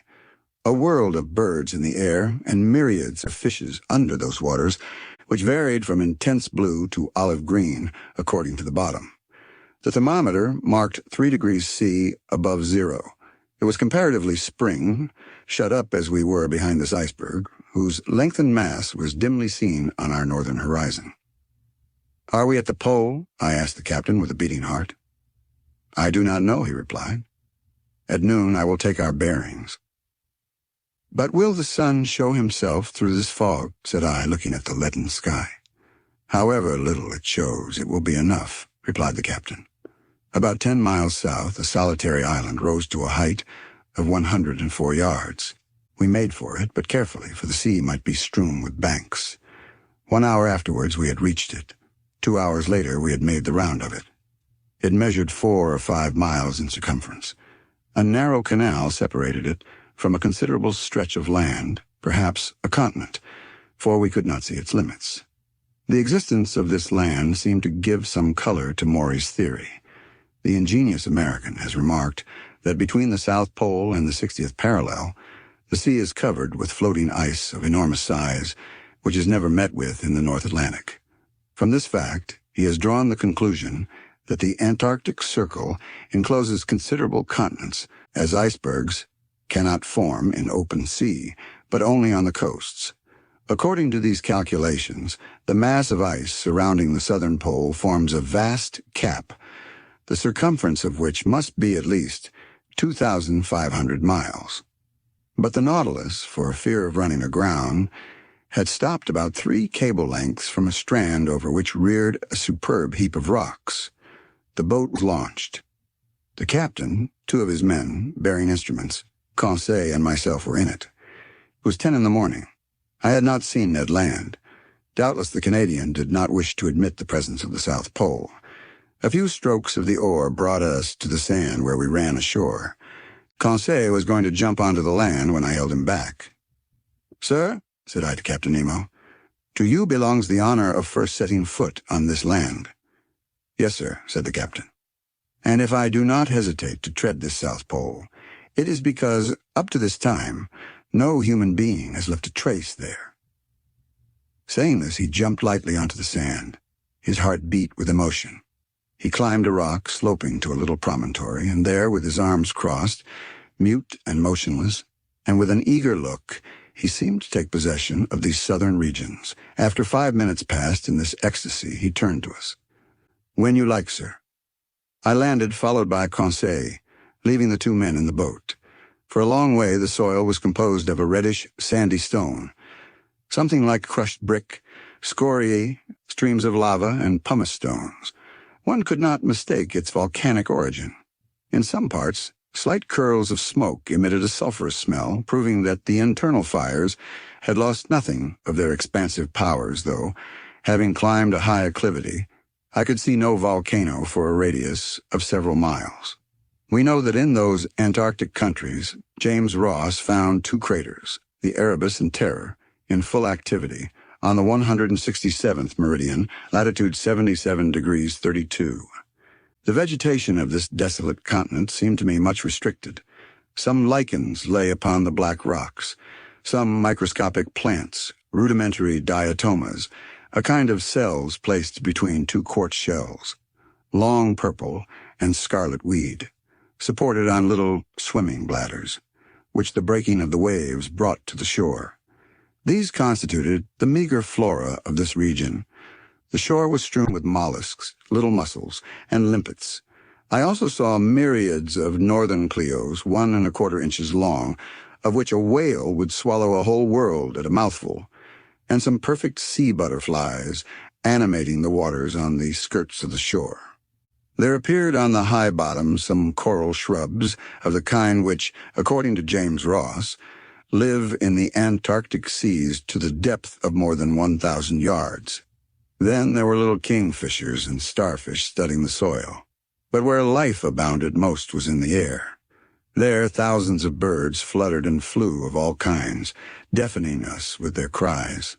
Others crowded the rock, looking at us as we passed by without fear, and pressing familiarly close by our feet. There were penguins, so agile in the water, heavy and awkward as they are on the ground. They were uttering harsh cries, a large assembly, sober in gesture, but extravagant in clamor.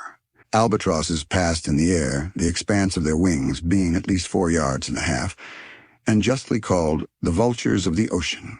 Some gigantic petrels and some damiers, a kind of small duck, the underpart of whose body is black and white. Then there were a whole series of petrels, some whitish, with brown-bordered wings, others blue, peculiar to the Antarctic seas, and so oily, as I told Conseil, that the inhabitants of the Faroe Islands had nothing to do before lighting them but to put a wick in. "A little more," said Conseil, "and they would be perfect lamps. After that, we cannot expect nature to have previously furnished them with wicks." About half a mile farther on, soil was riddled with ruff's nests, a sort of laying ground out of which many birds were issuing.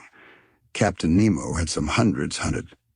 They uttered a cry like the braying of an ass, were about the size of a goose, slate color on the body, white beneath, with a yellow line around their throats.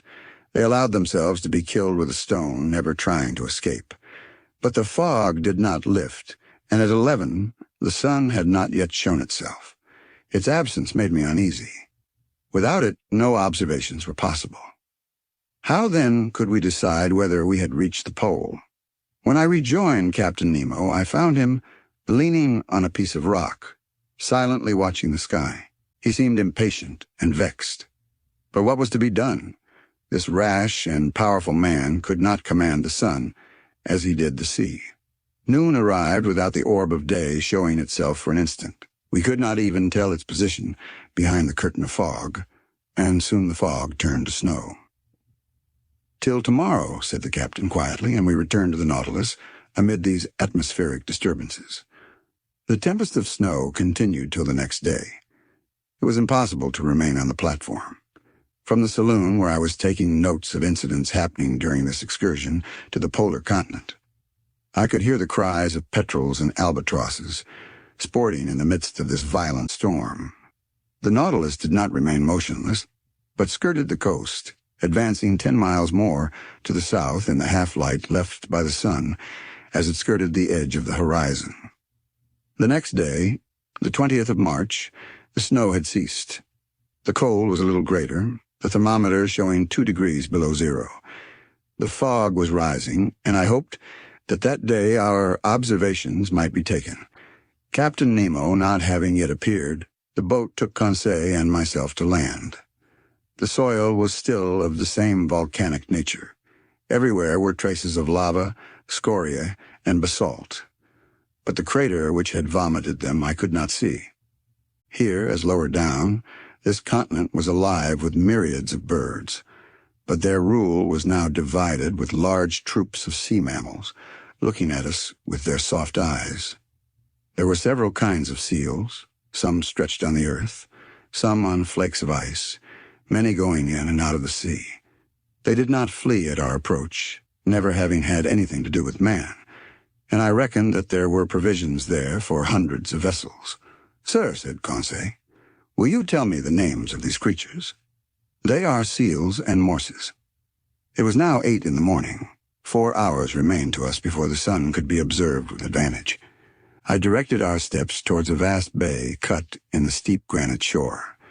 There I can aver that earth and ice were lost to sight by the numbers of sea mammals covering them, and I involuntarily sought for old Proteus, the mythological shepherd, who watched these immense flocks of Neptune. There were more seals than anything else, forming distinct groups, male and female, the father watching over his family, the mother suckling her little ones, some already strong enough to go a few steps. When they wished to change their place, they took little jumps, made by the contraction of their bodies, and helped awkwardly enough by their imperfect fin, which, as with the lamantins, their cousins, forms a perfect forearm. I should say that, in the water, which is their element, the spine of these creatures is flexible. With smooth and close skin and webbed feet, they swim admirably. In resting on the earth, they take the most graceful attitudes. Thus the ancients, observing their soft and expressive looks, which cannot be surpassed by the most beautiful look a woman can give, their clear, voluptuous eyes, their charming positions, and the poetry of their manners, metamorphose them, the male into a triton and the female into a mermaid. I made Conseil notice the considerable development of the lobes of the brain in these interesting cetaceans. No mammal except man has such a quantity of brain matter. They are also capable of receiving a certain amount of education, are easily domesticated, and I think with other naturalists that if properly taught, they would be of great service as fishing dogs. The greater part of them slept on the rocks or on the sand. Amongst these seals, properly so called, which have no external ears, in which they differ from the otter whose ears are prominent, I noticed several varieties of seals about 3 yards long, with a white coat, bulldog heads, armed with teeth in both jaws, 4 incisors at the top and 4 at the bottom, and 2 large canine teeth in the shape of a fleur-de-lis. Amongst them glided sea elephants, a kind of seal, with short, flexible trunks.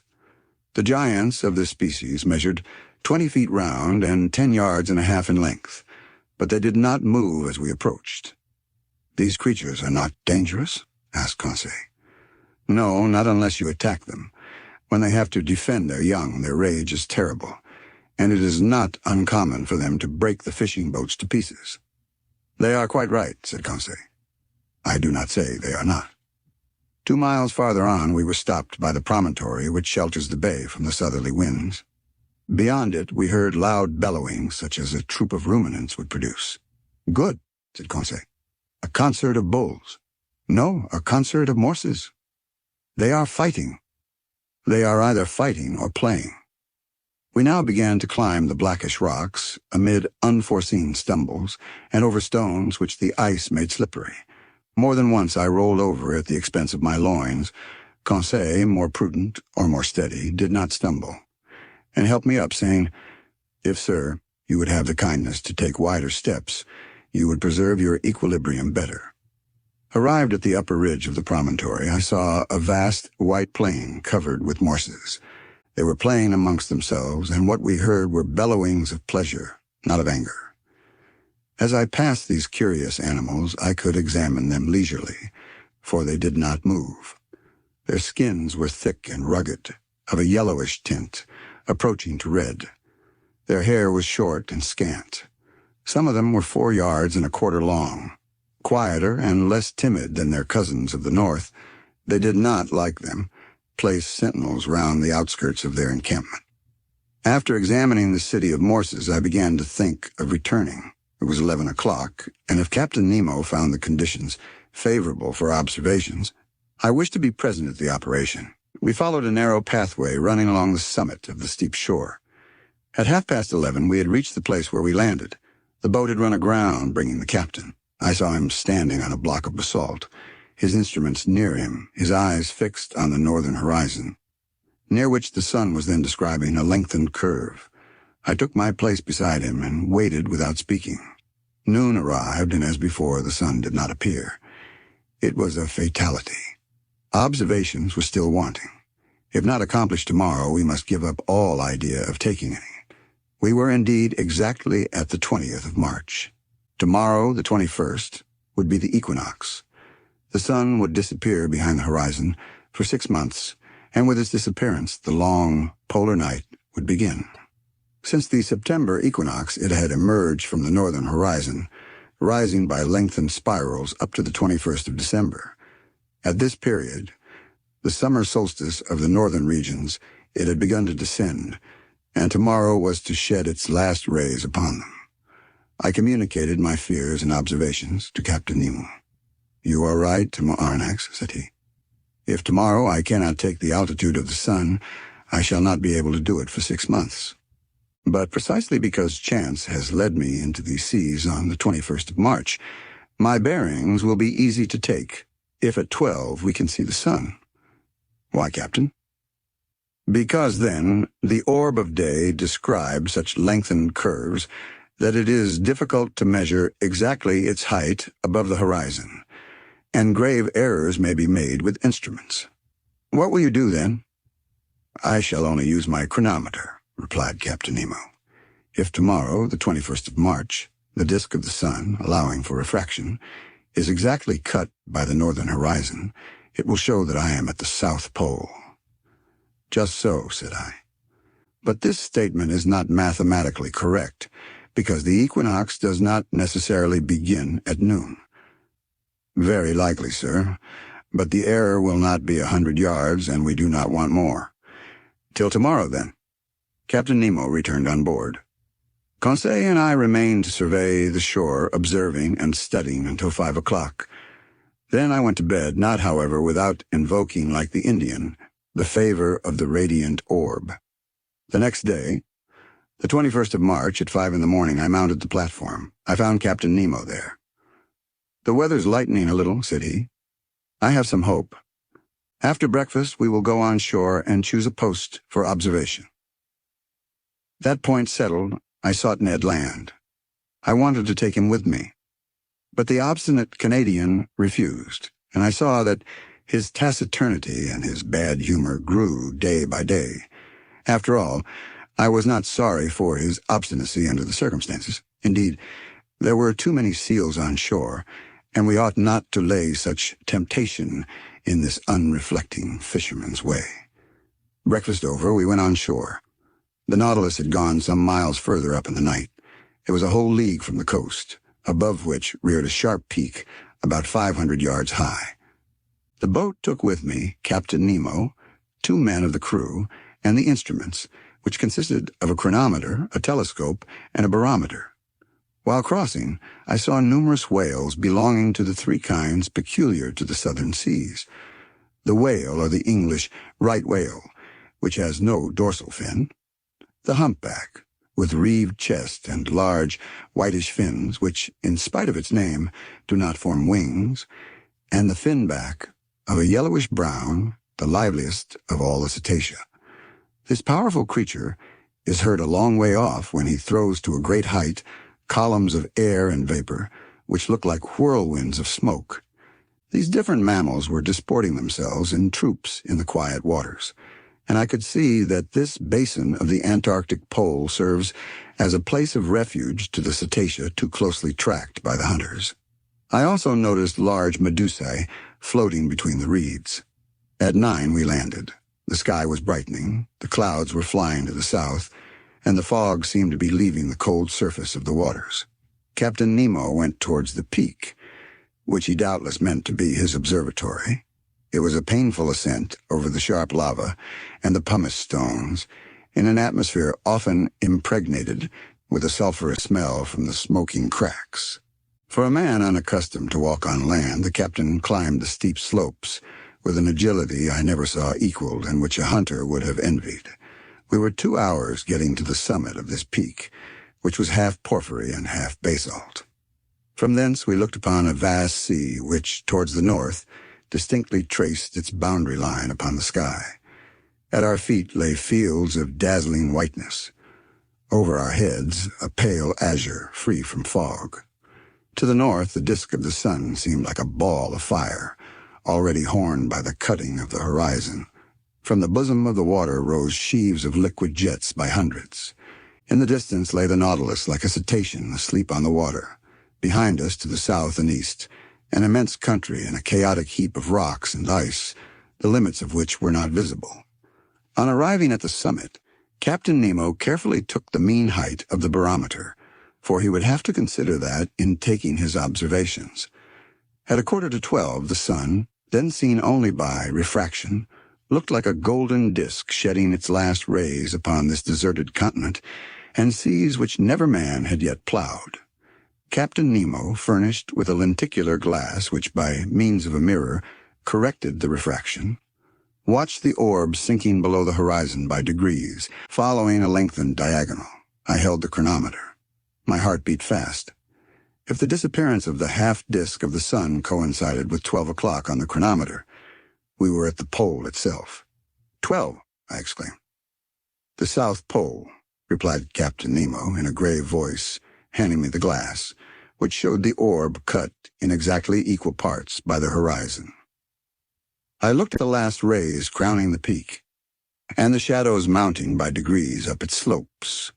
At that moment, Captain Nemo, resting with his hand on my shoulder, said, "I, Captain Nemo, on this 21st day of March, 1868, have reached the South Pole on the 90th degree, and I take possession of this part of the globe equal to 1/6 of the known continents." "In whose name, Captain?" "In my own, sir." Saying which, Captain Nemo unfurled a black banner bearing an N in gold quartered on its bunting. Then, turning towards the orb of day, whose last rays lapped the horizon of the sea, he exclaimed, "Adieu, sun, disappear, thou radiant orb, rest beneath this open sea, and let a night of 6 months spread its shadows over my new domains." Chapter 15. Accident or Incident. The next day, the 22nd of March, at 6 in the morning, preparations for departure were begun. The last gleams of twilight were melting into night. The cold was great. The constellations shone with wonderful intensity. In the zenith glittered that wondrous Southern Cross, the polar bear of Antarctic regions. The thermometer showed 120 below zero, and when the wind freshened, it was most biting. Flakes of ice increased on the open water. The sea seemed everywhere alike. Numerous blackish patches spread on the surface, showing the formation of fresh ice. Evidently the southern basin, frozen during the 6 winter months, was absolutely inaccessible. What became of the whales in that time?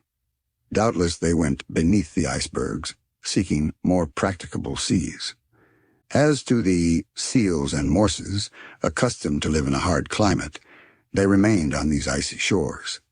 These creatures have the instinct to break holes in the ice field and keep them open. To these holes they come for breath. When the birds, driven away by the cold, have emigrated to the north, these sea mammals remain sole masters of the polar continent. But the reservoirs were filling with water, and the Nautilus was slowly descending. At 1,000 feet deep, it stopped. Its screw beat the waves, and it advanced straight towards the north at a speed of 15 miles an hour. Towards night, it was already floating under the immense body of the iceberg. At 3 in the morning, I was awakened by a violent shock. I sat up in my bed and listened in the darkness when I was thrown into the middle of the room. The Nautilus, after having struck, had rebounded violently. I groped along the partition and by the staircase to the saloon, which was lit by the luminous ceiling. The furniture was upset. Fortunately, the windows were firmly set, and had held fast.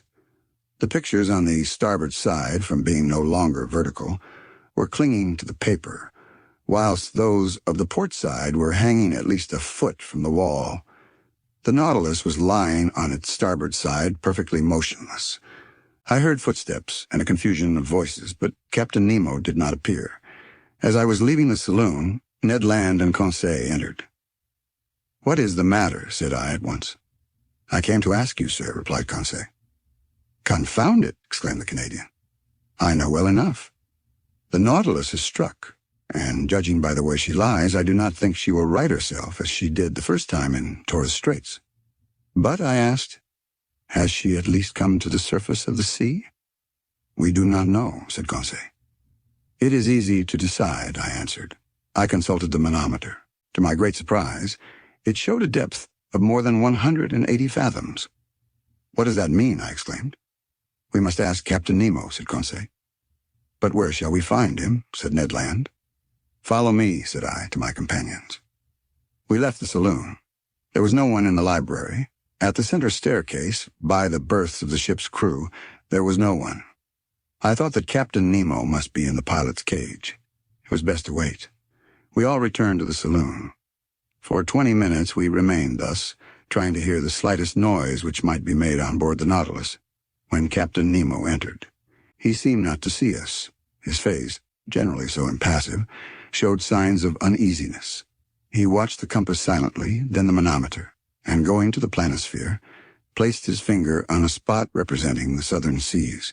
I would not interrupt him, but some minutes later, when he turned towards me, I said, using one of his own expressions in the Torres Straits, "An incident, Captain?" "No, sir. An accident this time." "Serious?" "Perhaps." "Is the danger immediate?" "No." "The Nautilus has stranded?" "Yes." "And this has happened?" "How?" "From a caprice of nature, not from the ignorance of man. Not a mistake has been made in the working. But we cannot prevent equilibrium from producing its effects. We may brave human laws, but we cannot resist natural ones." Captain Nemo had chosen a strange moment for uttering this philosophical reflection. On the whole, his answer helped me little. "May I ask, sir, the cause of this accident?" "An enormous block of ice, a whole mountain, has turned over," he replied. "When icebergs are undermined at their base by warmer water or reiterated shocks, their center of gravity rises, and the whole thing turns over. This is what has happened. One of these blocks, as it fell, struck the Nautilus, then, gliding under its hull, raised it with irresistible force, bringing it into beds which are not so thick, where it is lying on its side. But can we not get the Nautilus off by emptying its reservoirs, that it might regain its equilibrium?" "That, sir, is being done at this moment. You can hear the pump working. Look at the needle of the manometer. It shows that the Nautilus is rising, but the block of ice is floating with it. And until some obstacle stops its ascending motion, our position cannot be altered." Indeed, the Nautilus still held the same position to starboard. Doubtless it would right itself when the block stopped. But at this moment, who knows if we may not be frightfully crushed between the two glassy surfaces? I reflected on all the consequences of our position. Captain Nemo never took his eyes off the manometer. Since the fall of the iceberg, the Nautilus had risen about 150 feet, but it still made the same angle with the perpendicular. Suddenly, a slight movement was felt in the hold. Evidently, it was righting a little. Things hanging in the saloon were sensibly returning to their normal position. The partitions were nearing the upright. No one spoke. With beating hearts, we watched and felt the straightening. The boards became horizontal under our feet. 10 minutes passed. "At last we have righted?" I exclaimed. "Yes," said Captain Nemo, going to the door of the saloon. "But are we floating?" I asked. "Certainly," he replied, "since the reservoirs are not empty, and when empty, the Nautilus must rise to the surface of the sea." We were in open sea, but at a distance of about 10 yards on either side of the Nautilus rose a dazzling wall of ice. Above and beneath the same wall, above because the lower surface of the iceberg stretched over us like an immense ceiling, beneath because the overturned block, having slid by degrees, had found a resting place on the lateral wall, which kept it in that position.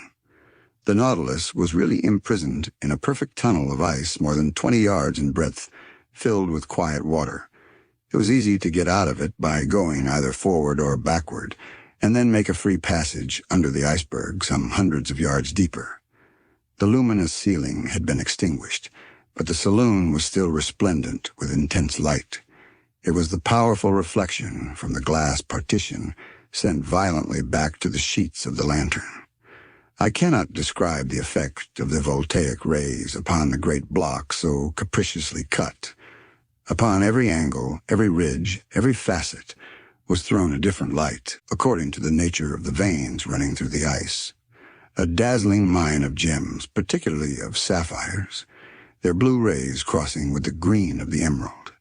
Here and there were opal shades of wonderful softness, running through bright spots like diamonds of fire, the brilliancy of which the eye could not bear.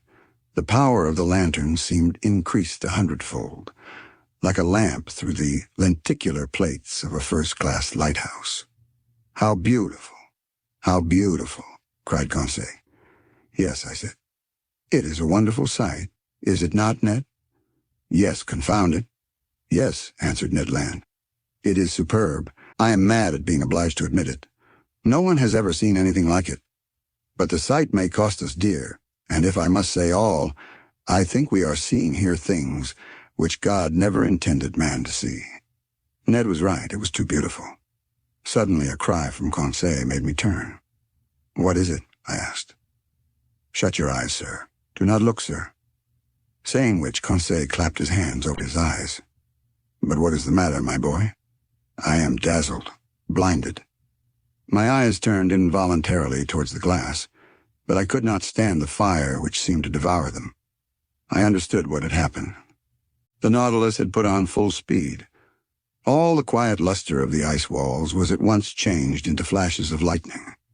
The fire from these myriads of diamonds was blinding. It required some time to calm our troubled looks. At last the hands were taken down. "Faith, I should never have believed it," said Conseil.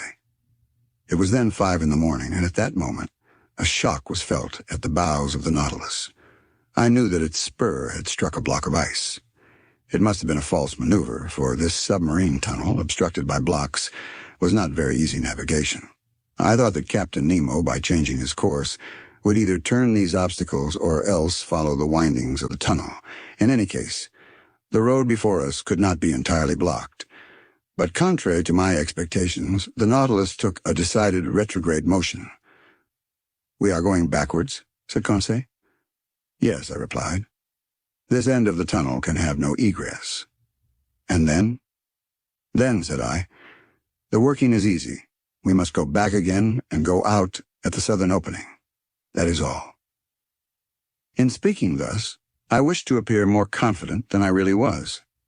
But the retrograde motion of the Nautilus was increasing, and reversing the screw, it carried us at great speed.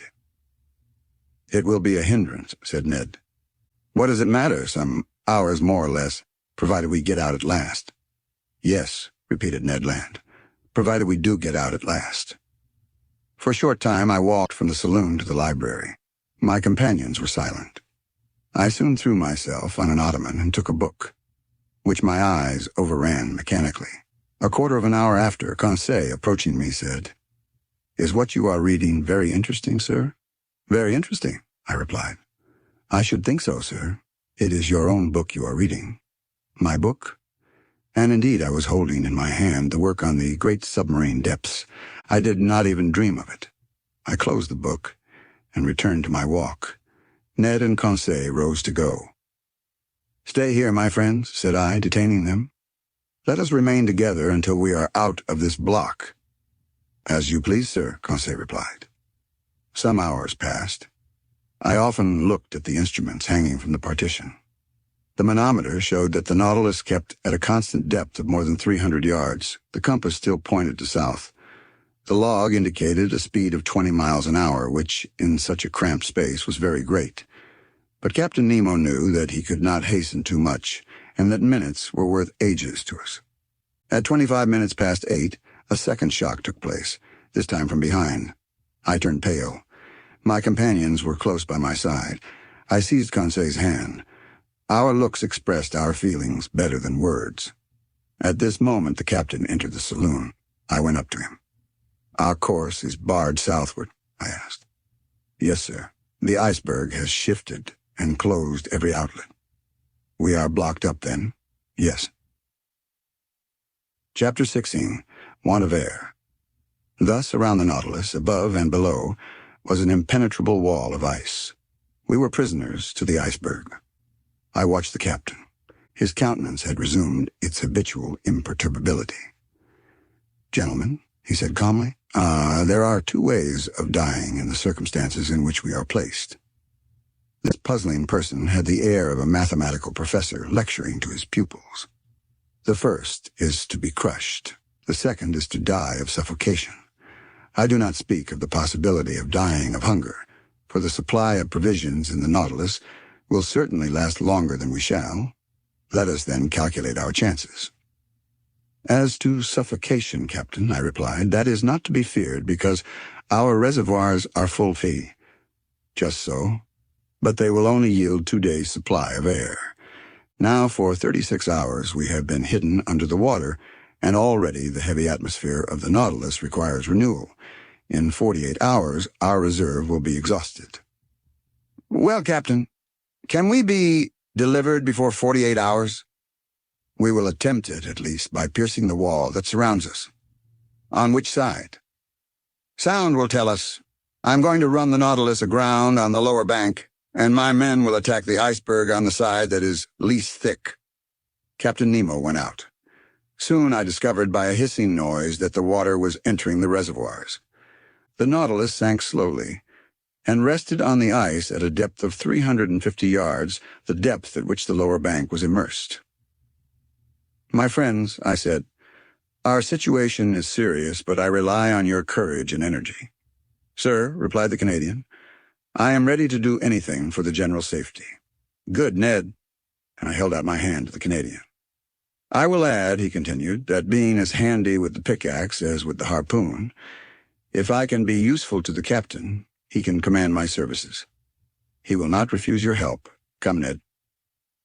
I led him to the room where the crew of the Nautilus were putting on their cork jackets.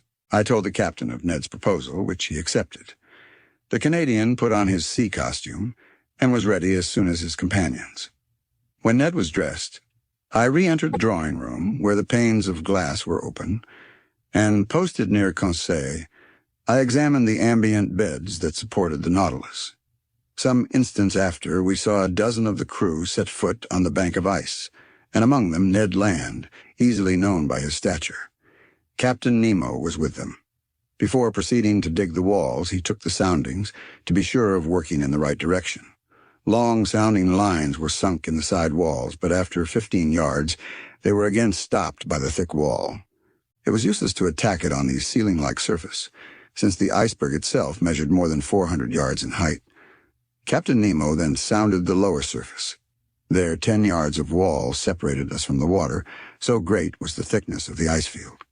It was necessary, therefore, to cut from it a piece equal in extent to the waterline of the Nautilus. There were about 6,000 cubic yards to detach, so as to dig a hole by which we could descend to the ice field. The work had begun immediately and carried on with indefatigable energy. Instead of digging round the Nautilus, which would have involved greater difficulty, Captain Nemo had an immense trench made at 8 yards from the port quarter. Then the men set to work simultaneously with their screws on several points of its circumference. Presently, the pickaxe attacked this compact matter vigorously, and large blocks were detached from the mass. By a curious effect of specific gravity, these blocks, lighter than water, fled, so to speak, to the vault of the tunnel that increased in thickness at the top in proportion as it diminished at the base. But that mattered little, so long as the lower part grew thinner. After 2 hours' hard work, Ned Land came in exhausted. He and his comrades were replaced by new workers, whom Conseil and I joined. The second lieutenant of the Nautilus superintended us. The water seemed singularly cold, but I soon got warm handling the pickaxe. My movements were free enough, although they were made under a pressure of 30 atmospheres. When I re-entered, after working 2 hours to take some food and rest, I found a perceptible difference between the pure fluid with which the Rouquayrol engine supplied me and the atmosphere of the Nautilus, already charged with the carbonic acid. The air had not been renewed for 48 hours, and its vivifying qualities were considerably enfeebled. However, after a lapse of 12 hours, we had only raised a block of ice 1 yard thick on the marked surface, which was about 600 cubic yards. Reckoning that it took 12 hours to accomplish this much, it would take 5 nights and 4 days to bring this enterprise to a satisfactory conclusion. 5 nights and 4 days. And we have only air enough for 2 days in the reservoirs. Without taking into account, said Ned, that even if we get out of this infernal prison, we shall also be imprisoned under the iceberg, shut out from all possible communication with the atmosphere. True enough. Who could then foresee the minimum of time necessary for our deliverance? We might be suffocated before the Nautilus could regain the surface of the waves. Was it destined to perish in this ice tomb with all those it enclosed? Situation was terrible, but everyone had looked the danger in the face, and each was determined to do his duty to the last. As I expected, during the night a new block 1 yard square was carried away, and still further sank the immense hollow. But in the morning, when dressed in my cork jacket, I traversed the slushy mass at a temperature of 6 or 7 degrees below zero, I remarked that the side walls were gradually closing in. The beds of water farthest from the trench that were not warmed by the men's work showed a tendency to solidification. In presence of this new and imminent danger, what would become of our chances of safety, and how hinder the solidification of this liquid medium that would burst the partitions of the Nautilus like glass? I did not tell my companions of this new danger. What was the good of damping the energy they displayed in the painful work of escape? But when I went on board again, I told Captain Nemo of this grave complication. "I know it," he said in that calm tone which could counteract the most terrible apprehensions. "It is one danger more, but I see no way of escaping it. The only chance of safety is to go quicker than solidification. We must be beforehand with it, that is all." On this day, for several hours, I used my pickaxe vigorously. The work kept me up. Besides, to work was to quit the Nautilus and breathe directly the pure air drawn from the reservoirs and supplied by our apparatus, and to quit the impoverished and vitiated atmosphere. Towards evening, the trench was dug 1 yard deeper. When I returned on board, I was nearly suffocated by the carbonic acid with which the air was filled. Ah, if we had only the chemical means to drive away this deleterious gas. We had plenty of oxygen. All this water contained a considerable quantity, and by dissolving it with our powerful piles, it would restore the vivifying fluid. I had thought well over it, but of what good was that, since the carbonic acid, produced by our respiration, had invaded every part of the vessel? To absorb it, it was necessary to fill some jars with caustic potash and to shake them incessantly. Now this substance was wanting on board, and nothing could replace it. On that evening, Captain Nemo ought to open the taps of his reservoirs and let some pure air into the interior of the Nautilus. Without this precaution, we could not get rid of the sense of suffocation. The next day, March 26th, I resumed my miner's work in beginning the 5th yard. The side walls and the lower surface of the iceberg thickened visibly. It was evident that they would meet before the Nautilus was able to disengage itself. Despair seized me for an instant. My pickaxe nearly fell from my hands. What was the good of digging if I must be suffocated, crushed by the water that was turning into stone, a punishment that the ferocity of the savages even would not have invented? Just then Captain Nemo passed near me. I touched his hand and showed him the walls of our prison. The wall to port had advanced to at least 4 yards from the hull of the Nautilus. The captain understood me and signed me to follow him. We went on board. I took off my cork jacket and accompanied him into the drawing room. "Mere Aronnax, we must attempt some desperate means, or we shall be sealed up in this solidified water as in cement." "Yes, but what is to be done?" "Ah, if my Nautilus were strong enough to bear this pressure without being crushed." "Well?" I asked, not catching the captain's idea. "Do you not understand," he replied, "that this congelation of water will help us? Do you not see that, by its solidification, it would burst through this field of ice that imprisons us, as when it freezes, it bursts the hardest stones? Do you not perceive that it would be an agent of safety instead of destruction?" "Yes, Captain, perhaps. But whatever resistance to crushing the Nautilus possesses, it could not support this terrible pressure, and would be flattened like an iron plate." "I know it, sir. Therefore we must not reckon on the aid of nature, but on our own exertions. We must stop this solidification. Not only will the side walls be pressed together, but there is not 10 feet of water before or behind the Nautilus. The congelation gains on us on all sides. How long will the air in the reservoirs last for us to breathe on board?" The captain looked in my face. "After tomorrow they will be empty." A cold sweat came over me. However, ought I to have been astonished at the answer? On March 22nd, the Nautilus was in the open polar seas. We were at 26 degrees. For 5 days we had lived on the reserve on board, and what was left of the respirable air must be kept for the workers. Even now, as I write, my recollection is still so vivid that an involuntary terror seizes me, and my lungs seem to be without air. Meanwhile, Captain Nemo reflected silently, and evidently an idea had struck him. But he seemed to reject it. At last, these words escaped his lips. "Boiling water," he muttered. "Boiling water?" I cried. "Yes, sir. We are enclosed in a space that is relatively confined. Would not jets of boiling water, constantly injected by the pumps, raise the temperature in this part and stay the congelation?" "Let us try it," I said resolutely. "Let us try it, Professor." The thermometer then stood at 7 degrees outside. Captain Nemo took me to the galleys where the vast distillatory machines stood that furnished the drinkable water by evaporation. They filled these with water, and all the electric heat from the piles was thrown through the worms bathed in the liquid. In a few minutes this water reached 100 degrees. It was directed toward the pumps, while fresh water replaced it in proportion.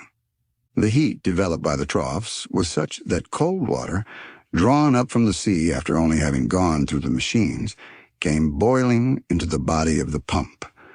The injection was begun, and 3 hours after the thermometer marked 6 degrees below zero outside, 1 degree was gained. 2 hours later, the thermometer only marked 4 degrees. "We shall succeed," I said to the captain, after having anxiously watched the result of the operation. "I think," he answered, "that we shall not be crushed. We have no more suffocation to fear." During the night, the temperature of the water rose to 1 degree below zero. The injections could not carry it to a higher point. But as the congelation of the seawater produces at least 2 degrees, I was at least reassured against the dangers of solidification. The next day, March the 27th, 6 yards of ice had been cleared, 12 feet only remaining to be cleared away. There was yet 48 hours' work. The air could not be renewed in the interior of the Nautilus, and this day would make it worse. An intolerable weight oppressed me. Towards 3 o'clock in the evening, this feeling rose to a violent degree. Yawns dislocated my jaws. My lungs panted as they inhaled this burning fluid, which became rarefied more and more. A moral torpor took hold of me. I was powerless, almost unconscious. My brave Conseil, though exhibiting the same symptoms and suffering in the same manner, never left me. He took my hand and encouraged me, and I heard him murmur, "Oh, if I could only not breathe, so as to leave more air for my master." Tears came into my eyes on hearing him speak thus. If our situation to all was intolerable in the interior, with what haste and gladness would we put on our cork jackets to work in our turn? Pickaxes sounded on the frozen ice beds. Our arms ached. The skin was torn off our hands. But what were these fatigues? What did the wounds matter? Vital air came to the lungs. We breathed. We breathed. All this time, no one prolonged his voluntary task beyond the prescribed time. His task accomplished, each one handed in turn to his panting companions the apparatus that supplied him with life. Captain Nemo set the example, and submitted first to this severe discipline. When the time came, he gave up his apparatus to another, and returned to the vitiated air on board, calm, unflinching, unmurmuring. On that day, the ordinary work was accomplished with unusual vigor. Only 2 yards remained to be raised from the surface. 2 yards only separated us from the open sea, but the reservoirs were nearly emptied of air. The little that remained ought to be kept for the workers, not a particle for the Nautilus. When I went back on board, I was half suffocated. What a night. I know not how to describe it. The next day, my breathing was oppressed. Dizziness accompanied the pain in my head and made me like a drunken man. My companions showed the same symptoms. Some of the crew had rattling in the throat. On that day, the 6th of our imprisonment, Captain Nemo, finding the pickaxes work too slowly, resolved to crush the ice bed that still separated us from the liquid sheet. This man's coolness and energy never forsook him. He subdued his physical pains by moral force. By his orders, the vessel was lightened, that is to say, raised from the ice bed by a change of specific gravity. When it floated, they towed it so as to bring it above the immense trench made on the level of the waterline. Then, filling his reservoirs of water, he descended and shut himself up in the hole. Just then all the crew came on board, and the double door of communication was shut. The Nautilus then rested on the bed of ice, which was not 1 yard thick, and which the sounding leads had perforated in 1,000 places. The taps of the reservoirs were then opened, and 100 cubic yards of water was let in, increasing the weight of the Nautilus to 1,800 tons. We waited, we listened, forgetting our sufferings in hope. Our safety depended on this last chance. Notwithstanding the buzzing in my head, I soon heard the humming sound under the hull of the Nautilus. The ice cracked with a singular noise like tearing paper, and the Nautilus sank. "We are off," murmured Conseil in my ear. I could not answer him. I seized his hand and pressed it convulsively. All at once, carried away by its frightful overcharge, the Nautilus sank like a bullet under the waters. That is to say, it fell as if it was in a vacuum. Then all the electric force was put on the pumps that soon began to let the water out of the reservoirs. After some minutes, our fall was stopped. Soon, too, the manometer indicated an ascending movement. The screw, going at full speed, made the iron hull tremble to its very bolts and drew us towards the north. But if this floating under the iceberg is to last another day before we reach the open sea, I shall be dead first. Half stretched upon a divan in the library, I was suffocating. My face was purple, my lips blue, my faculties suspended. I neither saw nor heard. All notion of time had gone from my mind. My muscles could not contract. I do not know how many hours passed thus, but I was conscious of the agony that was coming over me. I felt as if I was going to die. Suddenly I came to. Some breaths of air penetrated my lungs. Had we risen to the surface of the waves? Were we free of the iceberg? No. Ned and Conseil, my 2 brave friends, were sacrificing themselves to save me. Some particles of air still remained at the bottom of one apparatus. Instead of using it, they had kept it for me. And while they were being suffocated, they gave me life, drop by drop. I wanted to push back the thing. They held my hands, and for some moments I breathed freely. I looked at the clock. It was 11 in the morning. It ought to be the 28th of March. The Nautilus went at a frightful pace, 40 miles an hour. It literally tore through the water. Where was Captain Nemo? Had he succumbed? Were his companions dead with him? At the moment, the manometer indicated that we were not more than 20 feet from the surface. A mere plate of ice separated us from the atmosphere. Could we not break it? Perhaps. In any case, the Nautilus was going to attempt it. I felt that it was in an oblique position, lowering the stern and raising the bows. The introduction of water had been the means of disturbing its equilibrium. Then, impelled by its powerful screw, it attacked the ice field from beneath like a formidable battering ram. It broke it by backing and then rushing forward against the field, which gradually gave way. And at last, dashing suddenly against it, shot forwards on the ice field that crushed beneath its weight. The panel was opened, one might say, torn off, and the pure air came in abundance to all parts of the Nautilus. Chapter 13. From Cape Horn to the Amazon. How I got onto the platform, I have no idea. Perhaps the Canadian had carried me there. But I breathed. I inhaled the vivifying sea air. My two companions were getting drunk with the fresh particles. The other unhappy men had been so long without food that they could not with impunity indulge in the simplest aliments that were given them. We, on the contrary, had no end to restrain ourselves. We could draw this air freely into our lungs, and it was the breeze alone that filled us with this keen enjoyment. "Ah," said Conseil, "how delightful this oxygen is! Master need not fear to breathe it. There is enough for everybody." Ned Land did not speak, but he opened his jaws wide enough to frighten a shark. Our strength soon returned, and when I looked round me, I saw we were alone on the platform. The foreign seamen in the Nautilus were contented with the air that circulated in the interior. None of them had come to drink in the open air. The first words I spoke were words of gratitude and thankfulness to my two companions.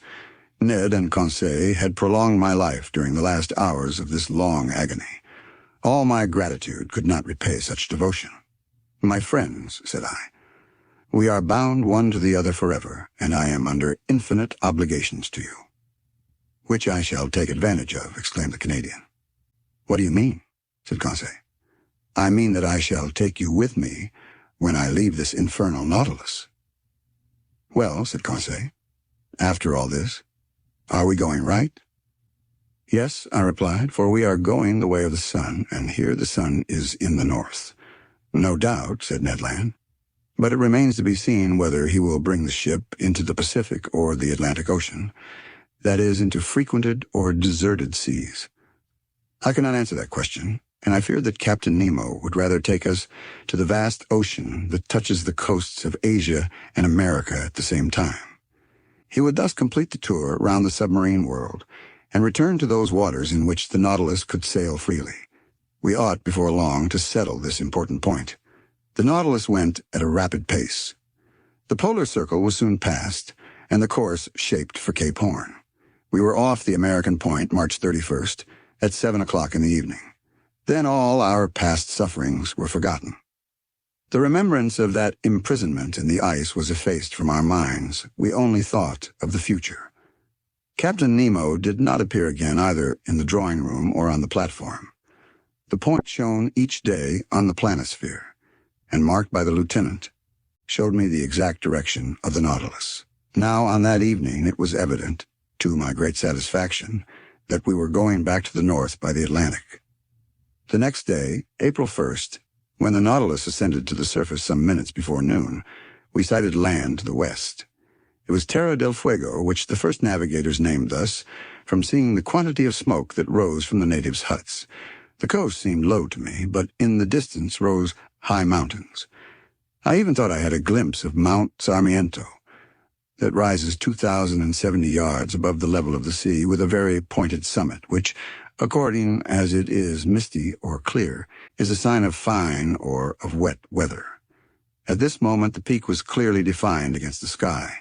The Nautilus, diving again under the water, approached the coast, which was only some few miles off.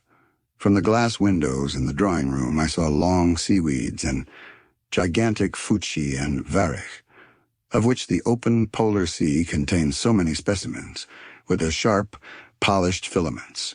They measured about 300 yards in length, reel cables, thicker than one's thumb, and having great tenacity, they are often used as ropes for vessels.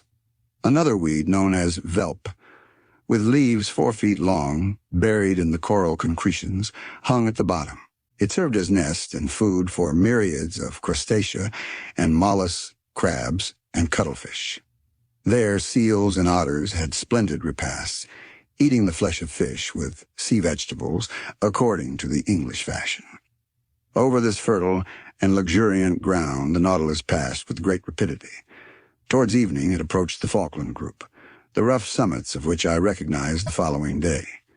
The depth of the sea was moderate. On the shores our nets brought in beautiful specimens of seaweed, and particularly certain fucus, the roots of which were filled with the best mussels in the world. Geese and ducks fell by dozens on the platform, and soon took their places in the pantry on board. When the last heights of the Falklands had disappeared from the horizon, the Nautilus sank to between 20 and 25 yards and followed the American coast. Captain Nemo did not show himself. Until the 3rd of April we did not quit the shores of Patagonia, sometimes under the ocean, sometimes at the surface. The Nautilus passed beyond the large estuary formed by the Uruguay. Its direction was northwards and followed the long windings of the coast of South America. We had then made 1,600 miles since our embarkation in the seas of Japan. About 11 o'clock in the morning, the Tropic of Capricorn was crossed on the 37th meridian, and we passed Cape Frio, standing out to sea. Captain Nemo, to Ned Land's great displeasure, did not like the neighborhood of the inhabited coasts of Brazil, for we went at a giddy speed. Not a fish, not a bird of the swiftest kind could follow us, and the natural curiosities of these seas escaped all observation. This speed was kept up for several days, and in the evening of the 9th of April, we sighted the most westerly point of South America that forms Cape San Roque. But then the Nautilus swerved again and sought the lowest depth of a submarine valley which is between this cape and Sierra Leone on the African coast. This valley bifurcates to the parallel of the Antilles and terminates at the mouth by the enormous depression of 9,000 yards. In this place, the geological basin of the ocean forms, as far as the Lesser Antilles, a cliff to 3.5 miles perpendicular in height, and, at the parallel of the Cape Verde Islands, an other wall, not less considerable, that encloses thus all the sunk continent of the Atlantic. The bottom of this immense valley is dotted with some mountains that give to these submarine places a picturesque aspect. I speak, moreover, from the manuscript charts that were in the library of the Nautilus, charts evidently due to Captain Nemo's hand, and made after his personal observations. For 2 days, the desert and deep waters were visited by means of the inclined planes. The Nautilus was furnished with long diagonal broadsides which carried it to all elevations. But on the 11th of April it rose suddenly, and land appeared at the mouth of the Amazon River, a vast estuary, the embouchure of which is so considerable that it freshens the seawater for the distance of several leagues. The equator was crossed. 20 miles to the west were the Guianas, a French territory on which we could have found an easy refuge, but a stiff breeze was blowing, and the furious waves would not have allowed a single boat to face them. Ned Land understood that, no doubt, for he spoke not a word about it. For my part, I made no allusion to his schemes of flight, for I would not urge him to make an attempt that must inevitably fail. I made the time pass pleasantly by interesting studies. During the days of April 11th and 12th, the Nautilus did not leave the surface of the sea, and the net brought in a marvellous haul of zoophytes, fish, and reptiles. Some zoophytes had been fished up by the chain of the nets. They were for the most part beautiful fictolines belonging to the actinidian family, and among other species, the Fictalis protexta, peculiar to that part of the ocean, with a little cylindrical trunk ornamented with vertical lines, speckled with red dots, crowning a marvellous blossoming of tentacles. As to the mollusks, they consisted of some I had already observed, turritellas, olive porphyras with regular lines intercrossed, with red spots standing out plainly against the flesh, odd pteroceras, like petrified scorpions, translucid hyalaeas, argonauts, cuttlefish, excellent eating, and certain species of calmars that naturalists of antiquity have classed amongst the flying fish, and that serve principally for bait for cod fishing. I had now an opportunity of studying several species of fish on these shores. Amongst the cartilaginous ones, Petromyzon's prica, a sort of eel 15 inches long, with a greenish head, violet fins, gray-blue back, brown belly, silvered and sewn with bright spots, the pupil of the eye encircled with gold, a curious animal that the current of the Amazon had drawn to the sea, for they inhabit fresh waters, tuberculated streaks with pointed snouts and a long, loose tail, armed with a long, jagged sting, little sharks, a yard long, gray and whitish skin, and several rows of teeth bent back that are generally known by the name of pantophils. Vespertilios, a kind of red isosceles triangle, half a yard long, to which pectorals are attached by fleshy prolongations that make them look like bats, but that their horny appendage, situated near the nostrils, has given them the name of sea unicorns. Lastly, some species of ballistae, the curasavian, whose spots were of a brilliant gold color and the capriscus of clear violet, and with varying shades like a pigeon's throat. I end here this catalogue, which is somewhat dry perhaps, but very exact, with a series of bony fish that I observed in passing belonging to the apteronotes, and whose snout is white as snow, the body of a beautiful black, marked with a very long, loose, fleshy strip, odontognathus, armed with spikes, sardines 9 inches long, glittering with a bright silver light, a species of mackerel provided with 2 anal fins, centronotes of a blackish tint that are fished for with torches, long fish, 2 yards in length, with fat flesh, white and firm, which, when they are fresh, taste like eel, and when dry, like smoked salmon, labres, half red, covered with scales only at the bottom of the dorsal and anal fins, chrysoptera, on which gold and silver blend their brightness with that of the ruby and topaz, golden-tailed spares, the flesh of which is extremely delicate, and whose phosphorescent properties betray them in the midst of the waters, orange-colored spares with long tongues, migres with gold caudal fins, dark thorn-tails, anableps of Suriname, etc. Notwithstanding this etc., I must not omit to mention fish that Conseil will long remember, and with good reason. One of our nets had hauled up a sort of very flat rayfish, which with the tail cut off formed a perfect disc and weighed 20 ounces. It was white underneath, red above, with large round spots of dark blue encircled with black, very glossy skin, terminating in a bilobed fin. Laid out on the platform, it struggled, tried to turn itself by convulsive movements, and made so many efforts that one last turn had nearly sent it into the sea. But Conseil, not wishing to let the fish go, rushed to it, and before I could prevent him, had seized it with both hands. In a moment, he was overthrown, his legs in the air and half his body paralyzed, crying, "Oh, master, master, help me!" It was the first time the poor boy had spoken to me so familiarly. The Canadian and I took him up and rubbed his contracted arms till he became sensible. The unfortunate Conseil had attacked a cramp fish of the most dangerous kind, the cumana.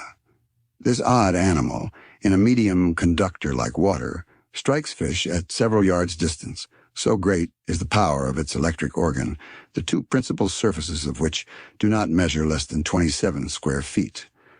The next day, April 12th, the Nautilus approached the Dutch coast, near the mouth of the Maroni. There, several groups of sea cows herded together. They were manatees, that, like the dugong and the stellara, belonged to the Scienian order.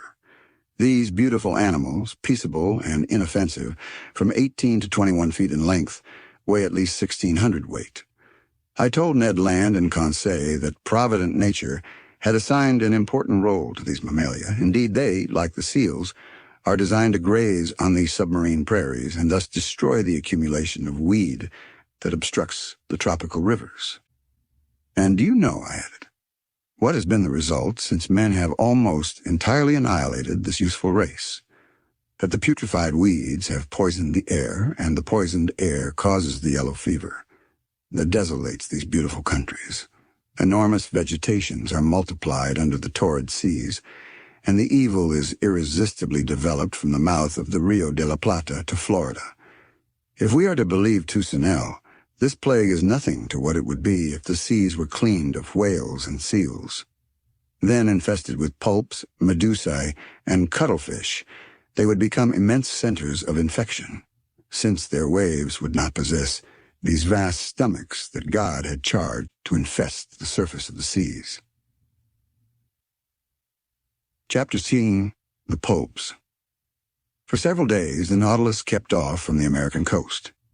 Evidently, it did not wish to risk the tides of the Gulf of Mexico or of the Sea of the Antilles.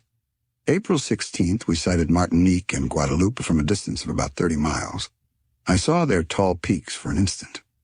The Canadian, who counted on carrying out his projects in the Gulf by either landing or hailing one of the numerous boats that coast from one island to another, was quite disheartened. Flight would have been quite practicable if Ned Land had been able to take possession of the boat without the captain's knowledge. But in the open sea it could not be thought of.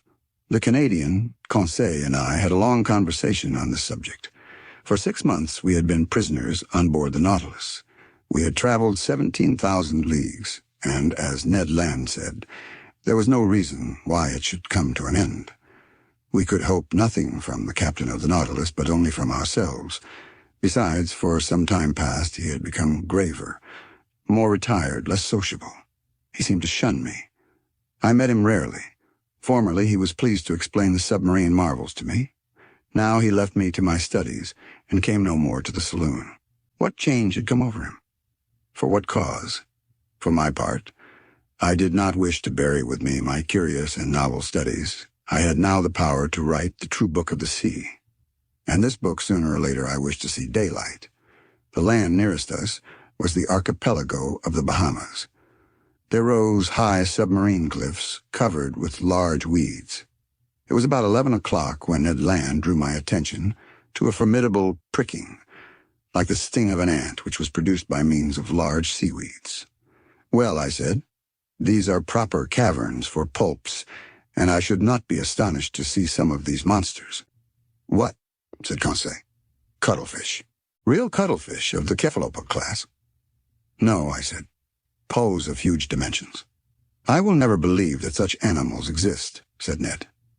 "Well," said Conseil, with the most serious air in the world, "I remember perfectly to have seen a large vessel drawn under the waves by an octopus's arm." "You saw that?" said the Canadian. "Yes, Ned." "With your own eyes?" "With my own eyes." "Where, pray, might that be?" "At Saint-Malo," answered Conseil. "In the port?" said Ned ironically. "No, in a church," replied Conseil. "In a church?" cried the Canadian. "Yes, friend Ned. In a picture representing the Pope in question." "Good," said Ned Land, bursting out laughing. "He is quite right," I said. "I have heard of this picture, but the subject represented is taken from a legend, and you know what to think of legends in the matter of natural history. Besides, when it is a question of monsters, the imagination is apt to run wild. Not only is it supposed that these pulps can draw down vessels, but a certain Olaus Magnus speaks of an octopus a mile long that is more like an island than an animal. It is also said that the bishop of Nidros was building an altar on an immense rock. Mass finished, the rock began to walk and returned to the sea. The rock was a pulp. Another bishop, Pontoppidan, speaks also of a pulp on which a regiment of cavalry could maneuver. Lastly, the ancient naturalists speak of monsters whose mouths were like gulfs, and which were too large to pass through the Straits of Gibraltar. "But how much is true of these stories?" asked Conseil. "Nothing, my friends. At least of that which passes the limit of truth to get to fable or legend. Nevertheless, there must be some ground for the imagination of the storytellers. One cannot deny that pulps and cuttlefish exist of a large species, inferior, however, to the cetaceans. Aristotle has stated the dimensions of a cuttlefish as 5 cubits, or 9 feet 2 inches. Our fishermen frequently see some that are more than 4 feet long. Some skeletons of pulps are preserved in the museums of Trieste and Montpellier that measure 2 yards in length. Besides, according to the calculations of some naturalists, one of these animals only 6 feet long would have tentacles 27 feet long. That would suffice to make a formidable monster. "Do they fish for them in these days?" asked Ned. "If they do not fish for them, sailors see them at least. One of my friends, Captain Paul Boss of Havre, has often affirmed that he met one of these monsters of colossal dimensions in the Indian seas. But the most astonishing fact, and which does not permit of the denial of the existence of these gigantic animals, happened some years ago in 1861. "What is the fact?" asked Ned Land. "This is it. In 1861, to the northeast of Tenerife, very nearly in the same latitude we are in now, the crew of the dispatch boat Elector perceived a monstrous cuttlefish swimming in the waters. Captain Bouguer went near to the animal and attacked it with harpoon and guns without much success, for balls and harpoons glided over the soft flesh. After several fruitless attempts, the crew tried to pass a slip knot round the body of the mollusk. The noose slipped as far as the tail fins and there stopped. They tried then to haul it on board, but its weight was so considerable that the tightness of the cord separated the tail from the body, and deprived of this ornament, he disappeared under the water. Indeed, is that a fact?" "An indisputable fact, my good Ned. They proposed to name this pulp Bouguer's cuttlefish." "What length was it?" asked the Canadian. "Did it not measure about 6 yards?" said Conseil, who, posted at the window, was examining again the irregular windings of the cliff. "Precisely," I replied. "Its head," rejoined Conseil, "was it not crowned with 8 tentacles that beat the water like a nest of serpents?" "Precisely." "Had not its eyes, placed at the back of its head, considerable development?" "Yes, Conseil." "And was not its mouth like a parrot's beak?" "Exactly, Conseil." "Very well. No offense to master," he replied quietly. "If this is not Bouguer's cuttlefish, it is at least one of its brothers." I looked at Conseil. Ned Land hurried to the window. "What a horrible beast!" he cried. I looked in my turn and could not repress a gesture of disgust. Before my eyes was a horrible monster worthy to figure in the legends of the marvellous. It was an immense cuttlefish, being 8 yards long. It swam crossways in the direction of the Nautilus with great speed, watching us with its enormous, staring green eyes. Its 8 arms, or rather feet, fixed to its head, that have given the name of cephalopod to these animals, were twice as long as its body and were twisted like the Fury's hair. One could see the 250 air holes on the inner side of the tentacles. The monster's mouth, a horned beak like a parrot's, opened and shut vertically. Its tongue, a horned substance furnished with several rows of pointed teeth, came out quivering from this veritable pair of shears. What a freak of nature, a bird's beak on a mollusk. Its spindle-like body formed a fleshy mass that might weigh 4,000 to 5,000 pounds, the varying color changing with great rapidity, according to the irritation of the animal, passed successively from livid gray to reddish-brown. What irritated this mollusk? No doubt the presence of the Nautilus, more formidable than itself and on which its suckers or its jaws had no hold. Yet what monsters these pulps are! What vitality the Creator has given them! What vigor in their movements! And they possess 3 hearts. Chance had brought us in presence of this cuttlefish, and I did not wish to lose the opportunity of carefully studying this specimen of cephalopods. I overcame the horror that inspired me, and taking a pencil began to draw it. "Perhaps this is the same which the Elector saw," said Conseil.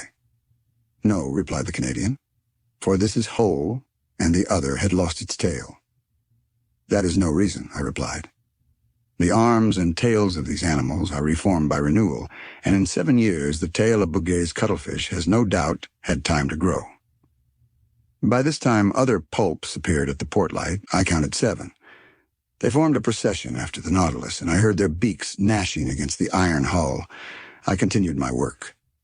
These monsters kept in the water with such precision that they seemed immovable. Suddenly, the Nautilus stopped. A shock made it tremble in every plate. "Have we struck anything?" I asked. "In any case," replied the Canadian, "we shall be free, for we are floating." The Nautilus was floating, no doubt, but it did not move. A minute passed. Captain Nemo, followed by his lieutenant, entered the drawing room. I had not seen him for some time. He seemed dull. Without noticing or speaking to us, he went to the panel, looked at the pulps, and said something to his lieutenant. The latter went out. Soon the panels were shut. The ceiling was lighted. I went towards the captain. "A curious collection of pulps," I said. "Yes, indeed, Mr. Naturalist," he replied, "and we are going to fight them, man to beast." I looked at him. I thought I had not heard aright. "Man to beast?" I repeated. "Yes, sir. The screw is stopped. I think that the horny jaws of one of the cuttlefish is entangled in the blades. That is what prevents our moving." "What are you going to do?" "Rise to the surface and slaughter this vermin." "A difficult enterprise?" "Yes, indeed. The electric bullets are powerless against the soft flesh, where they do not find resistance enough to go off, but we shall attack them with the hatchet." "And the harpoon, sir," said the Canadian, "if you do not refuse my help." "I will accept it, Master Land." "We will follow you," I said, and following Captain Nemo, we went towards the central staircase. There, about 10 men with boarding hatchets were ready for the attack. Conseil and I took 2 hatchets. Ned Land seized a harpoon. The Nautilus had then risen to the surface. One of the sailors, posted on the top ladder step, unscrewed the bolts of the panels, but hardly were the screws loosed, when the panel rose with great violence, evidently drawn by the suckers of a pulp's arm. Immediately, one of these arms slid like a serpent down the opening, and 20 others were above. With one blow of the axe, Captain Nemo cut this formidable tentacle that slid wriggling down the ladder. Just as we were pressing one on the other to reach the platform, 2 other arms, lashing the air, came down on the seaman placed before Captain Nemo and lifted him up with irresistible power. Captain Nemo uttered a cry and rushed out. We hurried after him. What a scene! The unhappy man, seized by the tentacle and fixed to the suckers, was balanced in the air at the caprice of this enormous trunk. He rattled in his throat. He was stifled, cried, "Help! Help!" These words, spoken in French, startled me. I had a fellow countryman on board, perhaps several. That heart-rending cry, I shall hear it all my life. The unfortunate man was lost. Who could rescue him from that powerful pressure? However, Captain Nemo had rushed to the pulp, and with one blow of the axe had cut through one arm. His lieutenant struggled furiously against other monsters that crept on the flanks of the Nautilus. The crew fought with their axes. The Canadian, Conseil, and I buried our weapons in the fleshy masses. A strong smell of musk penetrated the atmosphere. It was horrible. For one instant I thought the unhappy man, entangled with the pulp, would be torn from its powerful suction. 7 of the 8 arms had been cut off. One only wriggled in the air, brandishing the victim like a feather. But just as Captain Nemo and his lieutenant threw themselves on it, the animal ejected a stream of black liquid. We were blinded with it.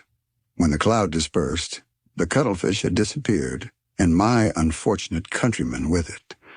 10 or 12 pulps now invaded the platform and sides of the Nautilus. We rolled pell-mell into the midst of this nest of serpents that wriggled on the platform in the waves of blood and ink. It seemed as though these slimy tentacles sprang up like the hydra's heads. Ned Land's harpoon, at each stroke, was plunged into the staring eyes of the cuttlefish. But my bold companion was suddenly overturned by the tentacles of a monster he had not been able to avoid. Ah, how my heart beat with emotion and horror. The formidable beak of a cuttlefish was open over Ned Land. The unhappy man would be cut in 2. I rushed to his succor. But Captain Nemo was before me. His axe disappeared between the 2 enormous jaws, and, miraculously saved, the Canadian, rising, plunged his harpoon deep into the triple heart of the pulp. "I owed myself this revenge," said the captain to the Canadian. Ned bowed without replying. The combat had lasted a quarter of an hour. The monsters, vanquished and mutilated, left us at last and disappeared under the waves. Captain Nemo, covered with blood, nearly exhausted, gazed upon the sea that had swallowed up one of his companions, and great tears gathered in his eyes. Chapter 18. The Gulf Stream. This terrible scene of the 20th of April none of us can ever forget. I have written it under the influence of violent emotion. Since then, I have revised the recital. I have read it to Conseil and to the Canadian. They found it exact as to facts, but insufficient as to effect. To paint such pictures, one must have the pen of the most illustrious of our poets, the author of The Toilers of the Deep. I have said that Captain Nemo wept while watching the waves. His grief was great. It was the second companion he had lost since our arrival on board, and what a death! That friend, crushed, stifled, bruised by the dreadful arms of a pulp, pounded by his iron jaws, would not rest with his comrades in the peaceful coral cemetery. In the midst of the struggle, it was the despairing cry uttered by the unfortunate man that had torn my heart. The poor Frenchman, forgetting his conventional language, had taken to his own mother tongue to utter a last appeal. Amongst the crew of the Nautilus, associated with the body and soul of the captain, recoiling like him from all contact with men, I had a fellow countryman. Did he alone represent France in this mysterious association, evidently composed of individuals of diverse nationalities? It was one of these insoluble problems that rose up unceasingly before my mind. Captain Nemo entered his room, and I saw him no more for some time. But that he was sad and irresolute I could see by the vessel of which he was the soul, and which received all his impressions. The Nautilus did not keep on in its settled course. It floated about like a corpse at the will of the waves. It went at random. He could not tear himself away from the scene of the last struggle, from the sea that had devoured one of his men. 10 days passed thus. It was not till the 1st of May that the Nautilus resumed its northerly course, after having sighted the Bahamas at the mouth of the Bahama Canal. We were then following the current from the largest river to the sea, that has its banks, its fish, and its proper temperatures. I mean the Gulf Stream. It is really a river that flows freely to the middle of the Atlantic, and whose waters do not mix with the ocean waters. It is a salt river, salter than the surrounding sea. Its mean depth is 1,500 fathoms, its mean breadth 10 miles. In certain places, the current flows with the speed of 2 miles and a half an hour. The body of its waters is more considerable than that of all the rivers in the globe. It was on this ocean river that the Nautilus then sailed. I must add that during the night, the phosphorescent waters of the Gulf Stream rivaled the electric power of our watchlight, especially in the stormy weather that threatened us so frequently. May 8th, we were still crossing Cape Hatteras at the height of the North Carolina. The width of the Gulf Stream there is 75 miles, and its depth 210 yards. The Nautilus still went at random. All supervision seemed abandoned. I thought that, under these circumstances, escape would be possible. Indeed, the inhabited shores offered anywhere an easy refuge. The sea was incessantly plowed by the steamers that ply between New York or Boston and the Gulf of Mexico, and overrun day and night by the little schooners coasting about the several parts of the American coast. We could hope to be picked up. It was a favorable opportunity, notwithstanding the 30 miles that separated the Nautilus from the coasts of the Union. One unfortunate circumstance thwarted the Canadians' plans. The weather was very bad. We were nearing those shores where tempests are so frequent, the country of waterspouts and cyclones actually engendered by the current of the Gulf Stream. To tempt the sea in a frail boat was certain destruction. Ned Land owned this himself. He fretted, seized with nostalgia that flight only could cure. "Master," he said that day to me, "this must come to an end. I must make a clean breast of it. This Nemo is leaving land and going up to the north. But I declare to you that I have had enough of the South Pole, and I will not follow him to the north. What is to be done, Ned, since flight is impracticable just now?" "We must speak to the captain," said he. You said nothing when we were in your native seas. I will speak. Now we are in mine. When I think that before long the Nautilus will be by Nova Scotia, and that there near Newfoundland is a large bay, and into that bay the St. Lawrence empties itself, and that the St. Lawrence is my river, the river by Quebec, my native town. When I think of this, I feel furious. It makes my hair stand on end. Sir, I would rather throw myself into the sea. I will not stay here. I am stifled. The Canadian was evidently losing all patience. His vigorous nature could not stand this prolonged imprisonment. His face altered daily. His temper became more surly. I knew what he must suffer, for I was seized with homesickness myself. Nearly 7 months had passed without our having had any news from land. Captain Nemo's isolation, his altered spirits, especially since the fight with the Popes, his taciturnity, all made me view things in a different light. "Well, sir," said Ned, seeing I did not reply.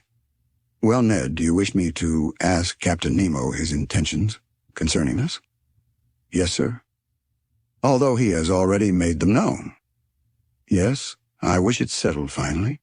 Speak for me, in my name only, if you like. But I so seldom meet him, he avoids me. That is all the more reason for you to go to see him." I went to my room. From thence I meant to go to Captain Nemo's. It would not do to let this opportunity of meeting him slip. I knocked at the door, no answer. I knocked again, then turned the handle. The door opened, I went in. The captain was there. Bending over his work table, he had not heard me. Resolved not to go without having spoken, I approached him.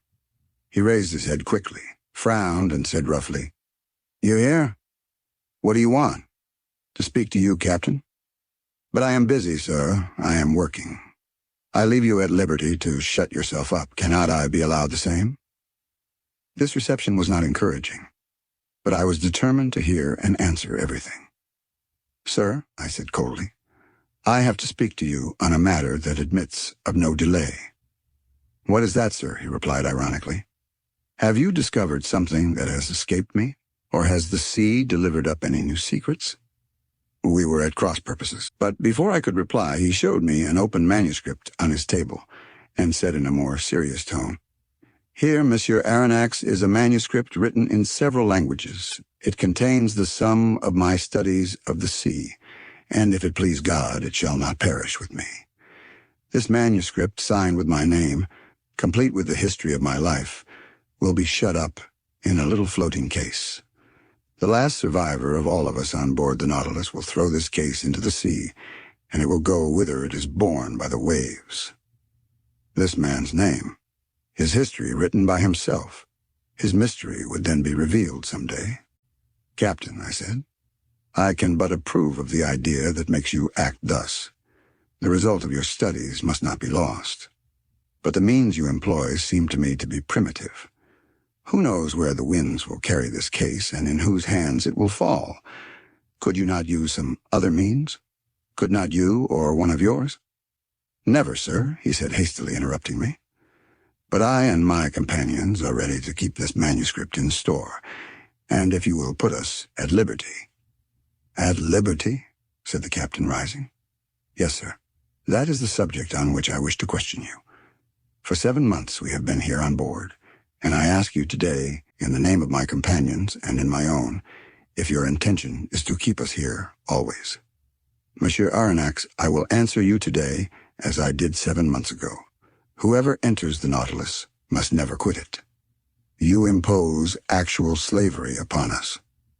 Give it what name you please. But everywhere the slave has the right to regain his liberty. Who denies you this right? Have I ever tried to chain you with an oath?" He looked at me with his arms crossed. "Sir," I said, "to return a second time to the subject will be neither to your nor to my taste. But as we have entered upon it, let us go through with it. I repeat, it is not only myself whom it concerns. Study is to me a relief, a diversion, a passion that could make me forget everything.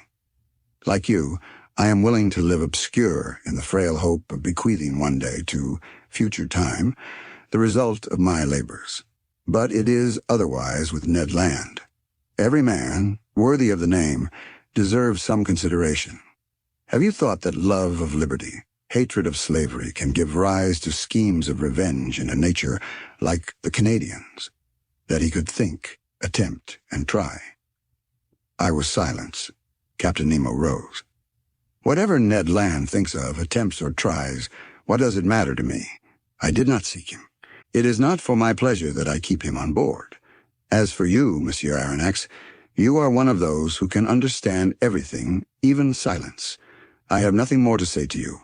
Let this first time you have come to treat of this subject be the last. For a second time, I will not listen to you. I retired. Our situation was critical. I related my conversation to my two companions. "We know now," said Ned, "that we can expect nothing from this man.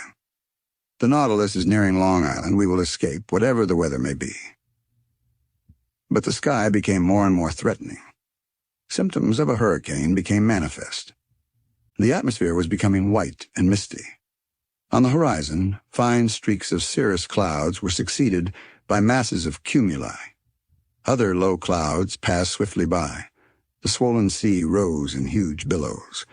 The birds disappeared with the exception of the petrels, those friends of the storm.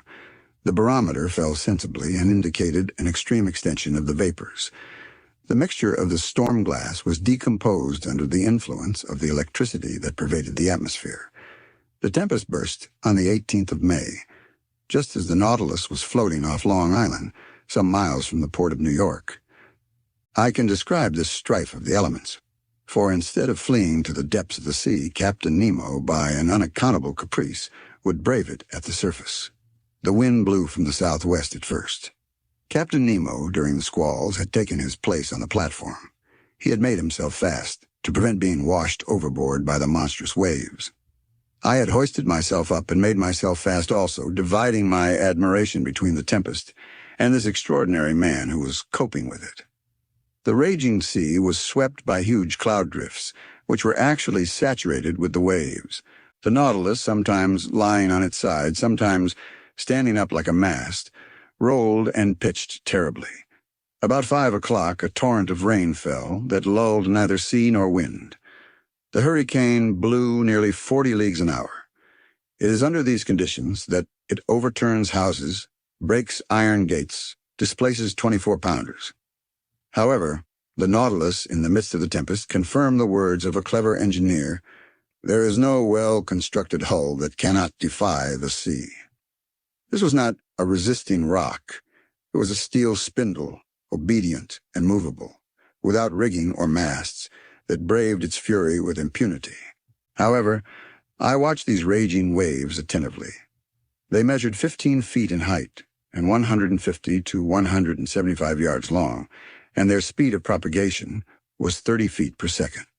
Their bulk and power increased with the depth of the water. Such waves as these at the Hebrides have displaced a mass weighing 8,400 pounds.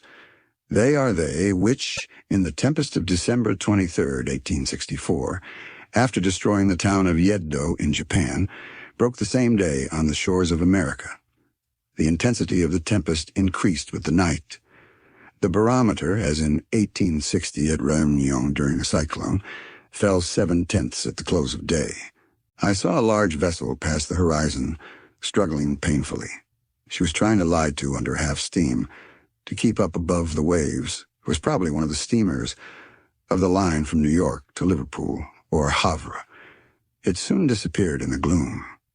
At 10 o'clock in the evening, the sky was on fire. The atmosphere was streaked with vivid lightning. I could not bear the brightness of it, while the captain, looking at it, seemed to envy the spirit of the tempest.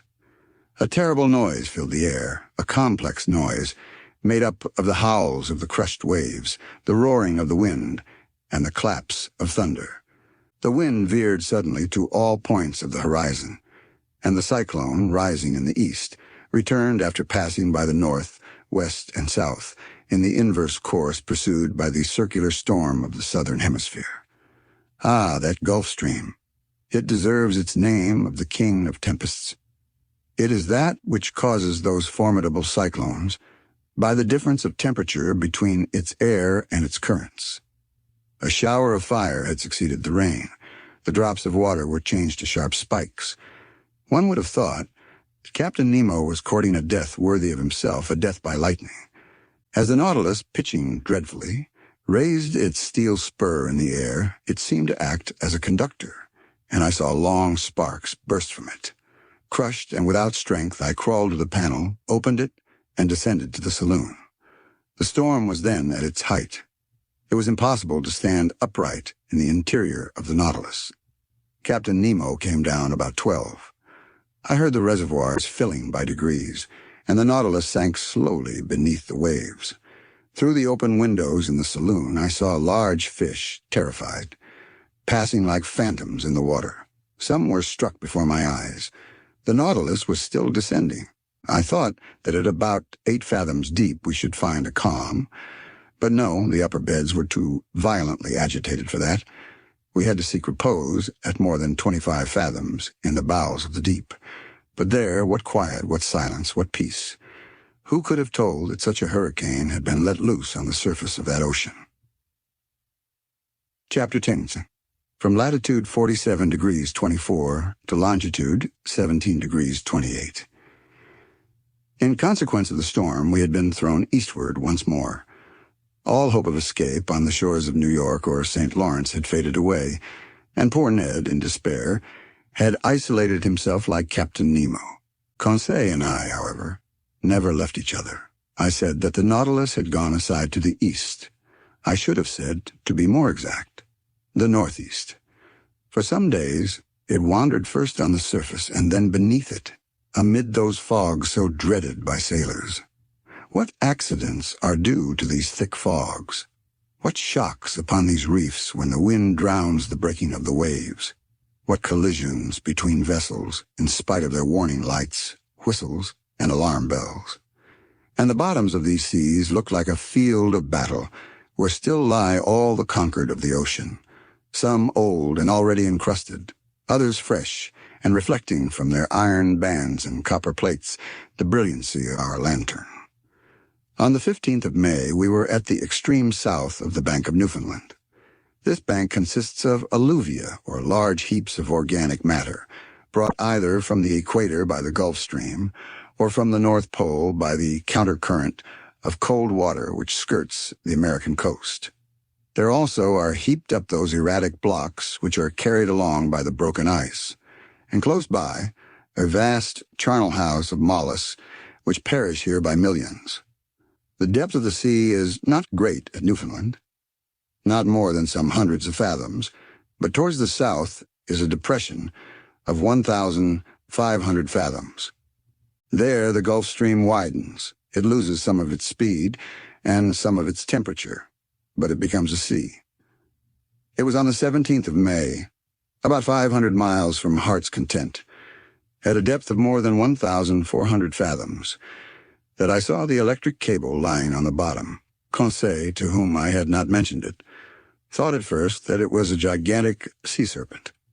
But I undeceived the worthy fellow, and by way of consolation, related several particulars in the laying of this cable. The first one was laid in the years 1857 and 1858, but after transmitting about 400 telegrams, would not act any longer. In 1863, the engineers constructed another one, measuring 2,000 miles in length and weighing 4,500 tons, which was embarked on the Great Eastern. This attempt also failed. On the 25th of May, the Nautilus, being at a depth of more than 1,918 fathoms, was on the precise spot where the rupture occurred which ruined the Enterprise. It was within 638 miles of the coast of Ireland, and at 2:30 in the afternoon they discovered that communication with Europe had ceased. The electricians on board resolved to cut the cable before fishing it up, and at 11 o'clock at night they had recovered the damaged part. They made another point and spliced it, and it was once more submerged. But some days after it broke again, and in the depths of the ocean, could not be recaptured. The Americans, however, were not discouraged. Cyrus Field, the bold promoter of the Enterprise, as he had sunk all his own fortune, set a new subscription on foot, which was at once answered, and another cable was constructed on better principles. The bundles of conducting wires were each enveloped in gutta percha and protected by a wadding of hemp, contained in a metallic covering. The Great Eastern sailed on the 13th of July, 1866. The operation worked well, but one incident occurred. Several times in unrolling the cable, they observed that nails had recently been forced into it, evidently with the motive of destroying it. Captain Anderson, the officers, and engineers consulted together and had it posted up that, if the offender was surprised on board, he would be thrown without further trial into the sea. From that time, the criminal attempt was never repeated. On the 23rd of July, the Great Eastern was not more than 500 miles from Newfoundland. When they telegraphed from Ireland the news of the armistice concluded between Prussia and Austria after Sedan. On the 27th, in the midst of heavy fogs, they reached the port of Heart's Content. The enterprise was successfully terminated, and for its first dispatch, young America addressed old Europe in these words of wisdom, so rarely understood. Glory to God in the highest, and on earth peace, goodwill towards men. I did not expect to find the electric cable in its primitive state, such as it was on leaving the manufactory. The long serpent, covered with the remains of shells, bristling with foraminiferae, was encrusted with a strong coating which served as a protection against all boring mollusks. It lay quietly sheltered from the motions of the sea, and under a favorable pressure for the transmission of the electric spark which passes from Europe to America in 0.32 of a second. Doubtless this cable will last for a great length of time, for they find that the gutta percha covering is improved by the seawater. Besides, on this level, so well chosen, the cable is never so deeply submerged as to cause it to break. The Nautilus followed it to the lowest depth, which was more than 2,212 fathoms, and there it lay without any anchorage. And then we reached the spot where the accident had taken place in 1863. The bottom of the ocean then formed a valley about 100 miles broad, in which Mont Blanc might have been placed without its summit appearing above the waves. This valley is closed at the east by a perpendicular wall more than 2,000 yards high. We arrived there on the 28th of May, and the Nautilus was then not more than 120 miles from Ireland. Was Captain Nemo going to land on the British Isles? No. To my great surprise, he made for the south, once more coming back towards European seas. In rounding the Emerald Isle for one instant, I caught sight of Cape Clear and the light which guides the thousands of vessels leaving Glasgow or Liverpool. An important question then arose in my mind. Did the Nautilus dare entangle itself in the Manche? Ned Land, who had reappeared since we had been nearing land, did not cease to question me. How could I answer? Captain Nemo remained invisible, after having shown the Canadian a glimpse of American shores. Was he going to show me the coast of France? But the Nautilus was still going southward. On the 30th of May, it passed in sight of Land's End, between the extreme point of England and the Scilly Isles which were left to starboard. If we wished to enter the Manche, he must go straight to the east. He did not do so. During the whole of the 31st of May, the Nautilus described a series of circles on the water which greatly interested me. It seemed to be seeking a spot it had some trouble in finding. At noon, Captain Nemo himself came to work the ship's log. He spoke no word to me, but seemed gloomier than ever. What could sadden him thus?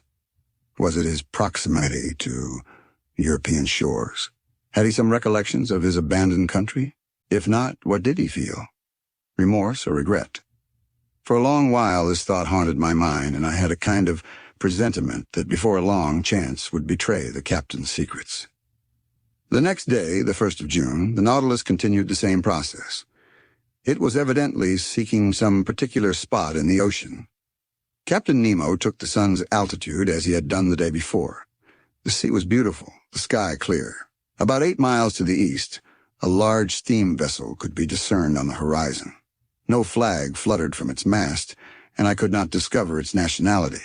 Some minutes before the sun passed the meridian, Captain Nemo took his sextant and watched with great attention. The perfect rest of the water greatly helped the operation. The Nautilus was motionless. It neither rolled nor pitched. I was on the platform when the altitude was taken, and the captain pronounced these words, "It is here." He turned and went below. Had he seen the vessel, which was changing its course and seemed to be nearing us? I could not tell. I returned to the saloon. The panels closed. I heard the hissing of the water in the reservoirs. The Nautilus began to sink, following a vertical line, for its screw communicated no motion to it. Some minutes later, it stopped at a depth of more than 420 fathoms, resting on the ground. The luminous ceiling was darkened, then the panels were opened, and through the glass I saw the sea brilliantly illuminated by the rays of our lantern for at least half a mile round us. I looked to the port side and saw nothing but an immensity of quiet waters. But to starboard, on the bottom appeared a large protuberance, which at once attracted my attention. One would have thought it a ruin buried under a coating of white shells, much resembling a covering of snow. Upon examining the mass attentively, I could recognize the ever-thickening form of a vessel, bare of its masts, which must have sunk. It certainly belonged to past times. This wreck, to be thus encrusted with the lime of the water, must already be able to count many years past at the bottom of the ocean. What was this vessel? Why did the Nautilus visit its tomb? Could it have been aught but a shipwreck which had drawn it under the water? I knew not what to think, when near me, in a slow voice, I heard Captain Nemo say, "At one time this ship was called the Marseillais. It carried 74 guns and was launched in 1762. In 1778, the 13th of August, commanded by La Poipe-Vertrieux, it fought boldly against the Preston. In 1779, on the 4th of July, it was at the taking of Grenada with the squadron of Admiral Estaing. In 1781, on the 5th of September, it took part in the Battle of Comte de Grasse in Chesapeake Bay. In 1794, the French Republic changed its name. On the 16th of April in the same year, it joined the squadron of Villeray-Joyeuse at Brest, being entrusted with the escort of a cargo of corn coming from America under the command of Admiral Van Stiebel. On the 11th and 12th Prairil of the second year, the squadron fell in with an English vessel. Sir, today is the 13th Prairil, the 1st of June, 1868. It is now 74 years ago, day for day, on this very spot, in latitude 47 degrees 24, longitude 17 degrees 28, that this vessel, after fighting heroically, losing its 3 masts, with the water in its hold, and the third of its crew disabled, preferred sinking with its 356 sailors to surrendering, and nailing its colors to the poop, disappeared under the waves to the cry of, "Long live the Republic!" "The Avenger!" I exclaimed. "Yes, sir, the Avenger. A good name," muttered Captain Nemo, crossing his arms. Chapter 21, A Hecatomb. The way of describing this unlooked-for scene, the history of the Patriot ship, told at first so coldly, and the emotion with which this strange man pronounced the last words, the name of the Avenger, the significance of which could not escape me, all impressed itself deeply on my mind. My eyes did not leave the captain, who, with his hands stretched out to sea, was watching with a glowing eye the glorious wreck. Perhaps I was never to know who he was, from whence he came, or where he was going to, but I saw the man move, and apart from the savant, it was no common misanthropy which had shut Captain Nemo and his companions within the Nautilus, but a hatred, either monstrous or sublime, which time could never weaken. Did this hatred still seek for vengeance? The future would soon teach me that. But the Nautilus was rising slowly to the surface of the sea, and the form of the Avenger disappeared by degrees from my sight. Soon a slight rolling told me that we were in the open air. At that moment a dull boom was heard. I looked at the captain. He did not move. "Captain?" said I. He did not answer. I left him and mounted the platform. Conseil and the Canadian were already there. "Where did that sound come from?" I asked. "It was a gunshot," replied Ned Land. I looked in the direction of the vessel I had already seen. It was nearing the Nautilus, and we could see that it was putting on steam. It was within 6 miles of us. What is that ship, Ned? By its rigging and the height of its lower masts, said the Canadian. I bet she is a ship of war. May it reach us, and, if necessary, sink this cursed Nautilus. Friend Ned, replied Conseil, what harm can it do to the Nautilus? Can it attack it beneath the waves? Can it cannonade us at the bottom of the sea? Tell me, Ned, said I, can you recognize what country she belongs to? The Canadian knitted his eyebrows, dropped his eyelids, and screwed up the corners of his eyes, and for a few moments fixed a piercing look upon the vessel. No, sir, he replied. I cannot tell what nation she belongs to, for she shows no colors.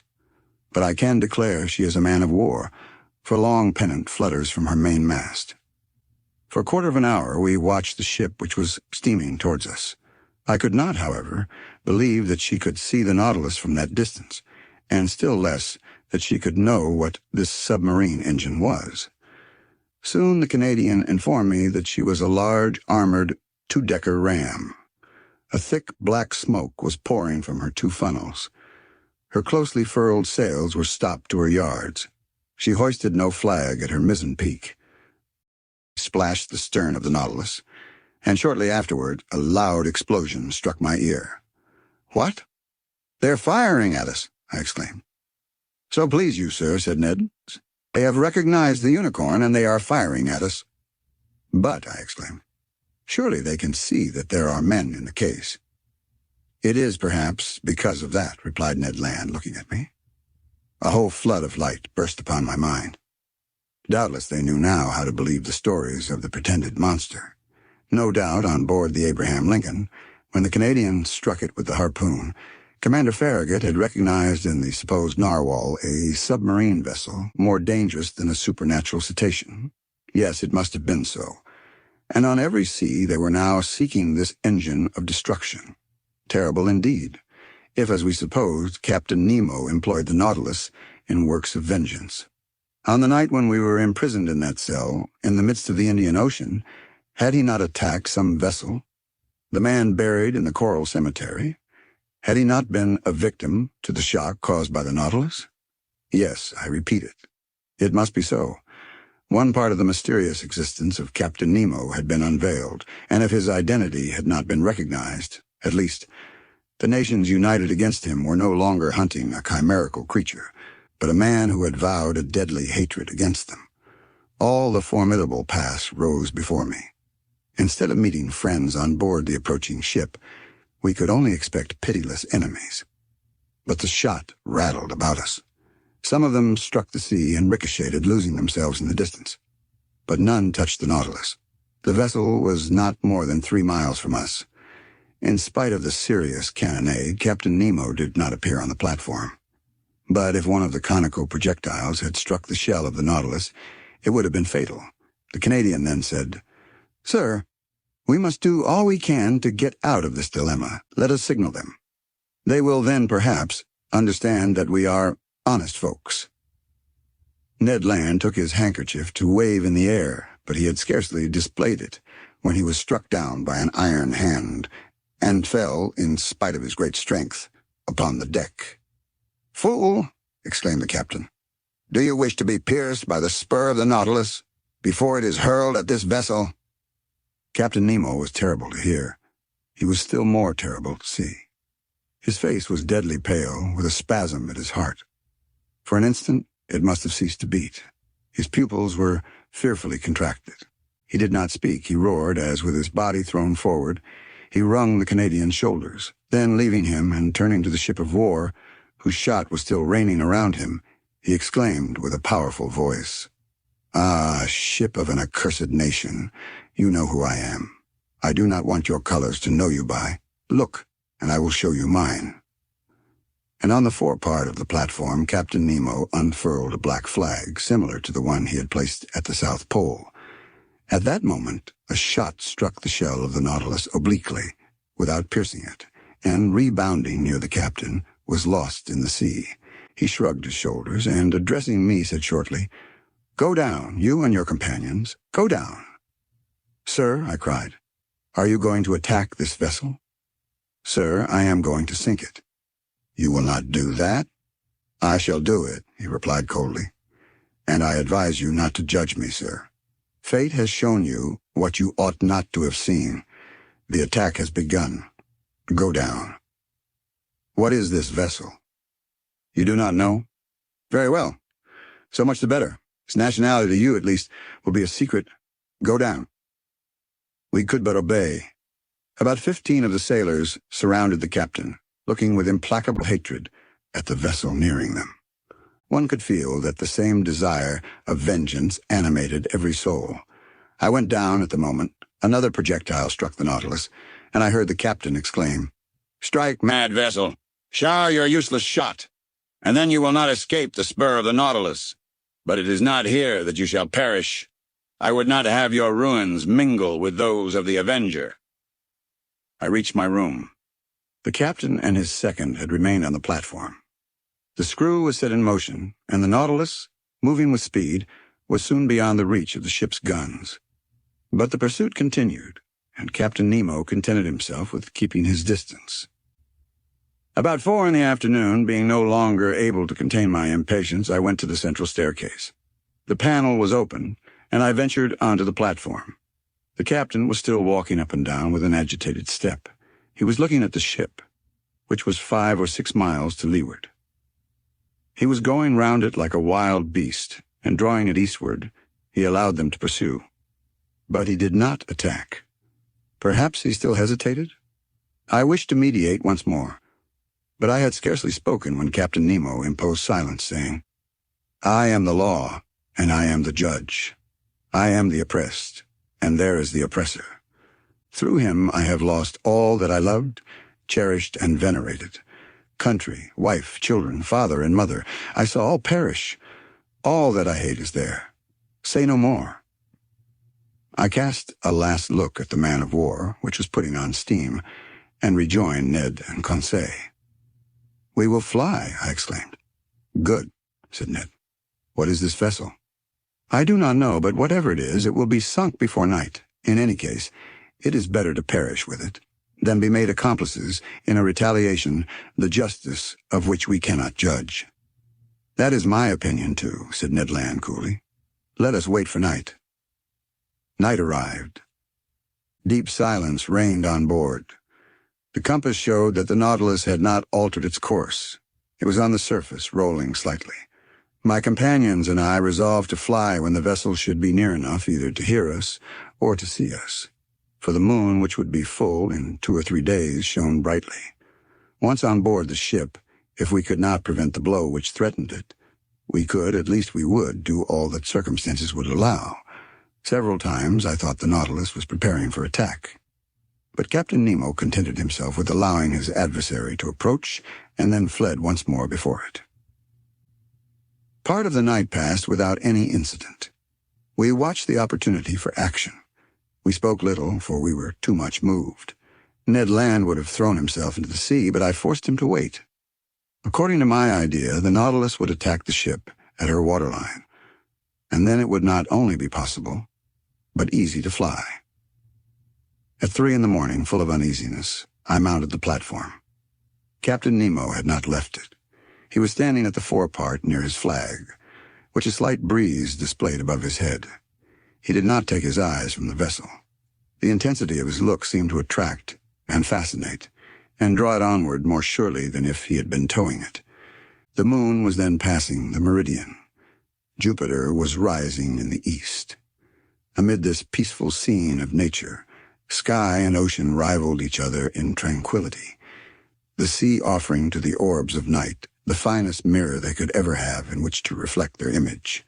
As I thought of the deep calm of these elements, compared with all those passions brooding imperceptibly within the Nautilus, I shuddered. The vessel was within 2 miles of us. It was ever nearing that phosphorescent light which showed the presence of the Nautilus. I could see its green and red lights, and its white lantern hanging from the large foremast. An indistinct vibration quivered through its rigging, showing that the furnaces were heated to the uttermost. Sheaves of sparks and red ashes flew from the funnels, shining in the atmosphere like stars. I remained thus until 6 in the morning without Captain Nemo noticing me. The ship stood about a mile and a half from us, and with the first dawn of day, the firing began afresh.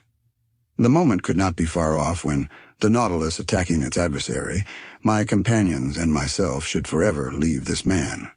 I was preparing to go down to remind them, when the second mounted the platform, accompanied by several sailors. Captain Nemo either did not or would not see them. Some steps were taken, which might be called the signal for action. They were very simple. The iron balustrade around the platform was lowered, and the lantern and pilot cages were pushed within the shell until they were flush with the deck. The long surface of the steel cigar no longer offered a single point to check its maneuvers. I returned to the saloon. The Nautilus still floated. Some streaks of light were filtering through the liquid beds. With the undulations of the waves, the windows were brightened by the red streaks of the rising sun, and this dreadful day of the 2nd of June had dawned. At 5 o'clock, the log showed that the speed of the Nautilus was slackening, and I knew that it was allowing them to draw nearer. Besides, the reports were heard more distinctly, and the projectiles laboring through the ambient water were extinguished with a strange hissing noise. "My friend," said I, "the moment has come. One grasp of the hand, and may God protect us." Ned Land was resolute, Conseil calm, myself so nervous that I knew not how to contain myself. We all passed into the library, but the moment I pushed the door opening onto the central staircase, I heard the upper panel close sharply. The Canadian rushed onto the stairs, but I stopped him. A well-known hissing noise told me that the water was running into the reservoirs, and in a few minutes the Nautilus was some yards beneath the surface of the waves. I understood the maneuver. It was too late to act. The Nautilus did not wish to strike at the impenetrable cuirass, but below the waterline, where the metallic covering no longer protected it. We were again imprisoned, unwilling witnesses of the dreadful drama that was preparing. We had scarcely time to reflect. Taking refuge in my room, we looked at each other without speaking. A deep stupor had taken hold of my mind. Thought seemed to stand still. I was in that painful state of expectation preceding a dreadful report. I waited, I listened. Every sense was merged in that of hearing. The speed of the Nautilus was accelerated. It was preparing to rush. The whole ship trembled. Suddenly I screamed. I felt the shock, but comparatively light. I felt the penetrating power of the steel spur. I heard rattlings and scrapings. But the Nautilus, carried along by its propelling power, passed through the mass of the vessel like a needle through sailcloth. I could stand it no longer. Mad out of my mind, I rushed from my room into the saloon. Captain Nemo was there, mute, gloomy, implacable. He was looking through the port panel. A large mass cast a shadow on the water, and that it might lose nothing of her agony, the Nautilus was going down into the abyss with her. 10 yards from me I saw the open shell, through which the water was rushing with the noise of thunder, then the double line of guns and the netting. The bridge was covered with black, agitated shadows. The water was rising. The poor creatures were crowding the ratlines, clinging to the masts, struggling under the water. It was a human ant-heap overtaken by the sea. Paralyzed, stiffened with anguish, my hair standing on end with eyes wide open, panting without breath and without voice, I too was watching. An irresistible attraction glued me to the glass. Suddenly an explosion took place. The compressed air blew up her decks, as if the magazines had caught fire. Then the unfortunate vessel sank more rapidly.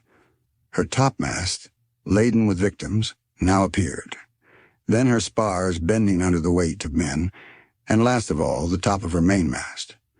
Then the dark mass disappeared, and with it the dead crew, drawn down by the strong eddy. I turned to Captain Nemo. That terrible avenger, a perfect archangel of hatred, was still looking. When all was over, he turned to his room, opened the door, and entered. I followed him with my eyes. On the end wall beneath his heroes, I saw the portrait of a woman, still young, and 2 little children. Captain Nemo looked at them for some moments, stretched his arms towards them, and kneeling down, burst into deep sobs. Chapter 20. The Last Words of Captain Nemo. The panels had closed on this dreadful vision, but light had not returned to the saloon. All was silence and darkness within the Nautilus. At wonderful speed, 100 feet beneath the water, it was leaving this desolate spot. Whither was it going? To the north or south? Where was the man flying to after such dreadful retaliation? I had returned to my room, where Ned and Conseil had remained silent enough. I felt an insurmountable horror for Captain Nemo. Whatever he had suffered at the hands of these men, he had no right to punish thus. He had made me, if not an accomplice, at least a witness of his vengeance. At 11, the electric light reappeared. I passed into the saloon. It was deserted. I consulted the different instruments. The Nautilus was flying northward at the rate of 25 miles an hour, now on the surface, and now 30 feet below it. On taking the bearings by the chart, I saw that we were passing the mouth of the Manche, and that our course was hurrying us towards the northern seas at a frightful speed. That night we had crossed 200 leagues of the Atlantic. The shadows fell, and the sea was covered with darkness until the rising of the moon. I went to my room, but could not sleep. I was troubled with dreadful nightmare. The horrible scene of destruction was continually before my eyes. From that day, who could tell into what part of the North Atlantic basin the Nautilus would take us? Still with unaccountable speed. Still in the midst of these northern fogs, would it touch at Spitzbergen or on the shores of Nova Zembla? Should we explore those unknown seas, the White Sea, the Sea of Kara, the Gulf of Obi, the archipelago of Liarov, and the unknown coast of Asia? I could not say. I could no longer judge of the time that was passing. The clocks had been stopped on board. It seemed, as in polar countries, that night and day no longer followed their regular course. I felt myself being drawn into that strange region where the foundered imagination of Edgar Poe roamed at will. Like the fabulous Gordon Pym, at every moment I expected to see that veiled human figure, of larger proportions than those of any inhabitant of the earth, thrown across the cataract which defends the approach to the pole. I estimated, though perhaps I may be mistaken, I estimated this adventurous course of the Nautilus to have lasted 15 or 20 days. And I know not how much longer it might have lasted, had it not been for the catastrophe which ended this voyage. Of Captain Nemo I saw nothing whatever now, nor of his second. Not a man of the crew was visible for an instant. The Nautilus was almost incessantly under water. When we came to the surface to renew the air, the panels opened and shut mechanically. There were no more marks on the planisphere. I knew not where we were, and the Canadian, too, his strength and patience at an end, appeared no more. Conseil could not draw a word from him, and fearing that, in a dreadful fit of madness, he might kill himself, watched him with constant devotion. One morning, what date it was I could not say, I had fallen into a heavy sleep towards the early hours, a sleep both painful and unhealthy, when I suddenly awoke. Ned Land was leaning over me, saying in a low voice, "We are going to fly." I sat up. "When shall we go?" I asked. "Tonight." All inspection on board the Nautilus seems to have ceased. All appear to be stupefied. "You will be ready, sir." "Yes." "Where are we?" "In sight of land. I took the reckoning this morning in the fog 20 miles to the east." "What country is it?" "I do not know, but whatever it is, we will take refuge there." "Yes, Ned, yes. We will fly tonight, even if the sea should swallow us up." The sea is bad, the wind violent. But 20 miles in that light boat of the Nautilus does not frighten me. Unknown to the crew, I have been able to procure food and some bottles of water. "I will follow you. But," continued the Canadian, "if I am surprised, I will defend myself. I will force them to kill me. We will die together, friend Ned." I had made up my mind to all. The Canadian left me. I reached the platform on which I could with difficulty support myself against the shock of the waves. The sky was threatening, but as land was in those thick brown shadows, we must fly. I returned to the saloon, fearing and yet hoping to see Captain Nemo, wishing and yet not wishing to see him. What could I have said to him? Could I hide the involuntary horror with which he inspired me? No, it was better that I should not meet him face to face, better to forget him. And yet how long seemed that day? The last that I should pass in the Nautilus. I remained alone. Ned Land and Conseil avoided speaking, for fear of betraying themselves. At 6 I dined, but I was not hungry. I forced myself to eat, in spite of my disgust, that I might not weaken myself. At 6:30, Ned Land came to my room, saying, "We shall not see each other again before our departure. At 10 the moon will not be risen. We will profit by the darkness. Come to the boat. Conseil and I will wait for you." The Canadian went out without giving me time to answer. Wishing to verify the course of the Nautilus, I went to the saloon. We were running NNE at frightful speed and more than 50 yards deep. I cast a last look on these wonders of nature, on the riches of art heaped up in this museum, upon the unrivaled collection destined to perish at the bottom of the sea, with him who had formed it. I wished to fix an indelible impression of it in my mind. I remained an hour thus, bathed in the light of that luminous ceiling, and passing in review those treasures shining under their glasses. Then I returned to my room. I dressed myself in strong sea clothing. I collected my notes, placing them carefully about me. My heart beat loudly. I could not check its pulsations. Certainly my trouble and agitation would have betrayed me to Captain Nemo's eyes. What was he doing at this moment? I listened at the door of his room. I heard steps. Captain Nemo was there. He had not gone to rest. At every moment I expected to see him appear and ask me why I wished to fly. I was constantly on the alert. My imagination magnified everything. The impression became at last so poignant that I asked myself if it would not be better to go to the captain's room, see him face to face, and brave him with look and gesture. It was the inspiration of a madman. Fortunately, I resisted the desire and stretched myself on my bed to quiet my bodily agitation. My nerves were somewhat calmer, but in my excited brain I saw over again all my existence on board the Nautilus. Every incident, either happy or unfortunate, which had happened since my disappearance from the Abraham Lincoln. The submarine hunt, the Torres Straits, the savages of Papua, the running ashore of the Coral Cemetery, the passage of Suez, the island of Santorin, the Cretan diver, Vigo Bay, Atlantis, the iceberg, the South Pole, the imprisonment in the ice, the fight among the pulps, the storm in the Gulf Stream, the Avenger, and the horrible scene of the vessel sunk with all her crew. All these events passed before my eyes like scenes in a drama. Then Captain Nemo seemed to grow enormously, his features to assume superhuman proportions. He was no longer my equal, but a man of the waters, the genie of the sea. It was then 9:30. I held my head between my hands to keep it from bursting. I closed my eyes. I would not think any longer.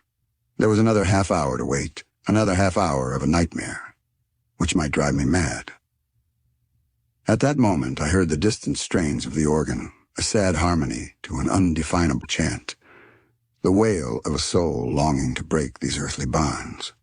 I listened with every sense, scarcely breathing, plunged like Captain Nemo in that musical ecstasy which was drawing him in spirit to the end of life. Then a sudden thought terrified me. Captain Nemo had left his room. He was in the saloon which I must cross to fly. There I should meet him for the last time. He would see me, perhaps speak to me. A gesture of his might destroy me, a single word chain me on board. But 10 was about to strike. The moment had come for me to leave my room and join my companions. I must not hesitate, even if Captain Nemo himself should rise before me. I opened my door carefully, and even then, as it turned on its hinges, it seemed to me to make a dreadful noise. Perhaps it only existed in my own imagination. I crept along the dark stairs of the Nautilus, stopping at each step to check the beating of my heart. I reached the door of the saloon and opened it gently. It was plunged in profound darkness. The strains of the organ sounded faintly. Captain Nemo was there. He did not see me. In the full light, I do not think he would have noticed me, so entirely was he absorbed in the ecstasy. I crept along the carpet, avoiding the slightest sound which might betray my presence. I was at least 5 minutes reaching the door at the opposite side, opening to the library. I was going to open it when a sigh from Captain Nemo nailed me to the spot. I knew that he was rising. I could even see him, for the light from the library came through to the saloon. He came towards me silently with his arms crossed, gliding like a spectre rather than walking. His breast was swelling with sobs, and I heard him murmur these words, the last which ever struck my ear. Almighty God, enough, enough. Was it a confession of remorse which thus escaped from this man's conscience? In desperation, I rushed through the library, mounted the central staircase, and following the upper flight, reached the boat. I crept through the opening which had already admitted my two companions. "Let us go! Let us go!" I exclaimed. "Directly," replied the Canadian. The orifice in the plates of the Nautilus was first closed, and fastened down by means of a false key with which Ned Land had provided himself. The opening in the boat was also closed. The Canadian began to loosen the bolts which still held us to the submarine boat. Suddenly a noise was heard. Voices were answering each other loudly. What was the matter? Had they discovered our flight? I felt Ned Land slipping a dagger into my hand. "Yes," I murmured. "We know how to die." The Canadian had stopped in his work, but one word, many times repeated, a dreadful word, revealed the cause of the agitation spreading on board the Nautilus. It was not we, the crew, were looking after. The maelstrom. The maelstrom. Could a more dreadful word in a more dreadful situation have sounded in our ears? We were then upon the dangerous coast of Norway. Was the Nautilus being drawn into this gulf at the moment our boat was going to leave its sides? We knew that at the tide the pent-up waters between the islands of Faroe and Lofoten rushed with irresistible violence, forming a whirlpool from which no vessel ever escapes. From every point of the horizon, enormous waves were meeting, forming a gulf justly called the navel of the ocean, whose power of attraction extends to a distance of 12 miles. There not only vessels, but whales are sacrificed, as well as white bears from the northern regions. It is thither that the Nautilus, voluntarily or involuntarily, had been run by the captain. It was describing a spiral, the circumference of which was lessening by degrees, and the boat, which was still fastened to its side, was carried along with giddy speed. I felt that sickly giddiness which arises from long-continued whirling round. We were in dread. Our horror was at its height. Circulation had stopped. All nervous influence was annihilated, and we were covered with cold sweat, like a sweat of agony. And what noise around our frail bark! What roarings repeated by the echo miles away! What an uproar was that of the waters broken on the sharp rocks at the bottom, where the hardest bodies are crushed, and trees worn away, with all the fur rubbed off, according to the Norwegian phrase. What a situation to be in! We rocked frightfully. The Nautilus defended itself like a human being. Its steel muscles cracked. Sometimes it seemed to stand upright, and we with it. "We must hold on," said Ned, "and look after the bolts. We may still be saved if we stick to the Nautilus." He had not finished the words when we heard a crashing noise, the bolts gave way, and the boat, torn from its groove, was hurled like a stone from a sling into the midst of the whirlpool.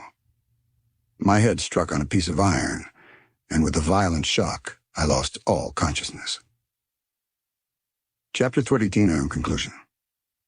Thus ends the voyage under the seas. What passed during that night, how the boat escaped from the eddies of the maelstrom, how Ned Land, Conseil, and myself ever came out of the gulf, I cannot tell. But when I returned to consciousness, I was lying in a fisherman's hut on the Lofoten Isles. My two companions, safe and sound, were near me, holding my hands. We embraced each other heartily. At that moment we could not think of returning to France. The means of communication between the north of Norway and the south are rare, and I am therefore obliged to wait for the steamboat running monthly from Cape North. And among the worthy people who have so kindly received us, I revise my record of these adventures once more. Not a fact has been omitted, not a detail exaggerated. It is a faithful narrative of this incredible expedition in an element inaccessible to man, but to which progress will one day open a road. Shall I be believed? I do not know. and it matters little after all. What I now affirm is that I have a right to speak of these seas, under which, in less than 10 months, I have crossed 20,000 leagues in that submarine tour of the world, which has revealed so many wonders. But what has become of the Nautilus? Did it resist the pressure of the maelstrom? Does Captain Nemo still live? And does he still follow under the ocean those frightful retaliations? Or did he stop after the last hecatomb? Will the waves one day carry to him this manuscript containing the history of his life? Shall I ever know the name of this man? Will the missing vessel tell us, by its nationality, that of Captain Nemo? I hope so. And I also hope that his powerful vessel has conquered the sea at its most terrible gulf, and that the Nautilus has survived where so many other vessels have been lost. If it be so, if Captain Nemo still inhabits the ocean, his adopted country, may hatred be appeased in that savage heart. May the contemplation of so many wonders extinguish forever the spirit of vengeance. May the judge disappear, and the philosopher continue the peaceful exploration of the sea. If his destiny be strange, it is also sublime. Have I not understood it myself? Have I not lived 10 months of this unnatural life? And to the question asked by Ecclesiastes 3,000 years ago, that which is far off and exceeding deep, who can find it out? 2 men alone of all now living have the right to give an answer, Captain Nemo and myself. I hope you like this audiobook. If you'd like to hear more, please support us on patreon.com. It really helps us keep going. www.patreon.com/c/audiobooks752. Thank you, and I invite you to listen the other books I have recorded. Also, please subscribe to my channel and activate the notifications so you will be the first to know when we publish a new book.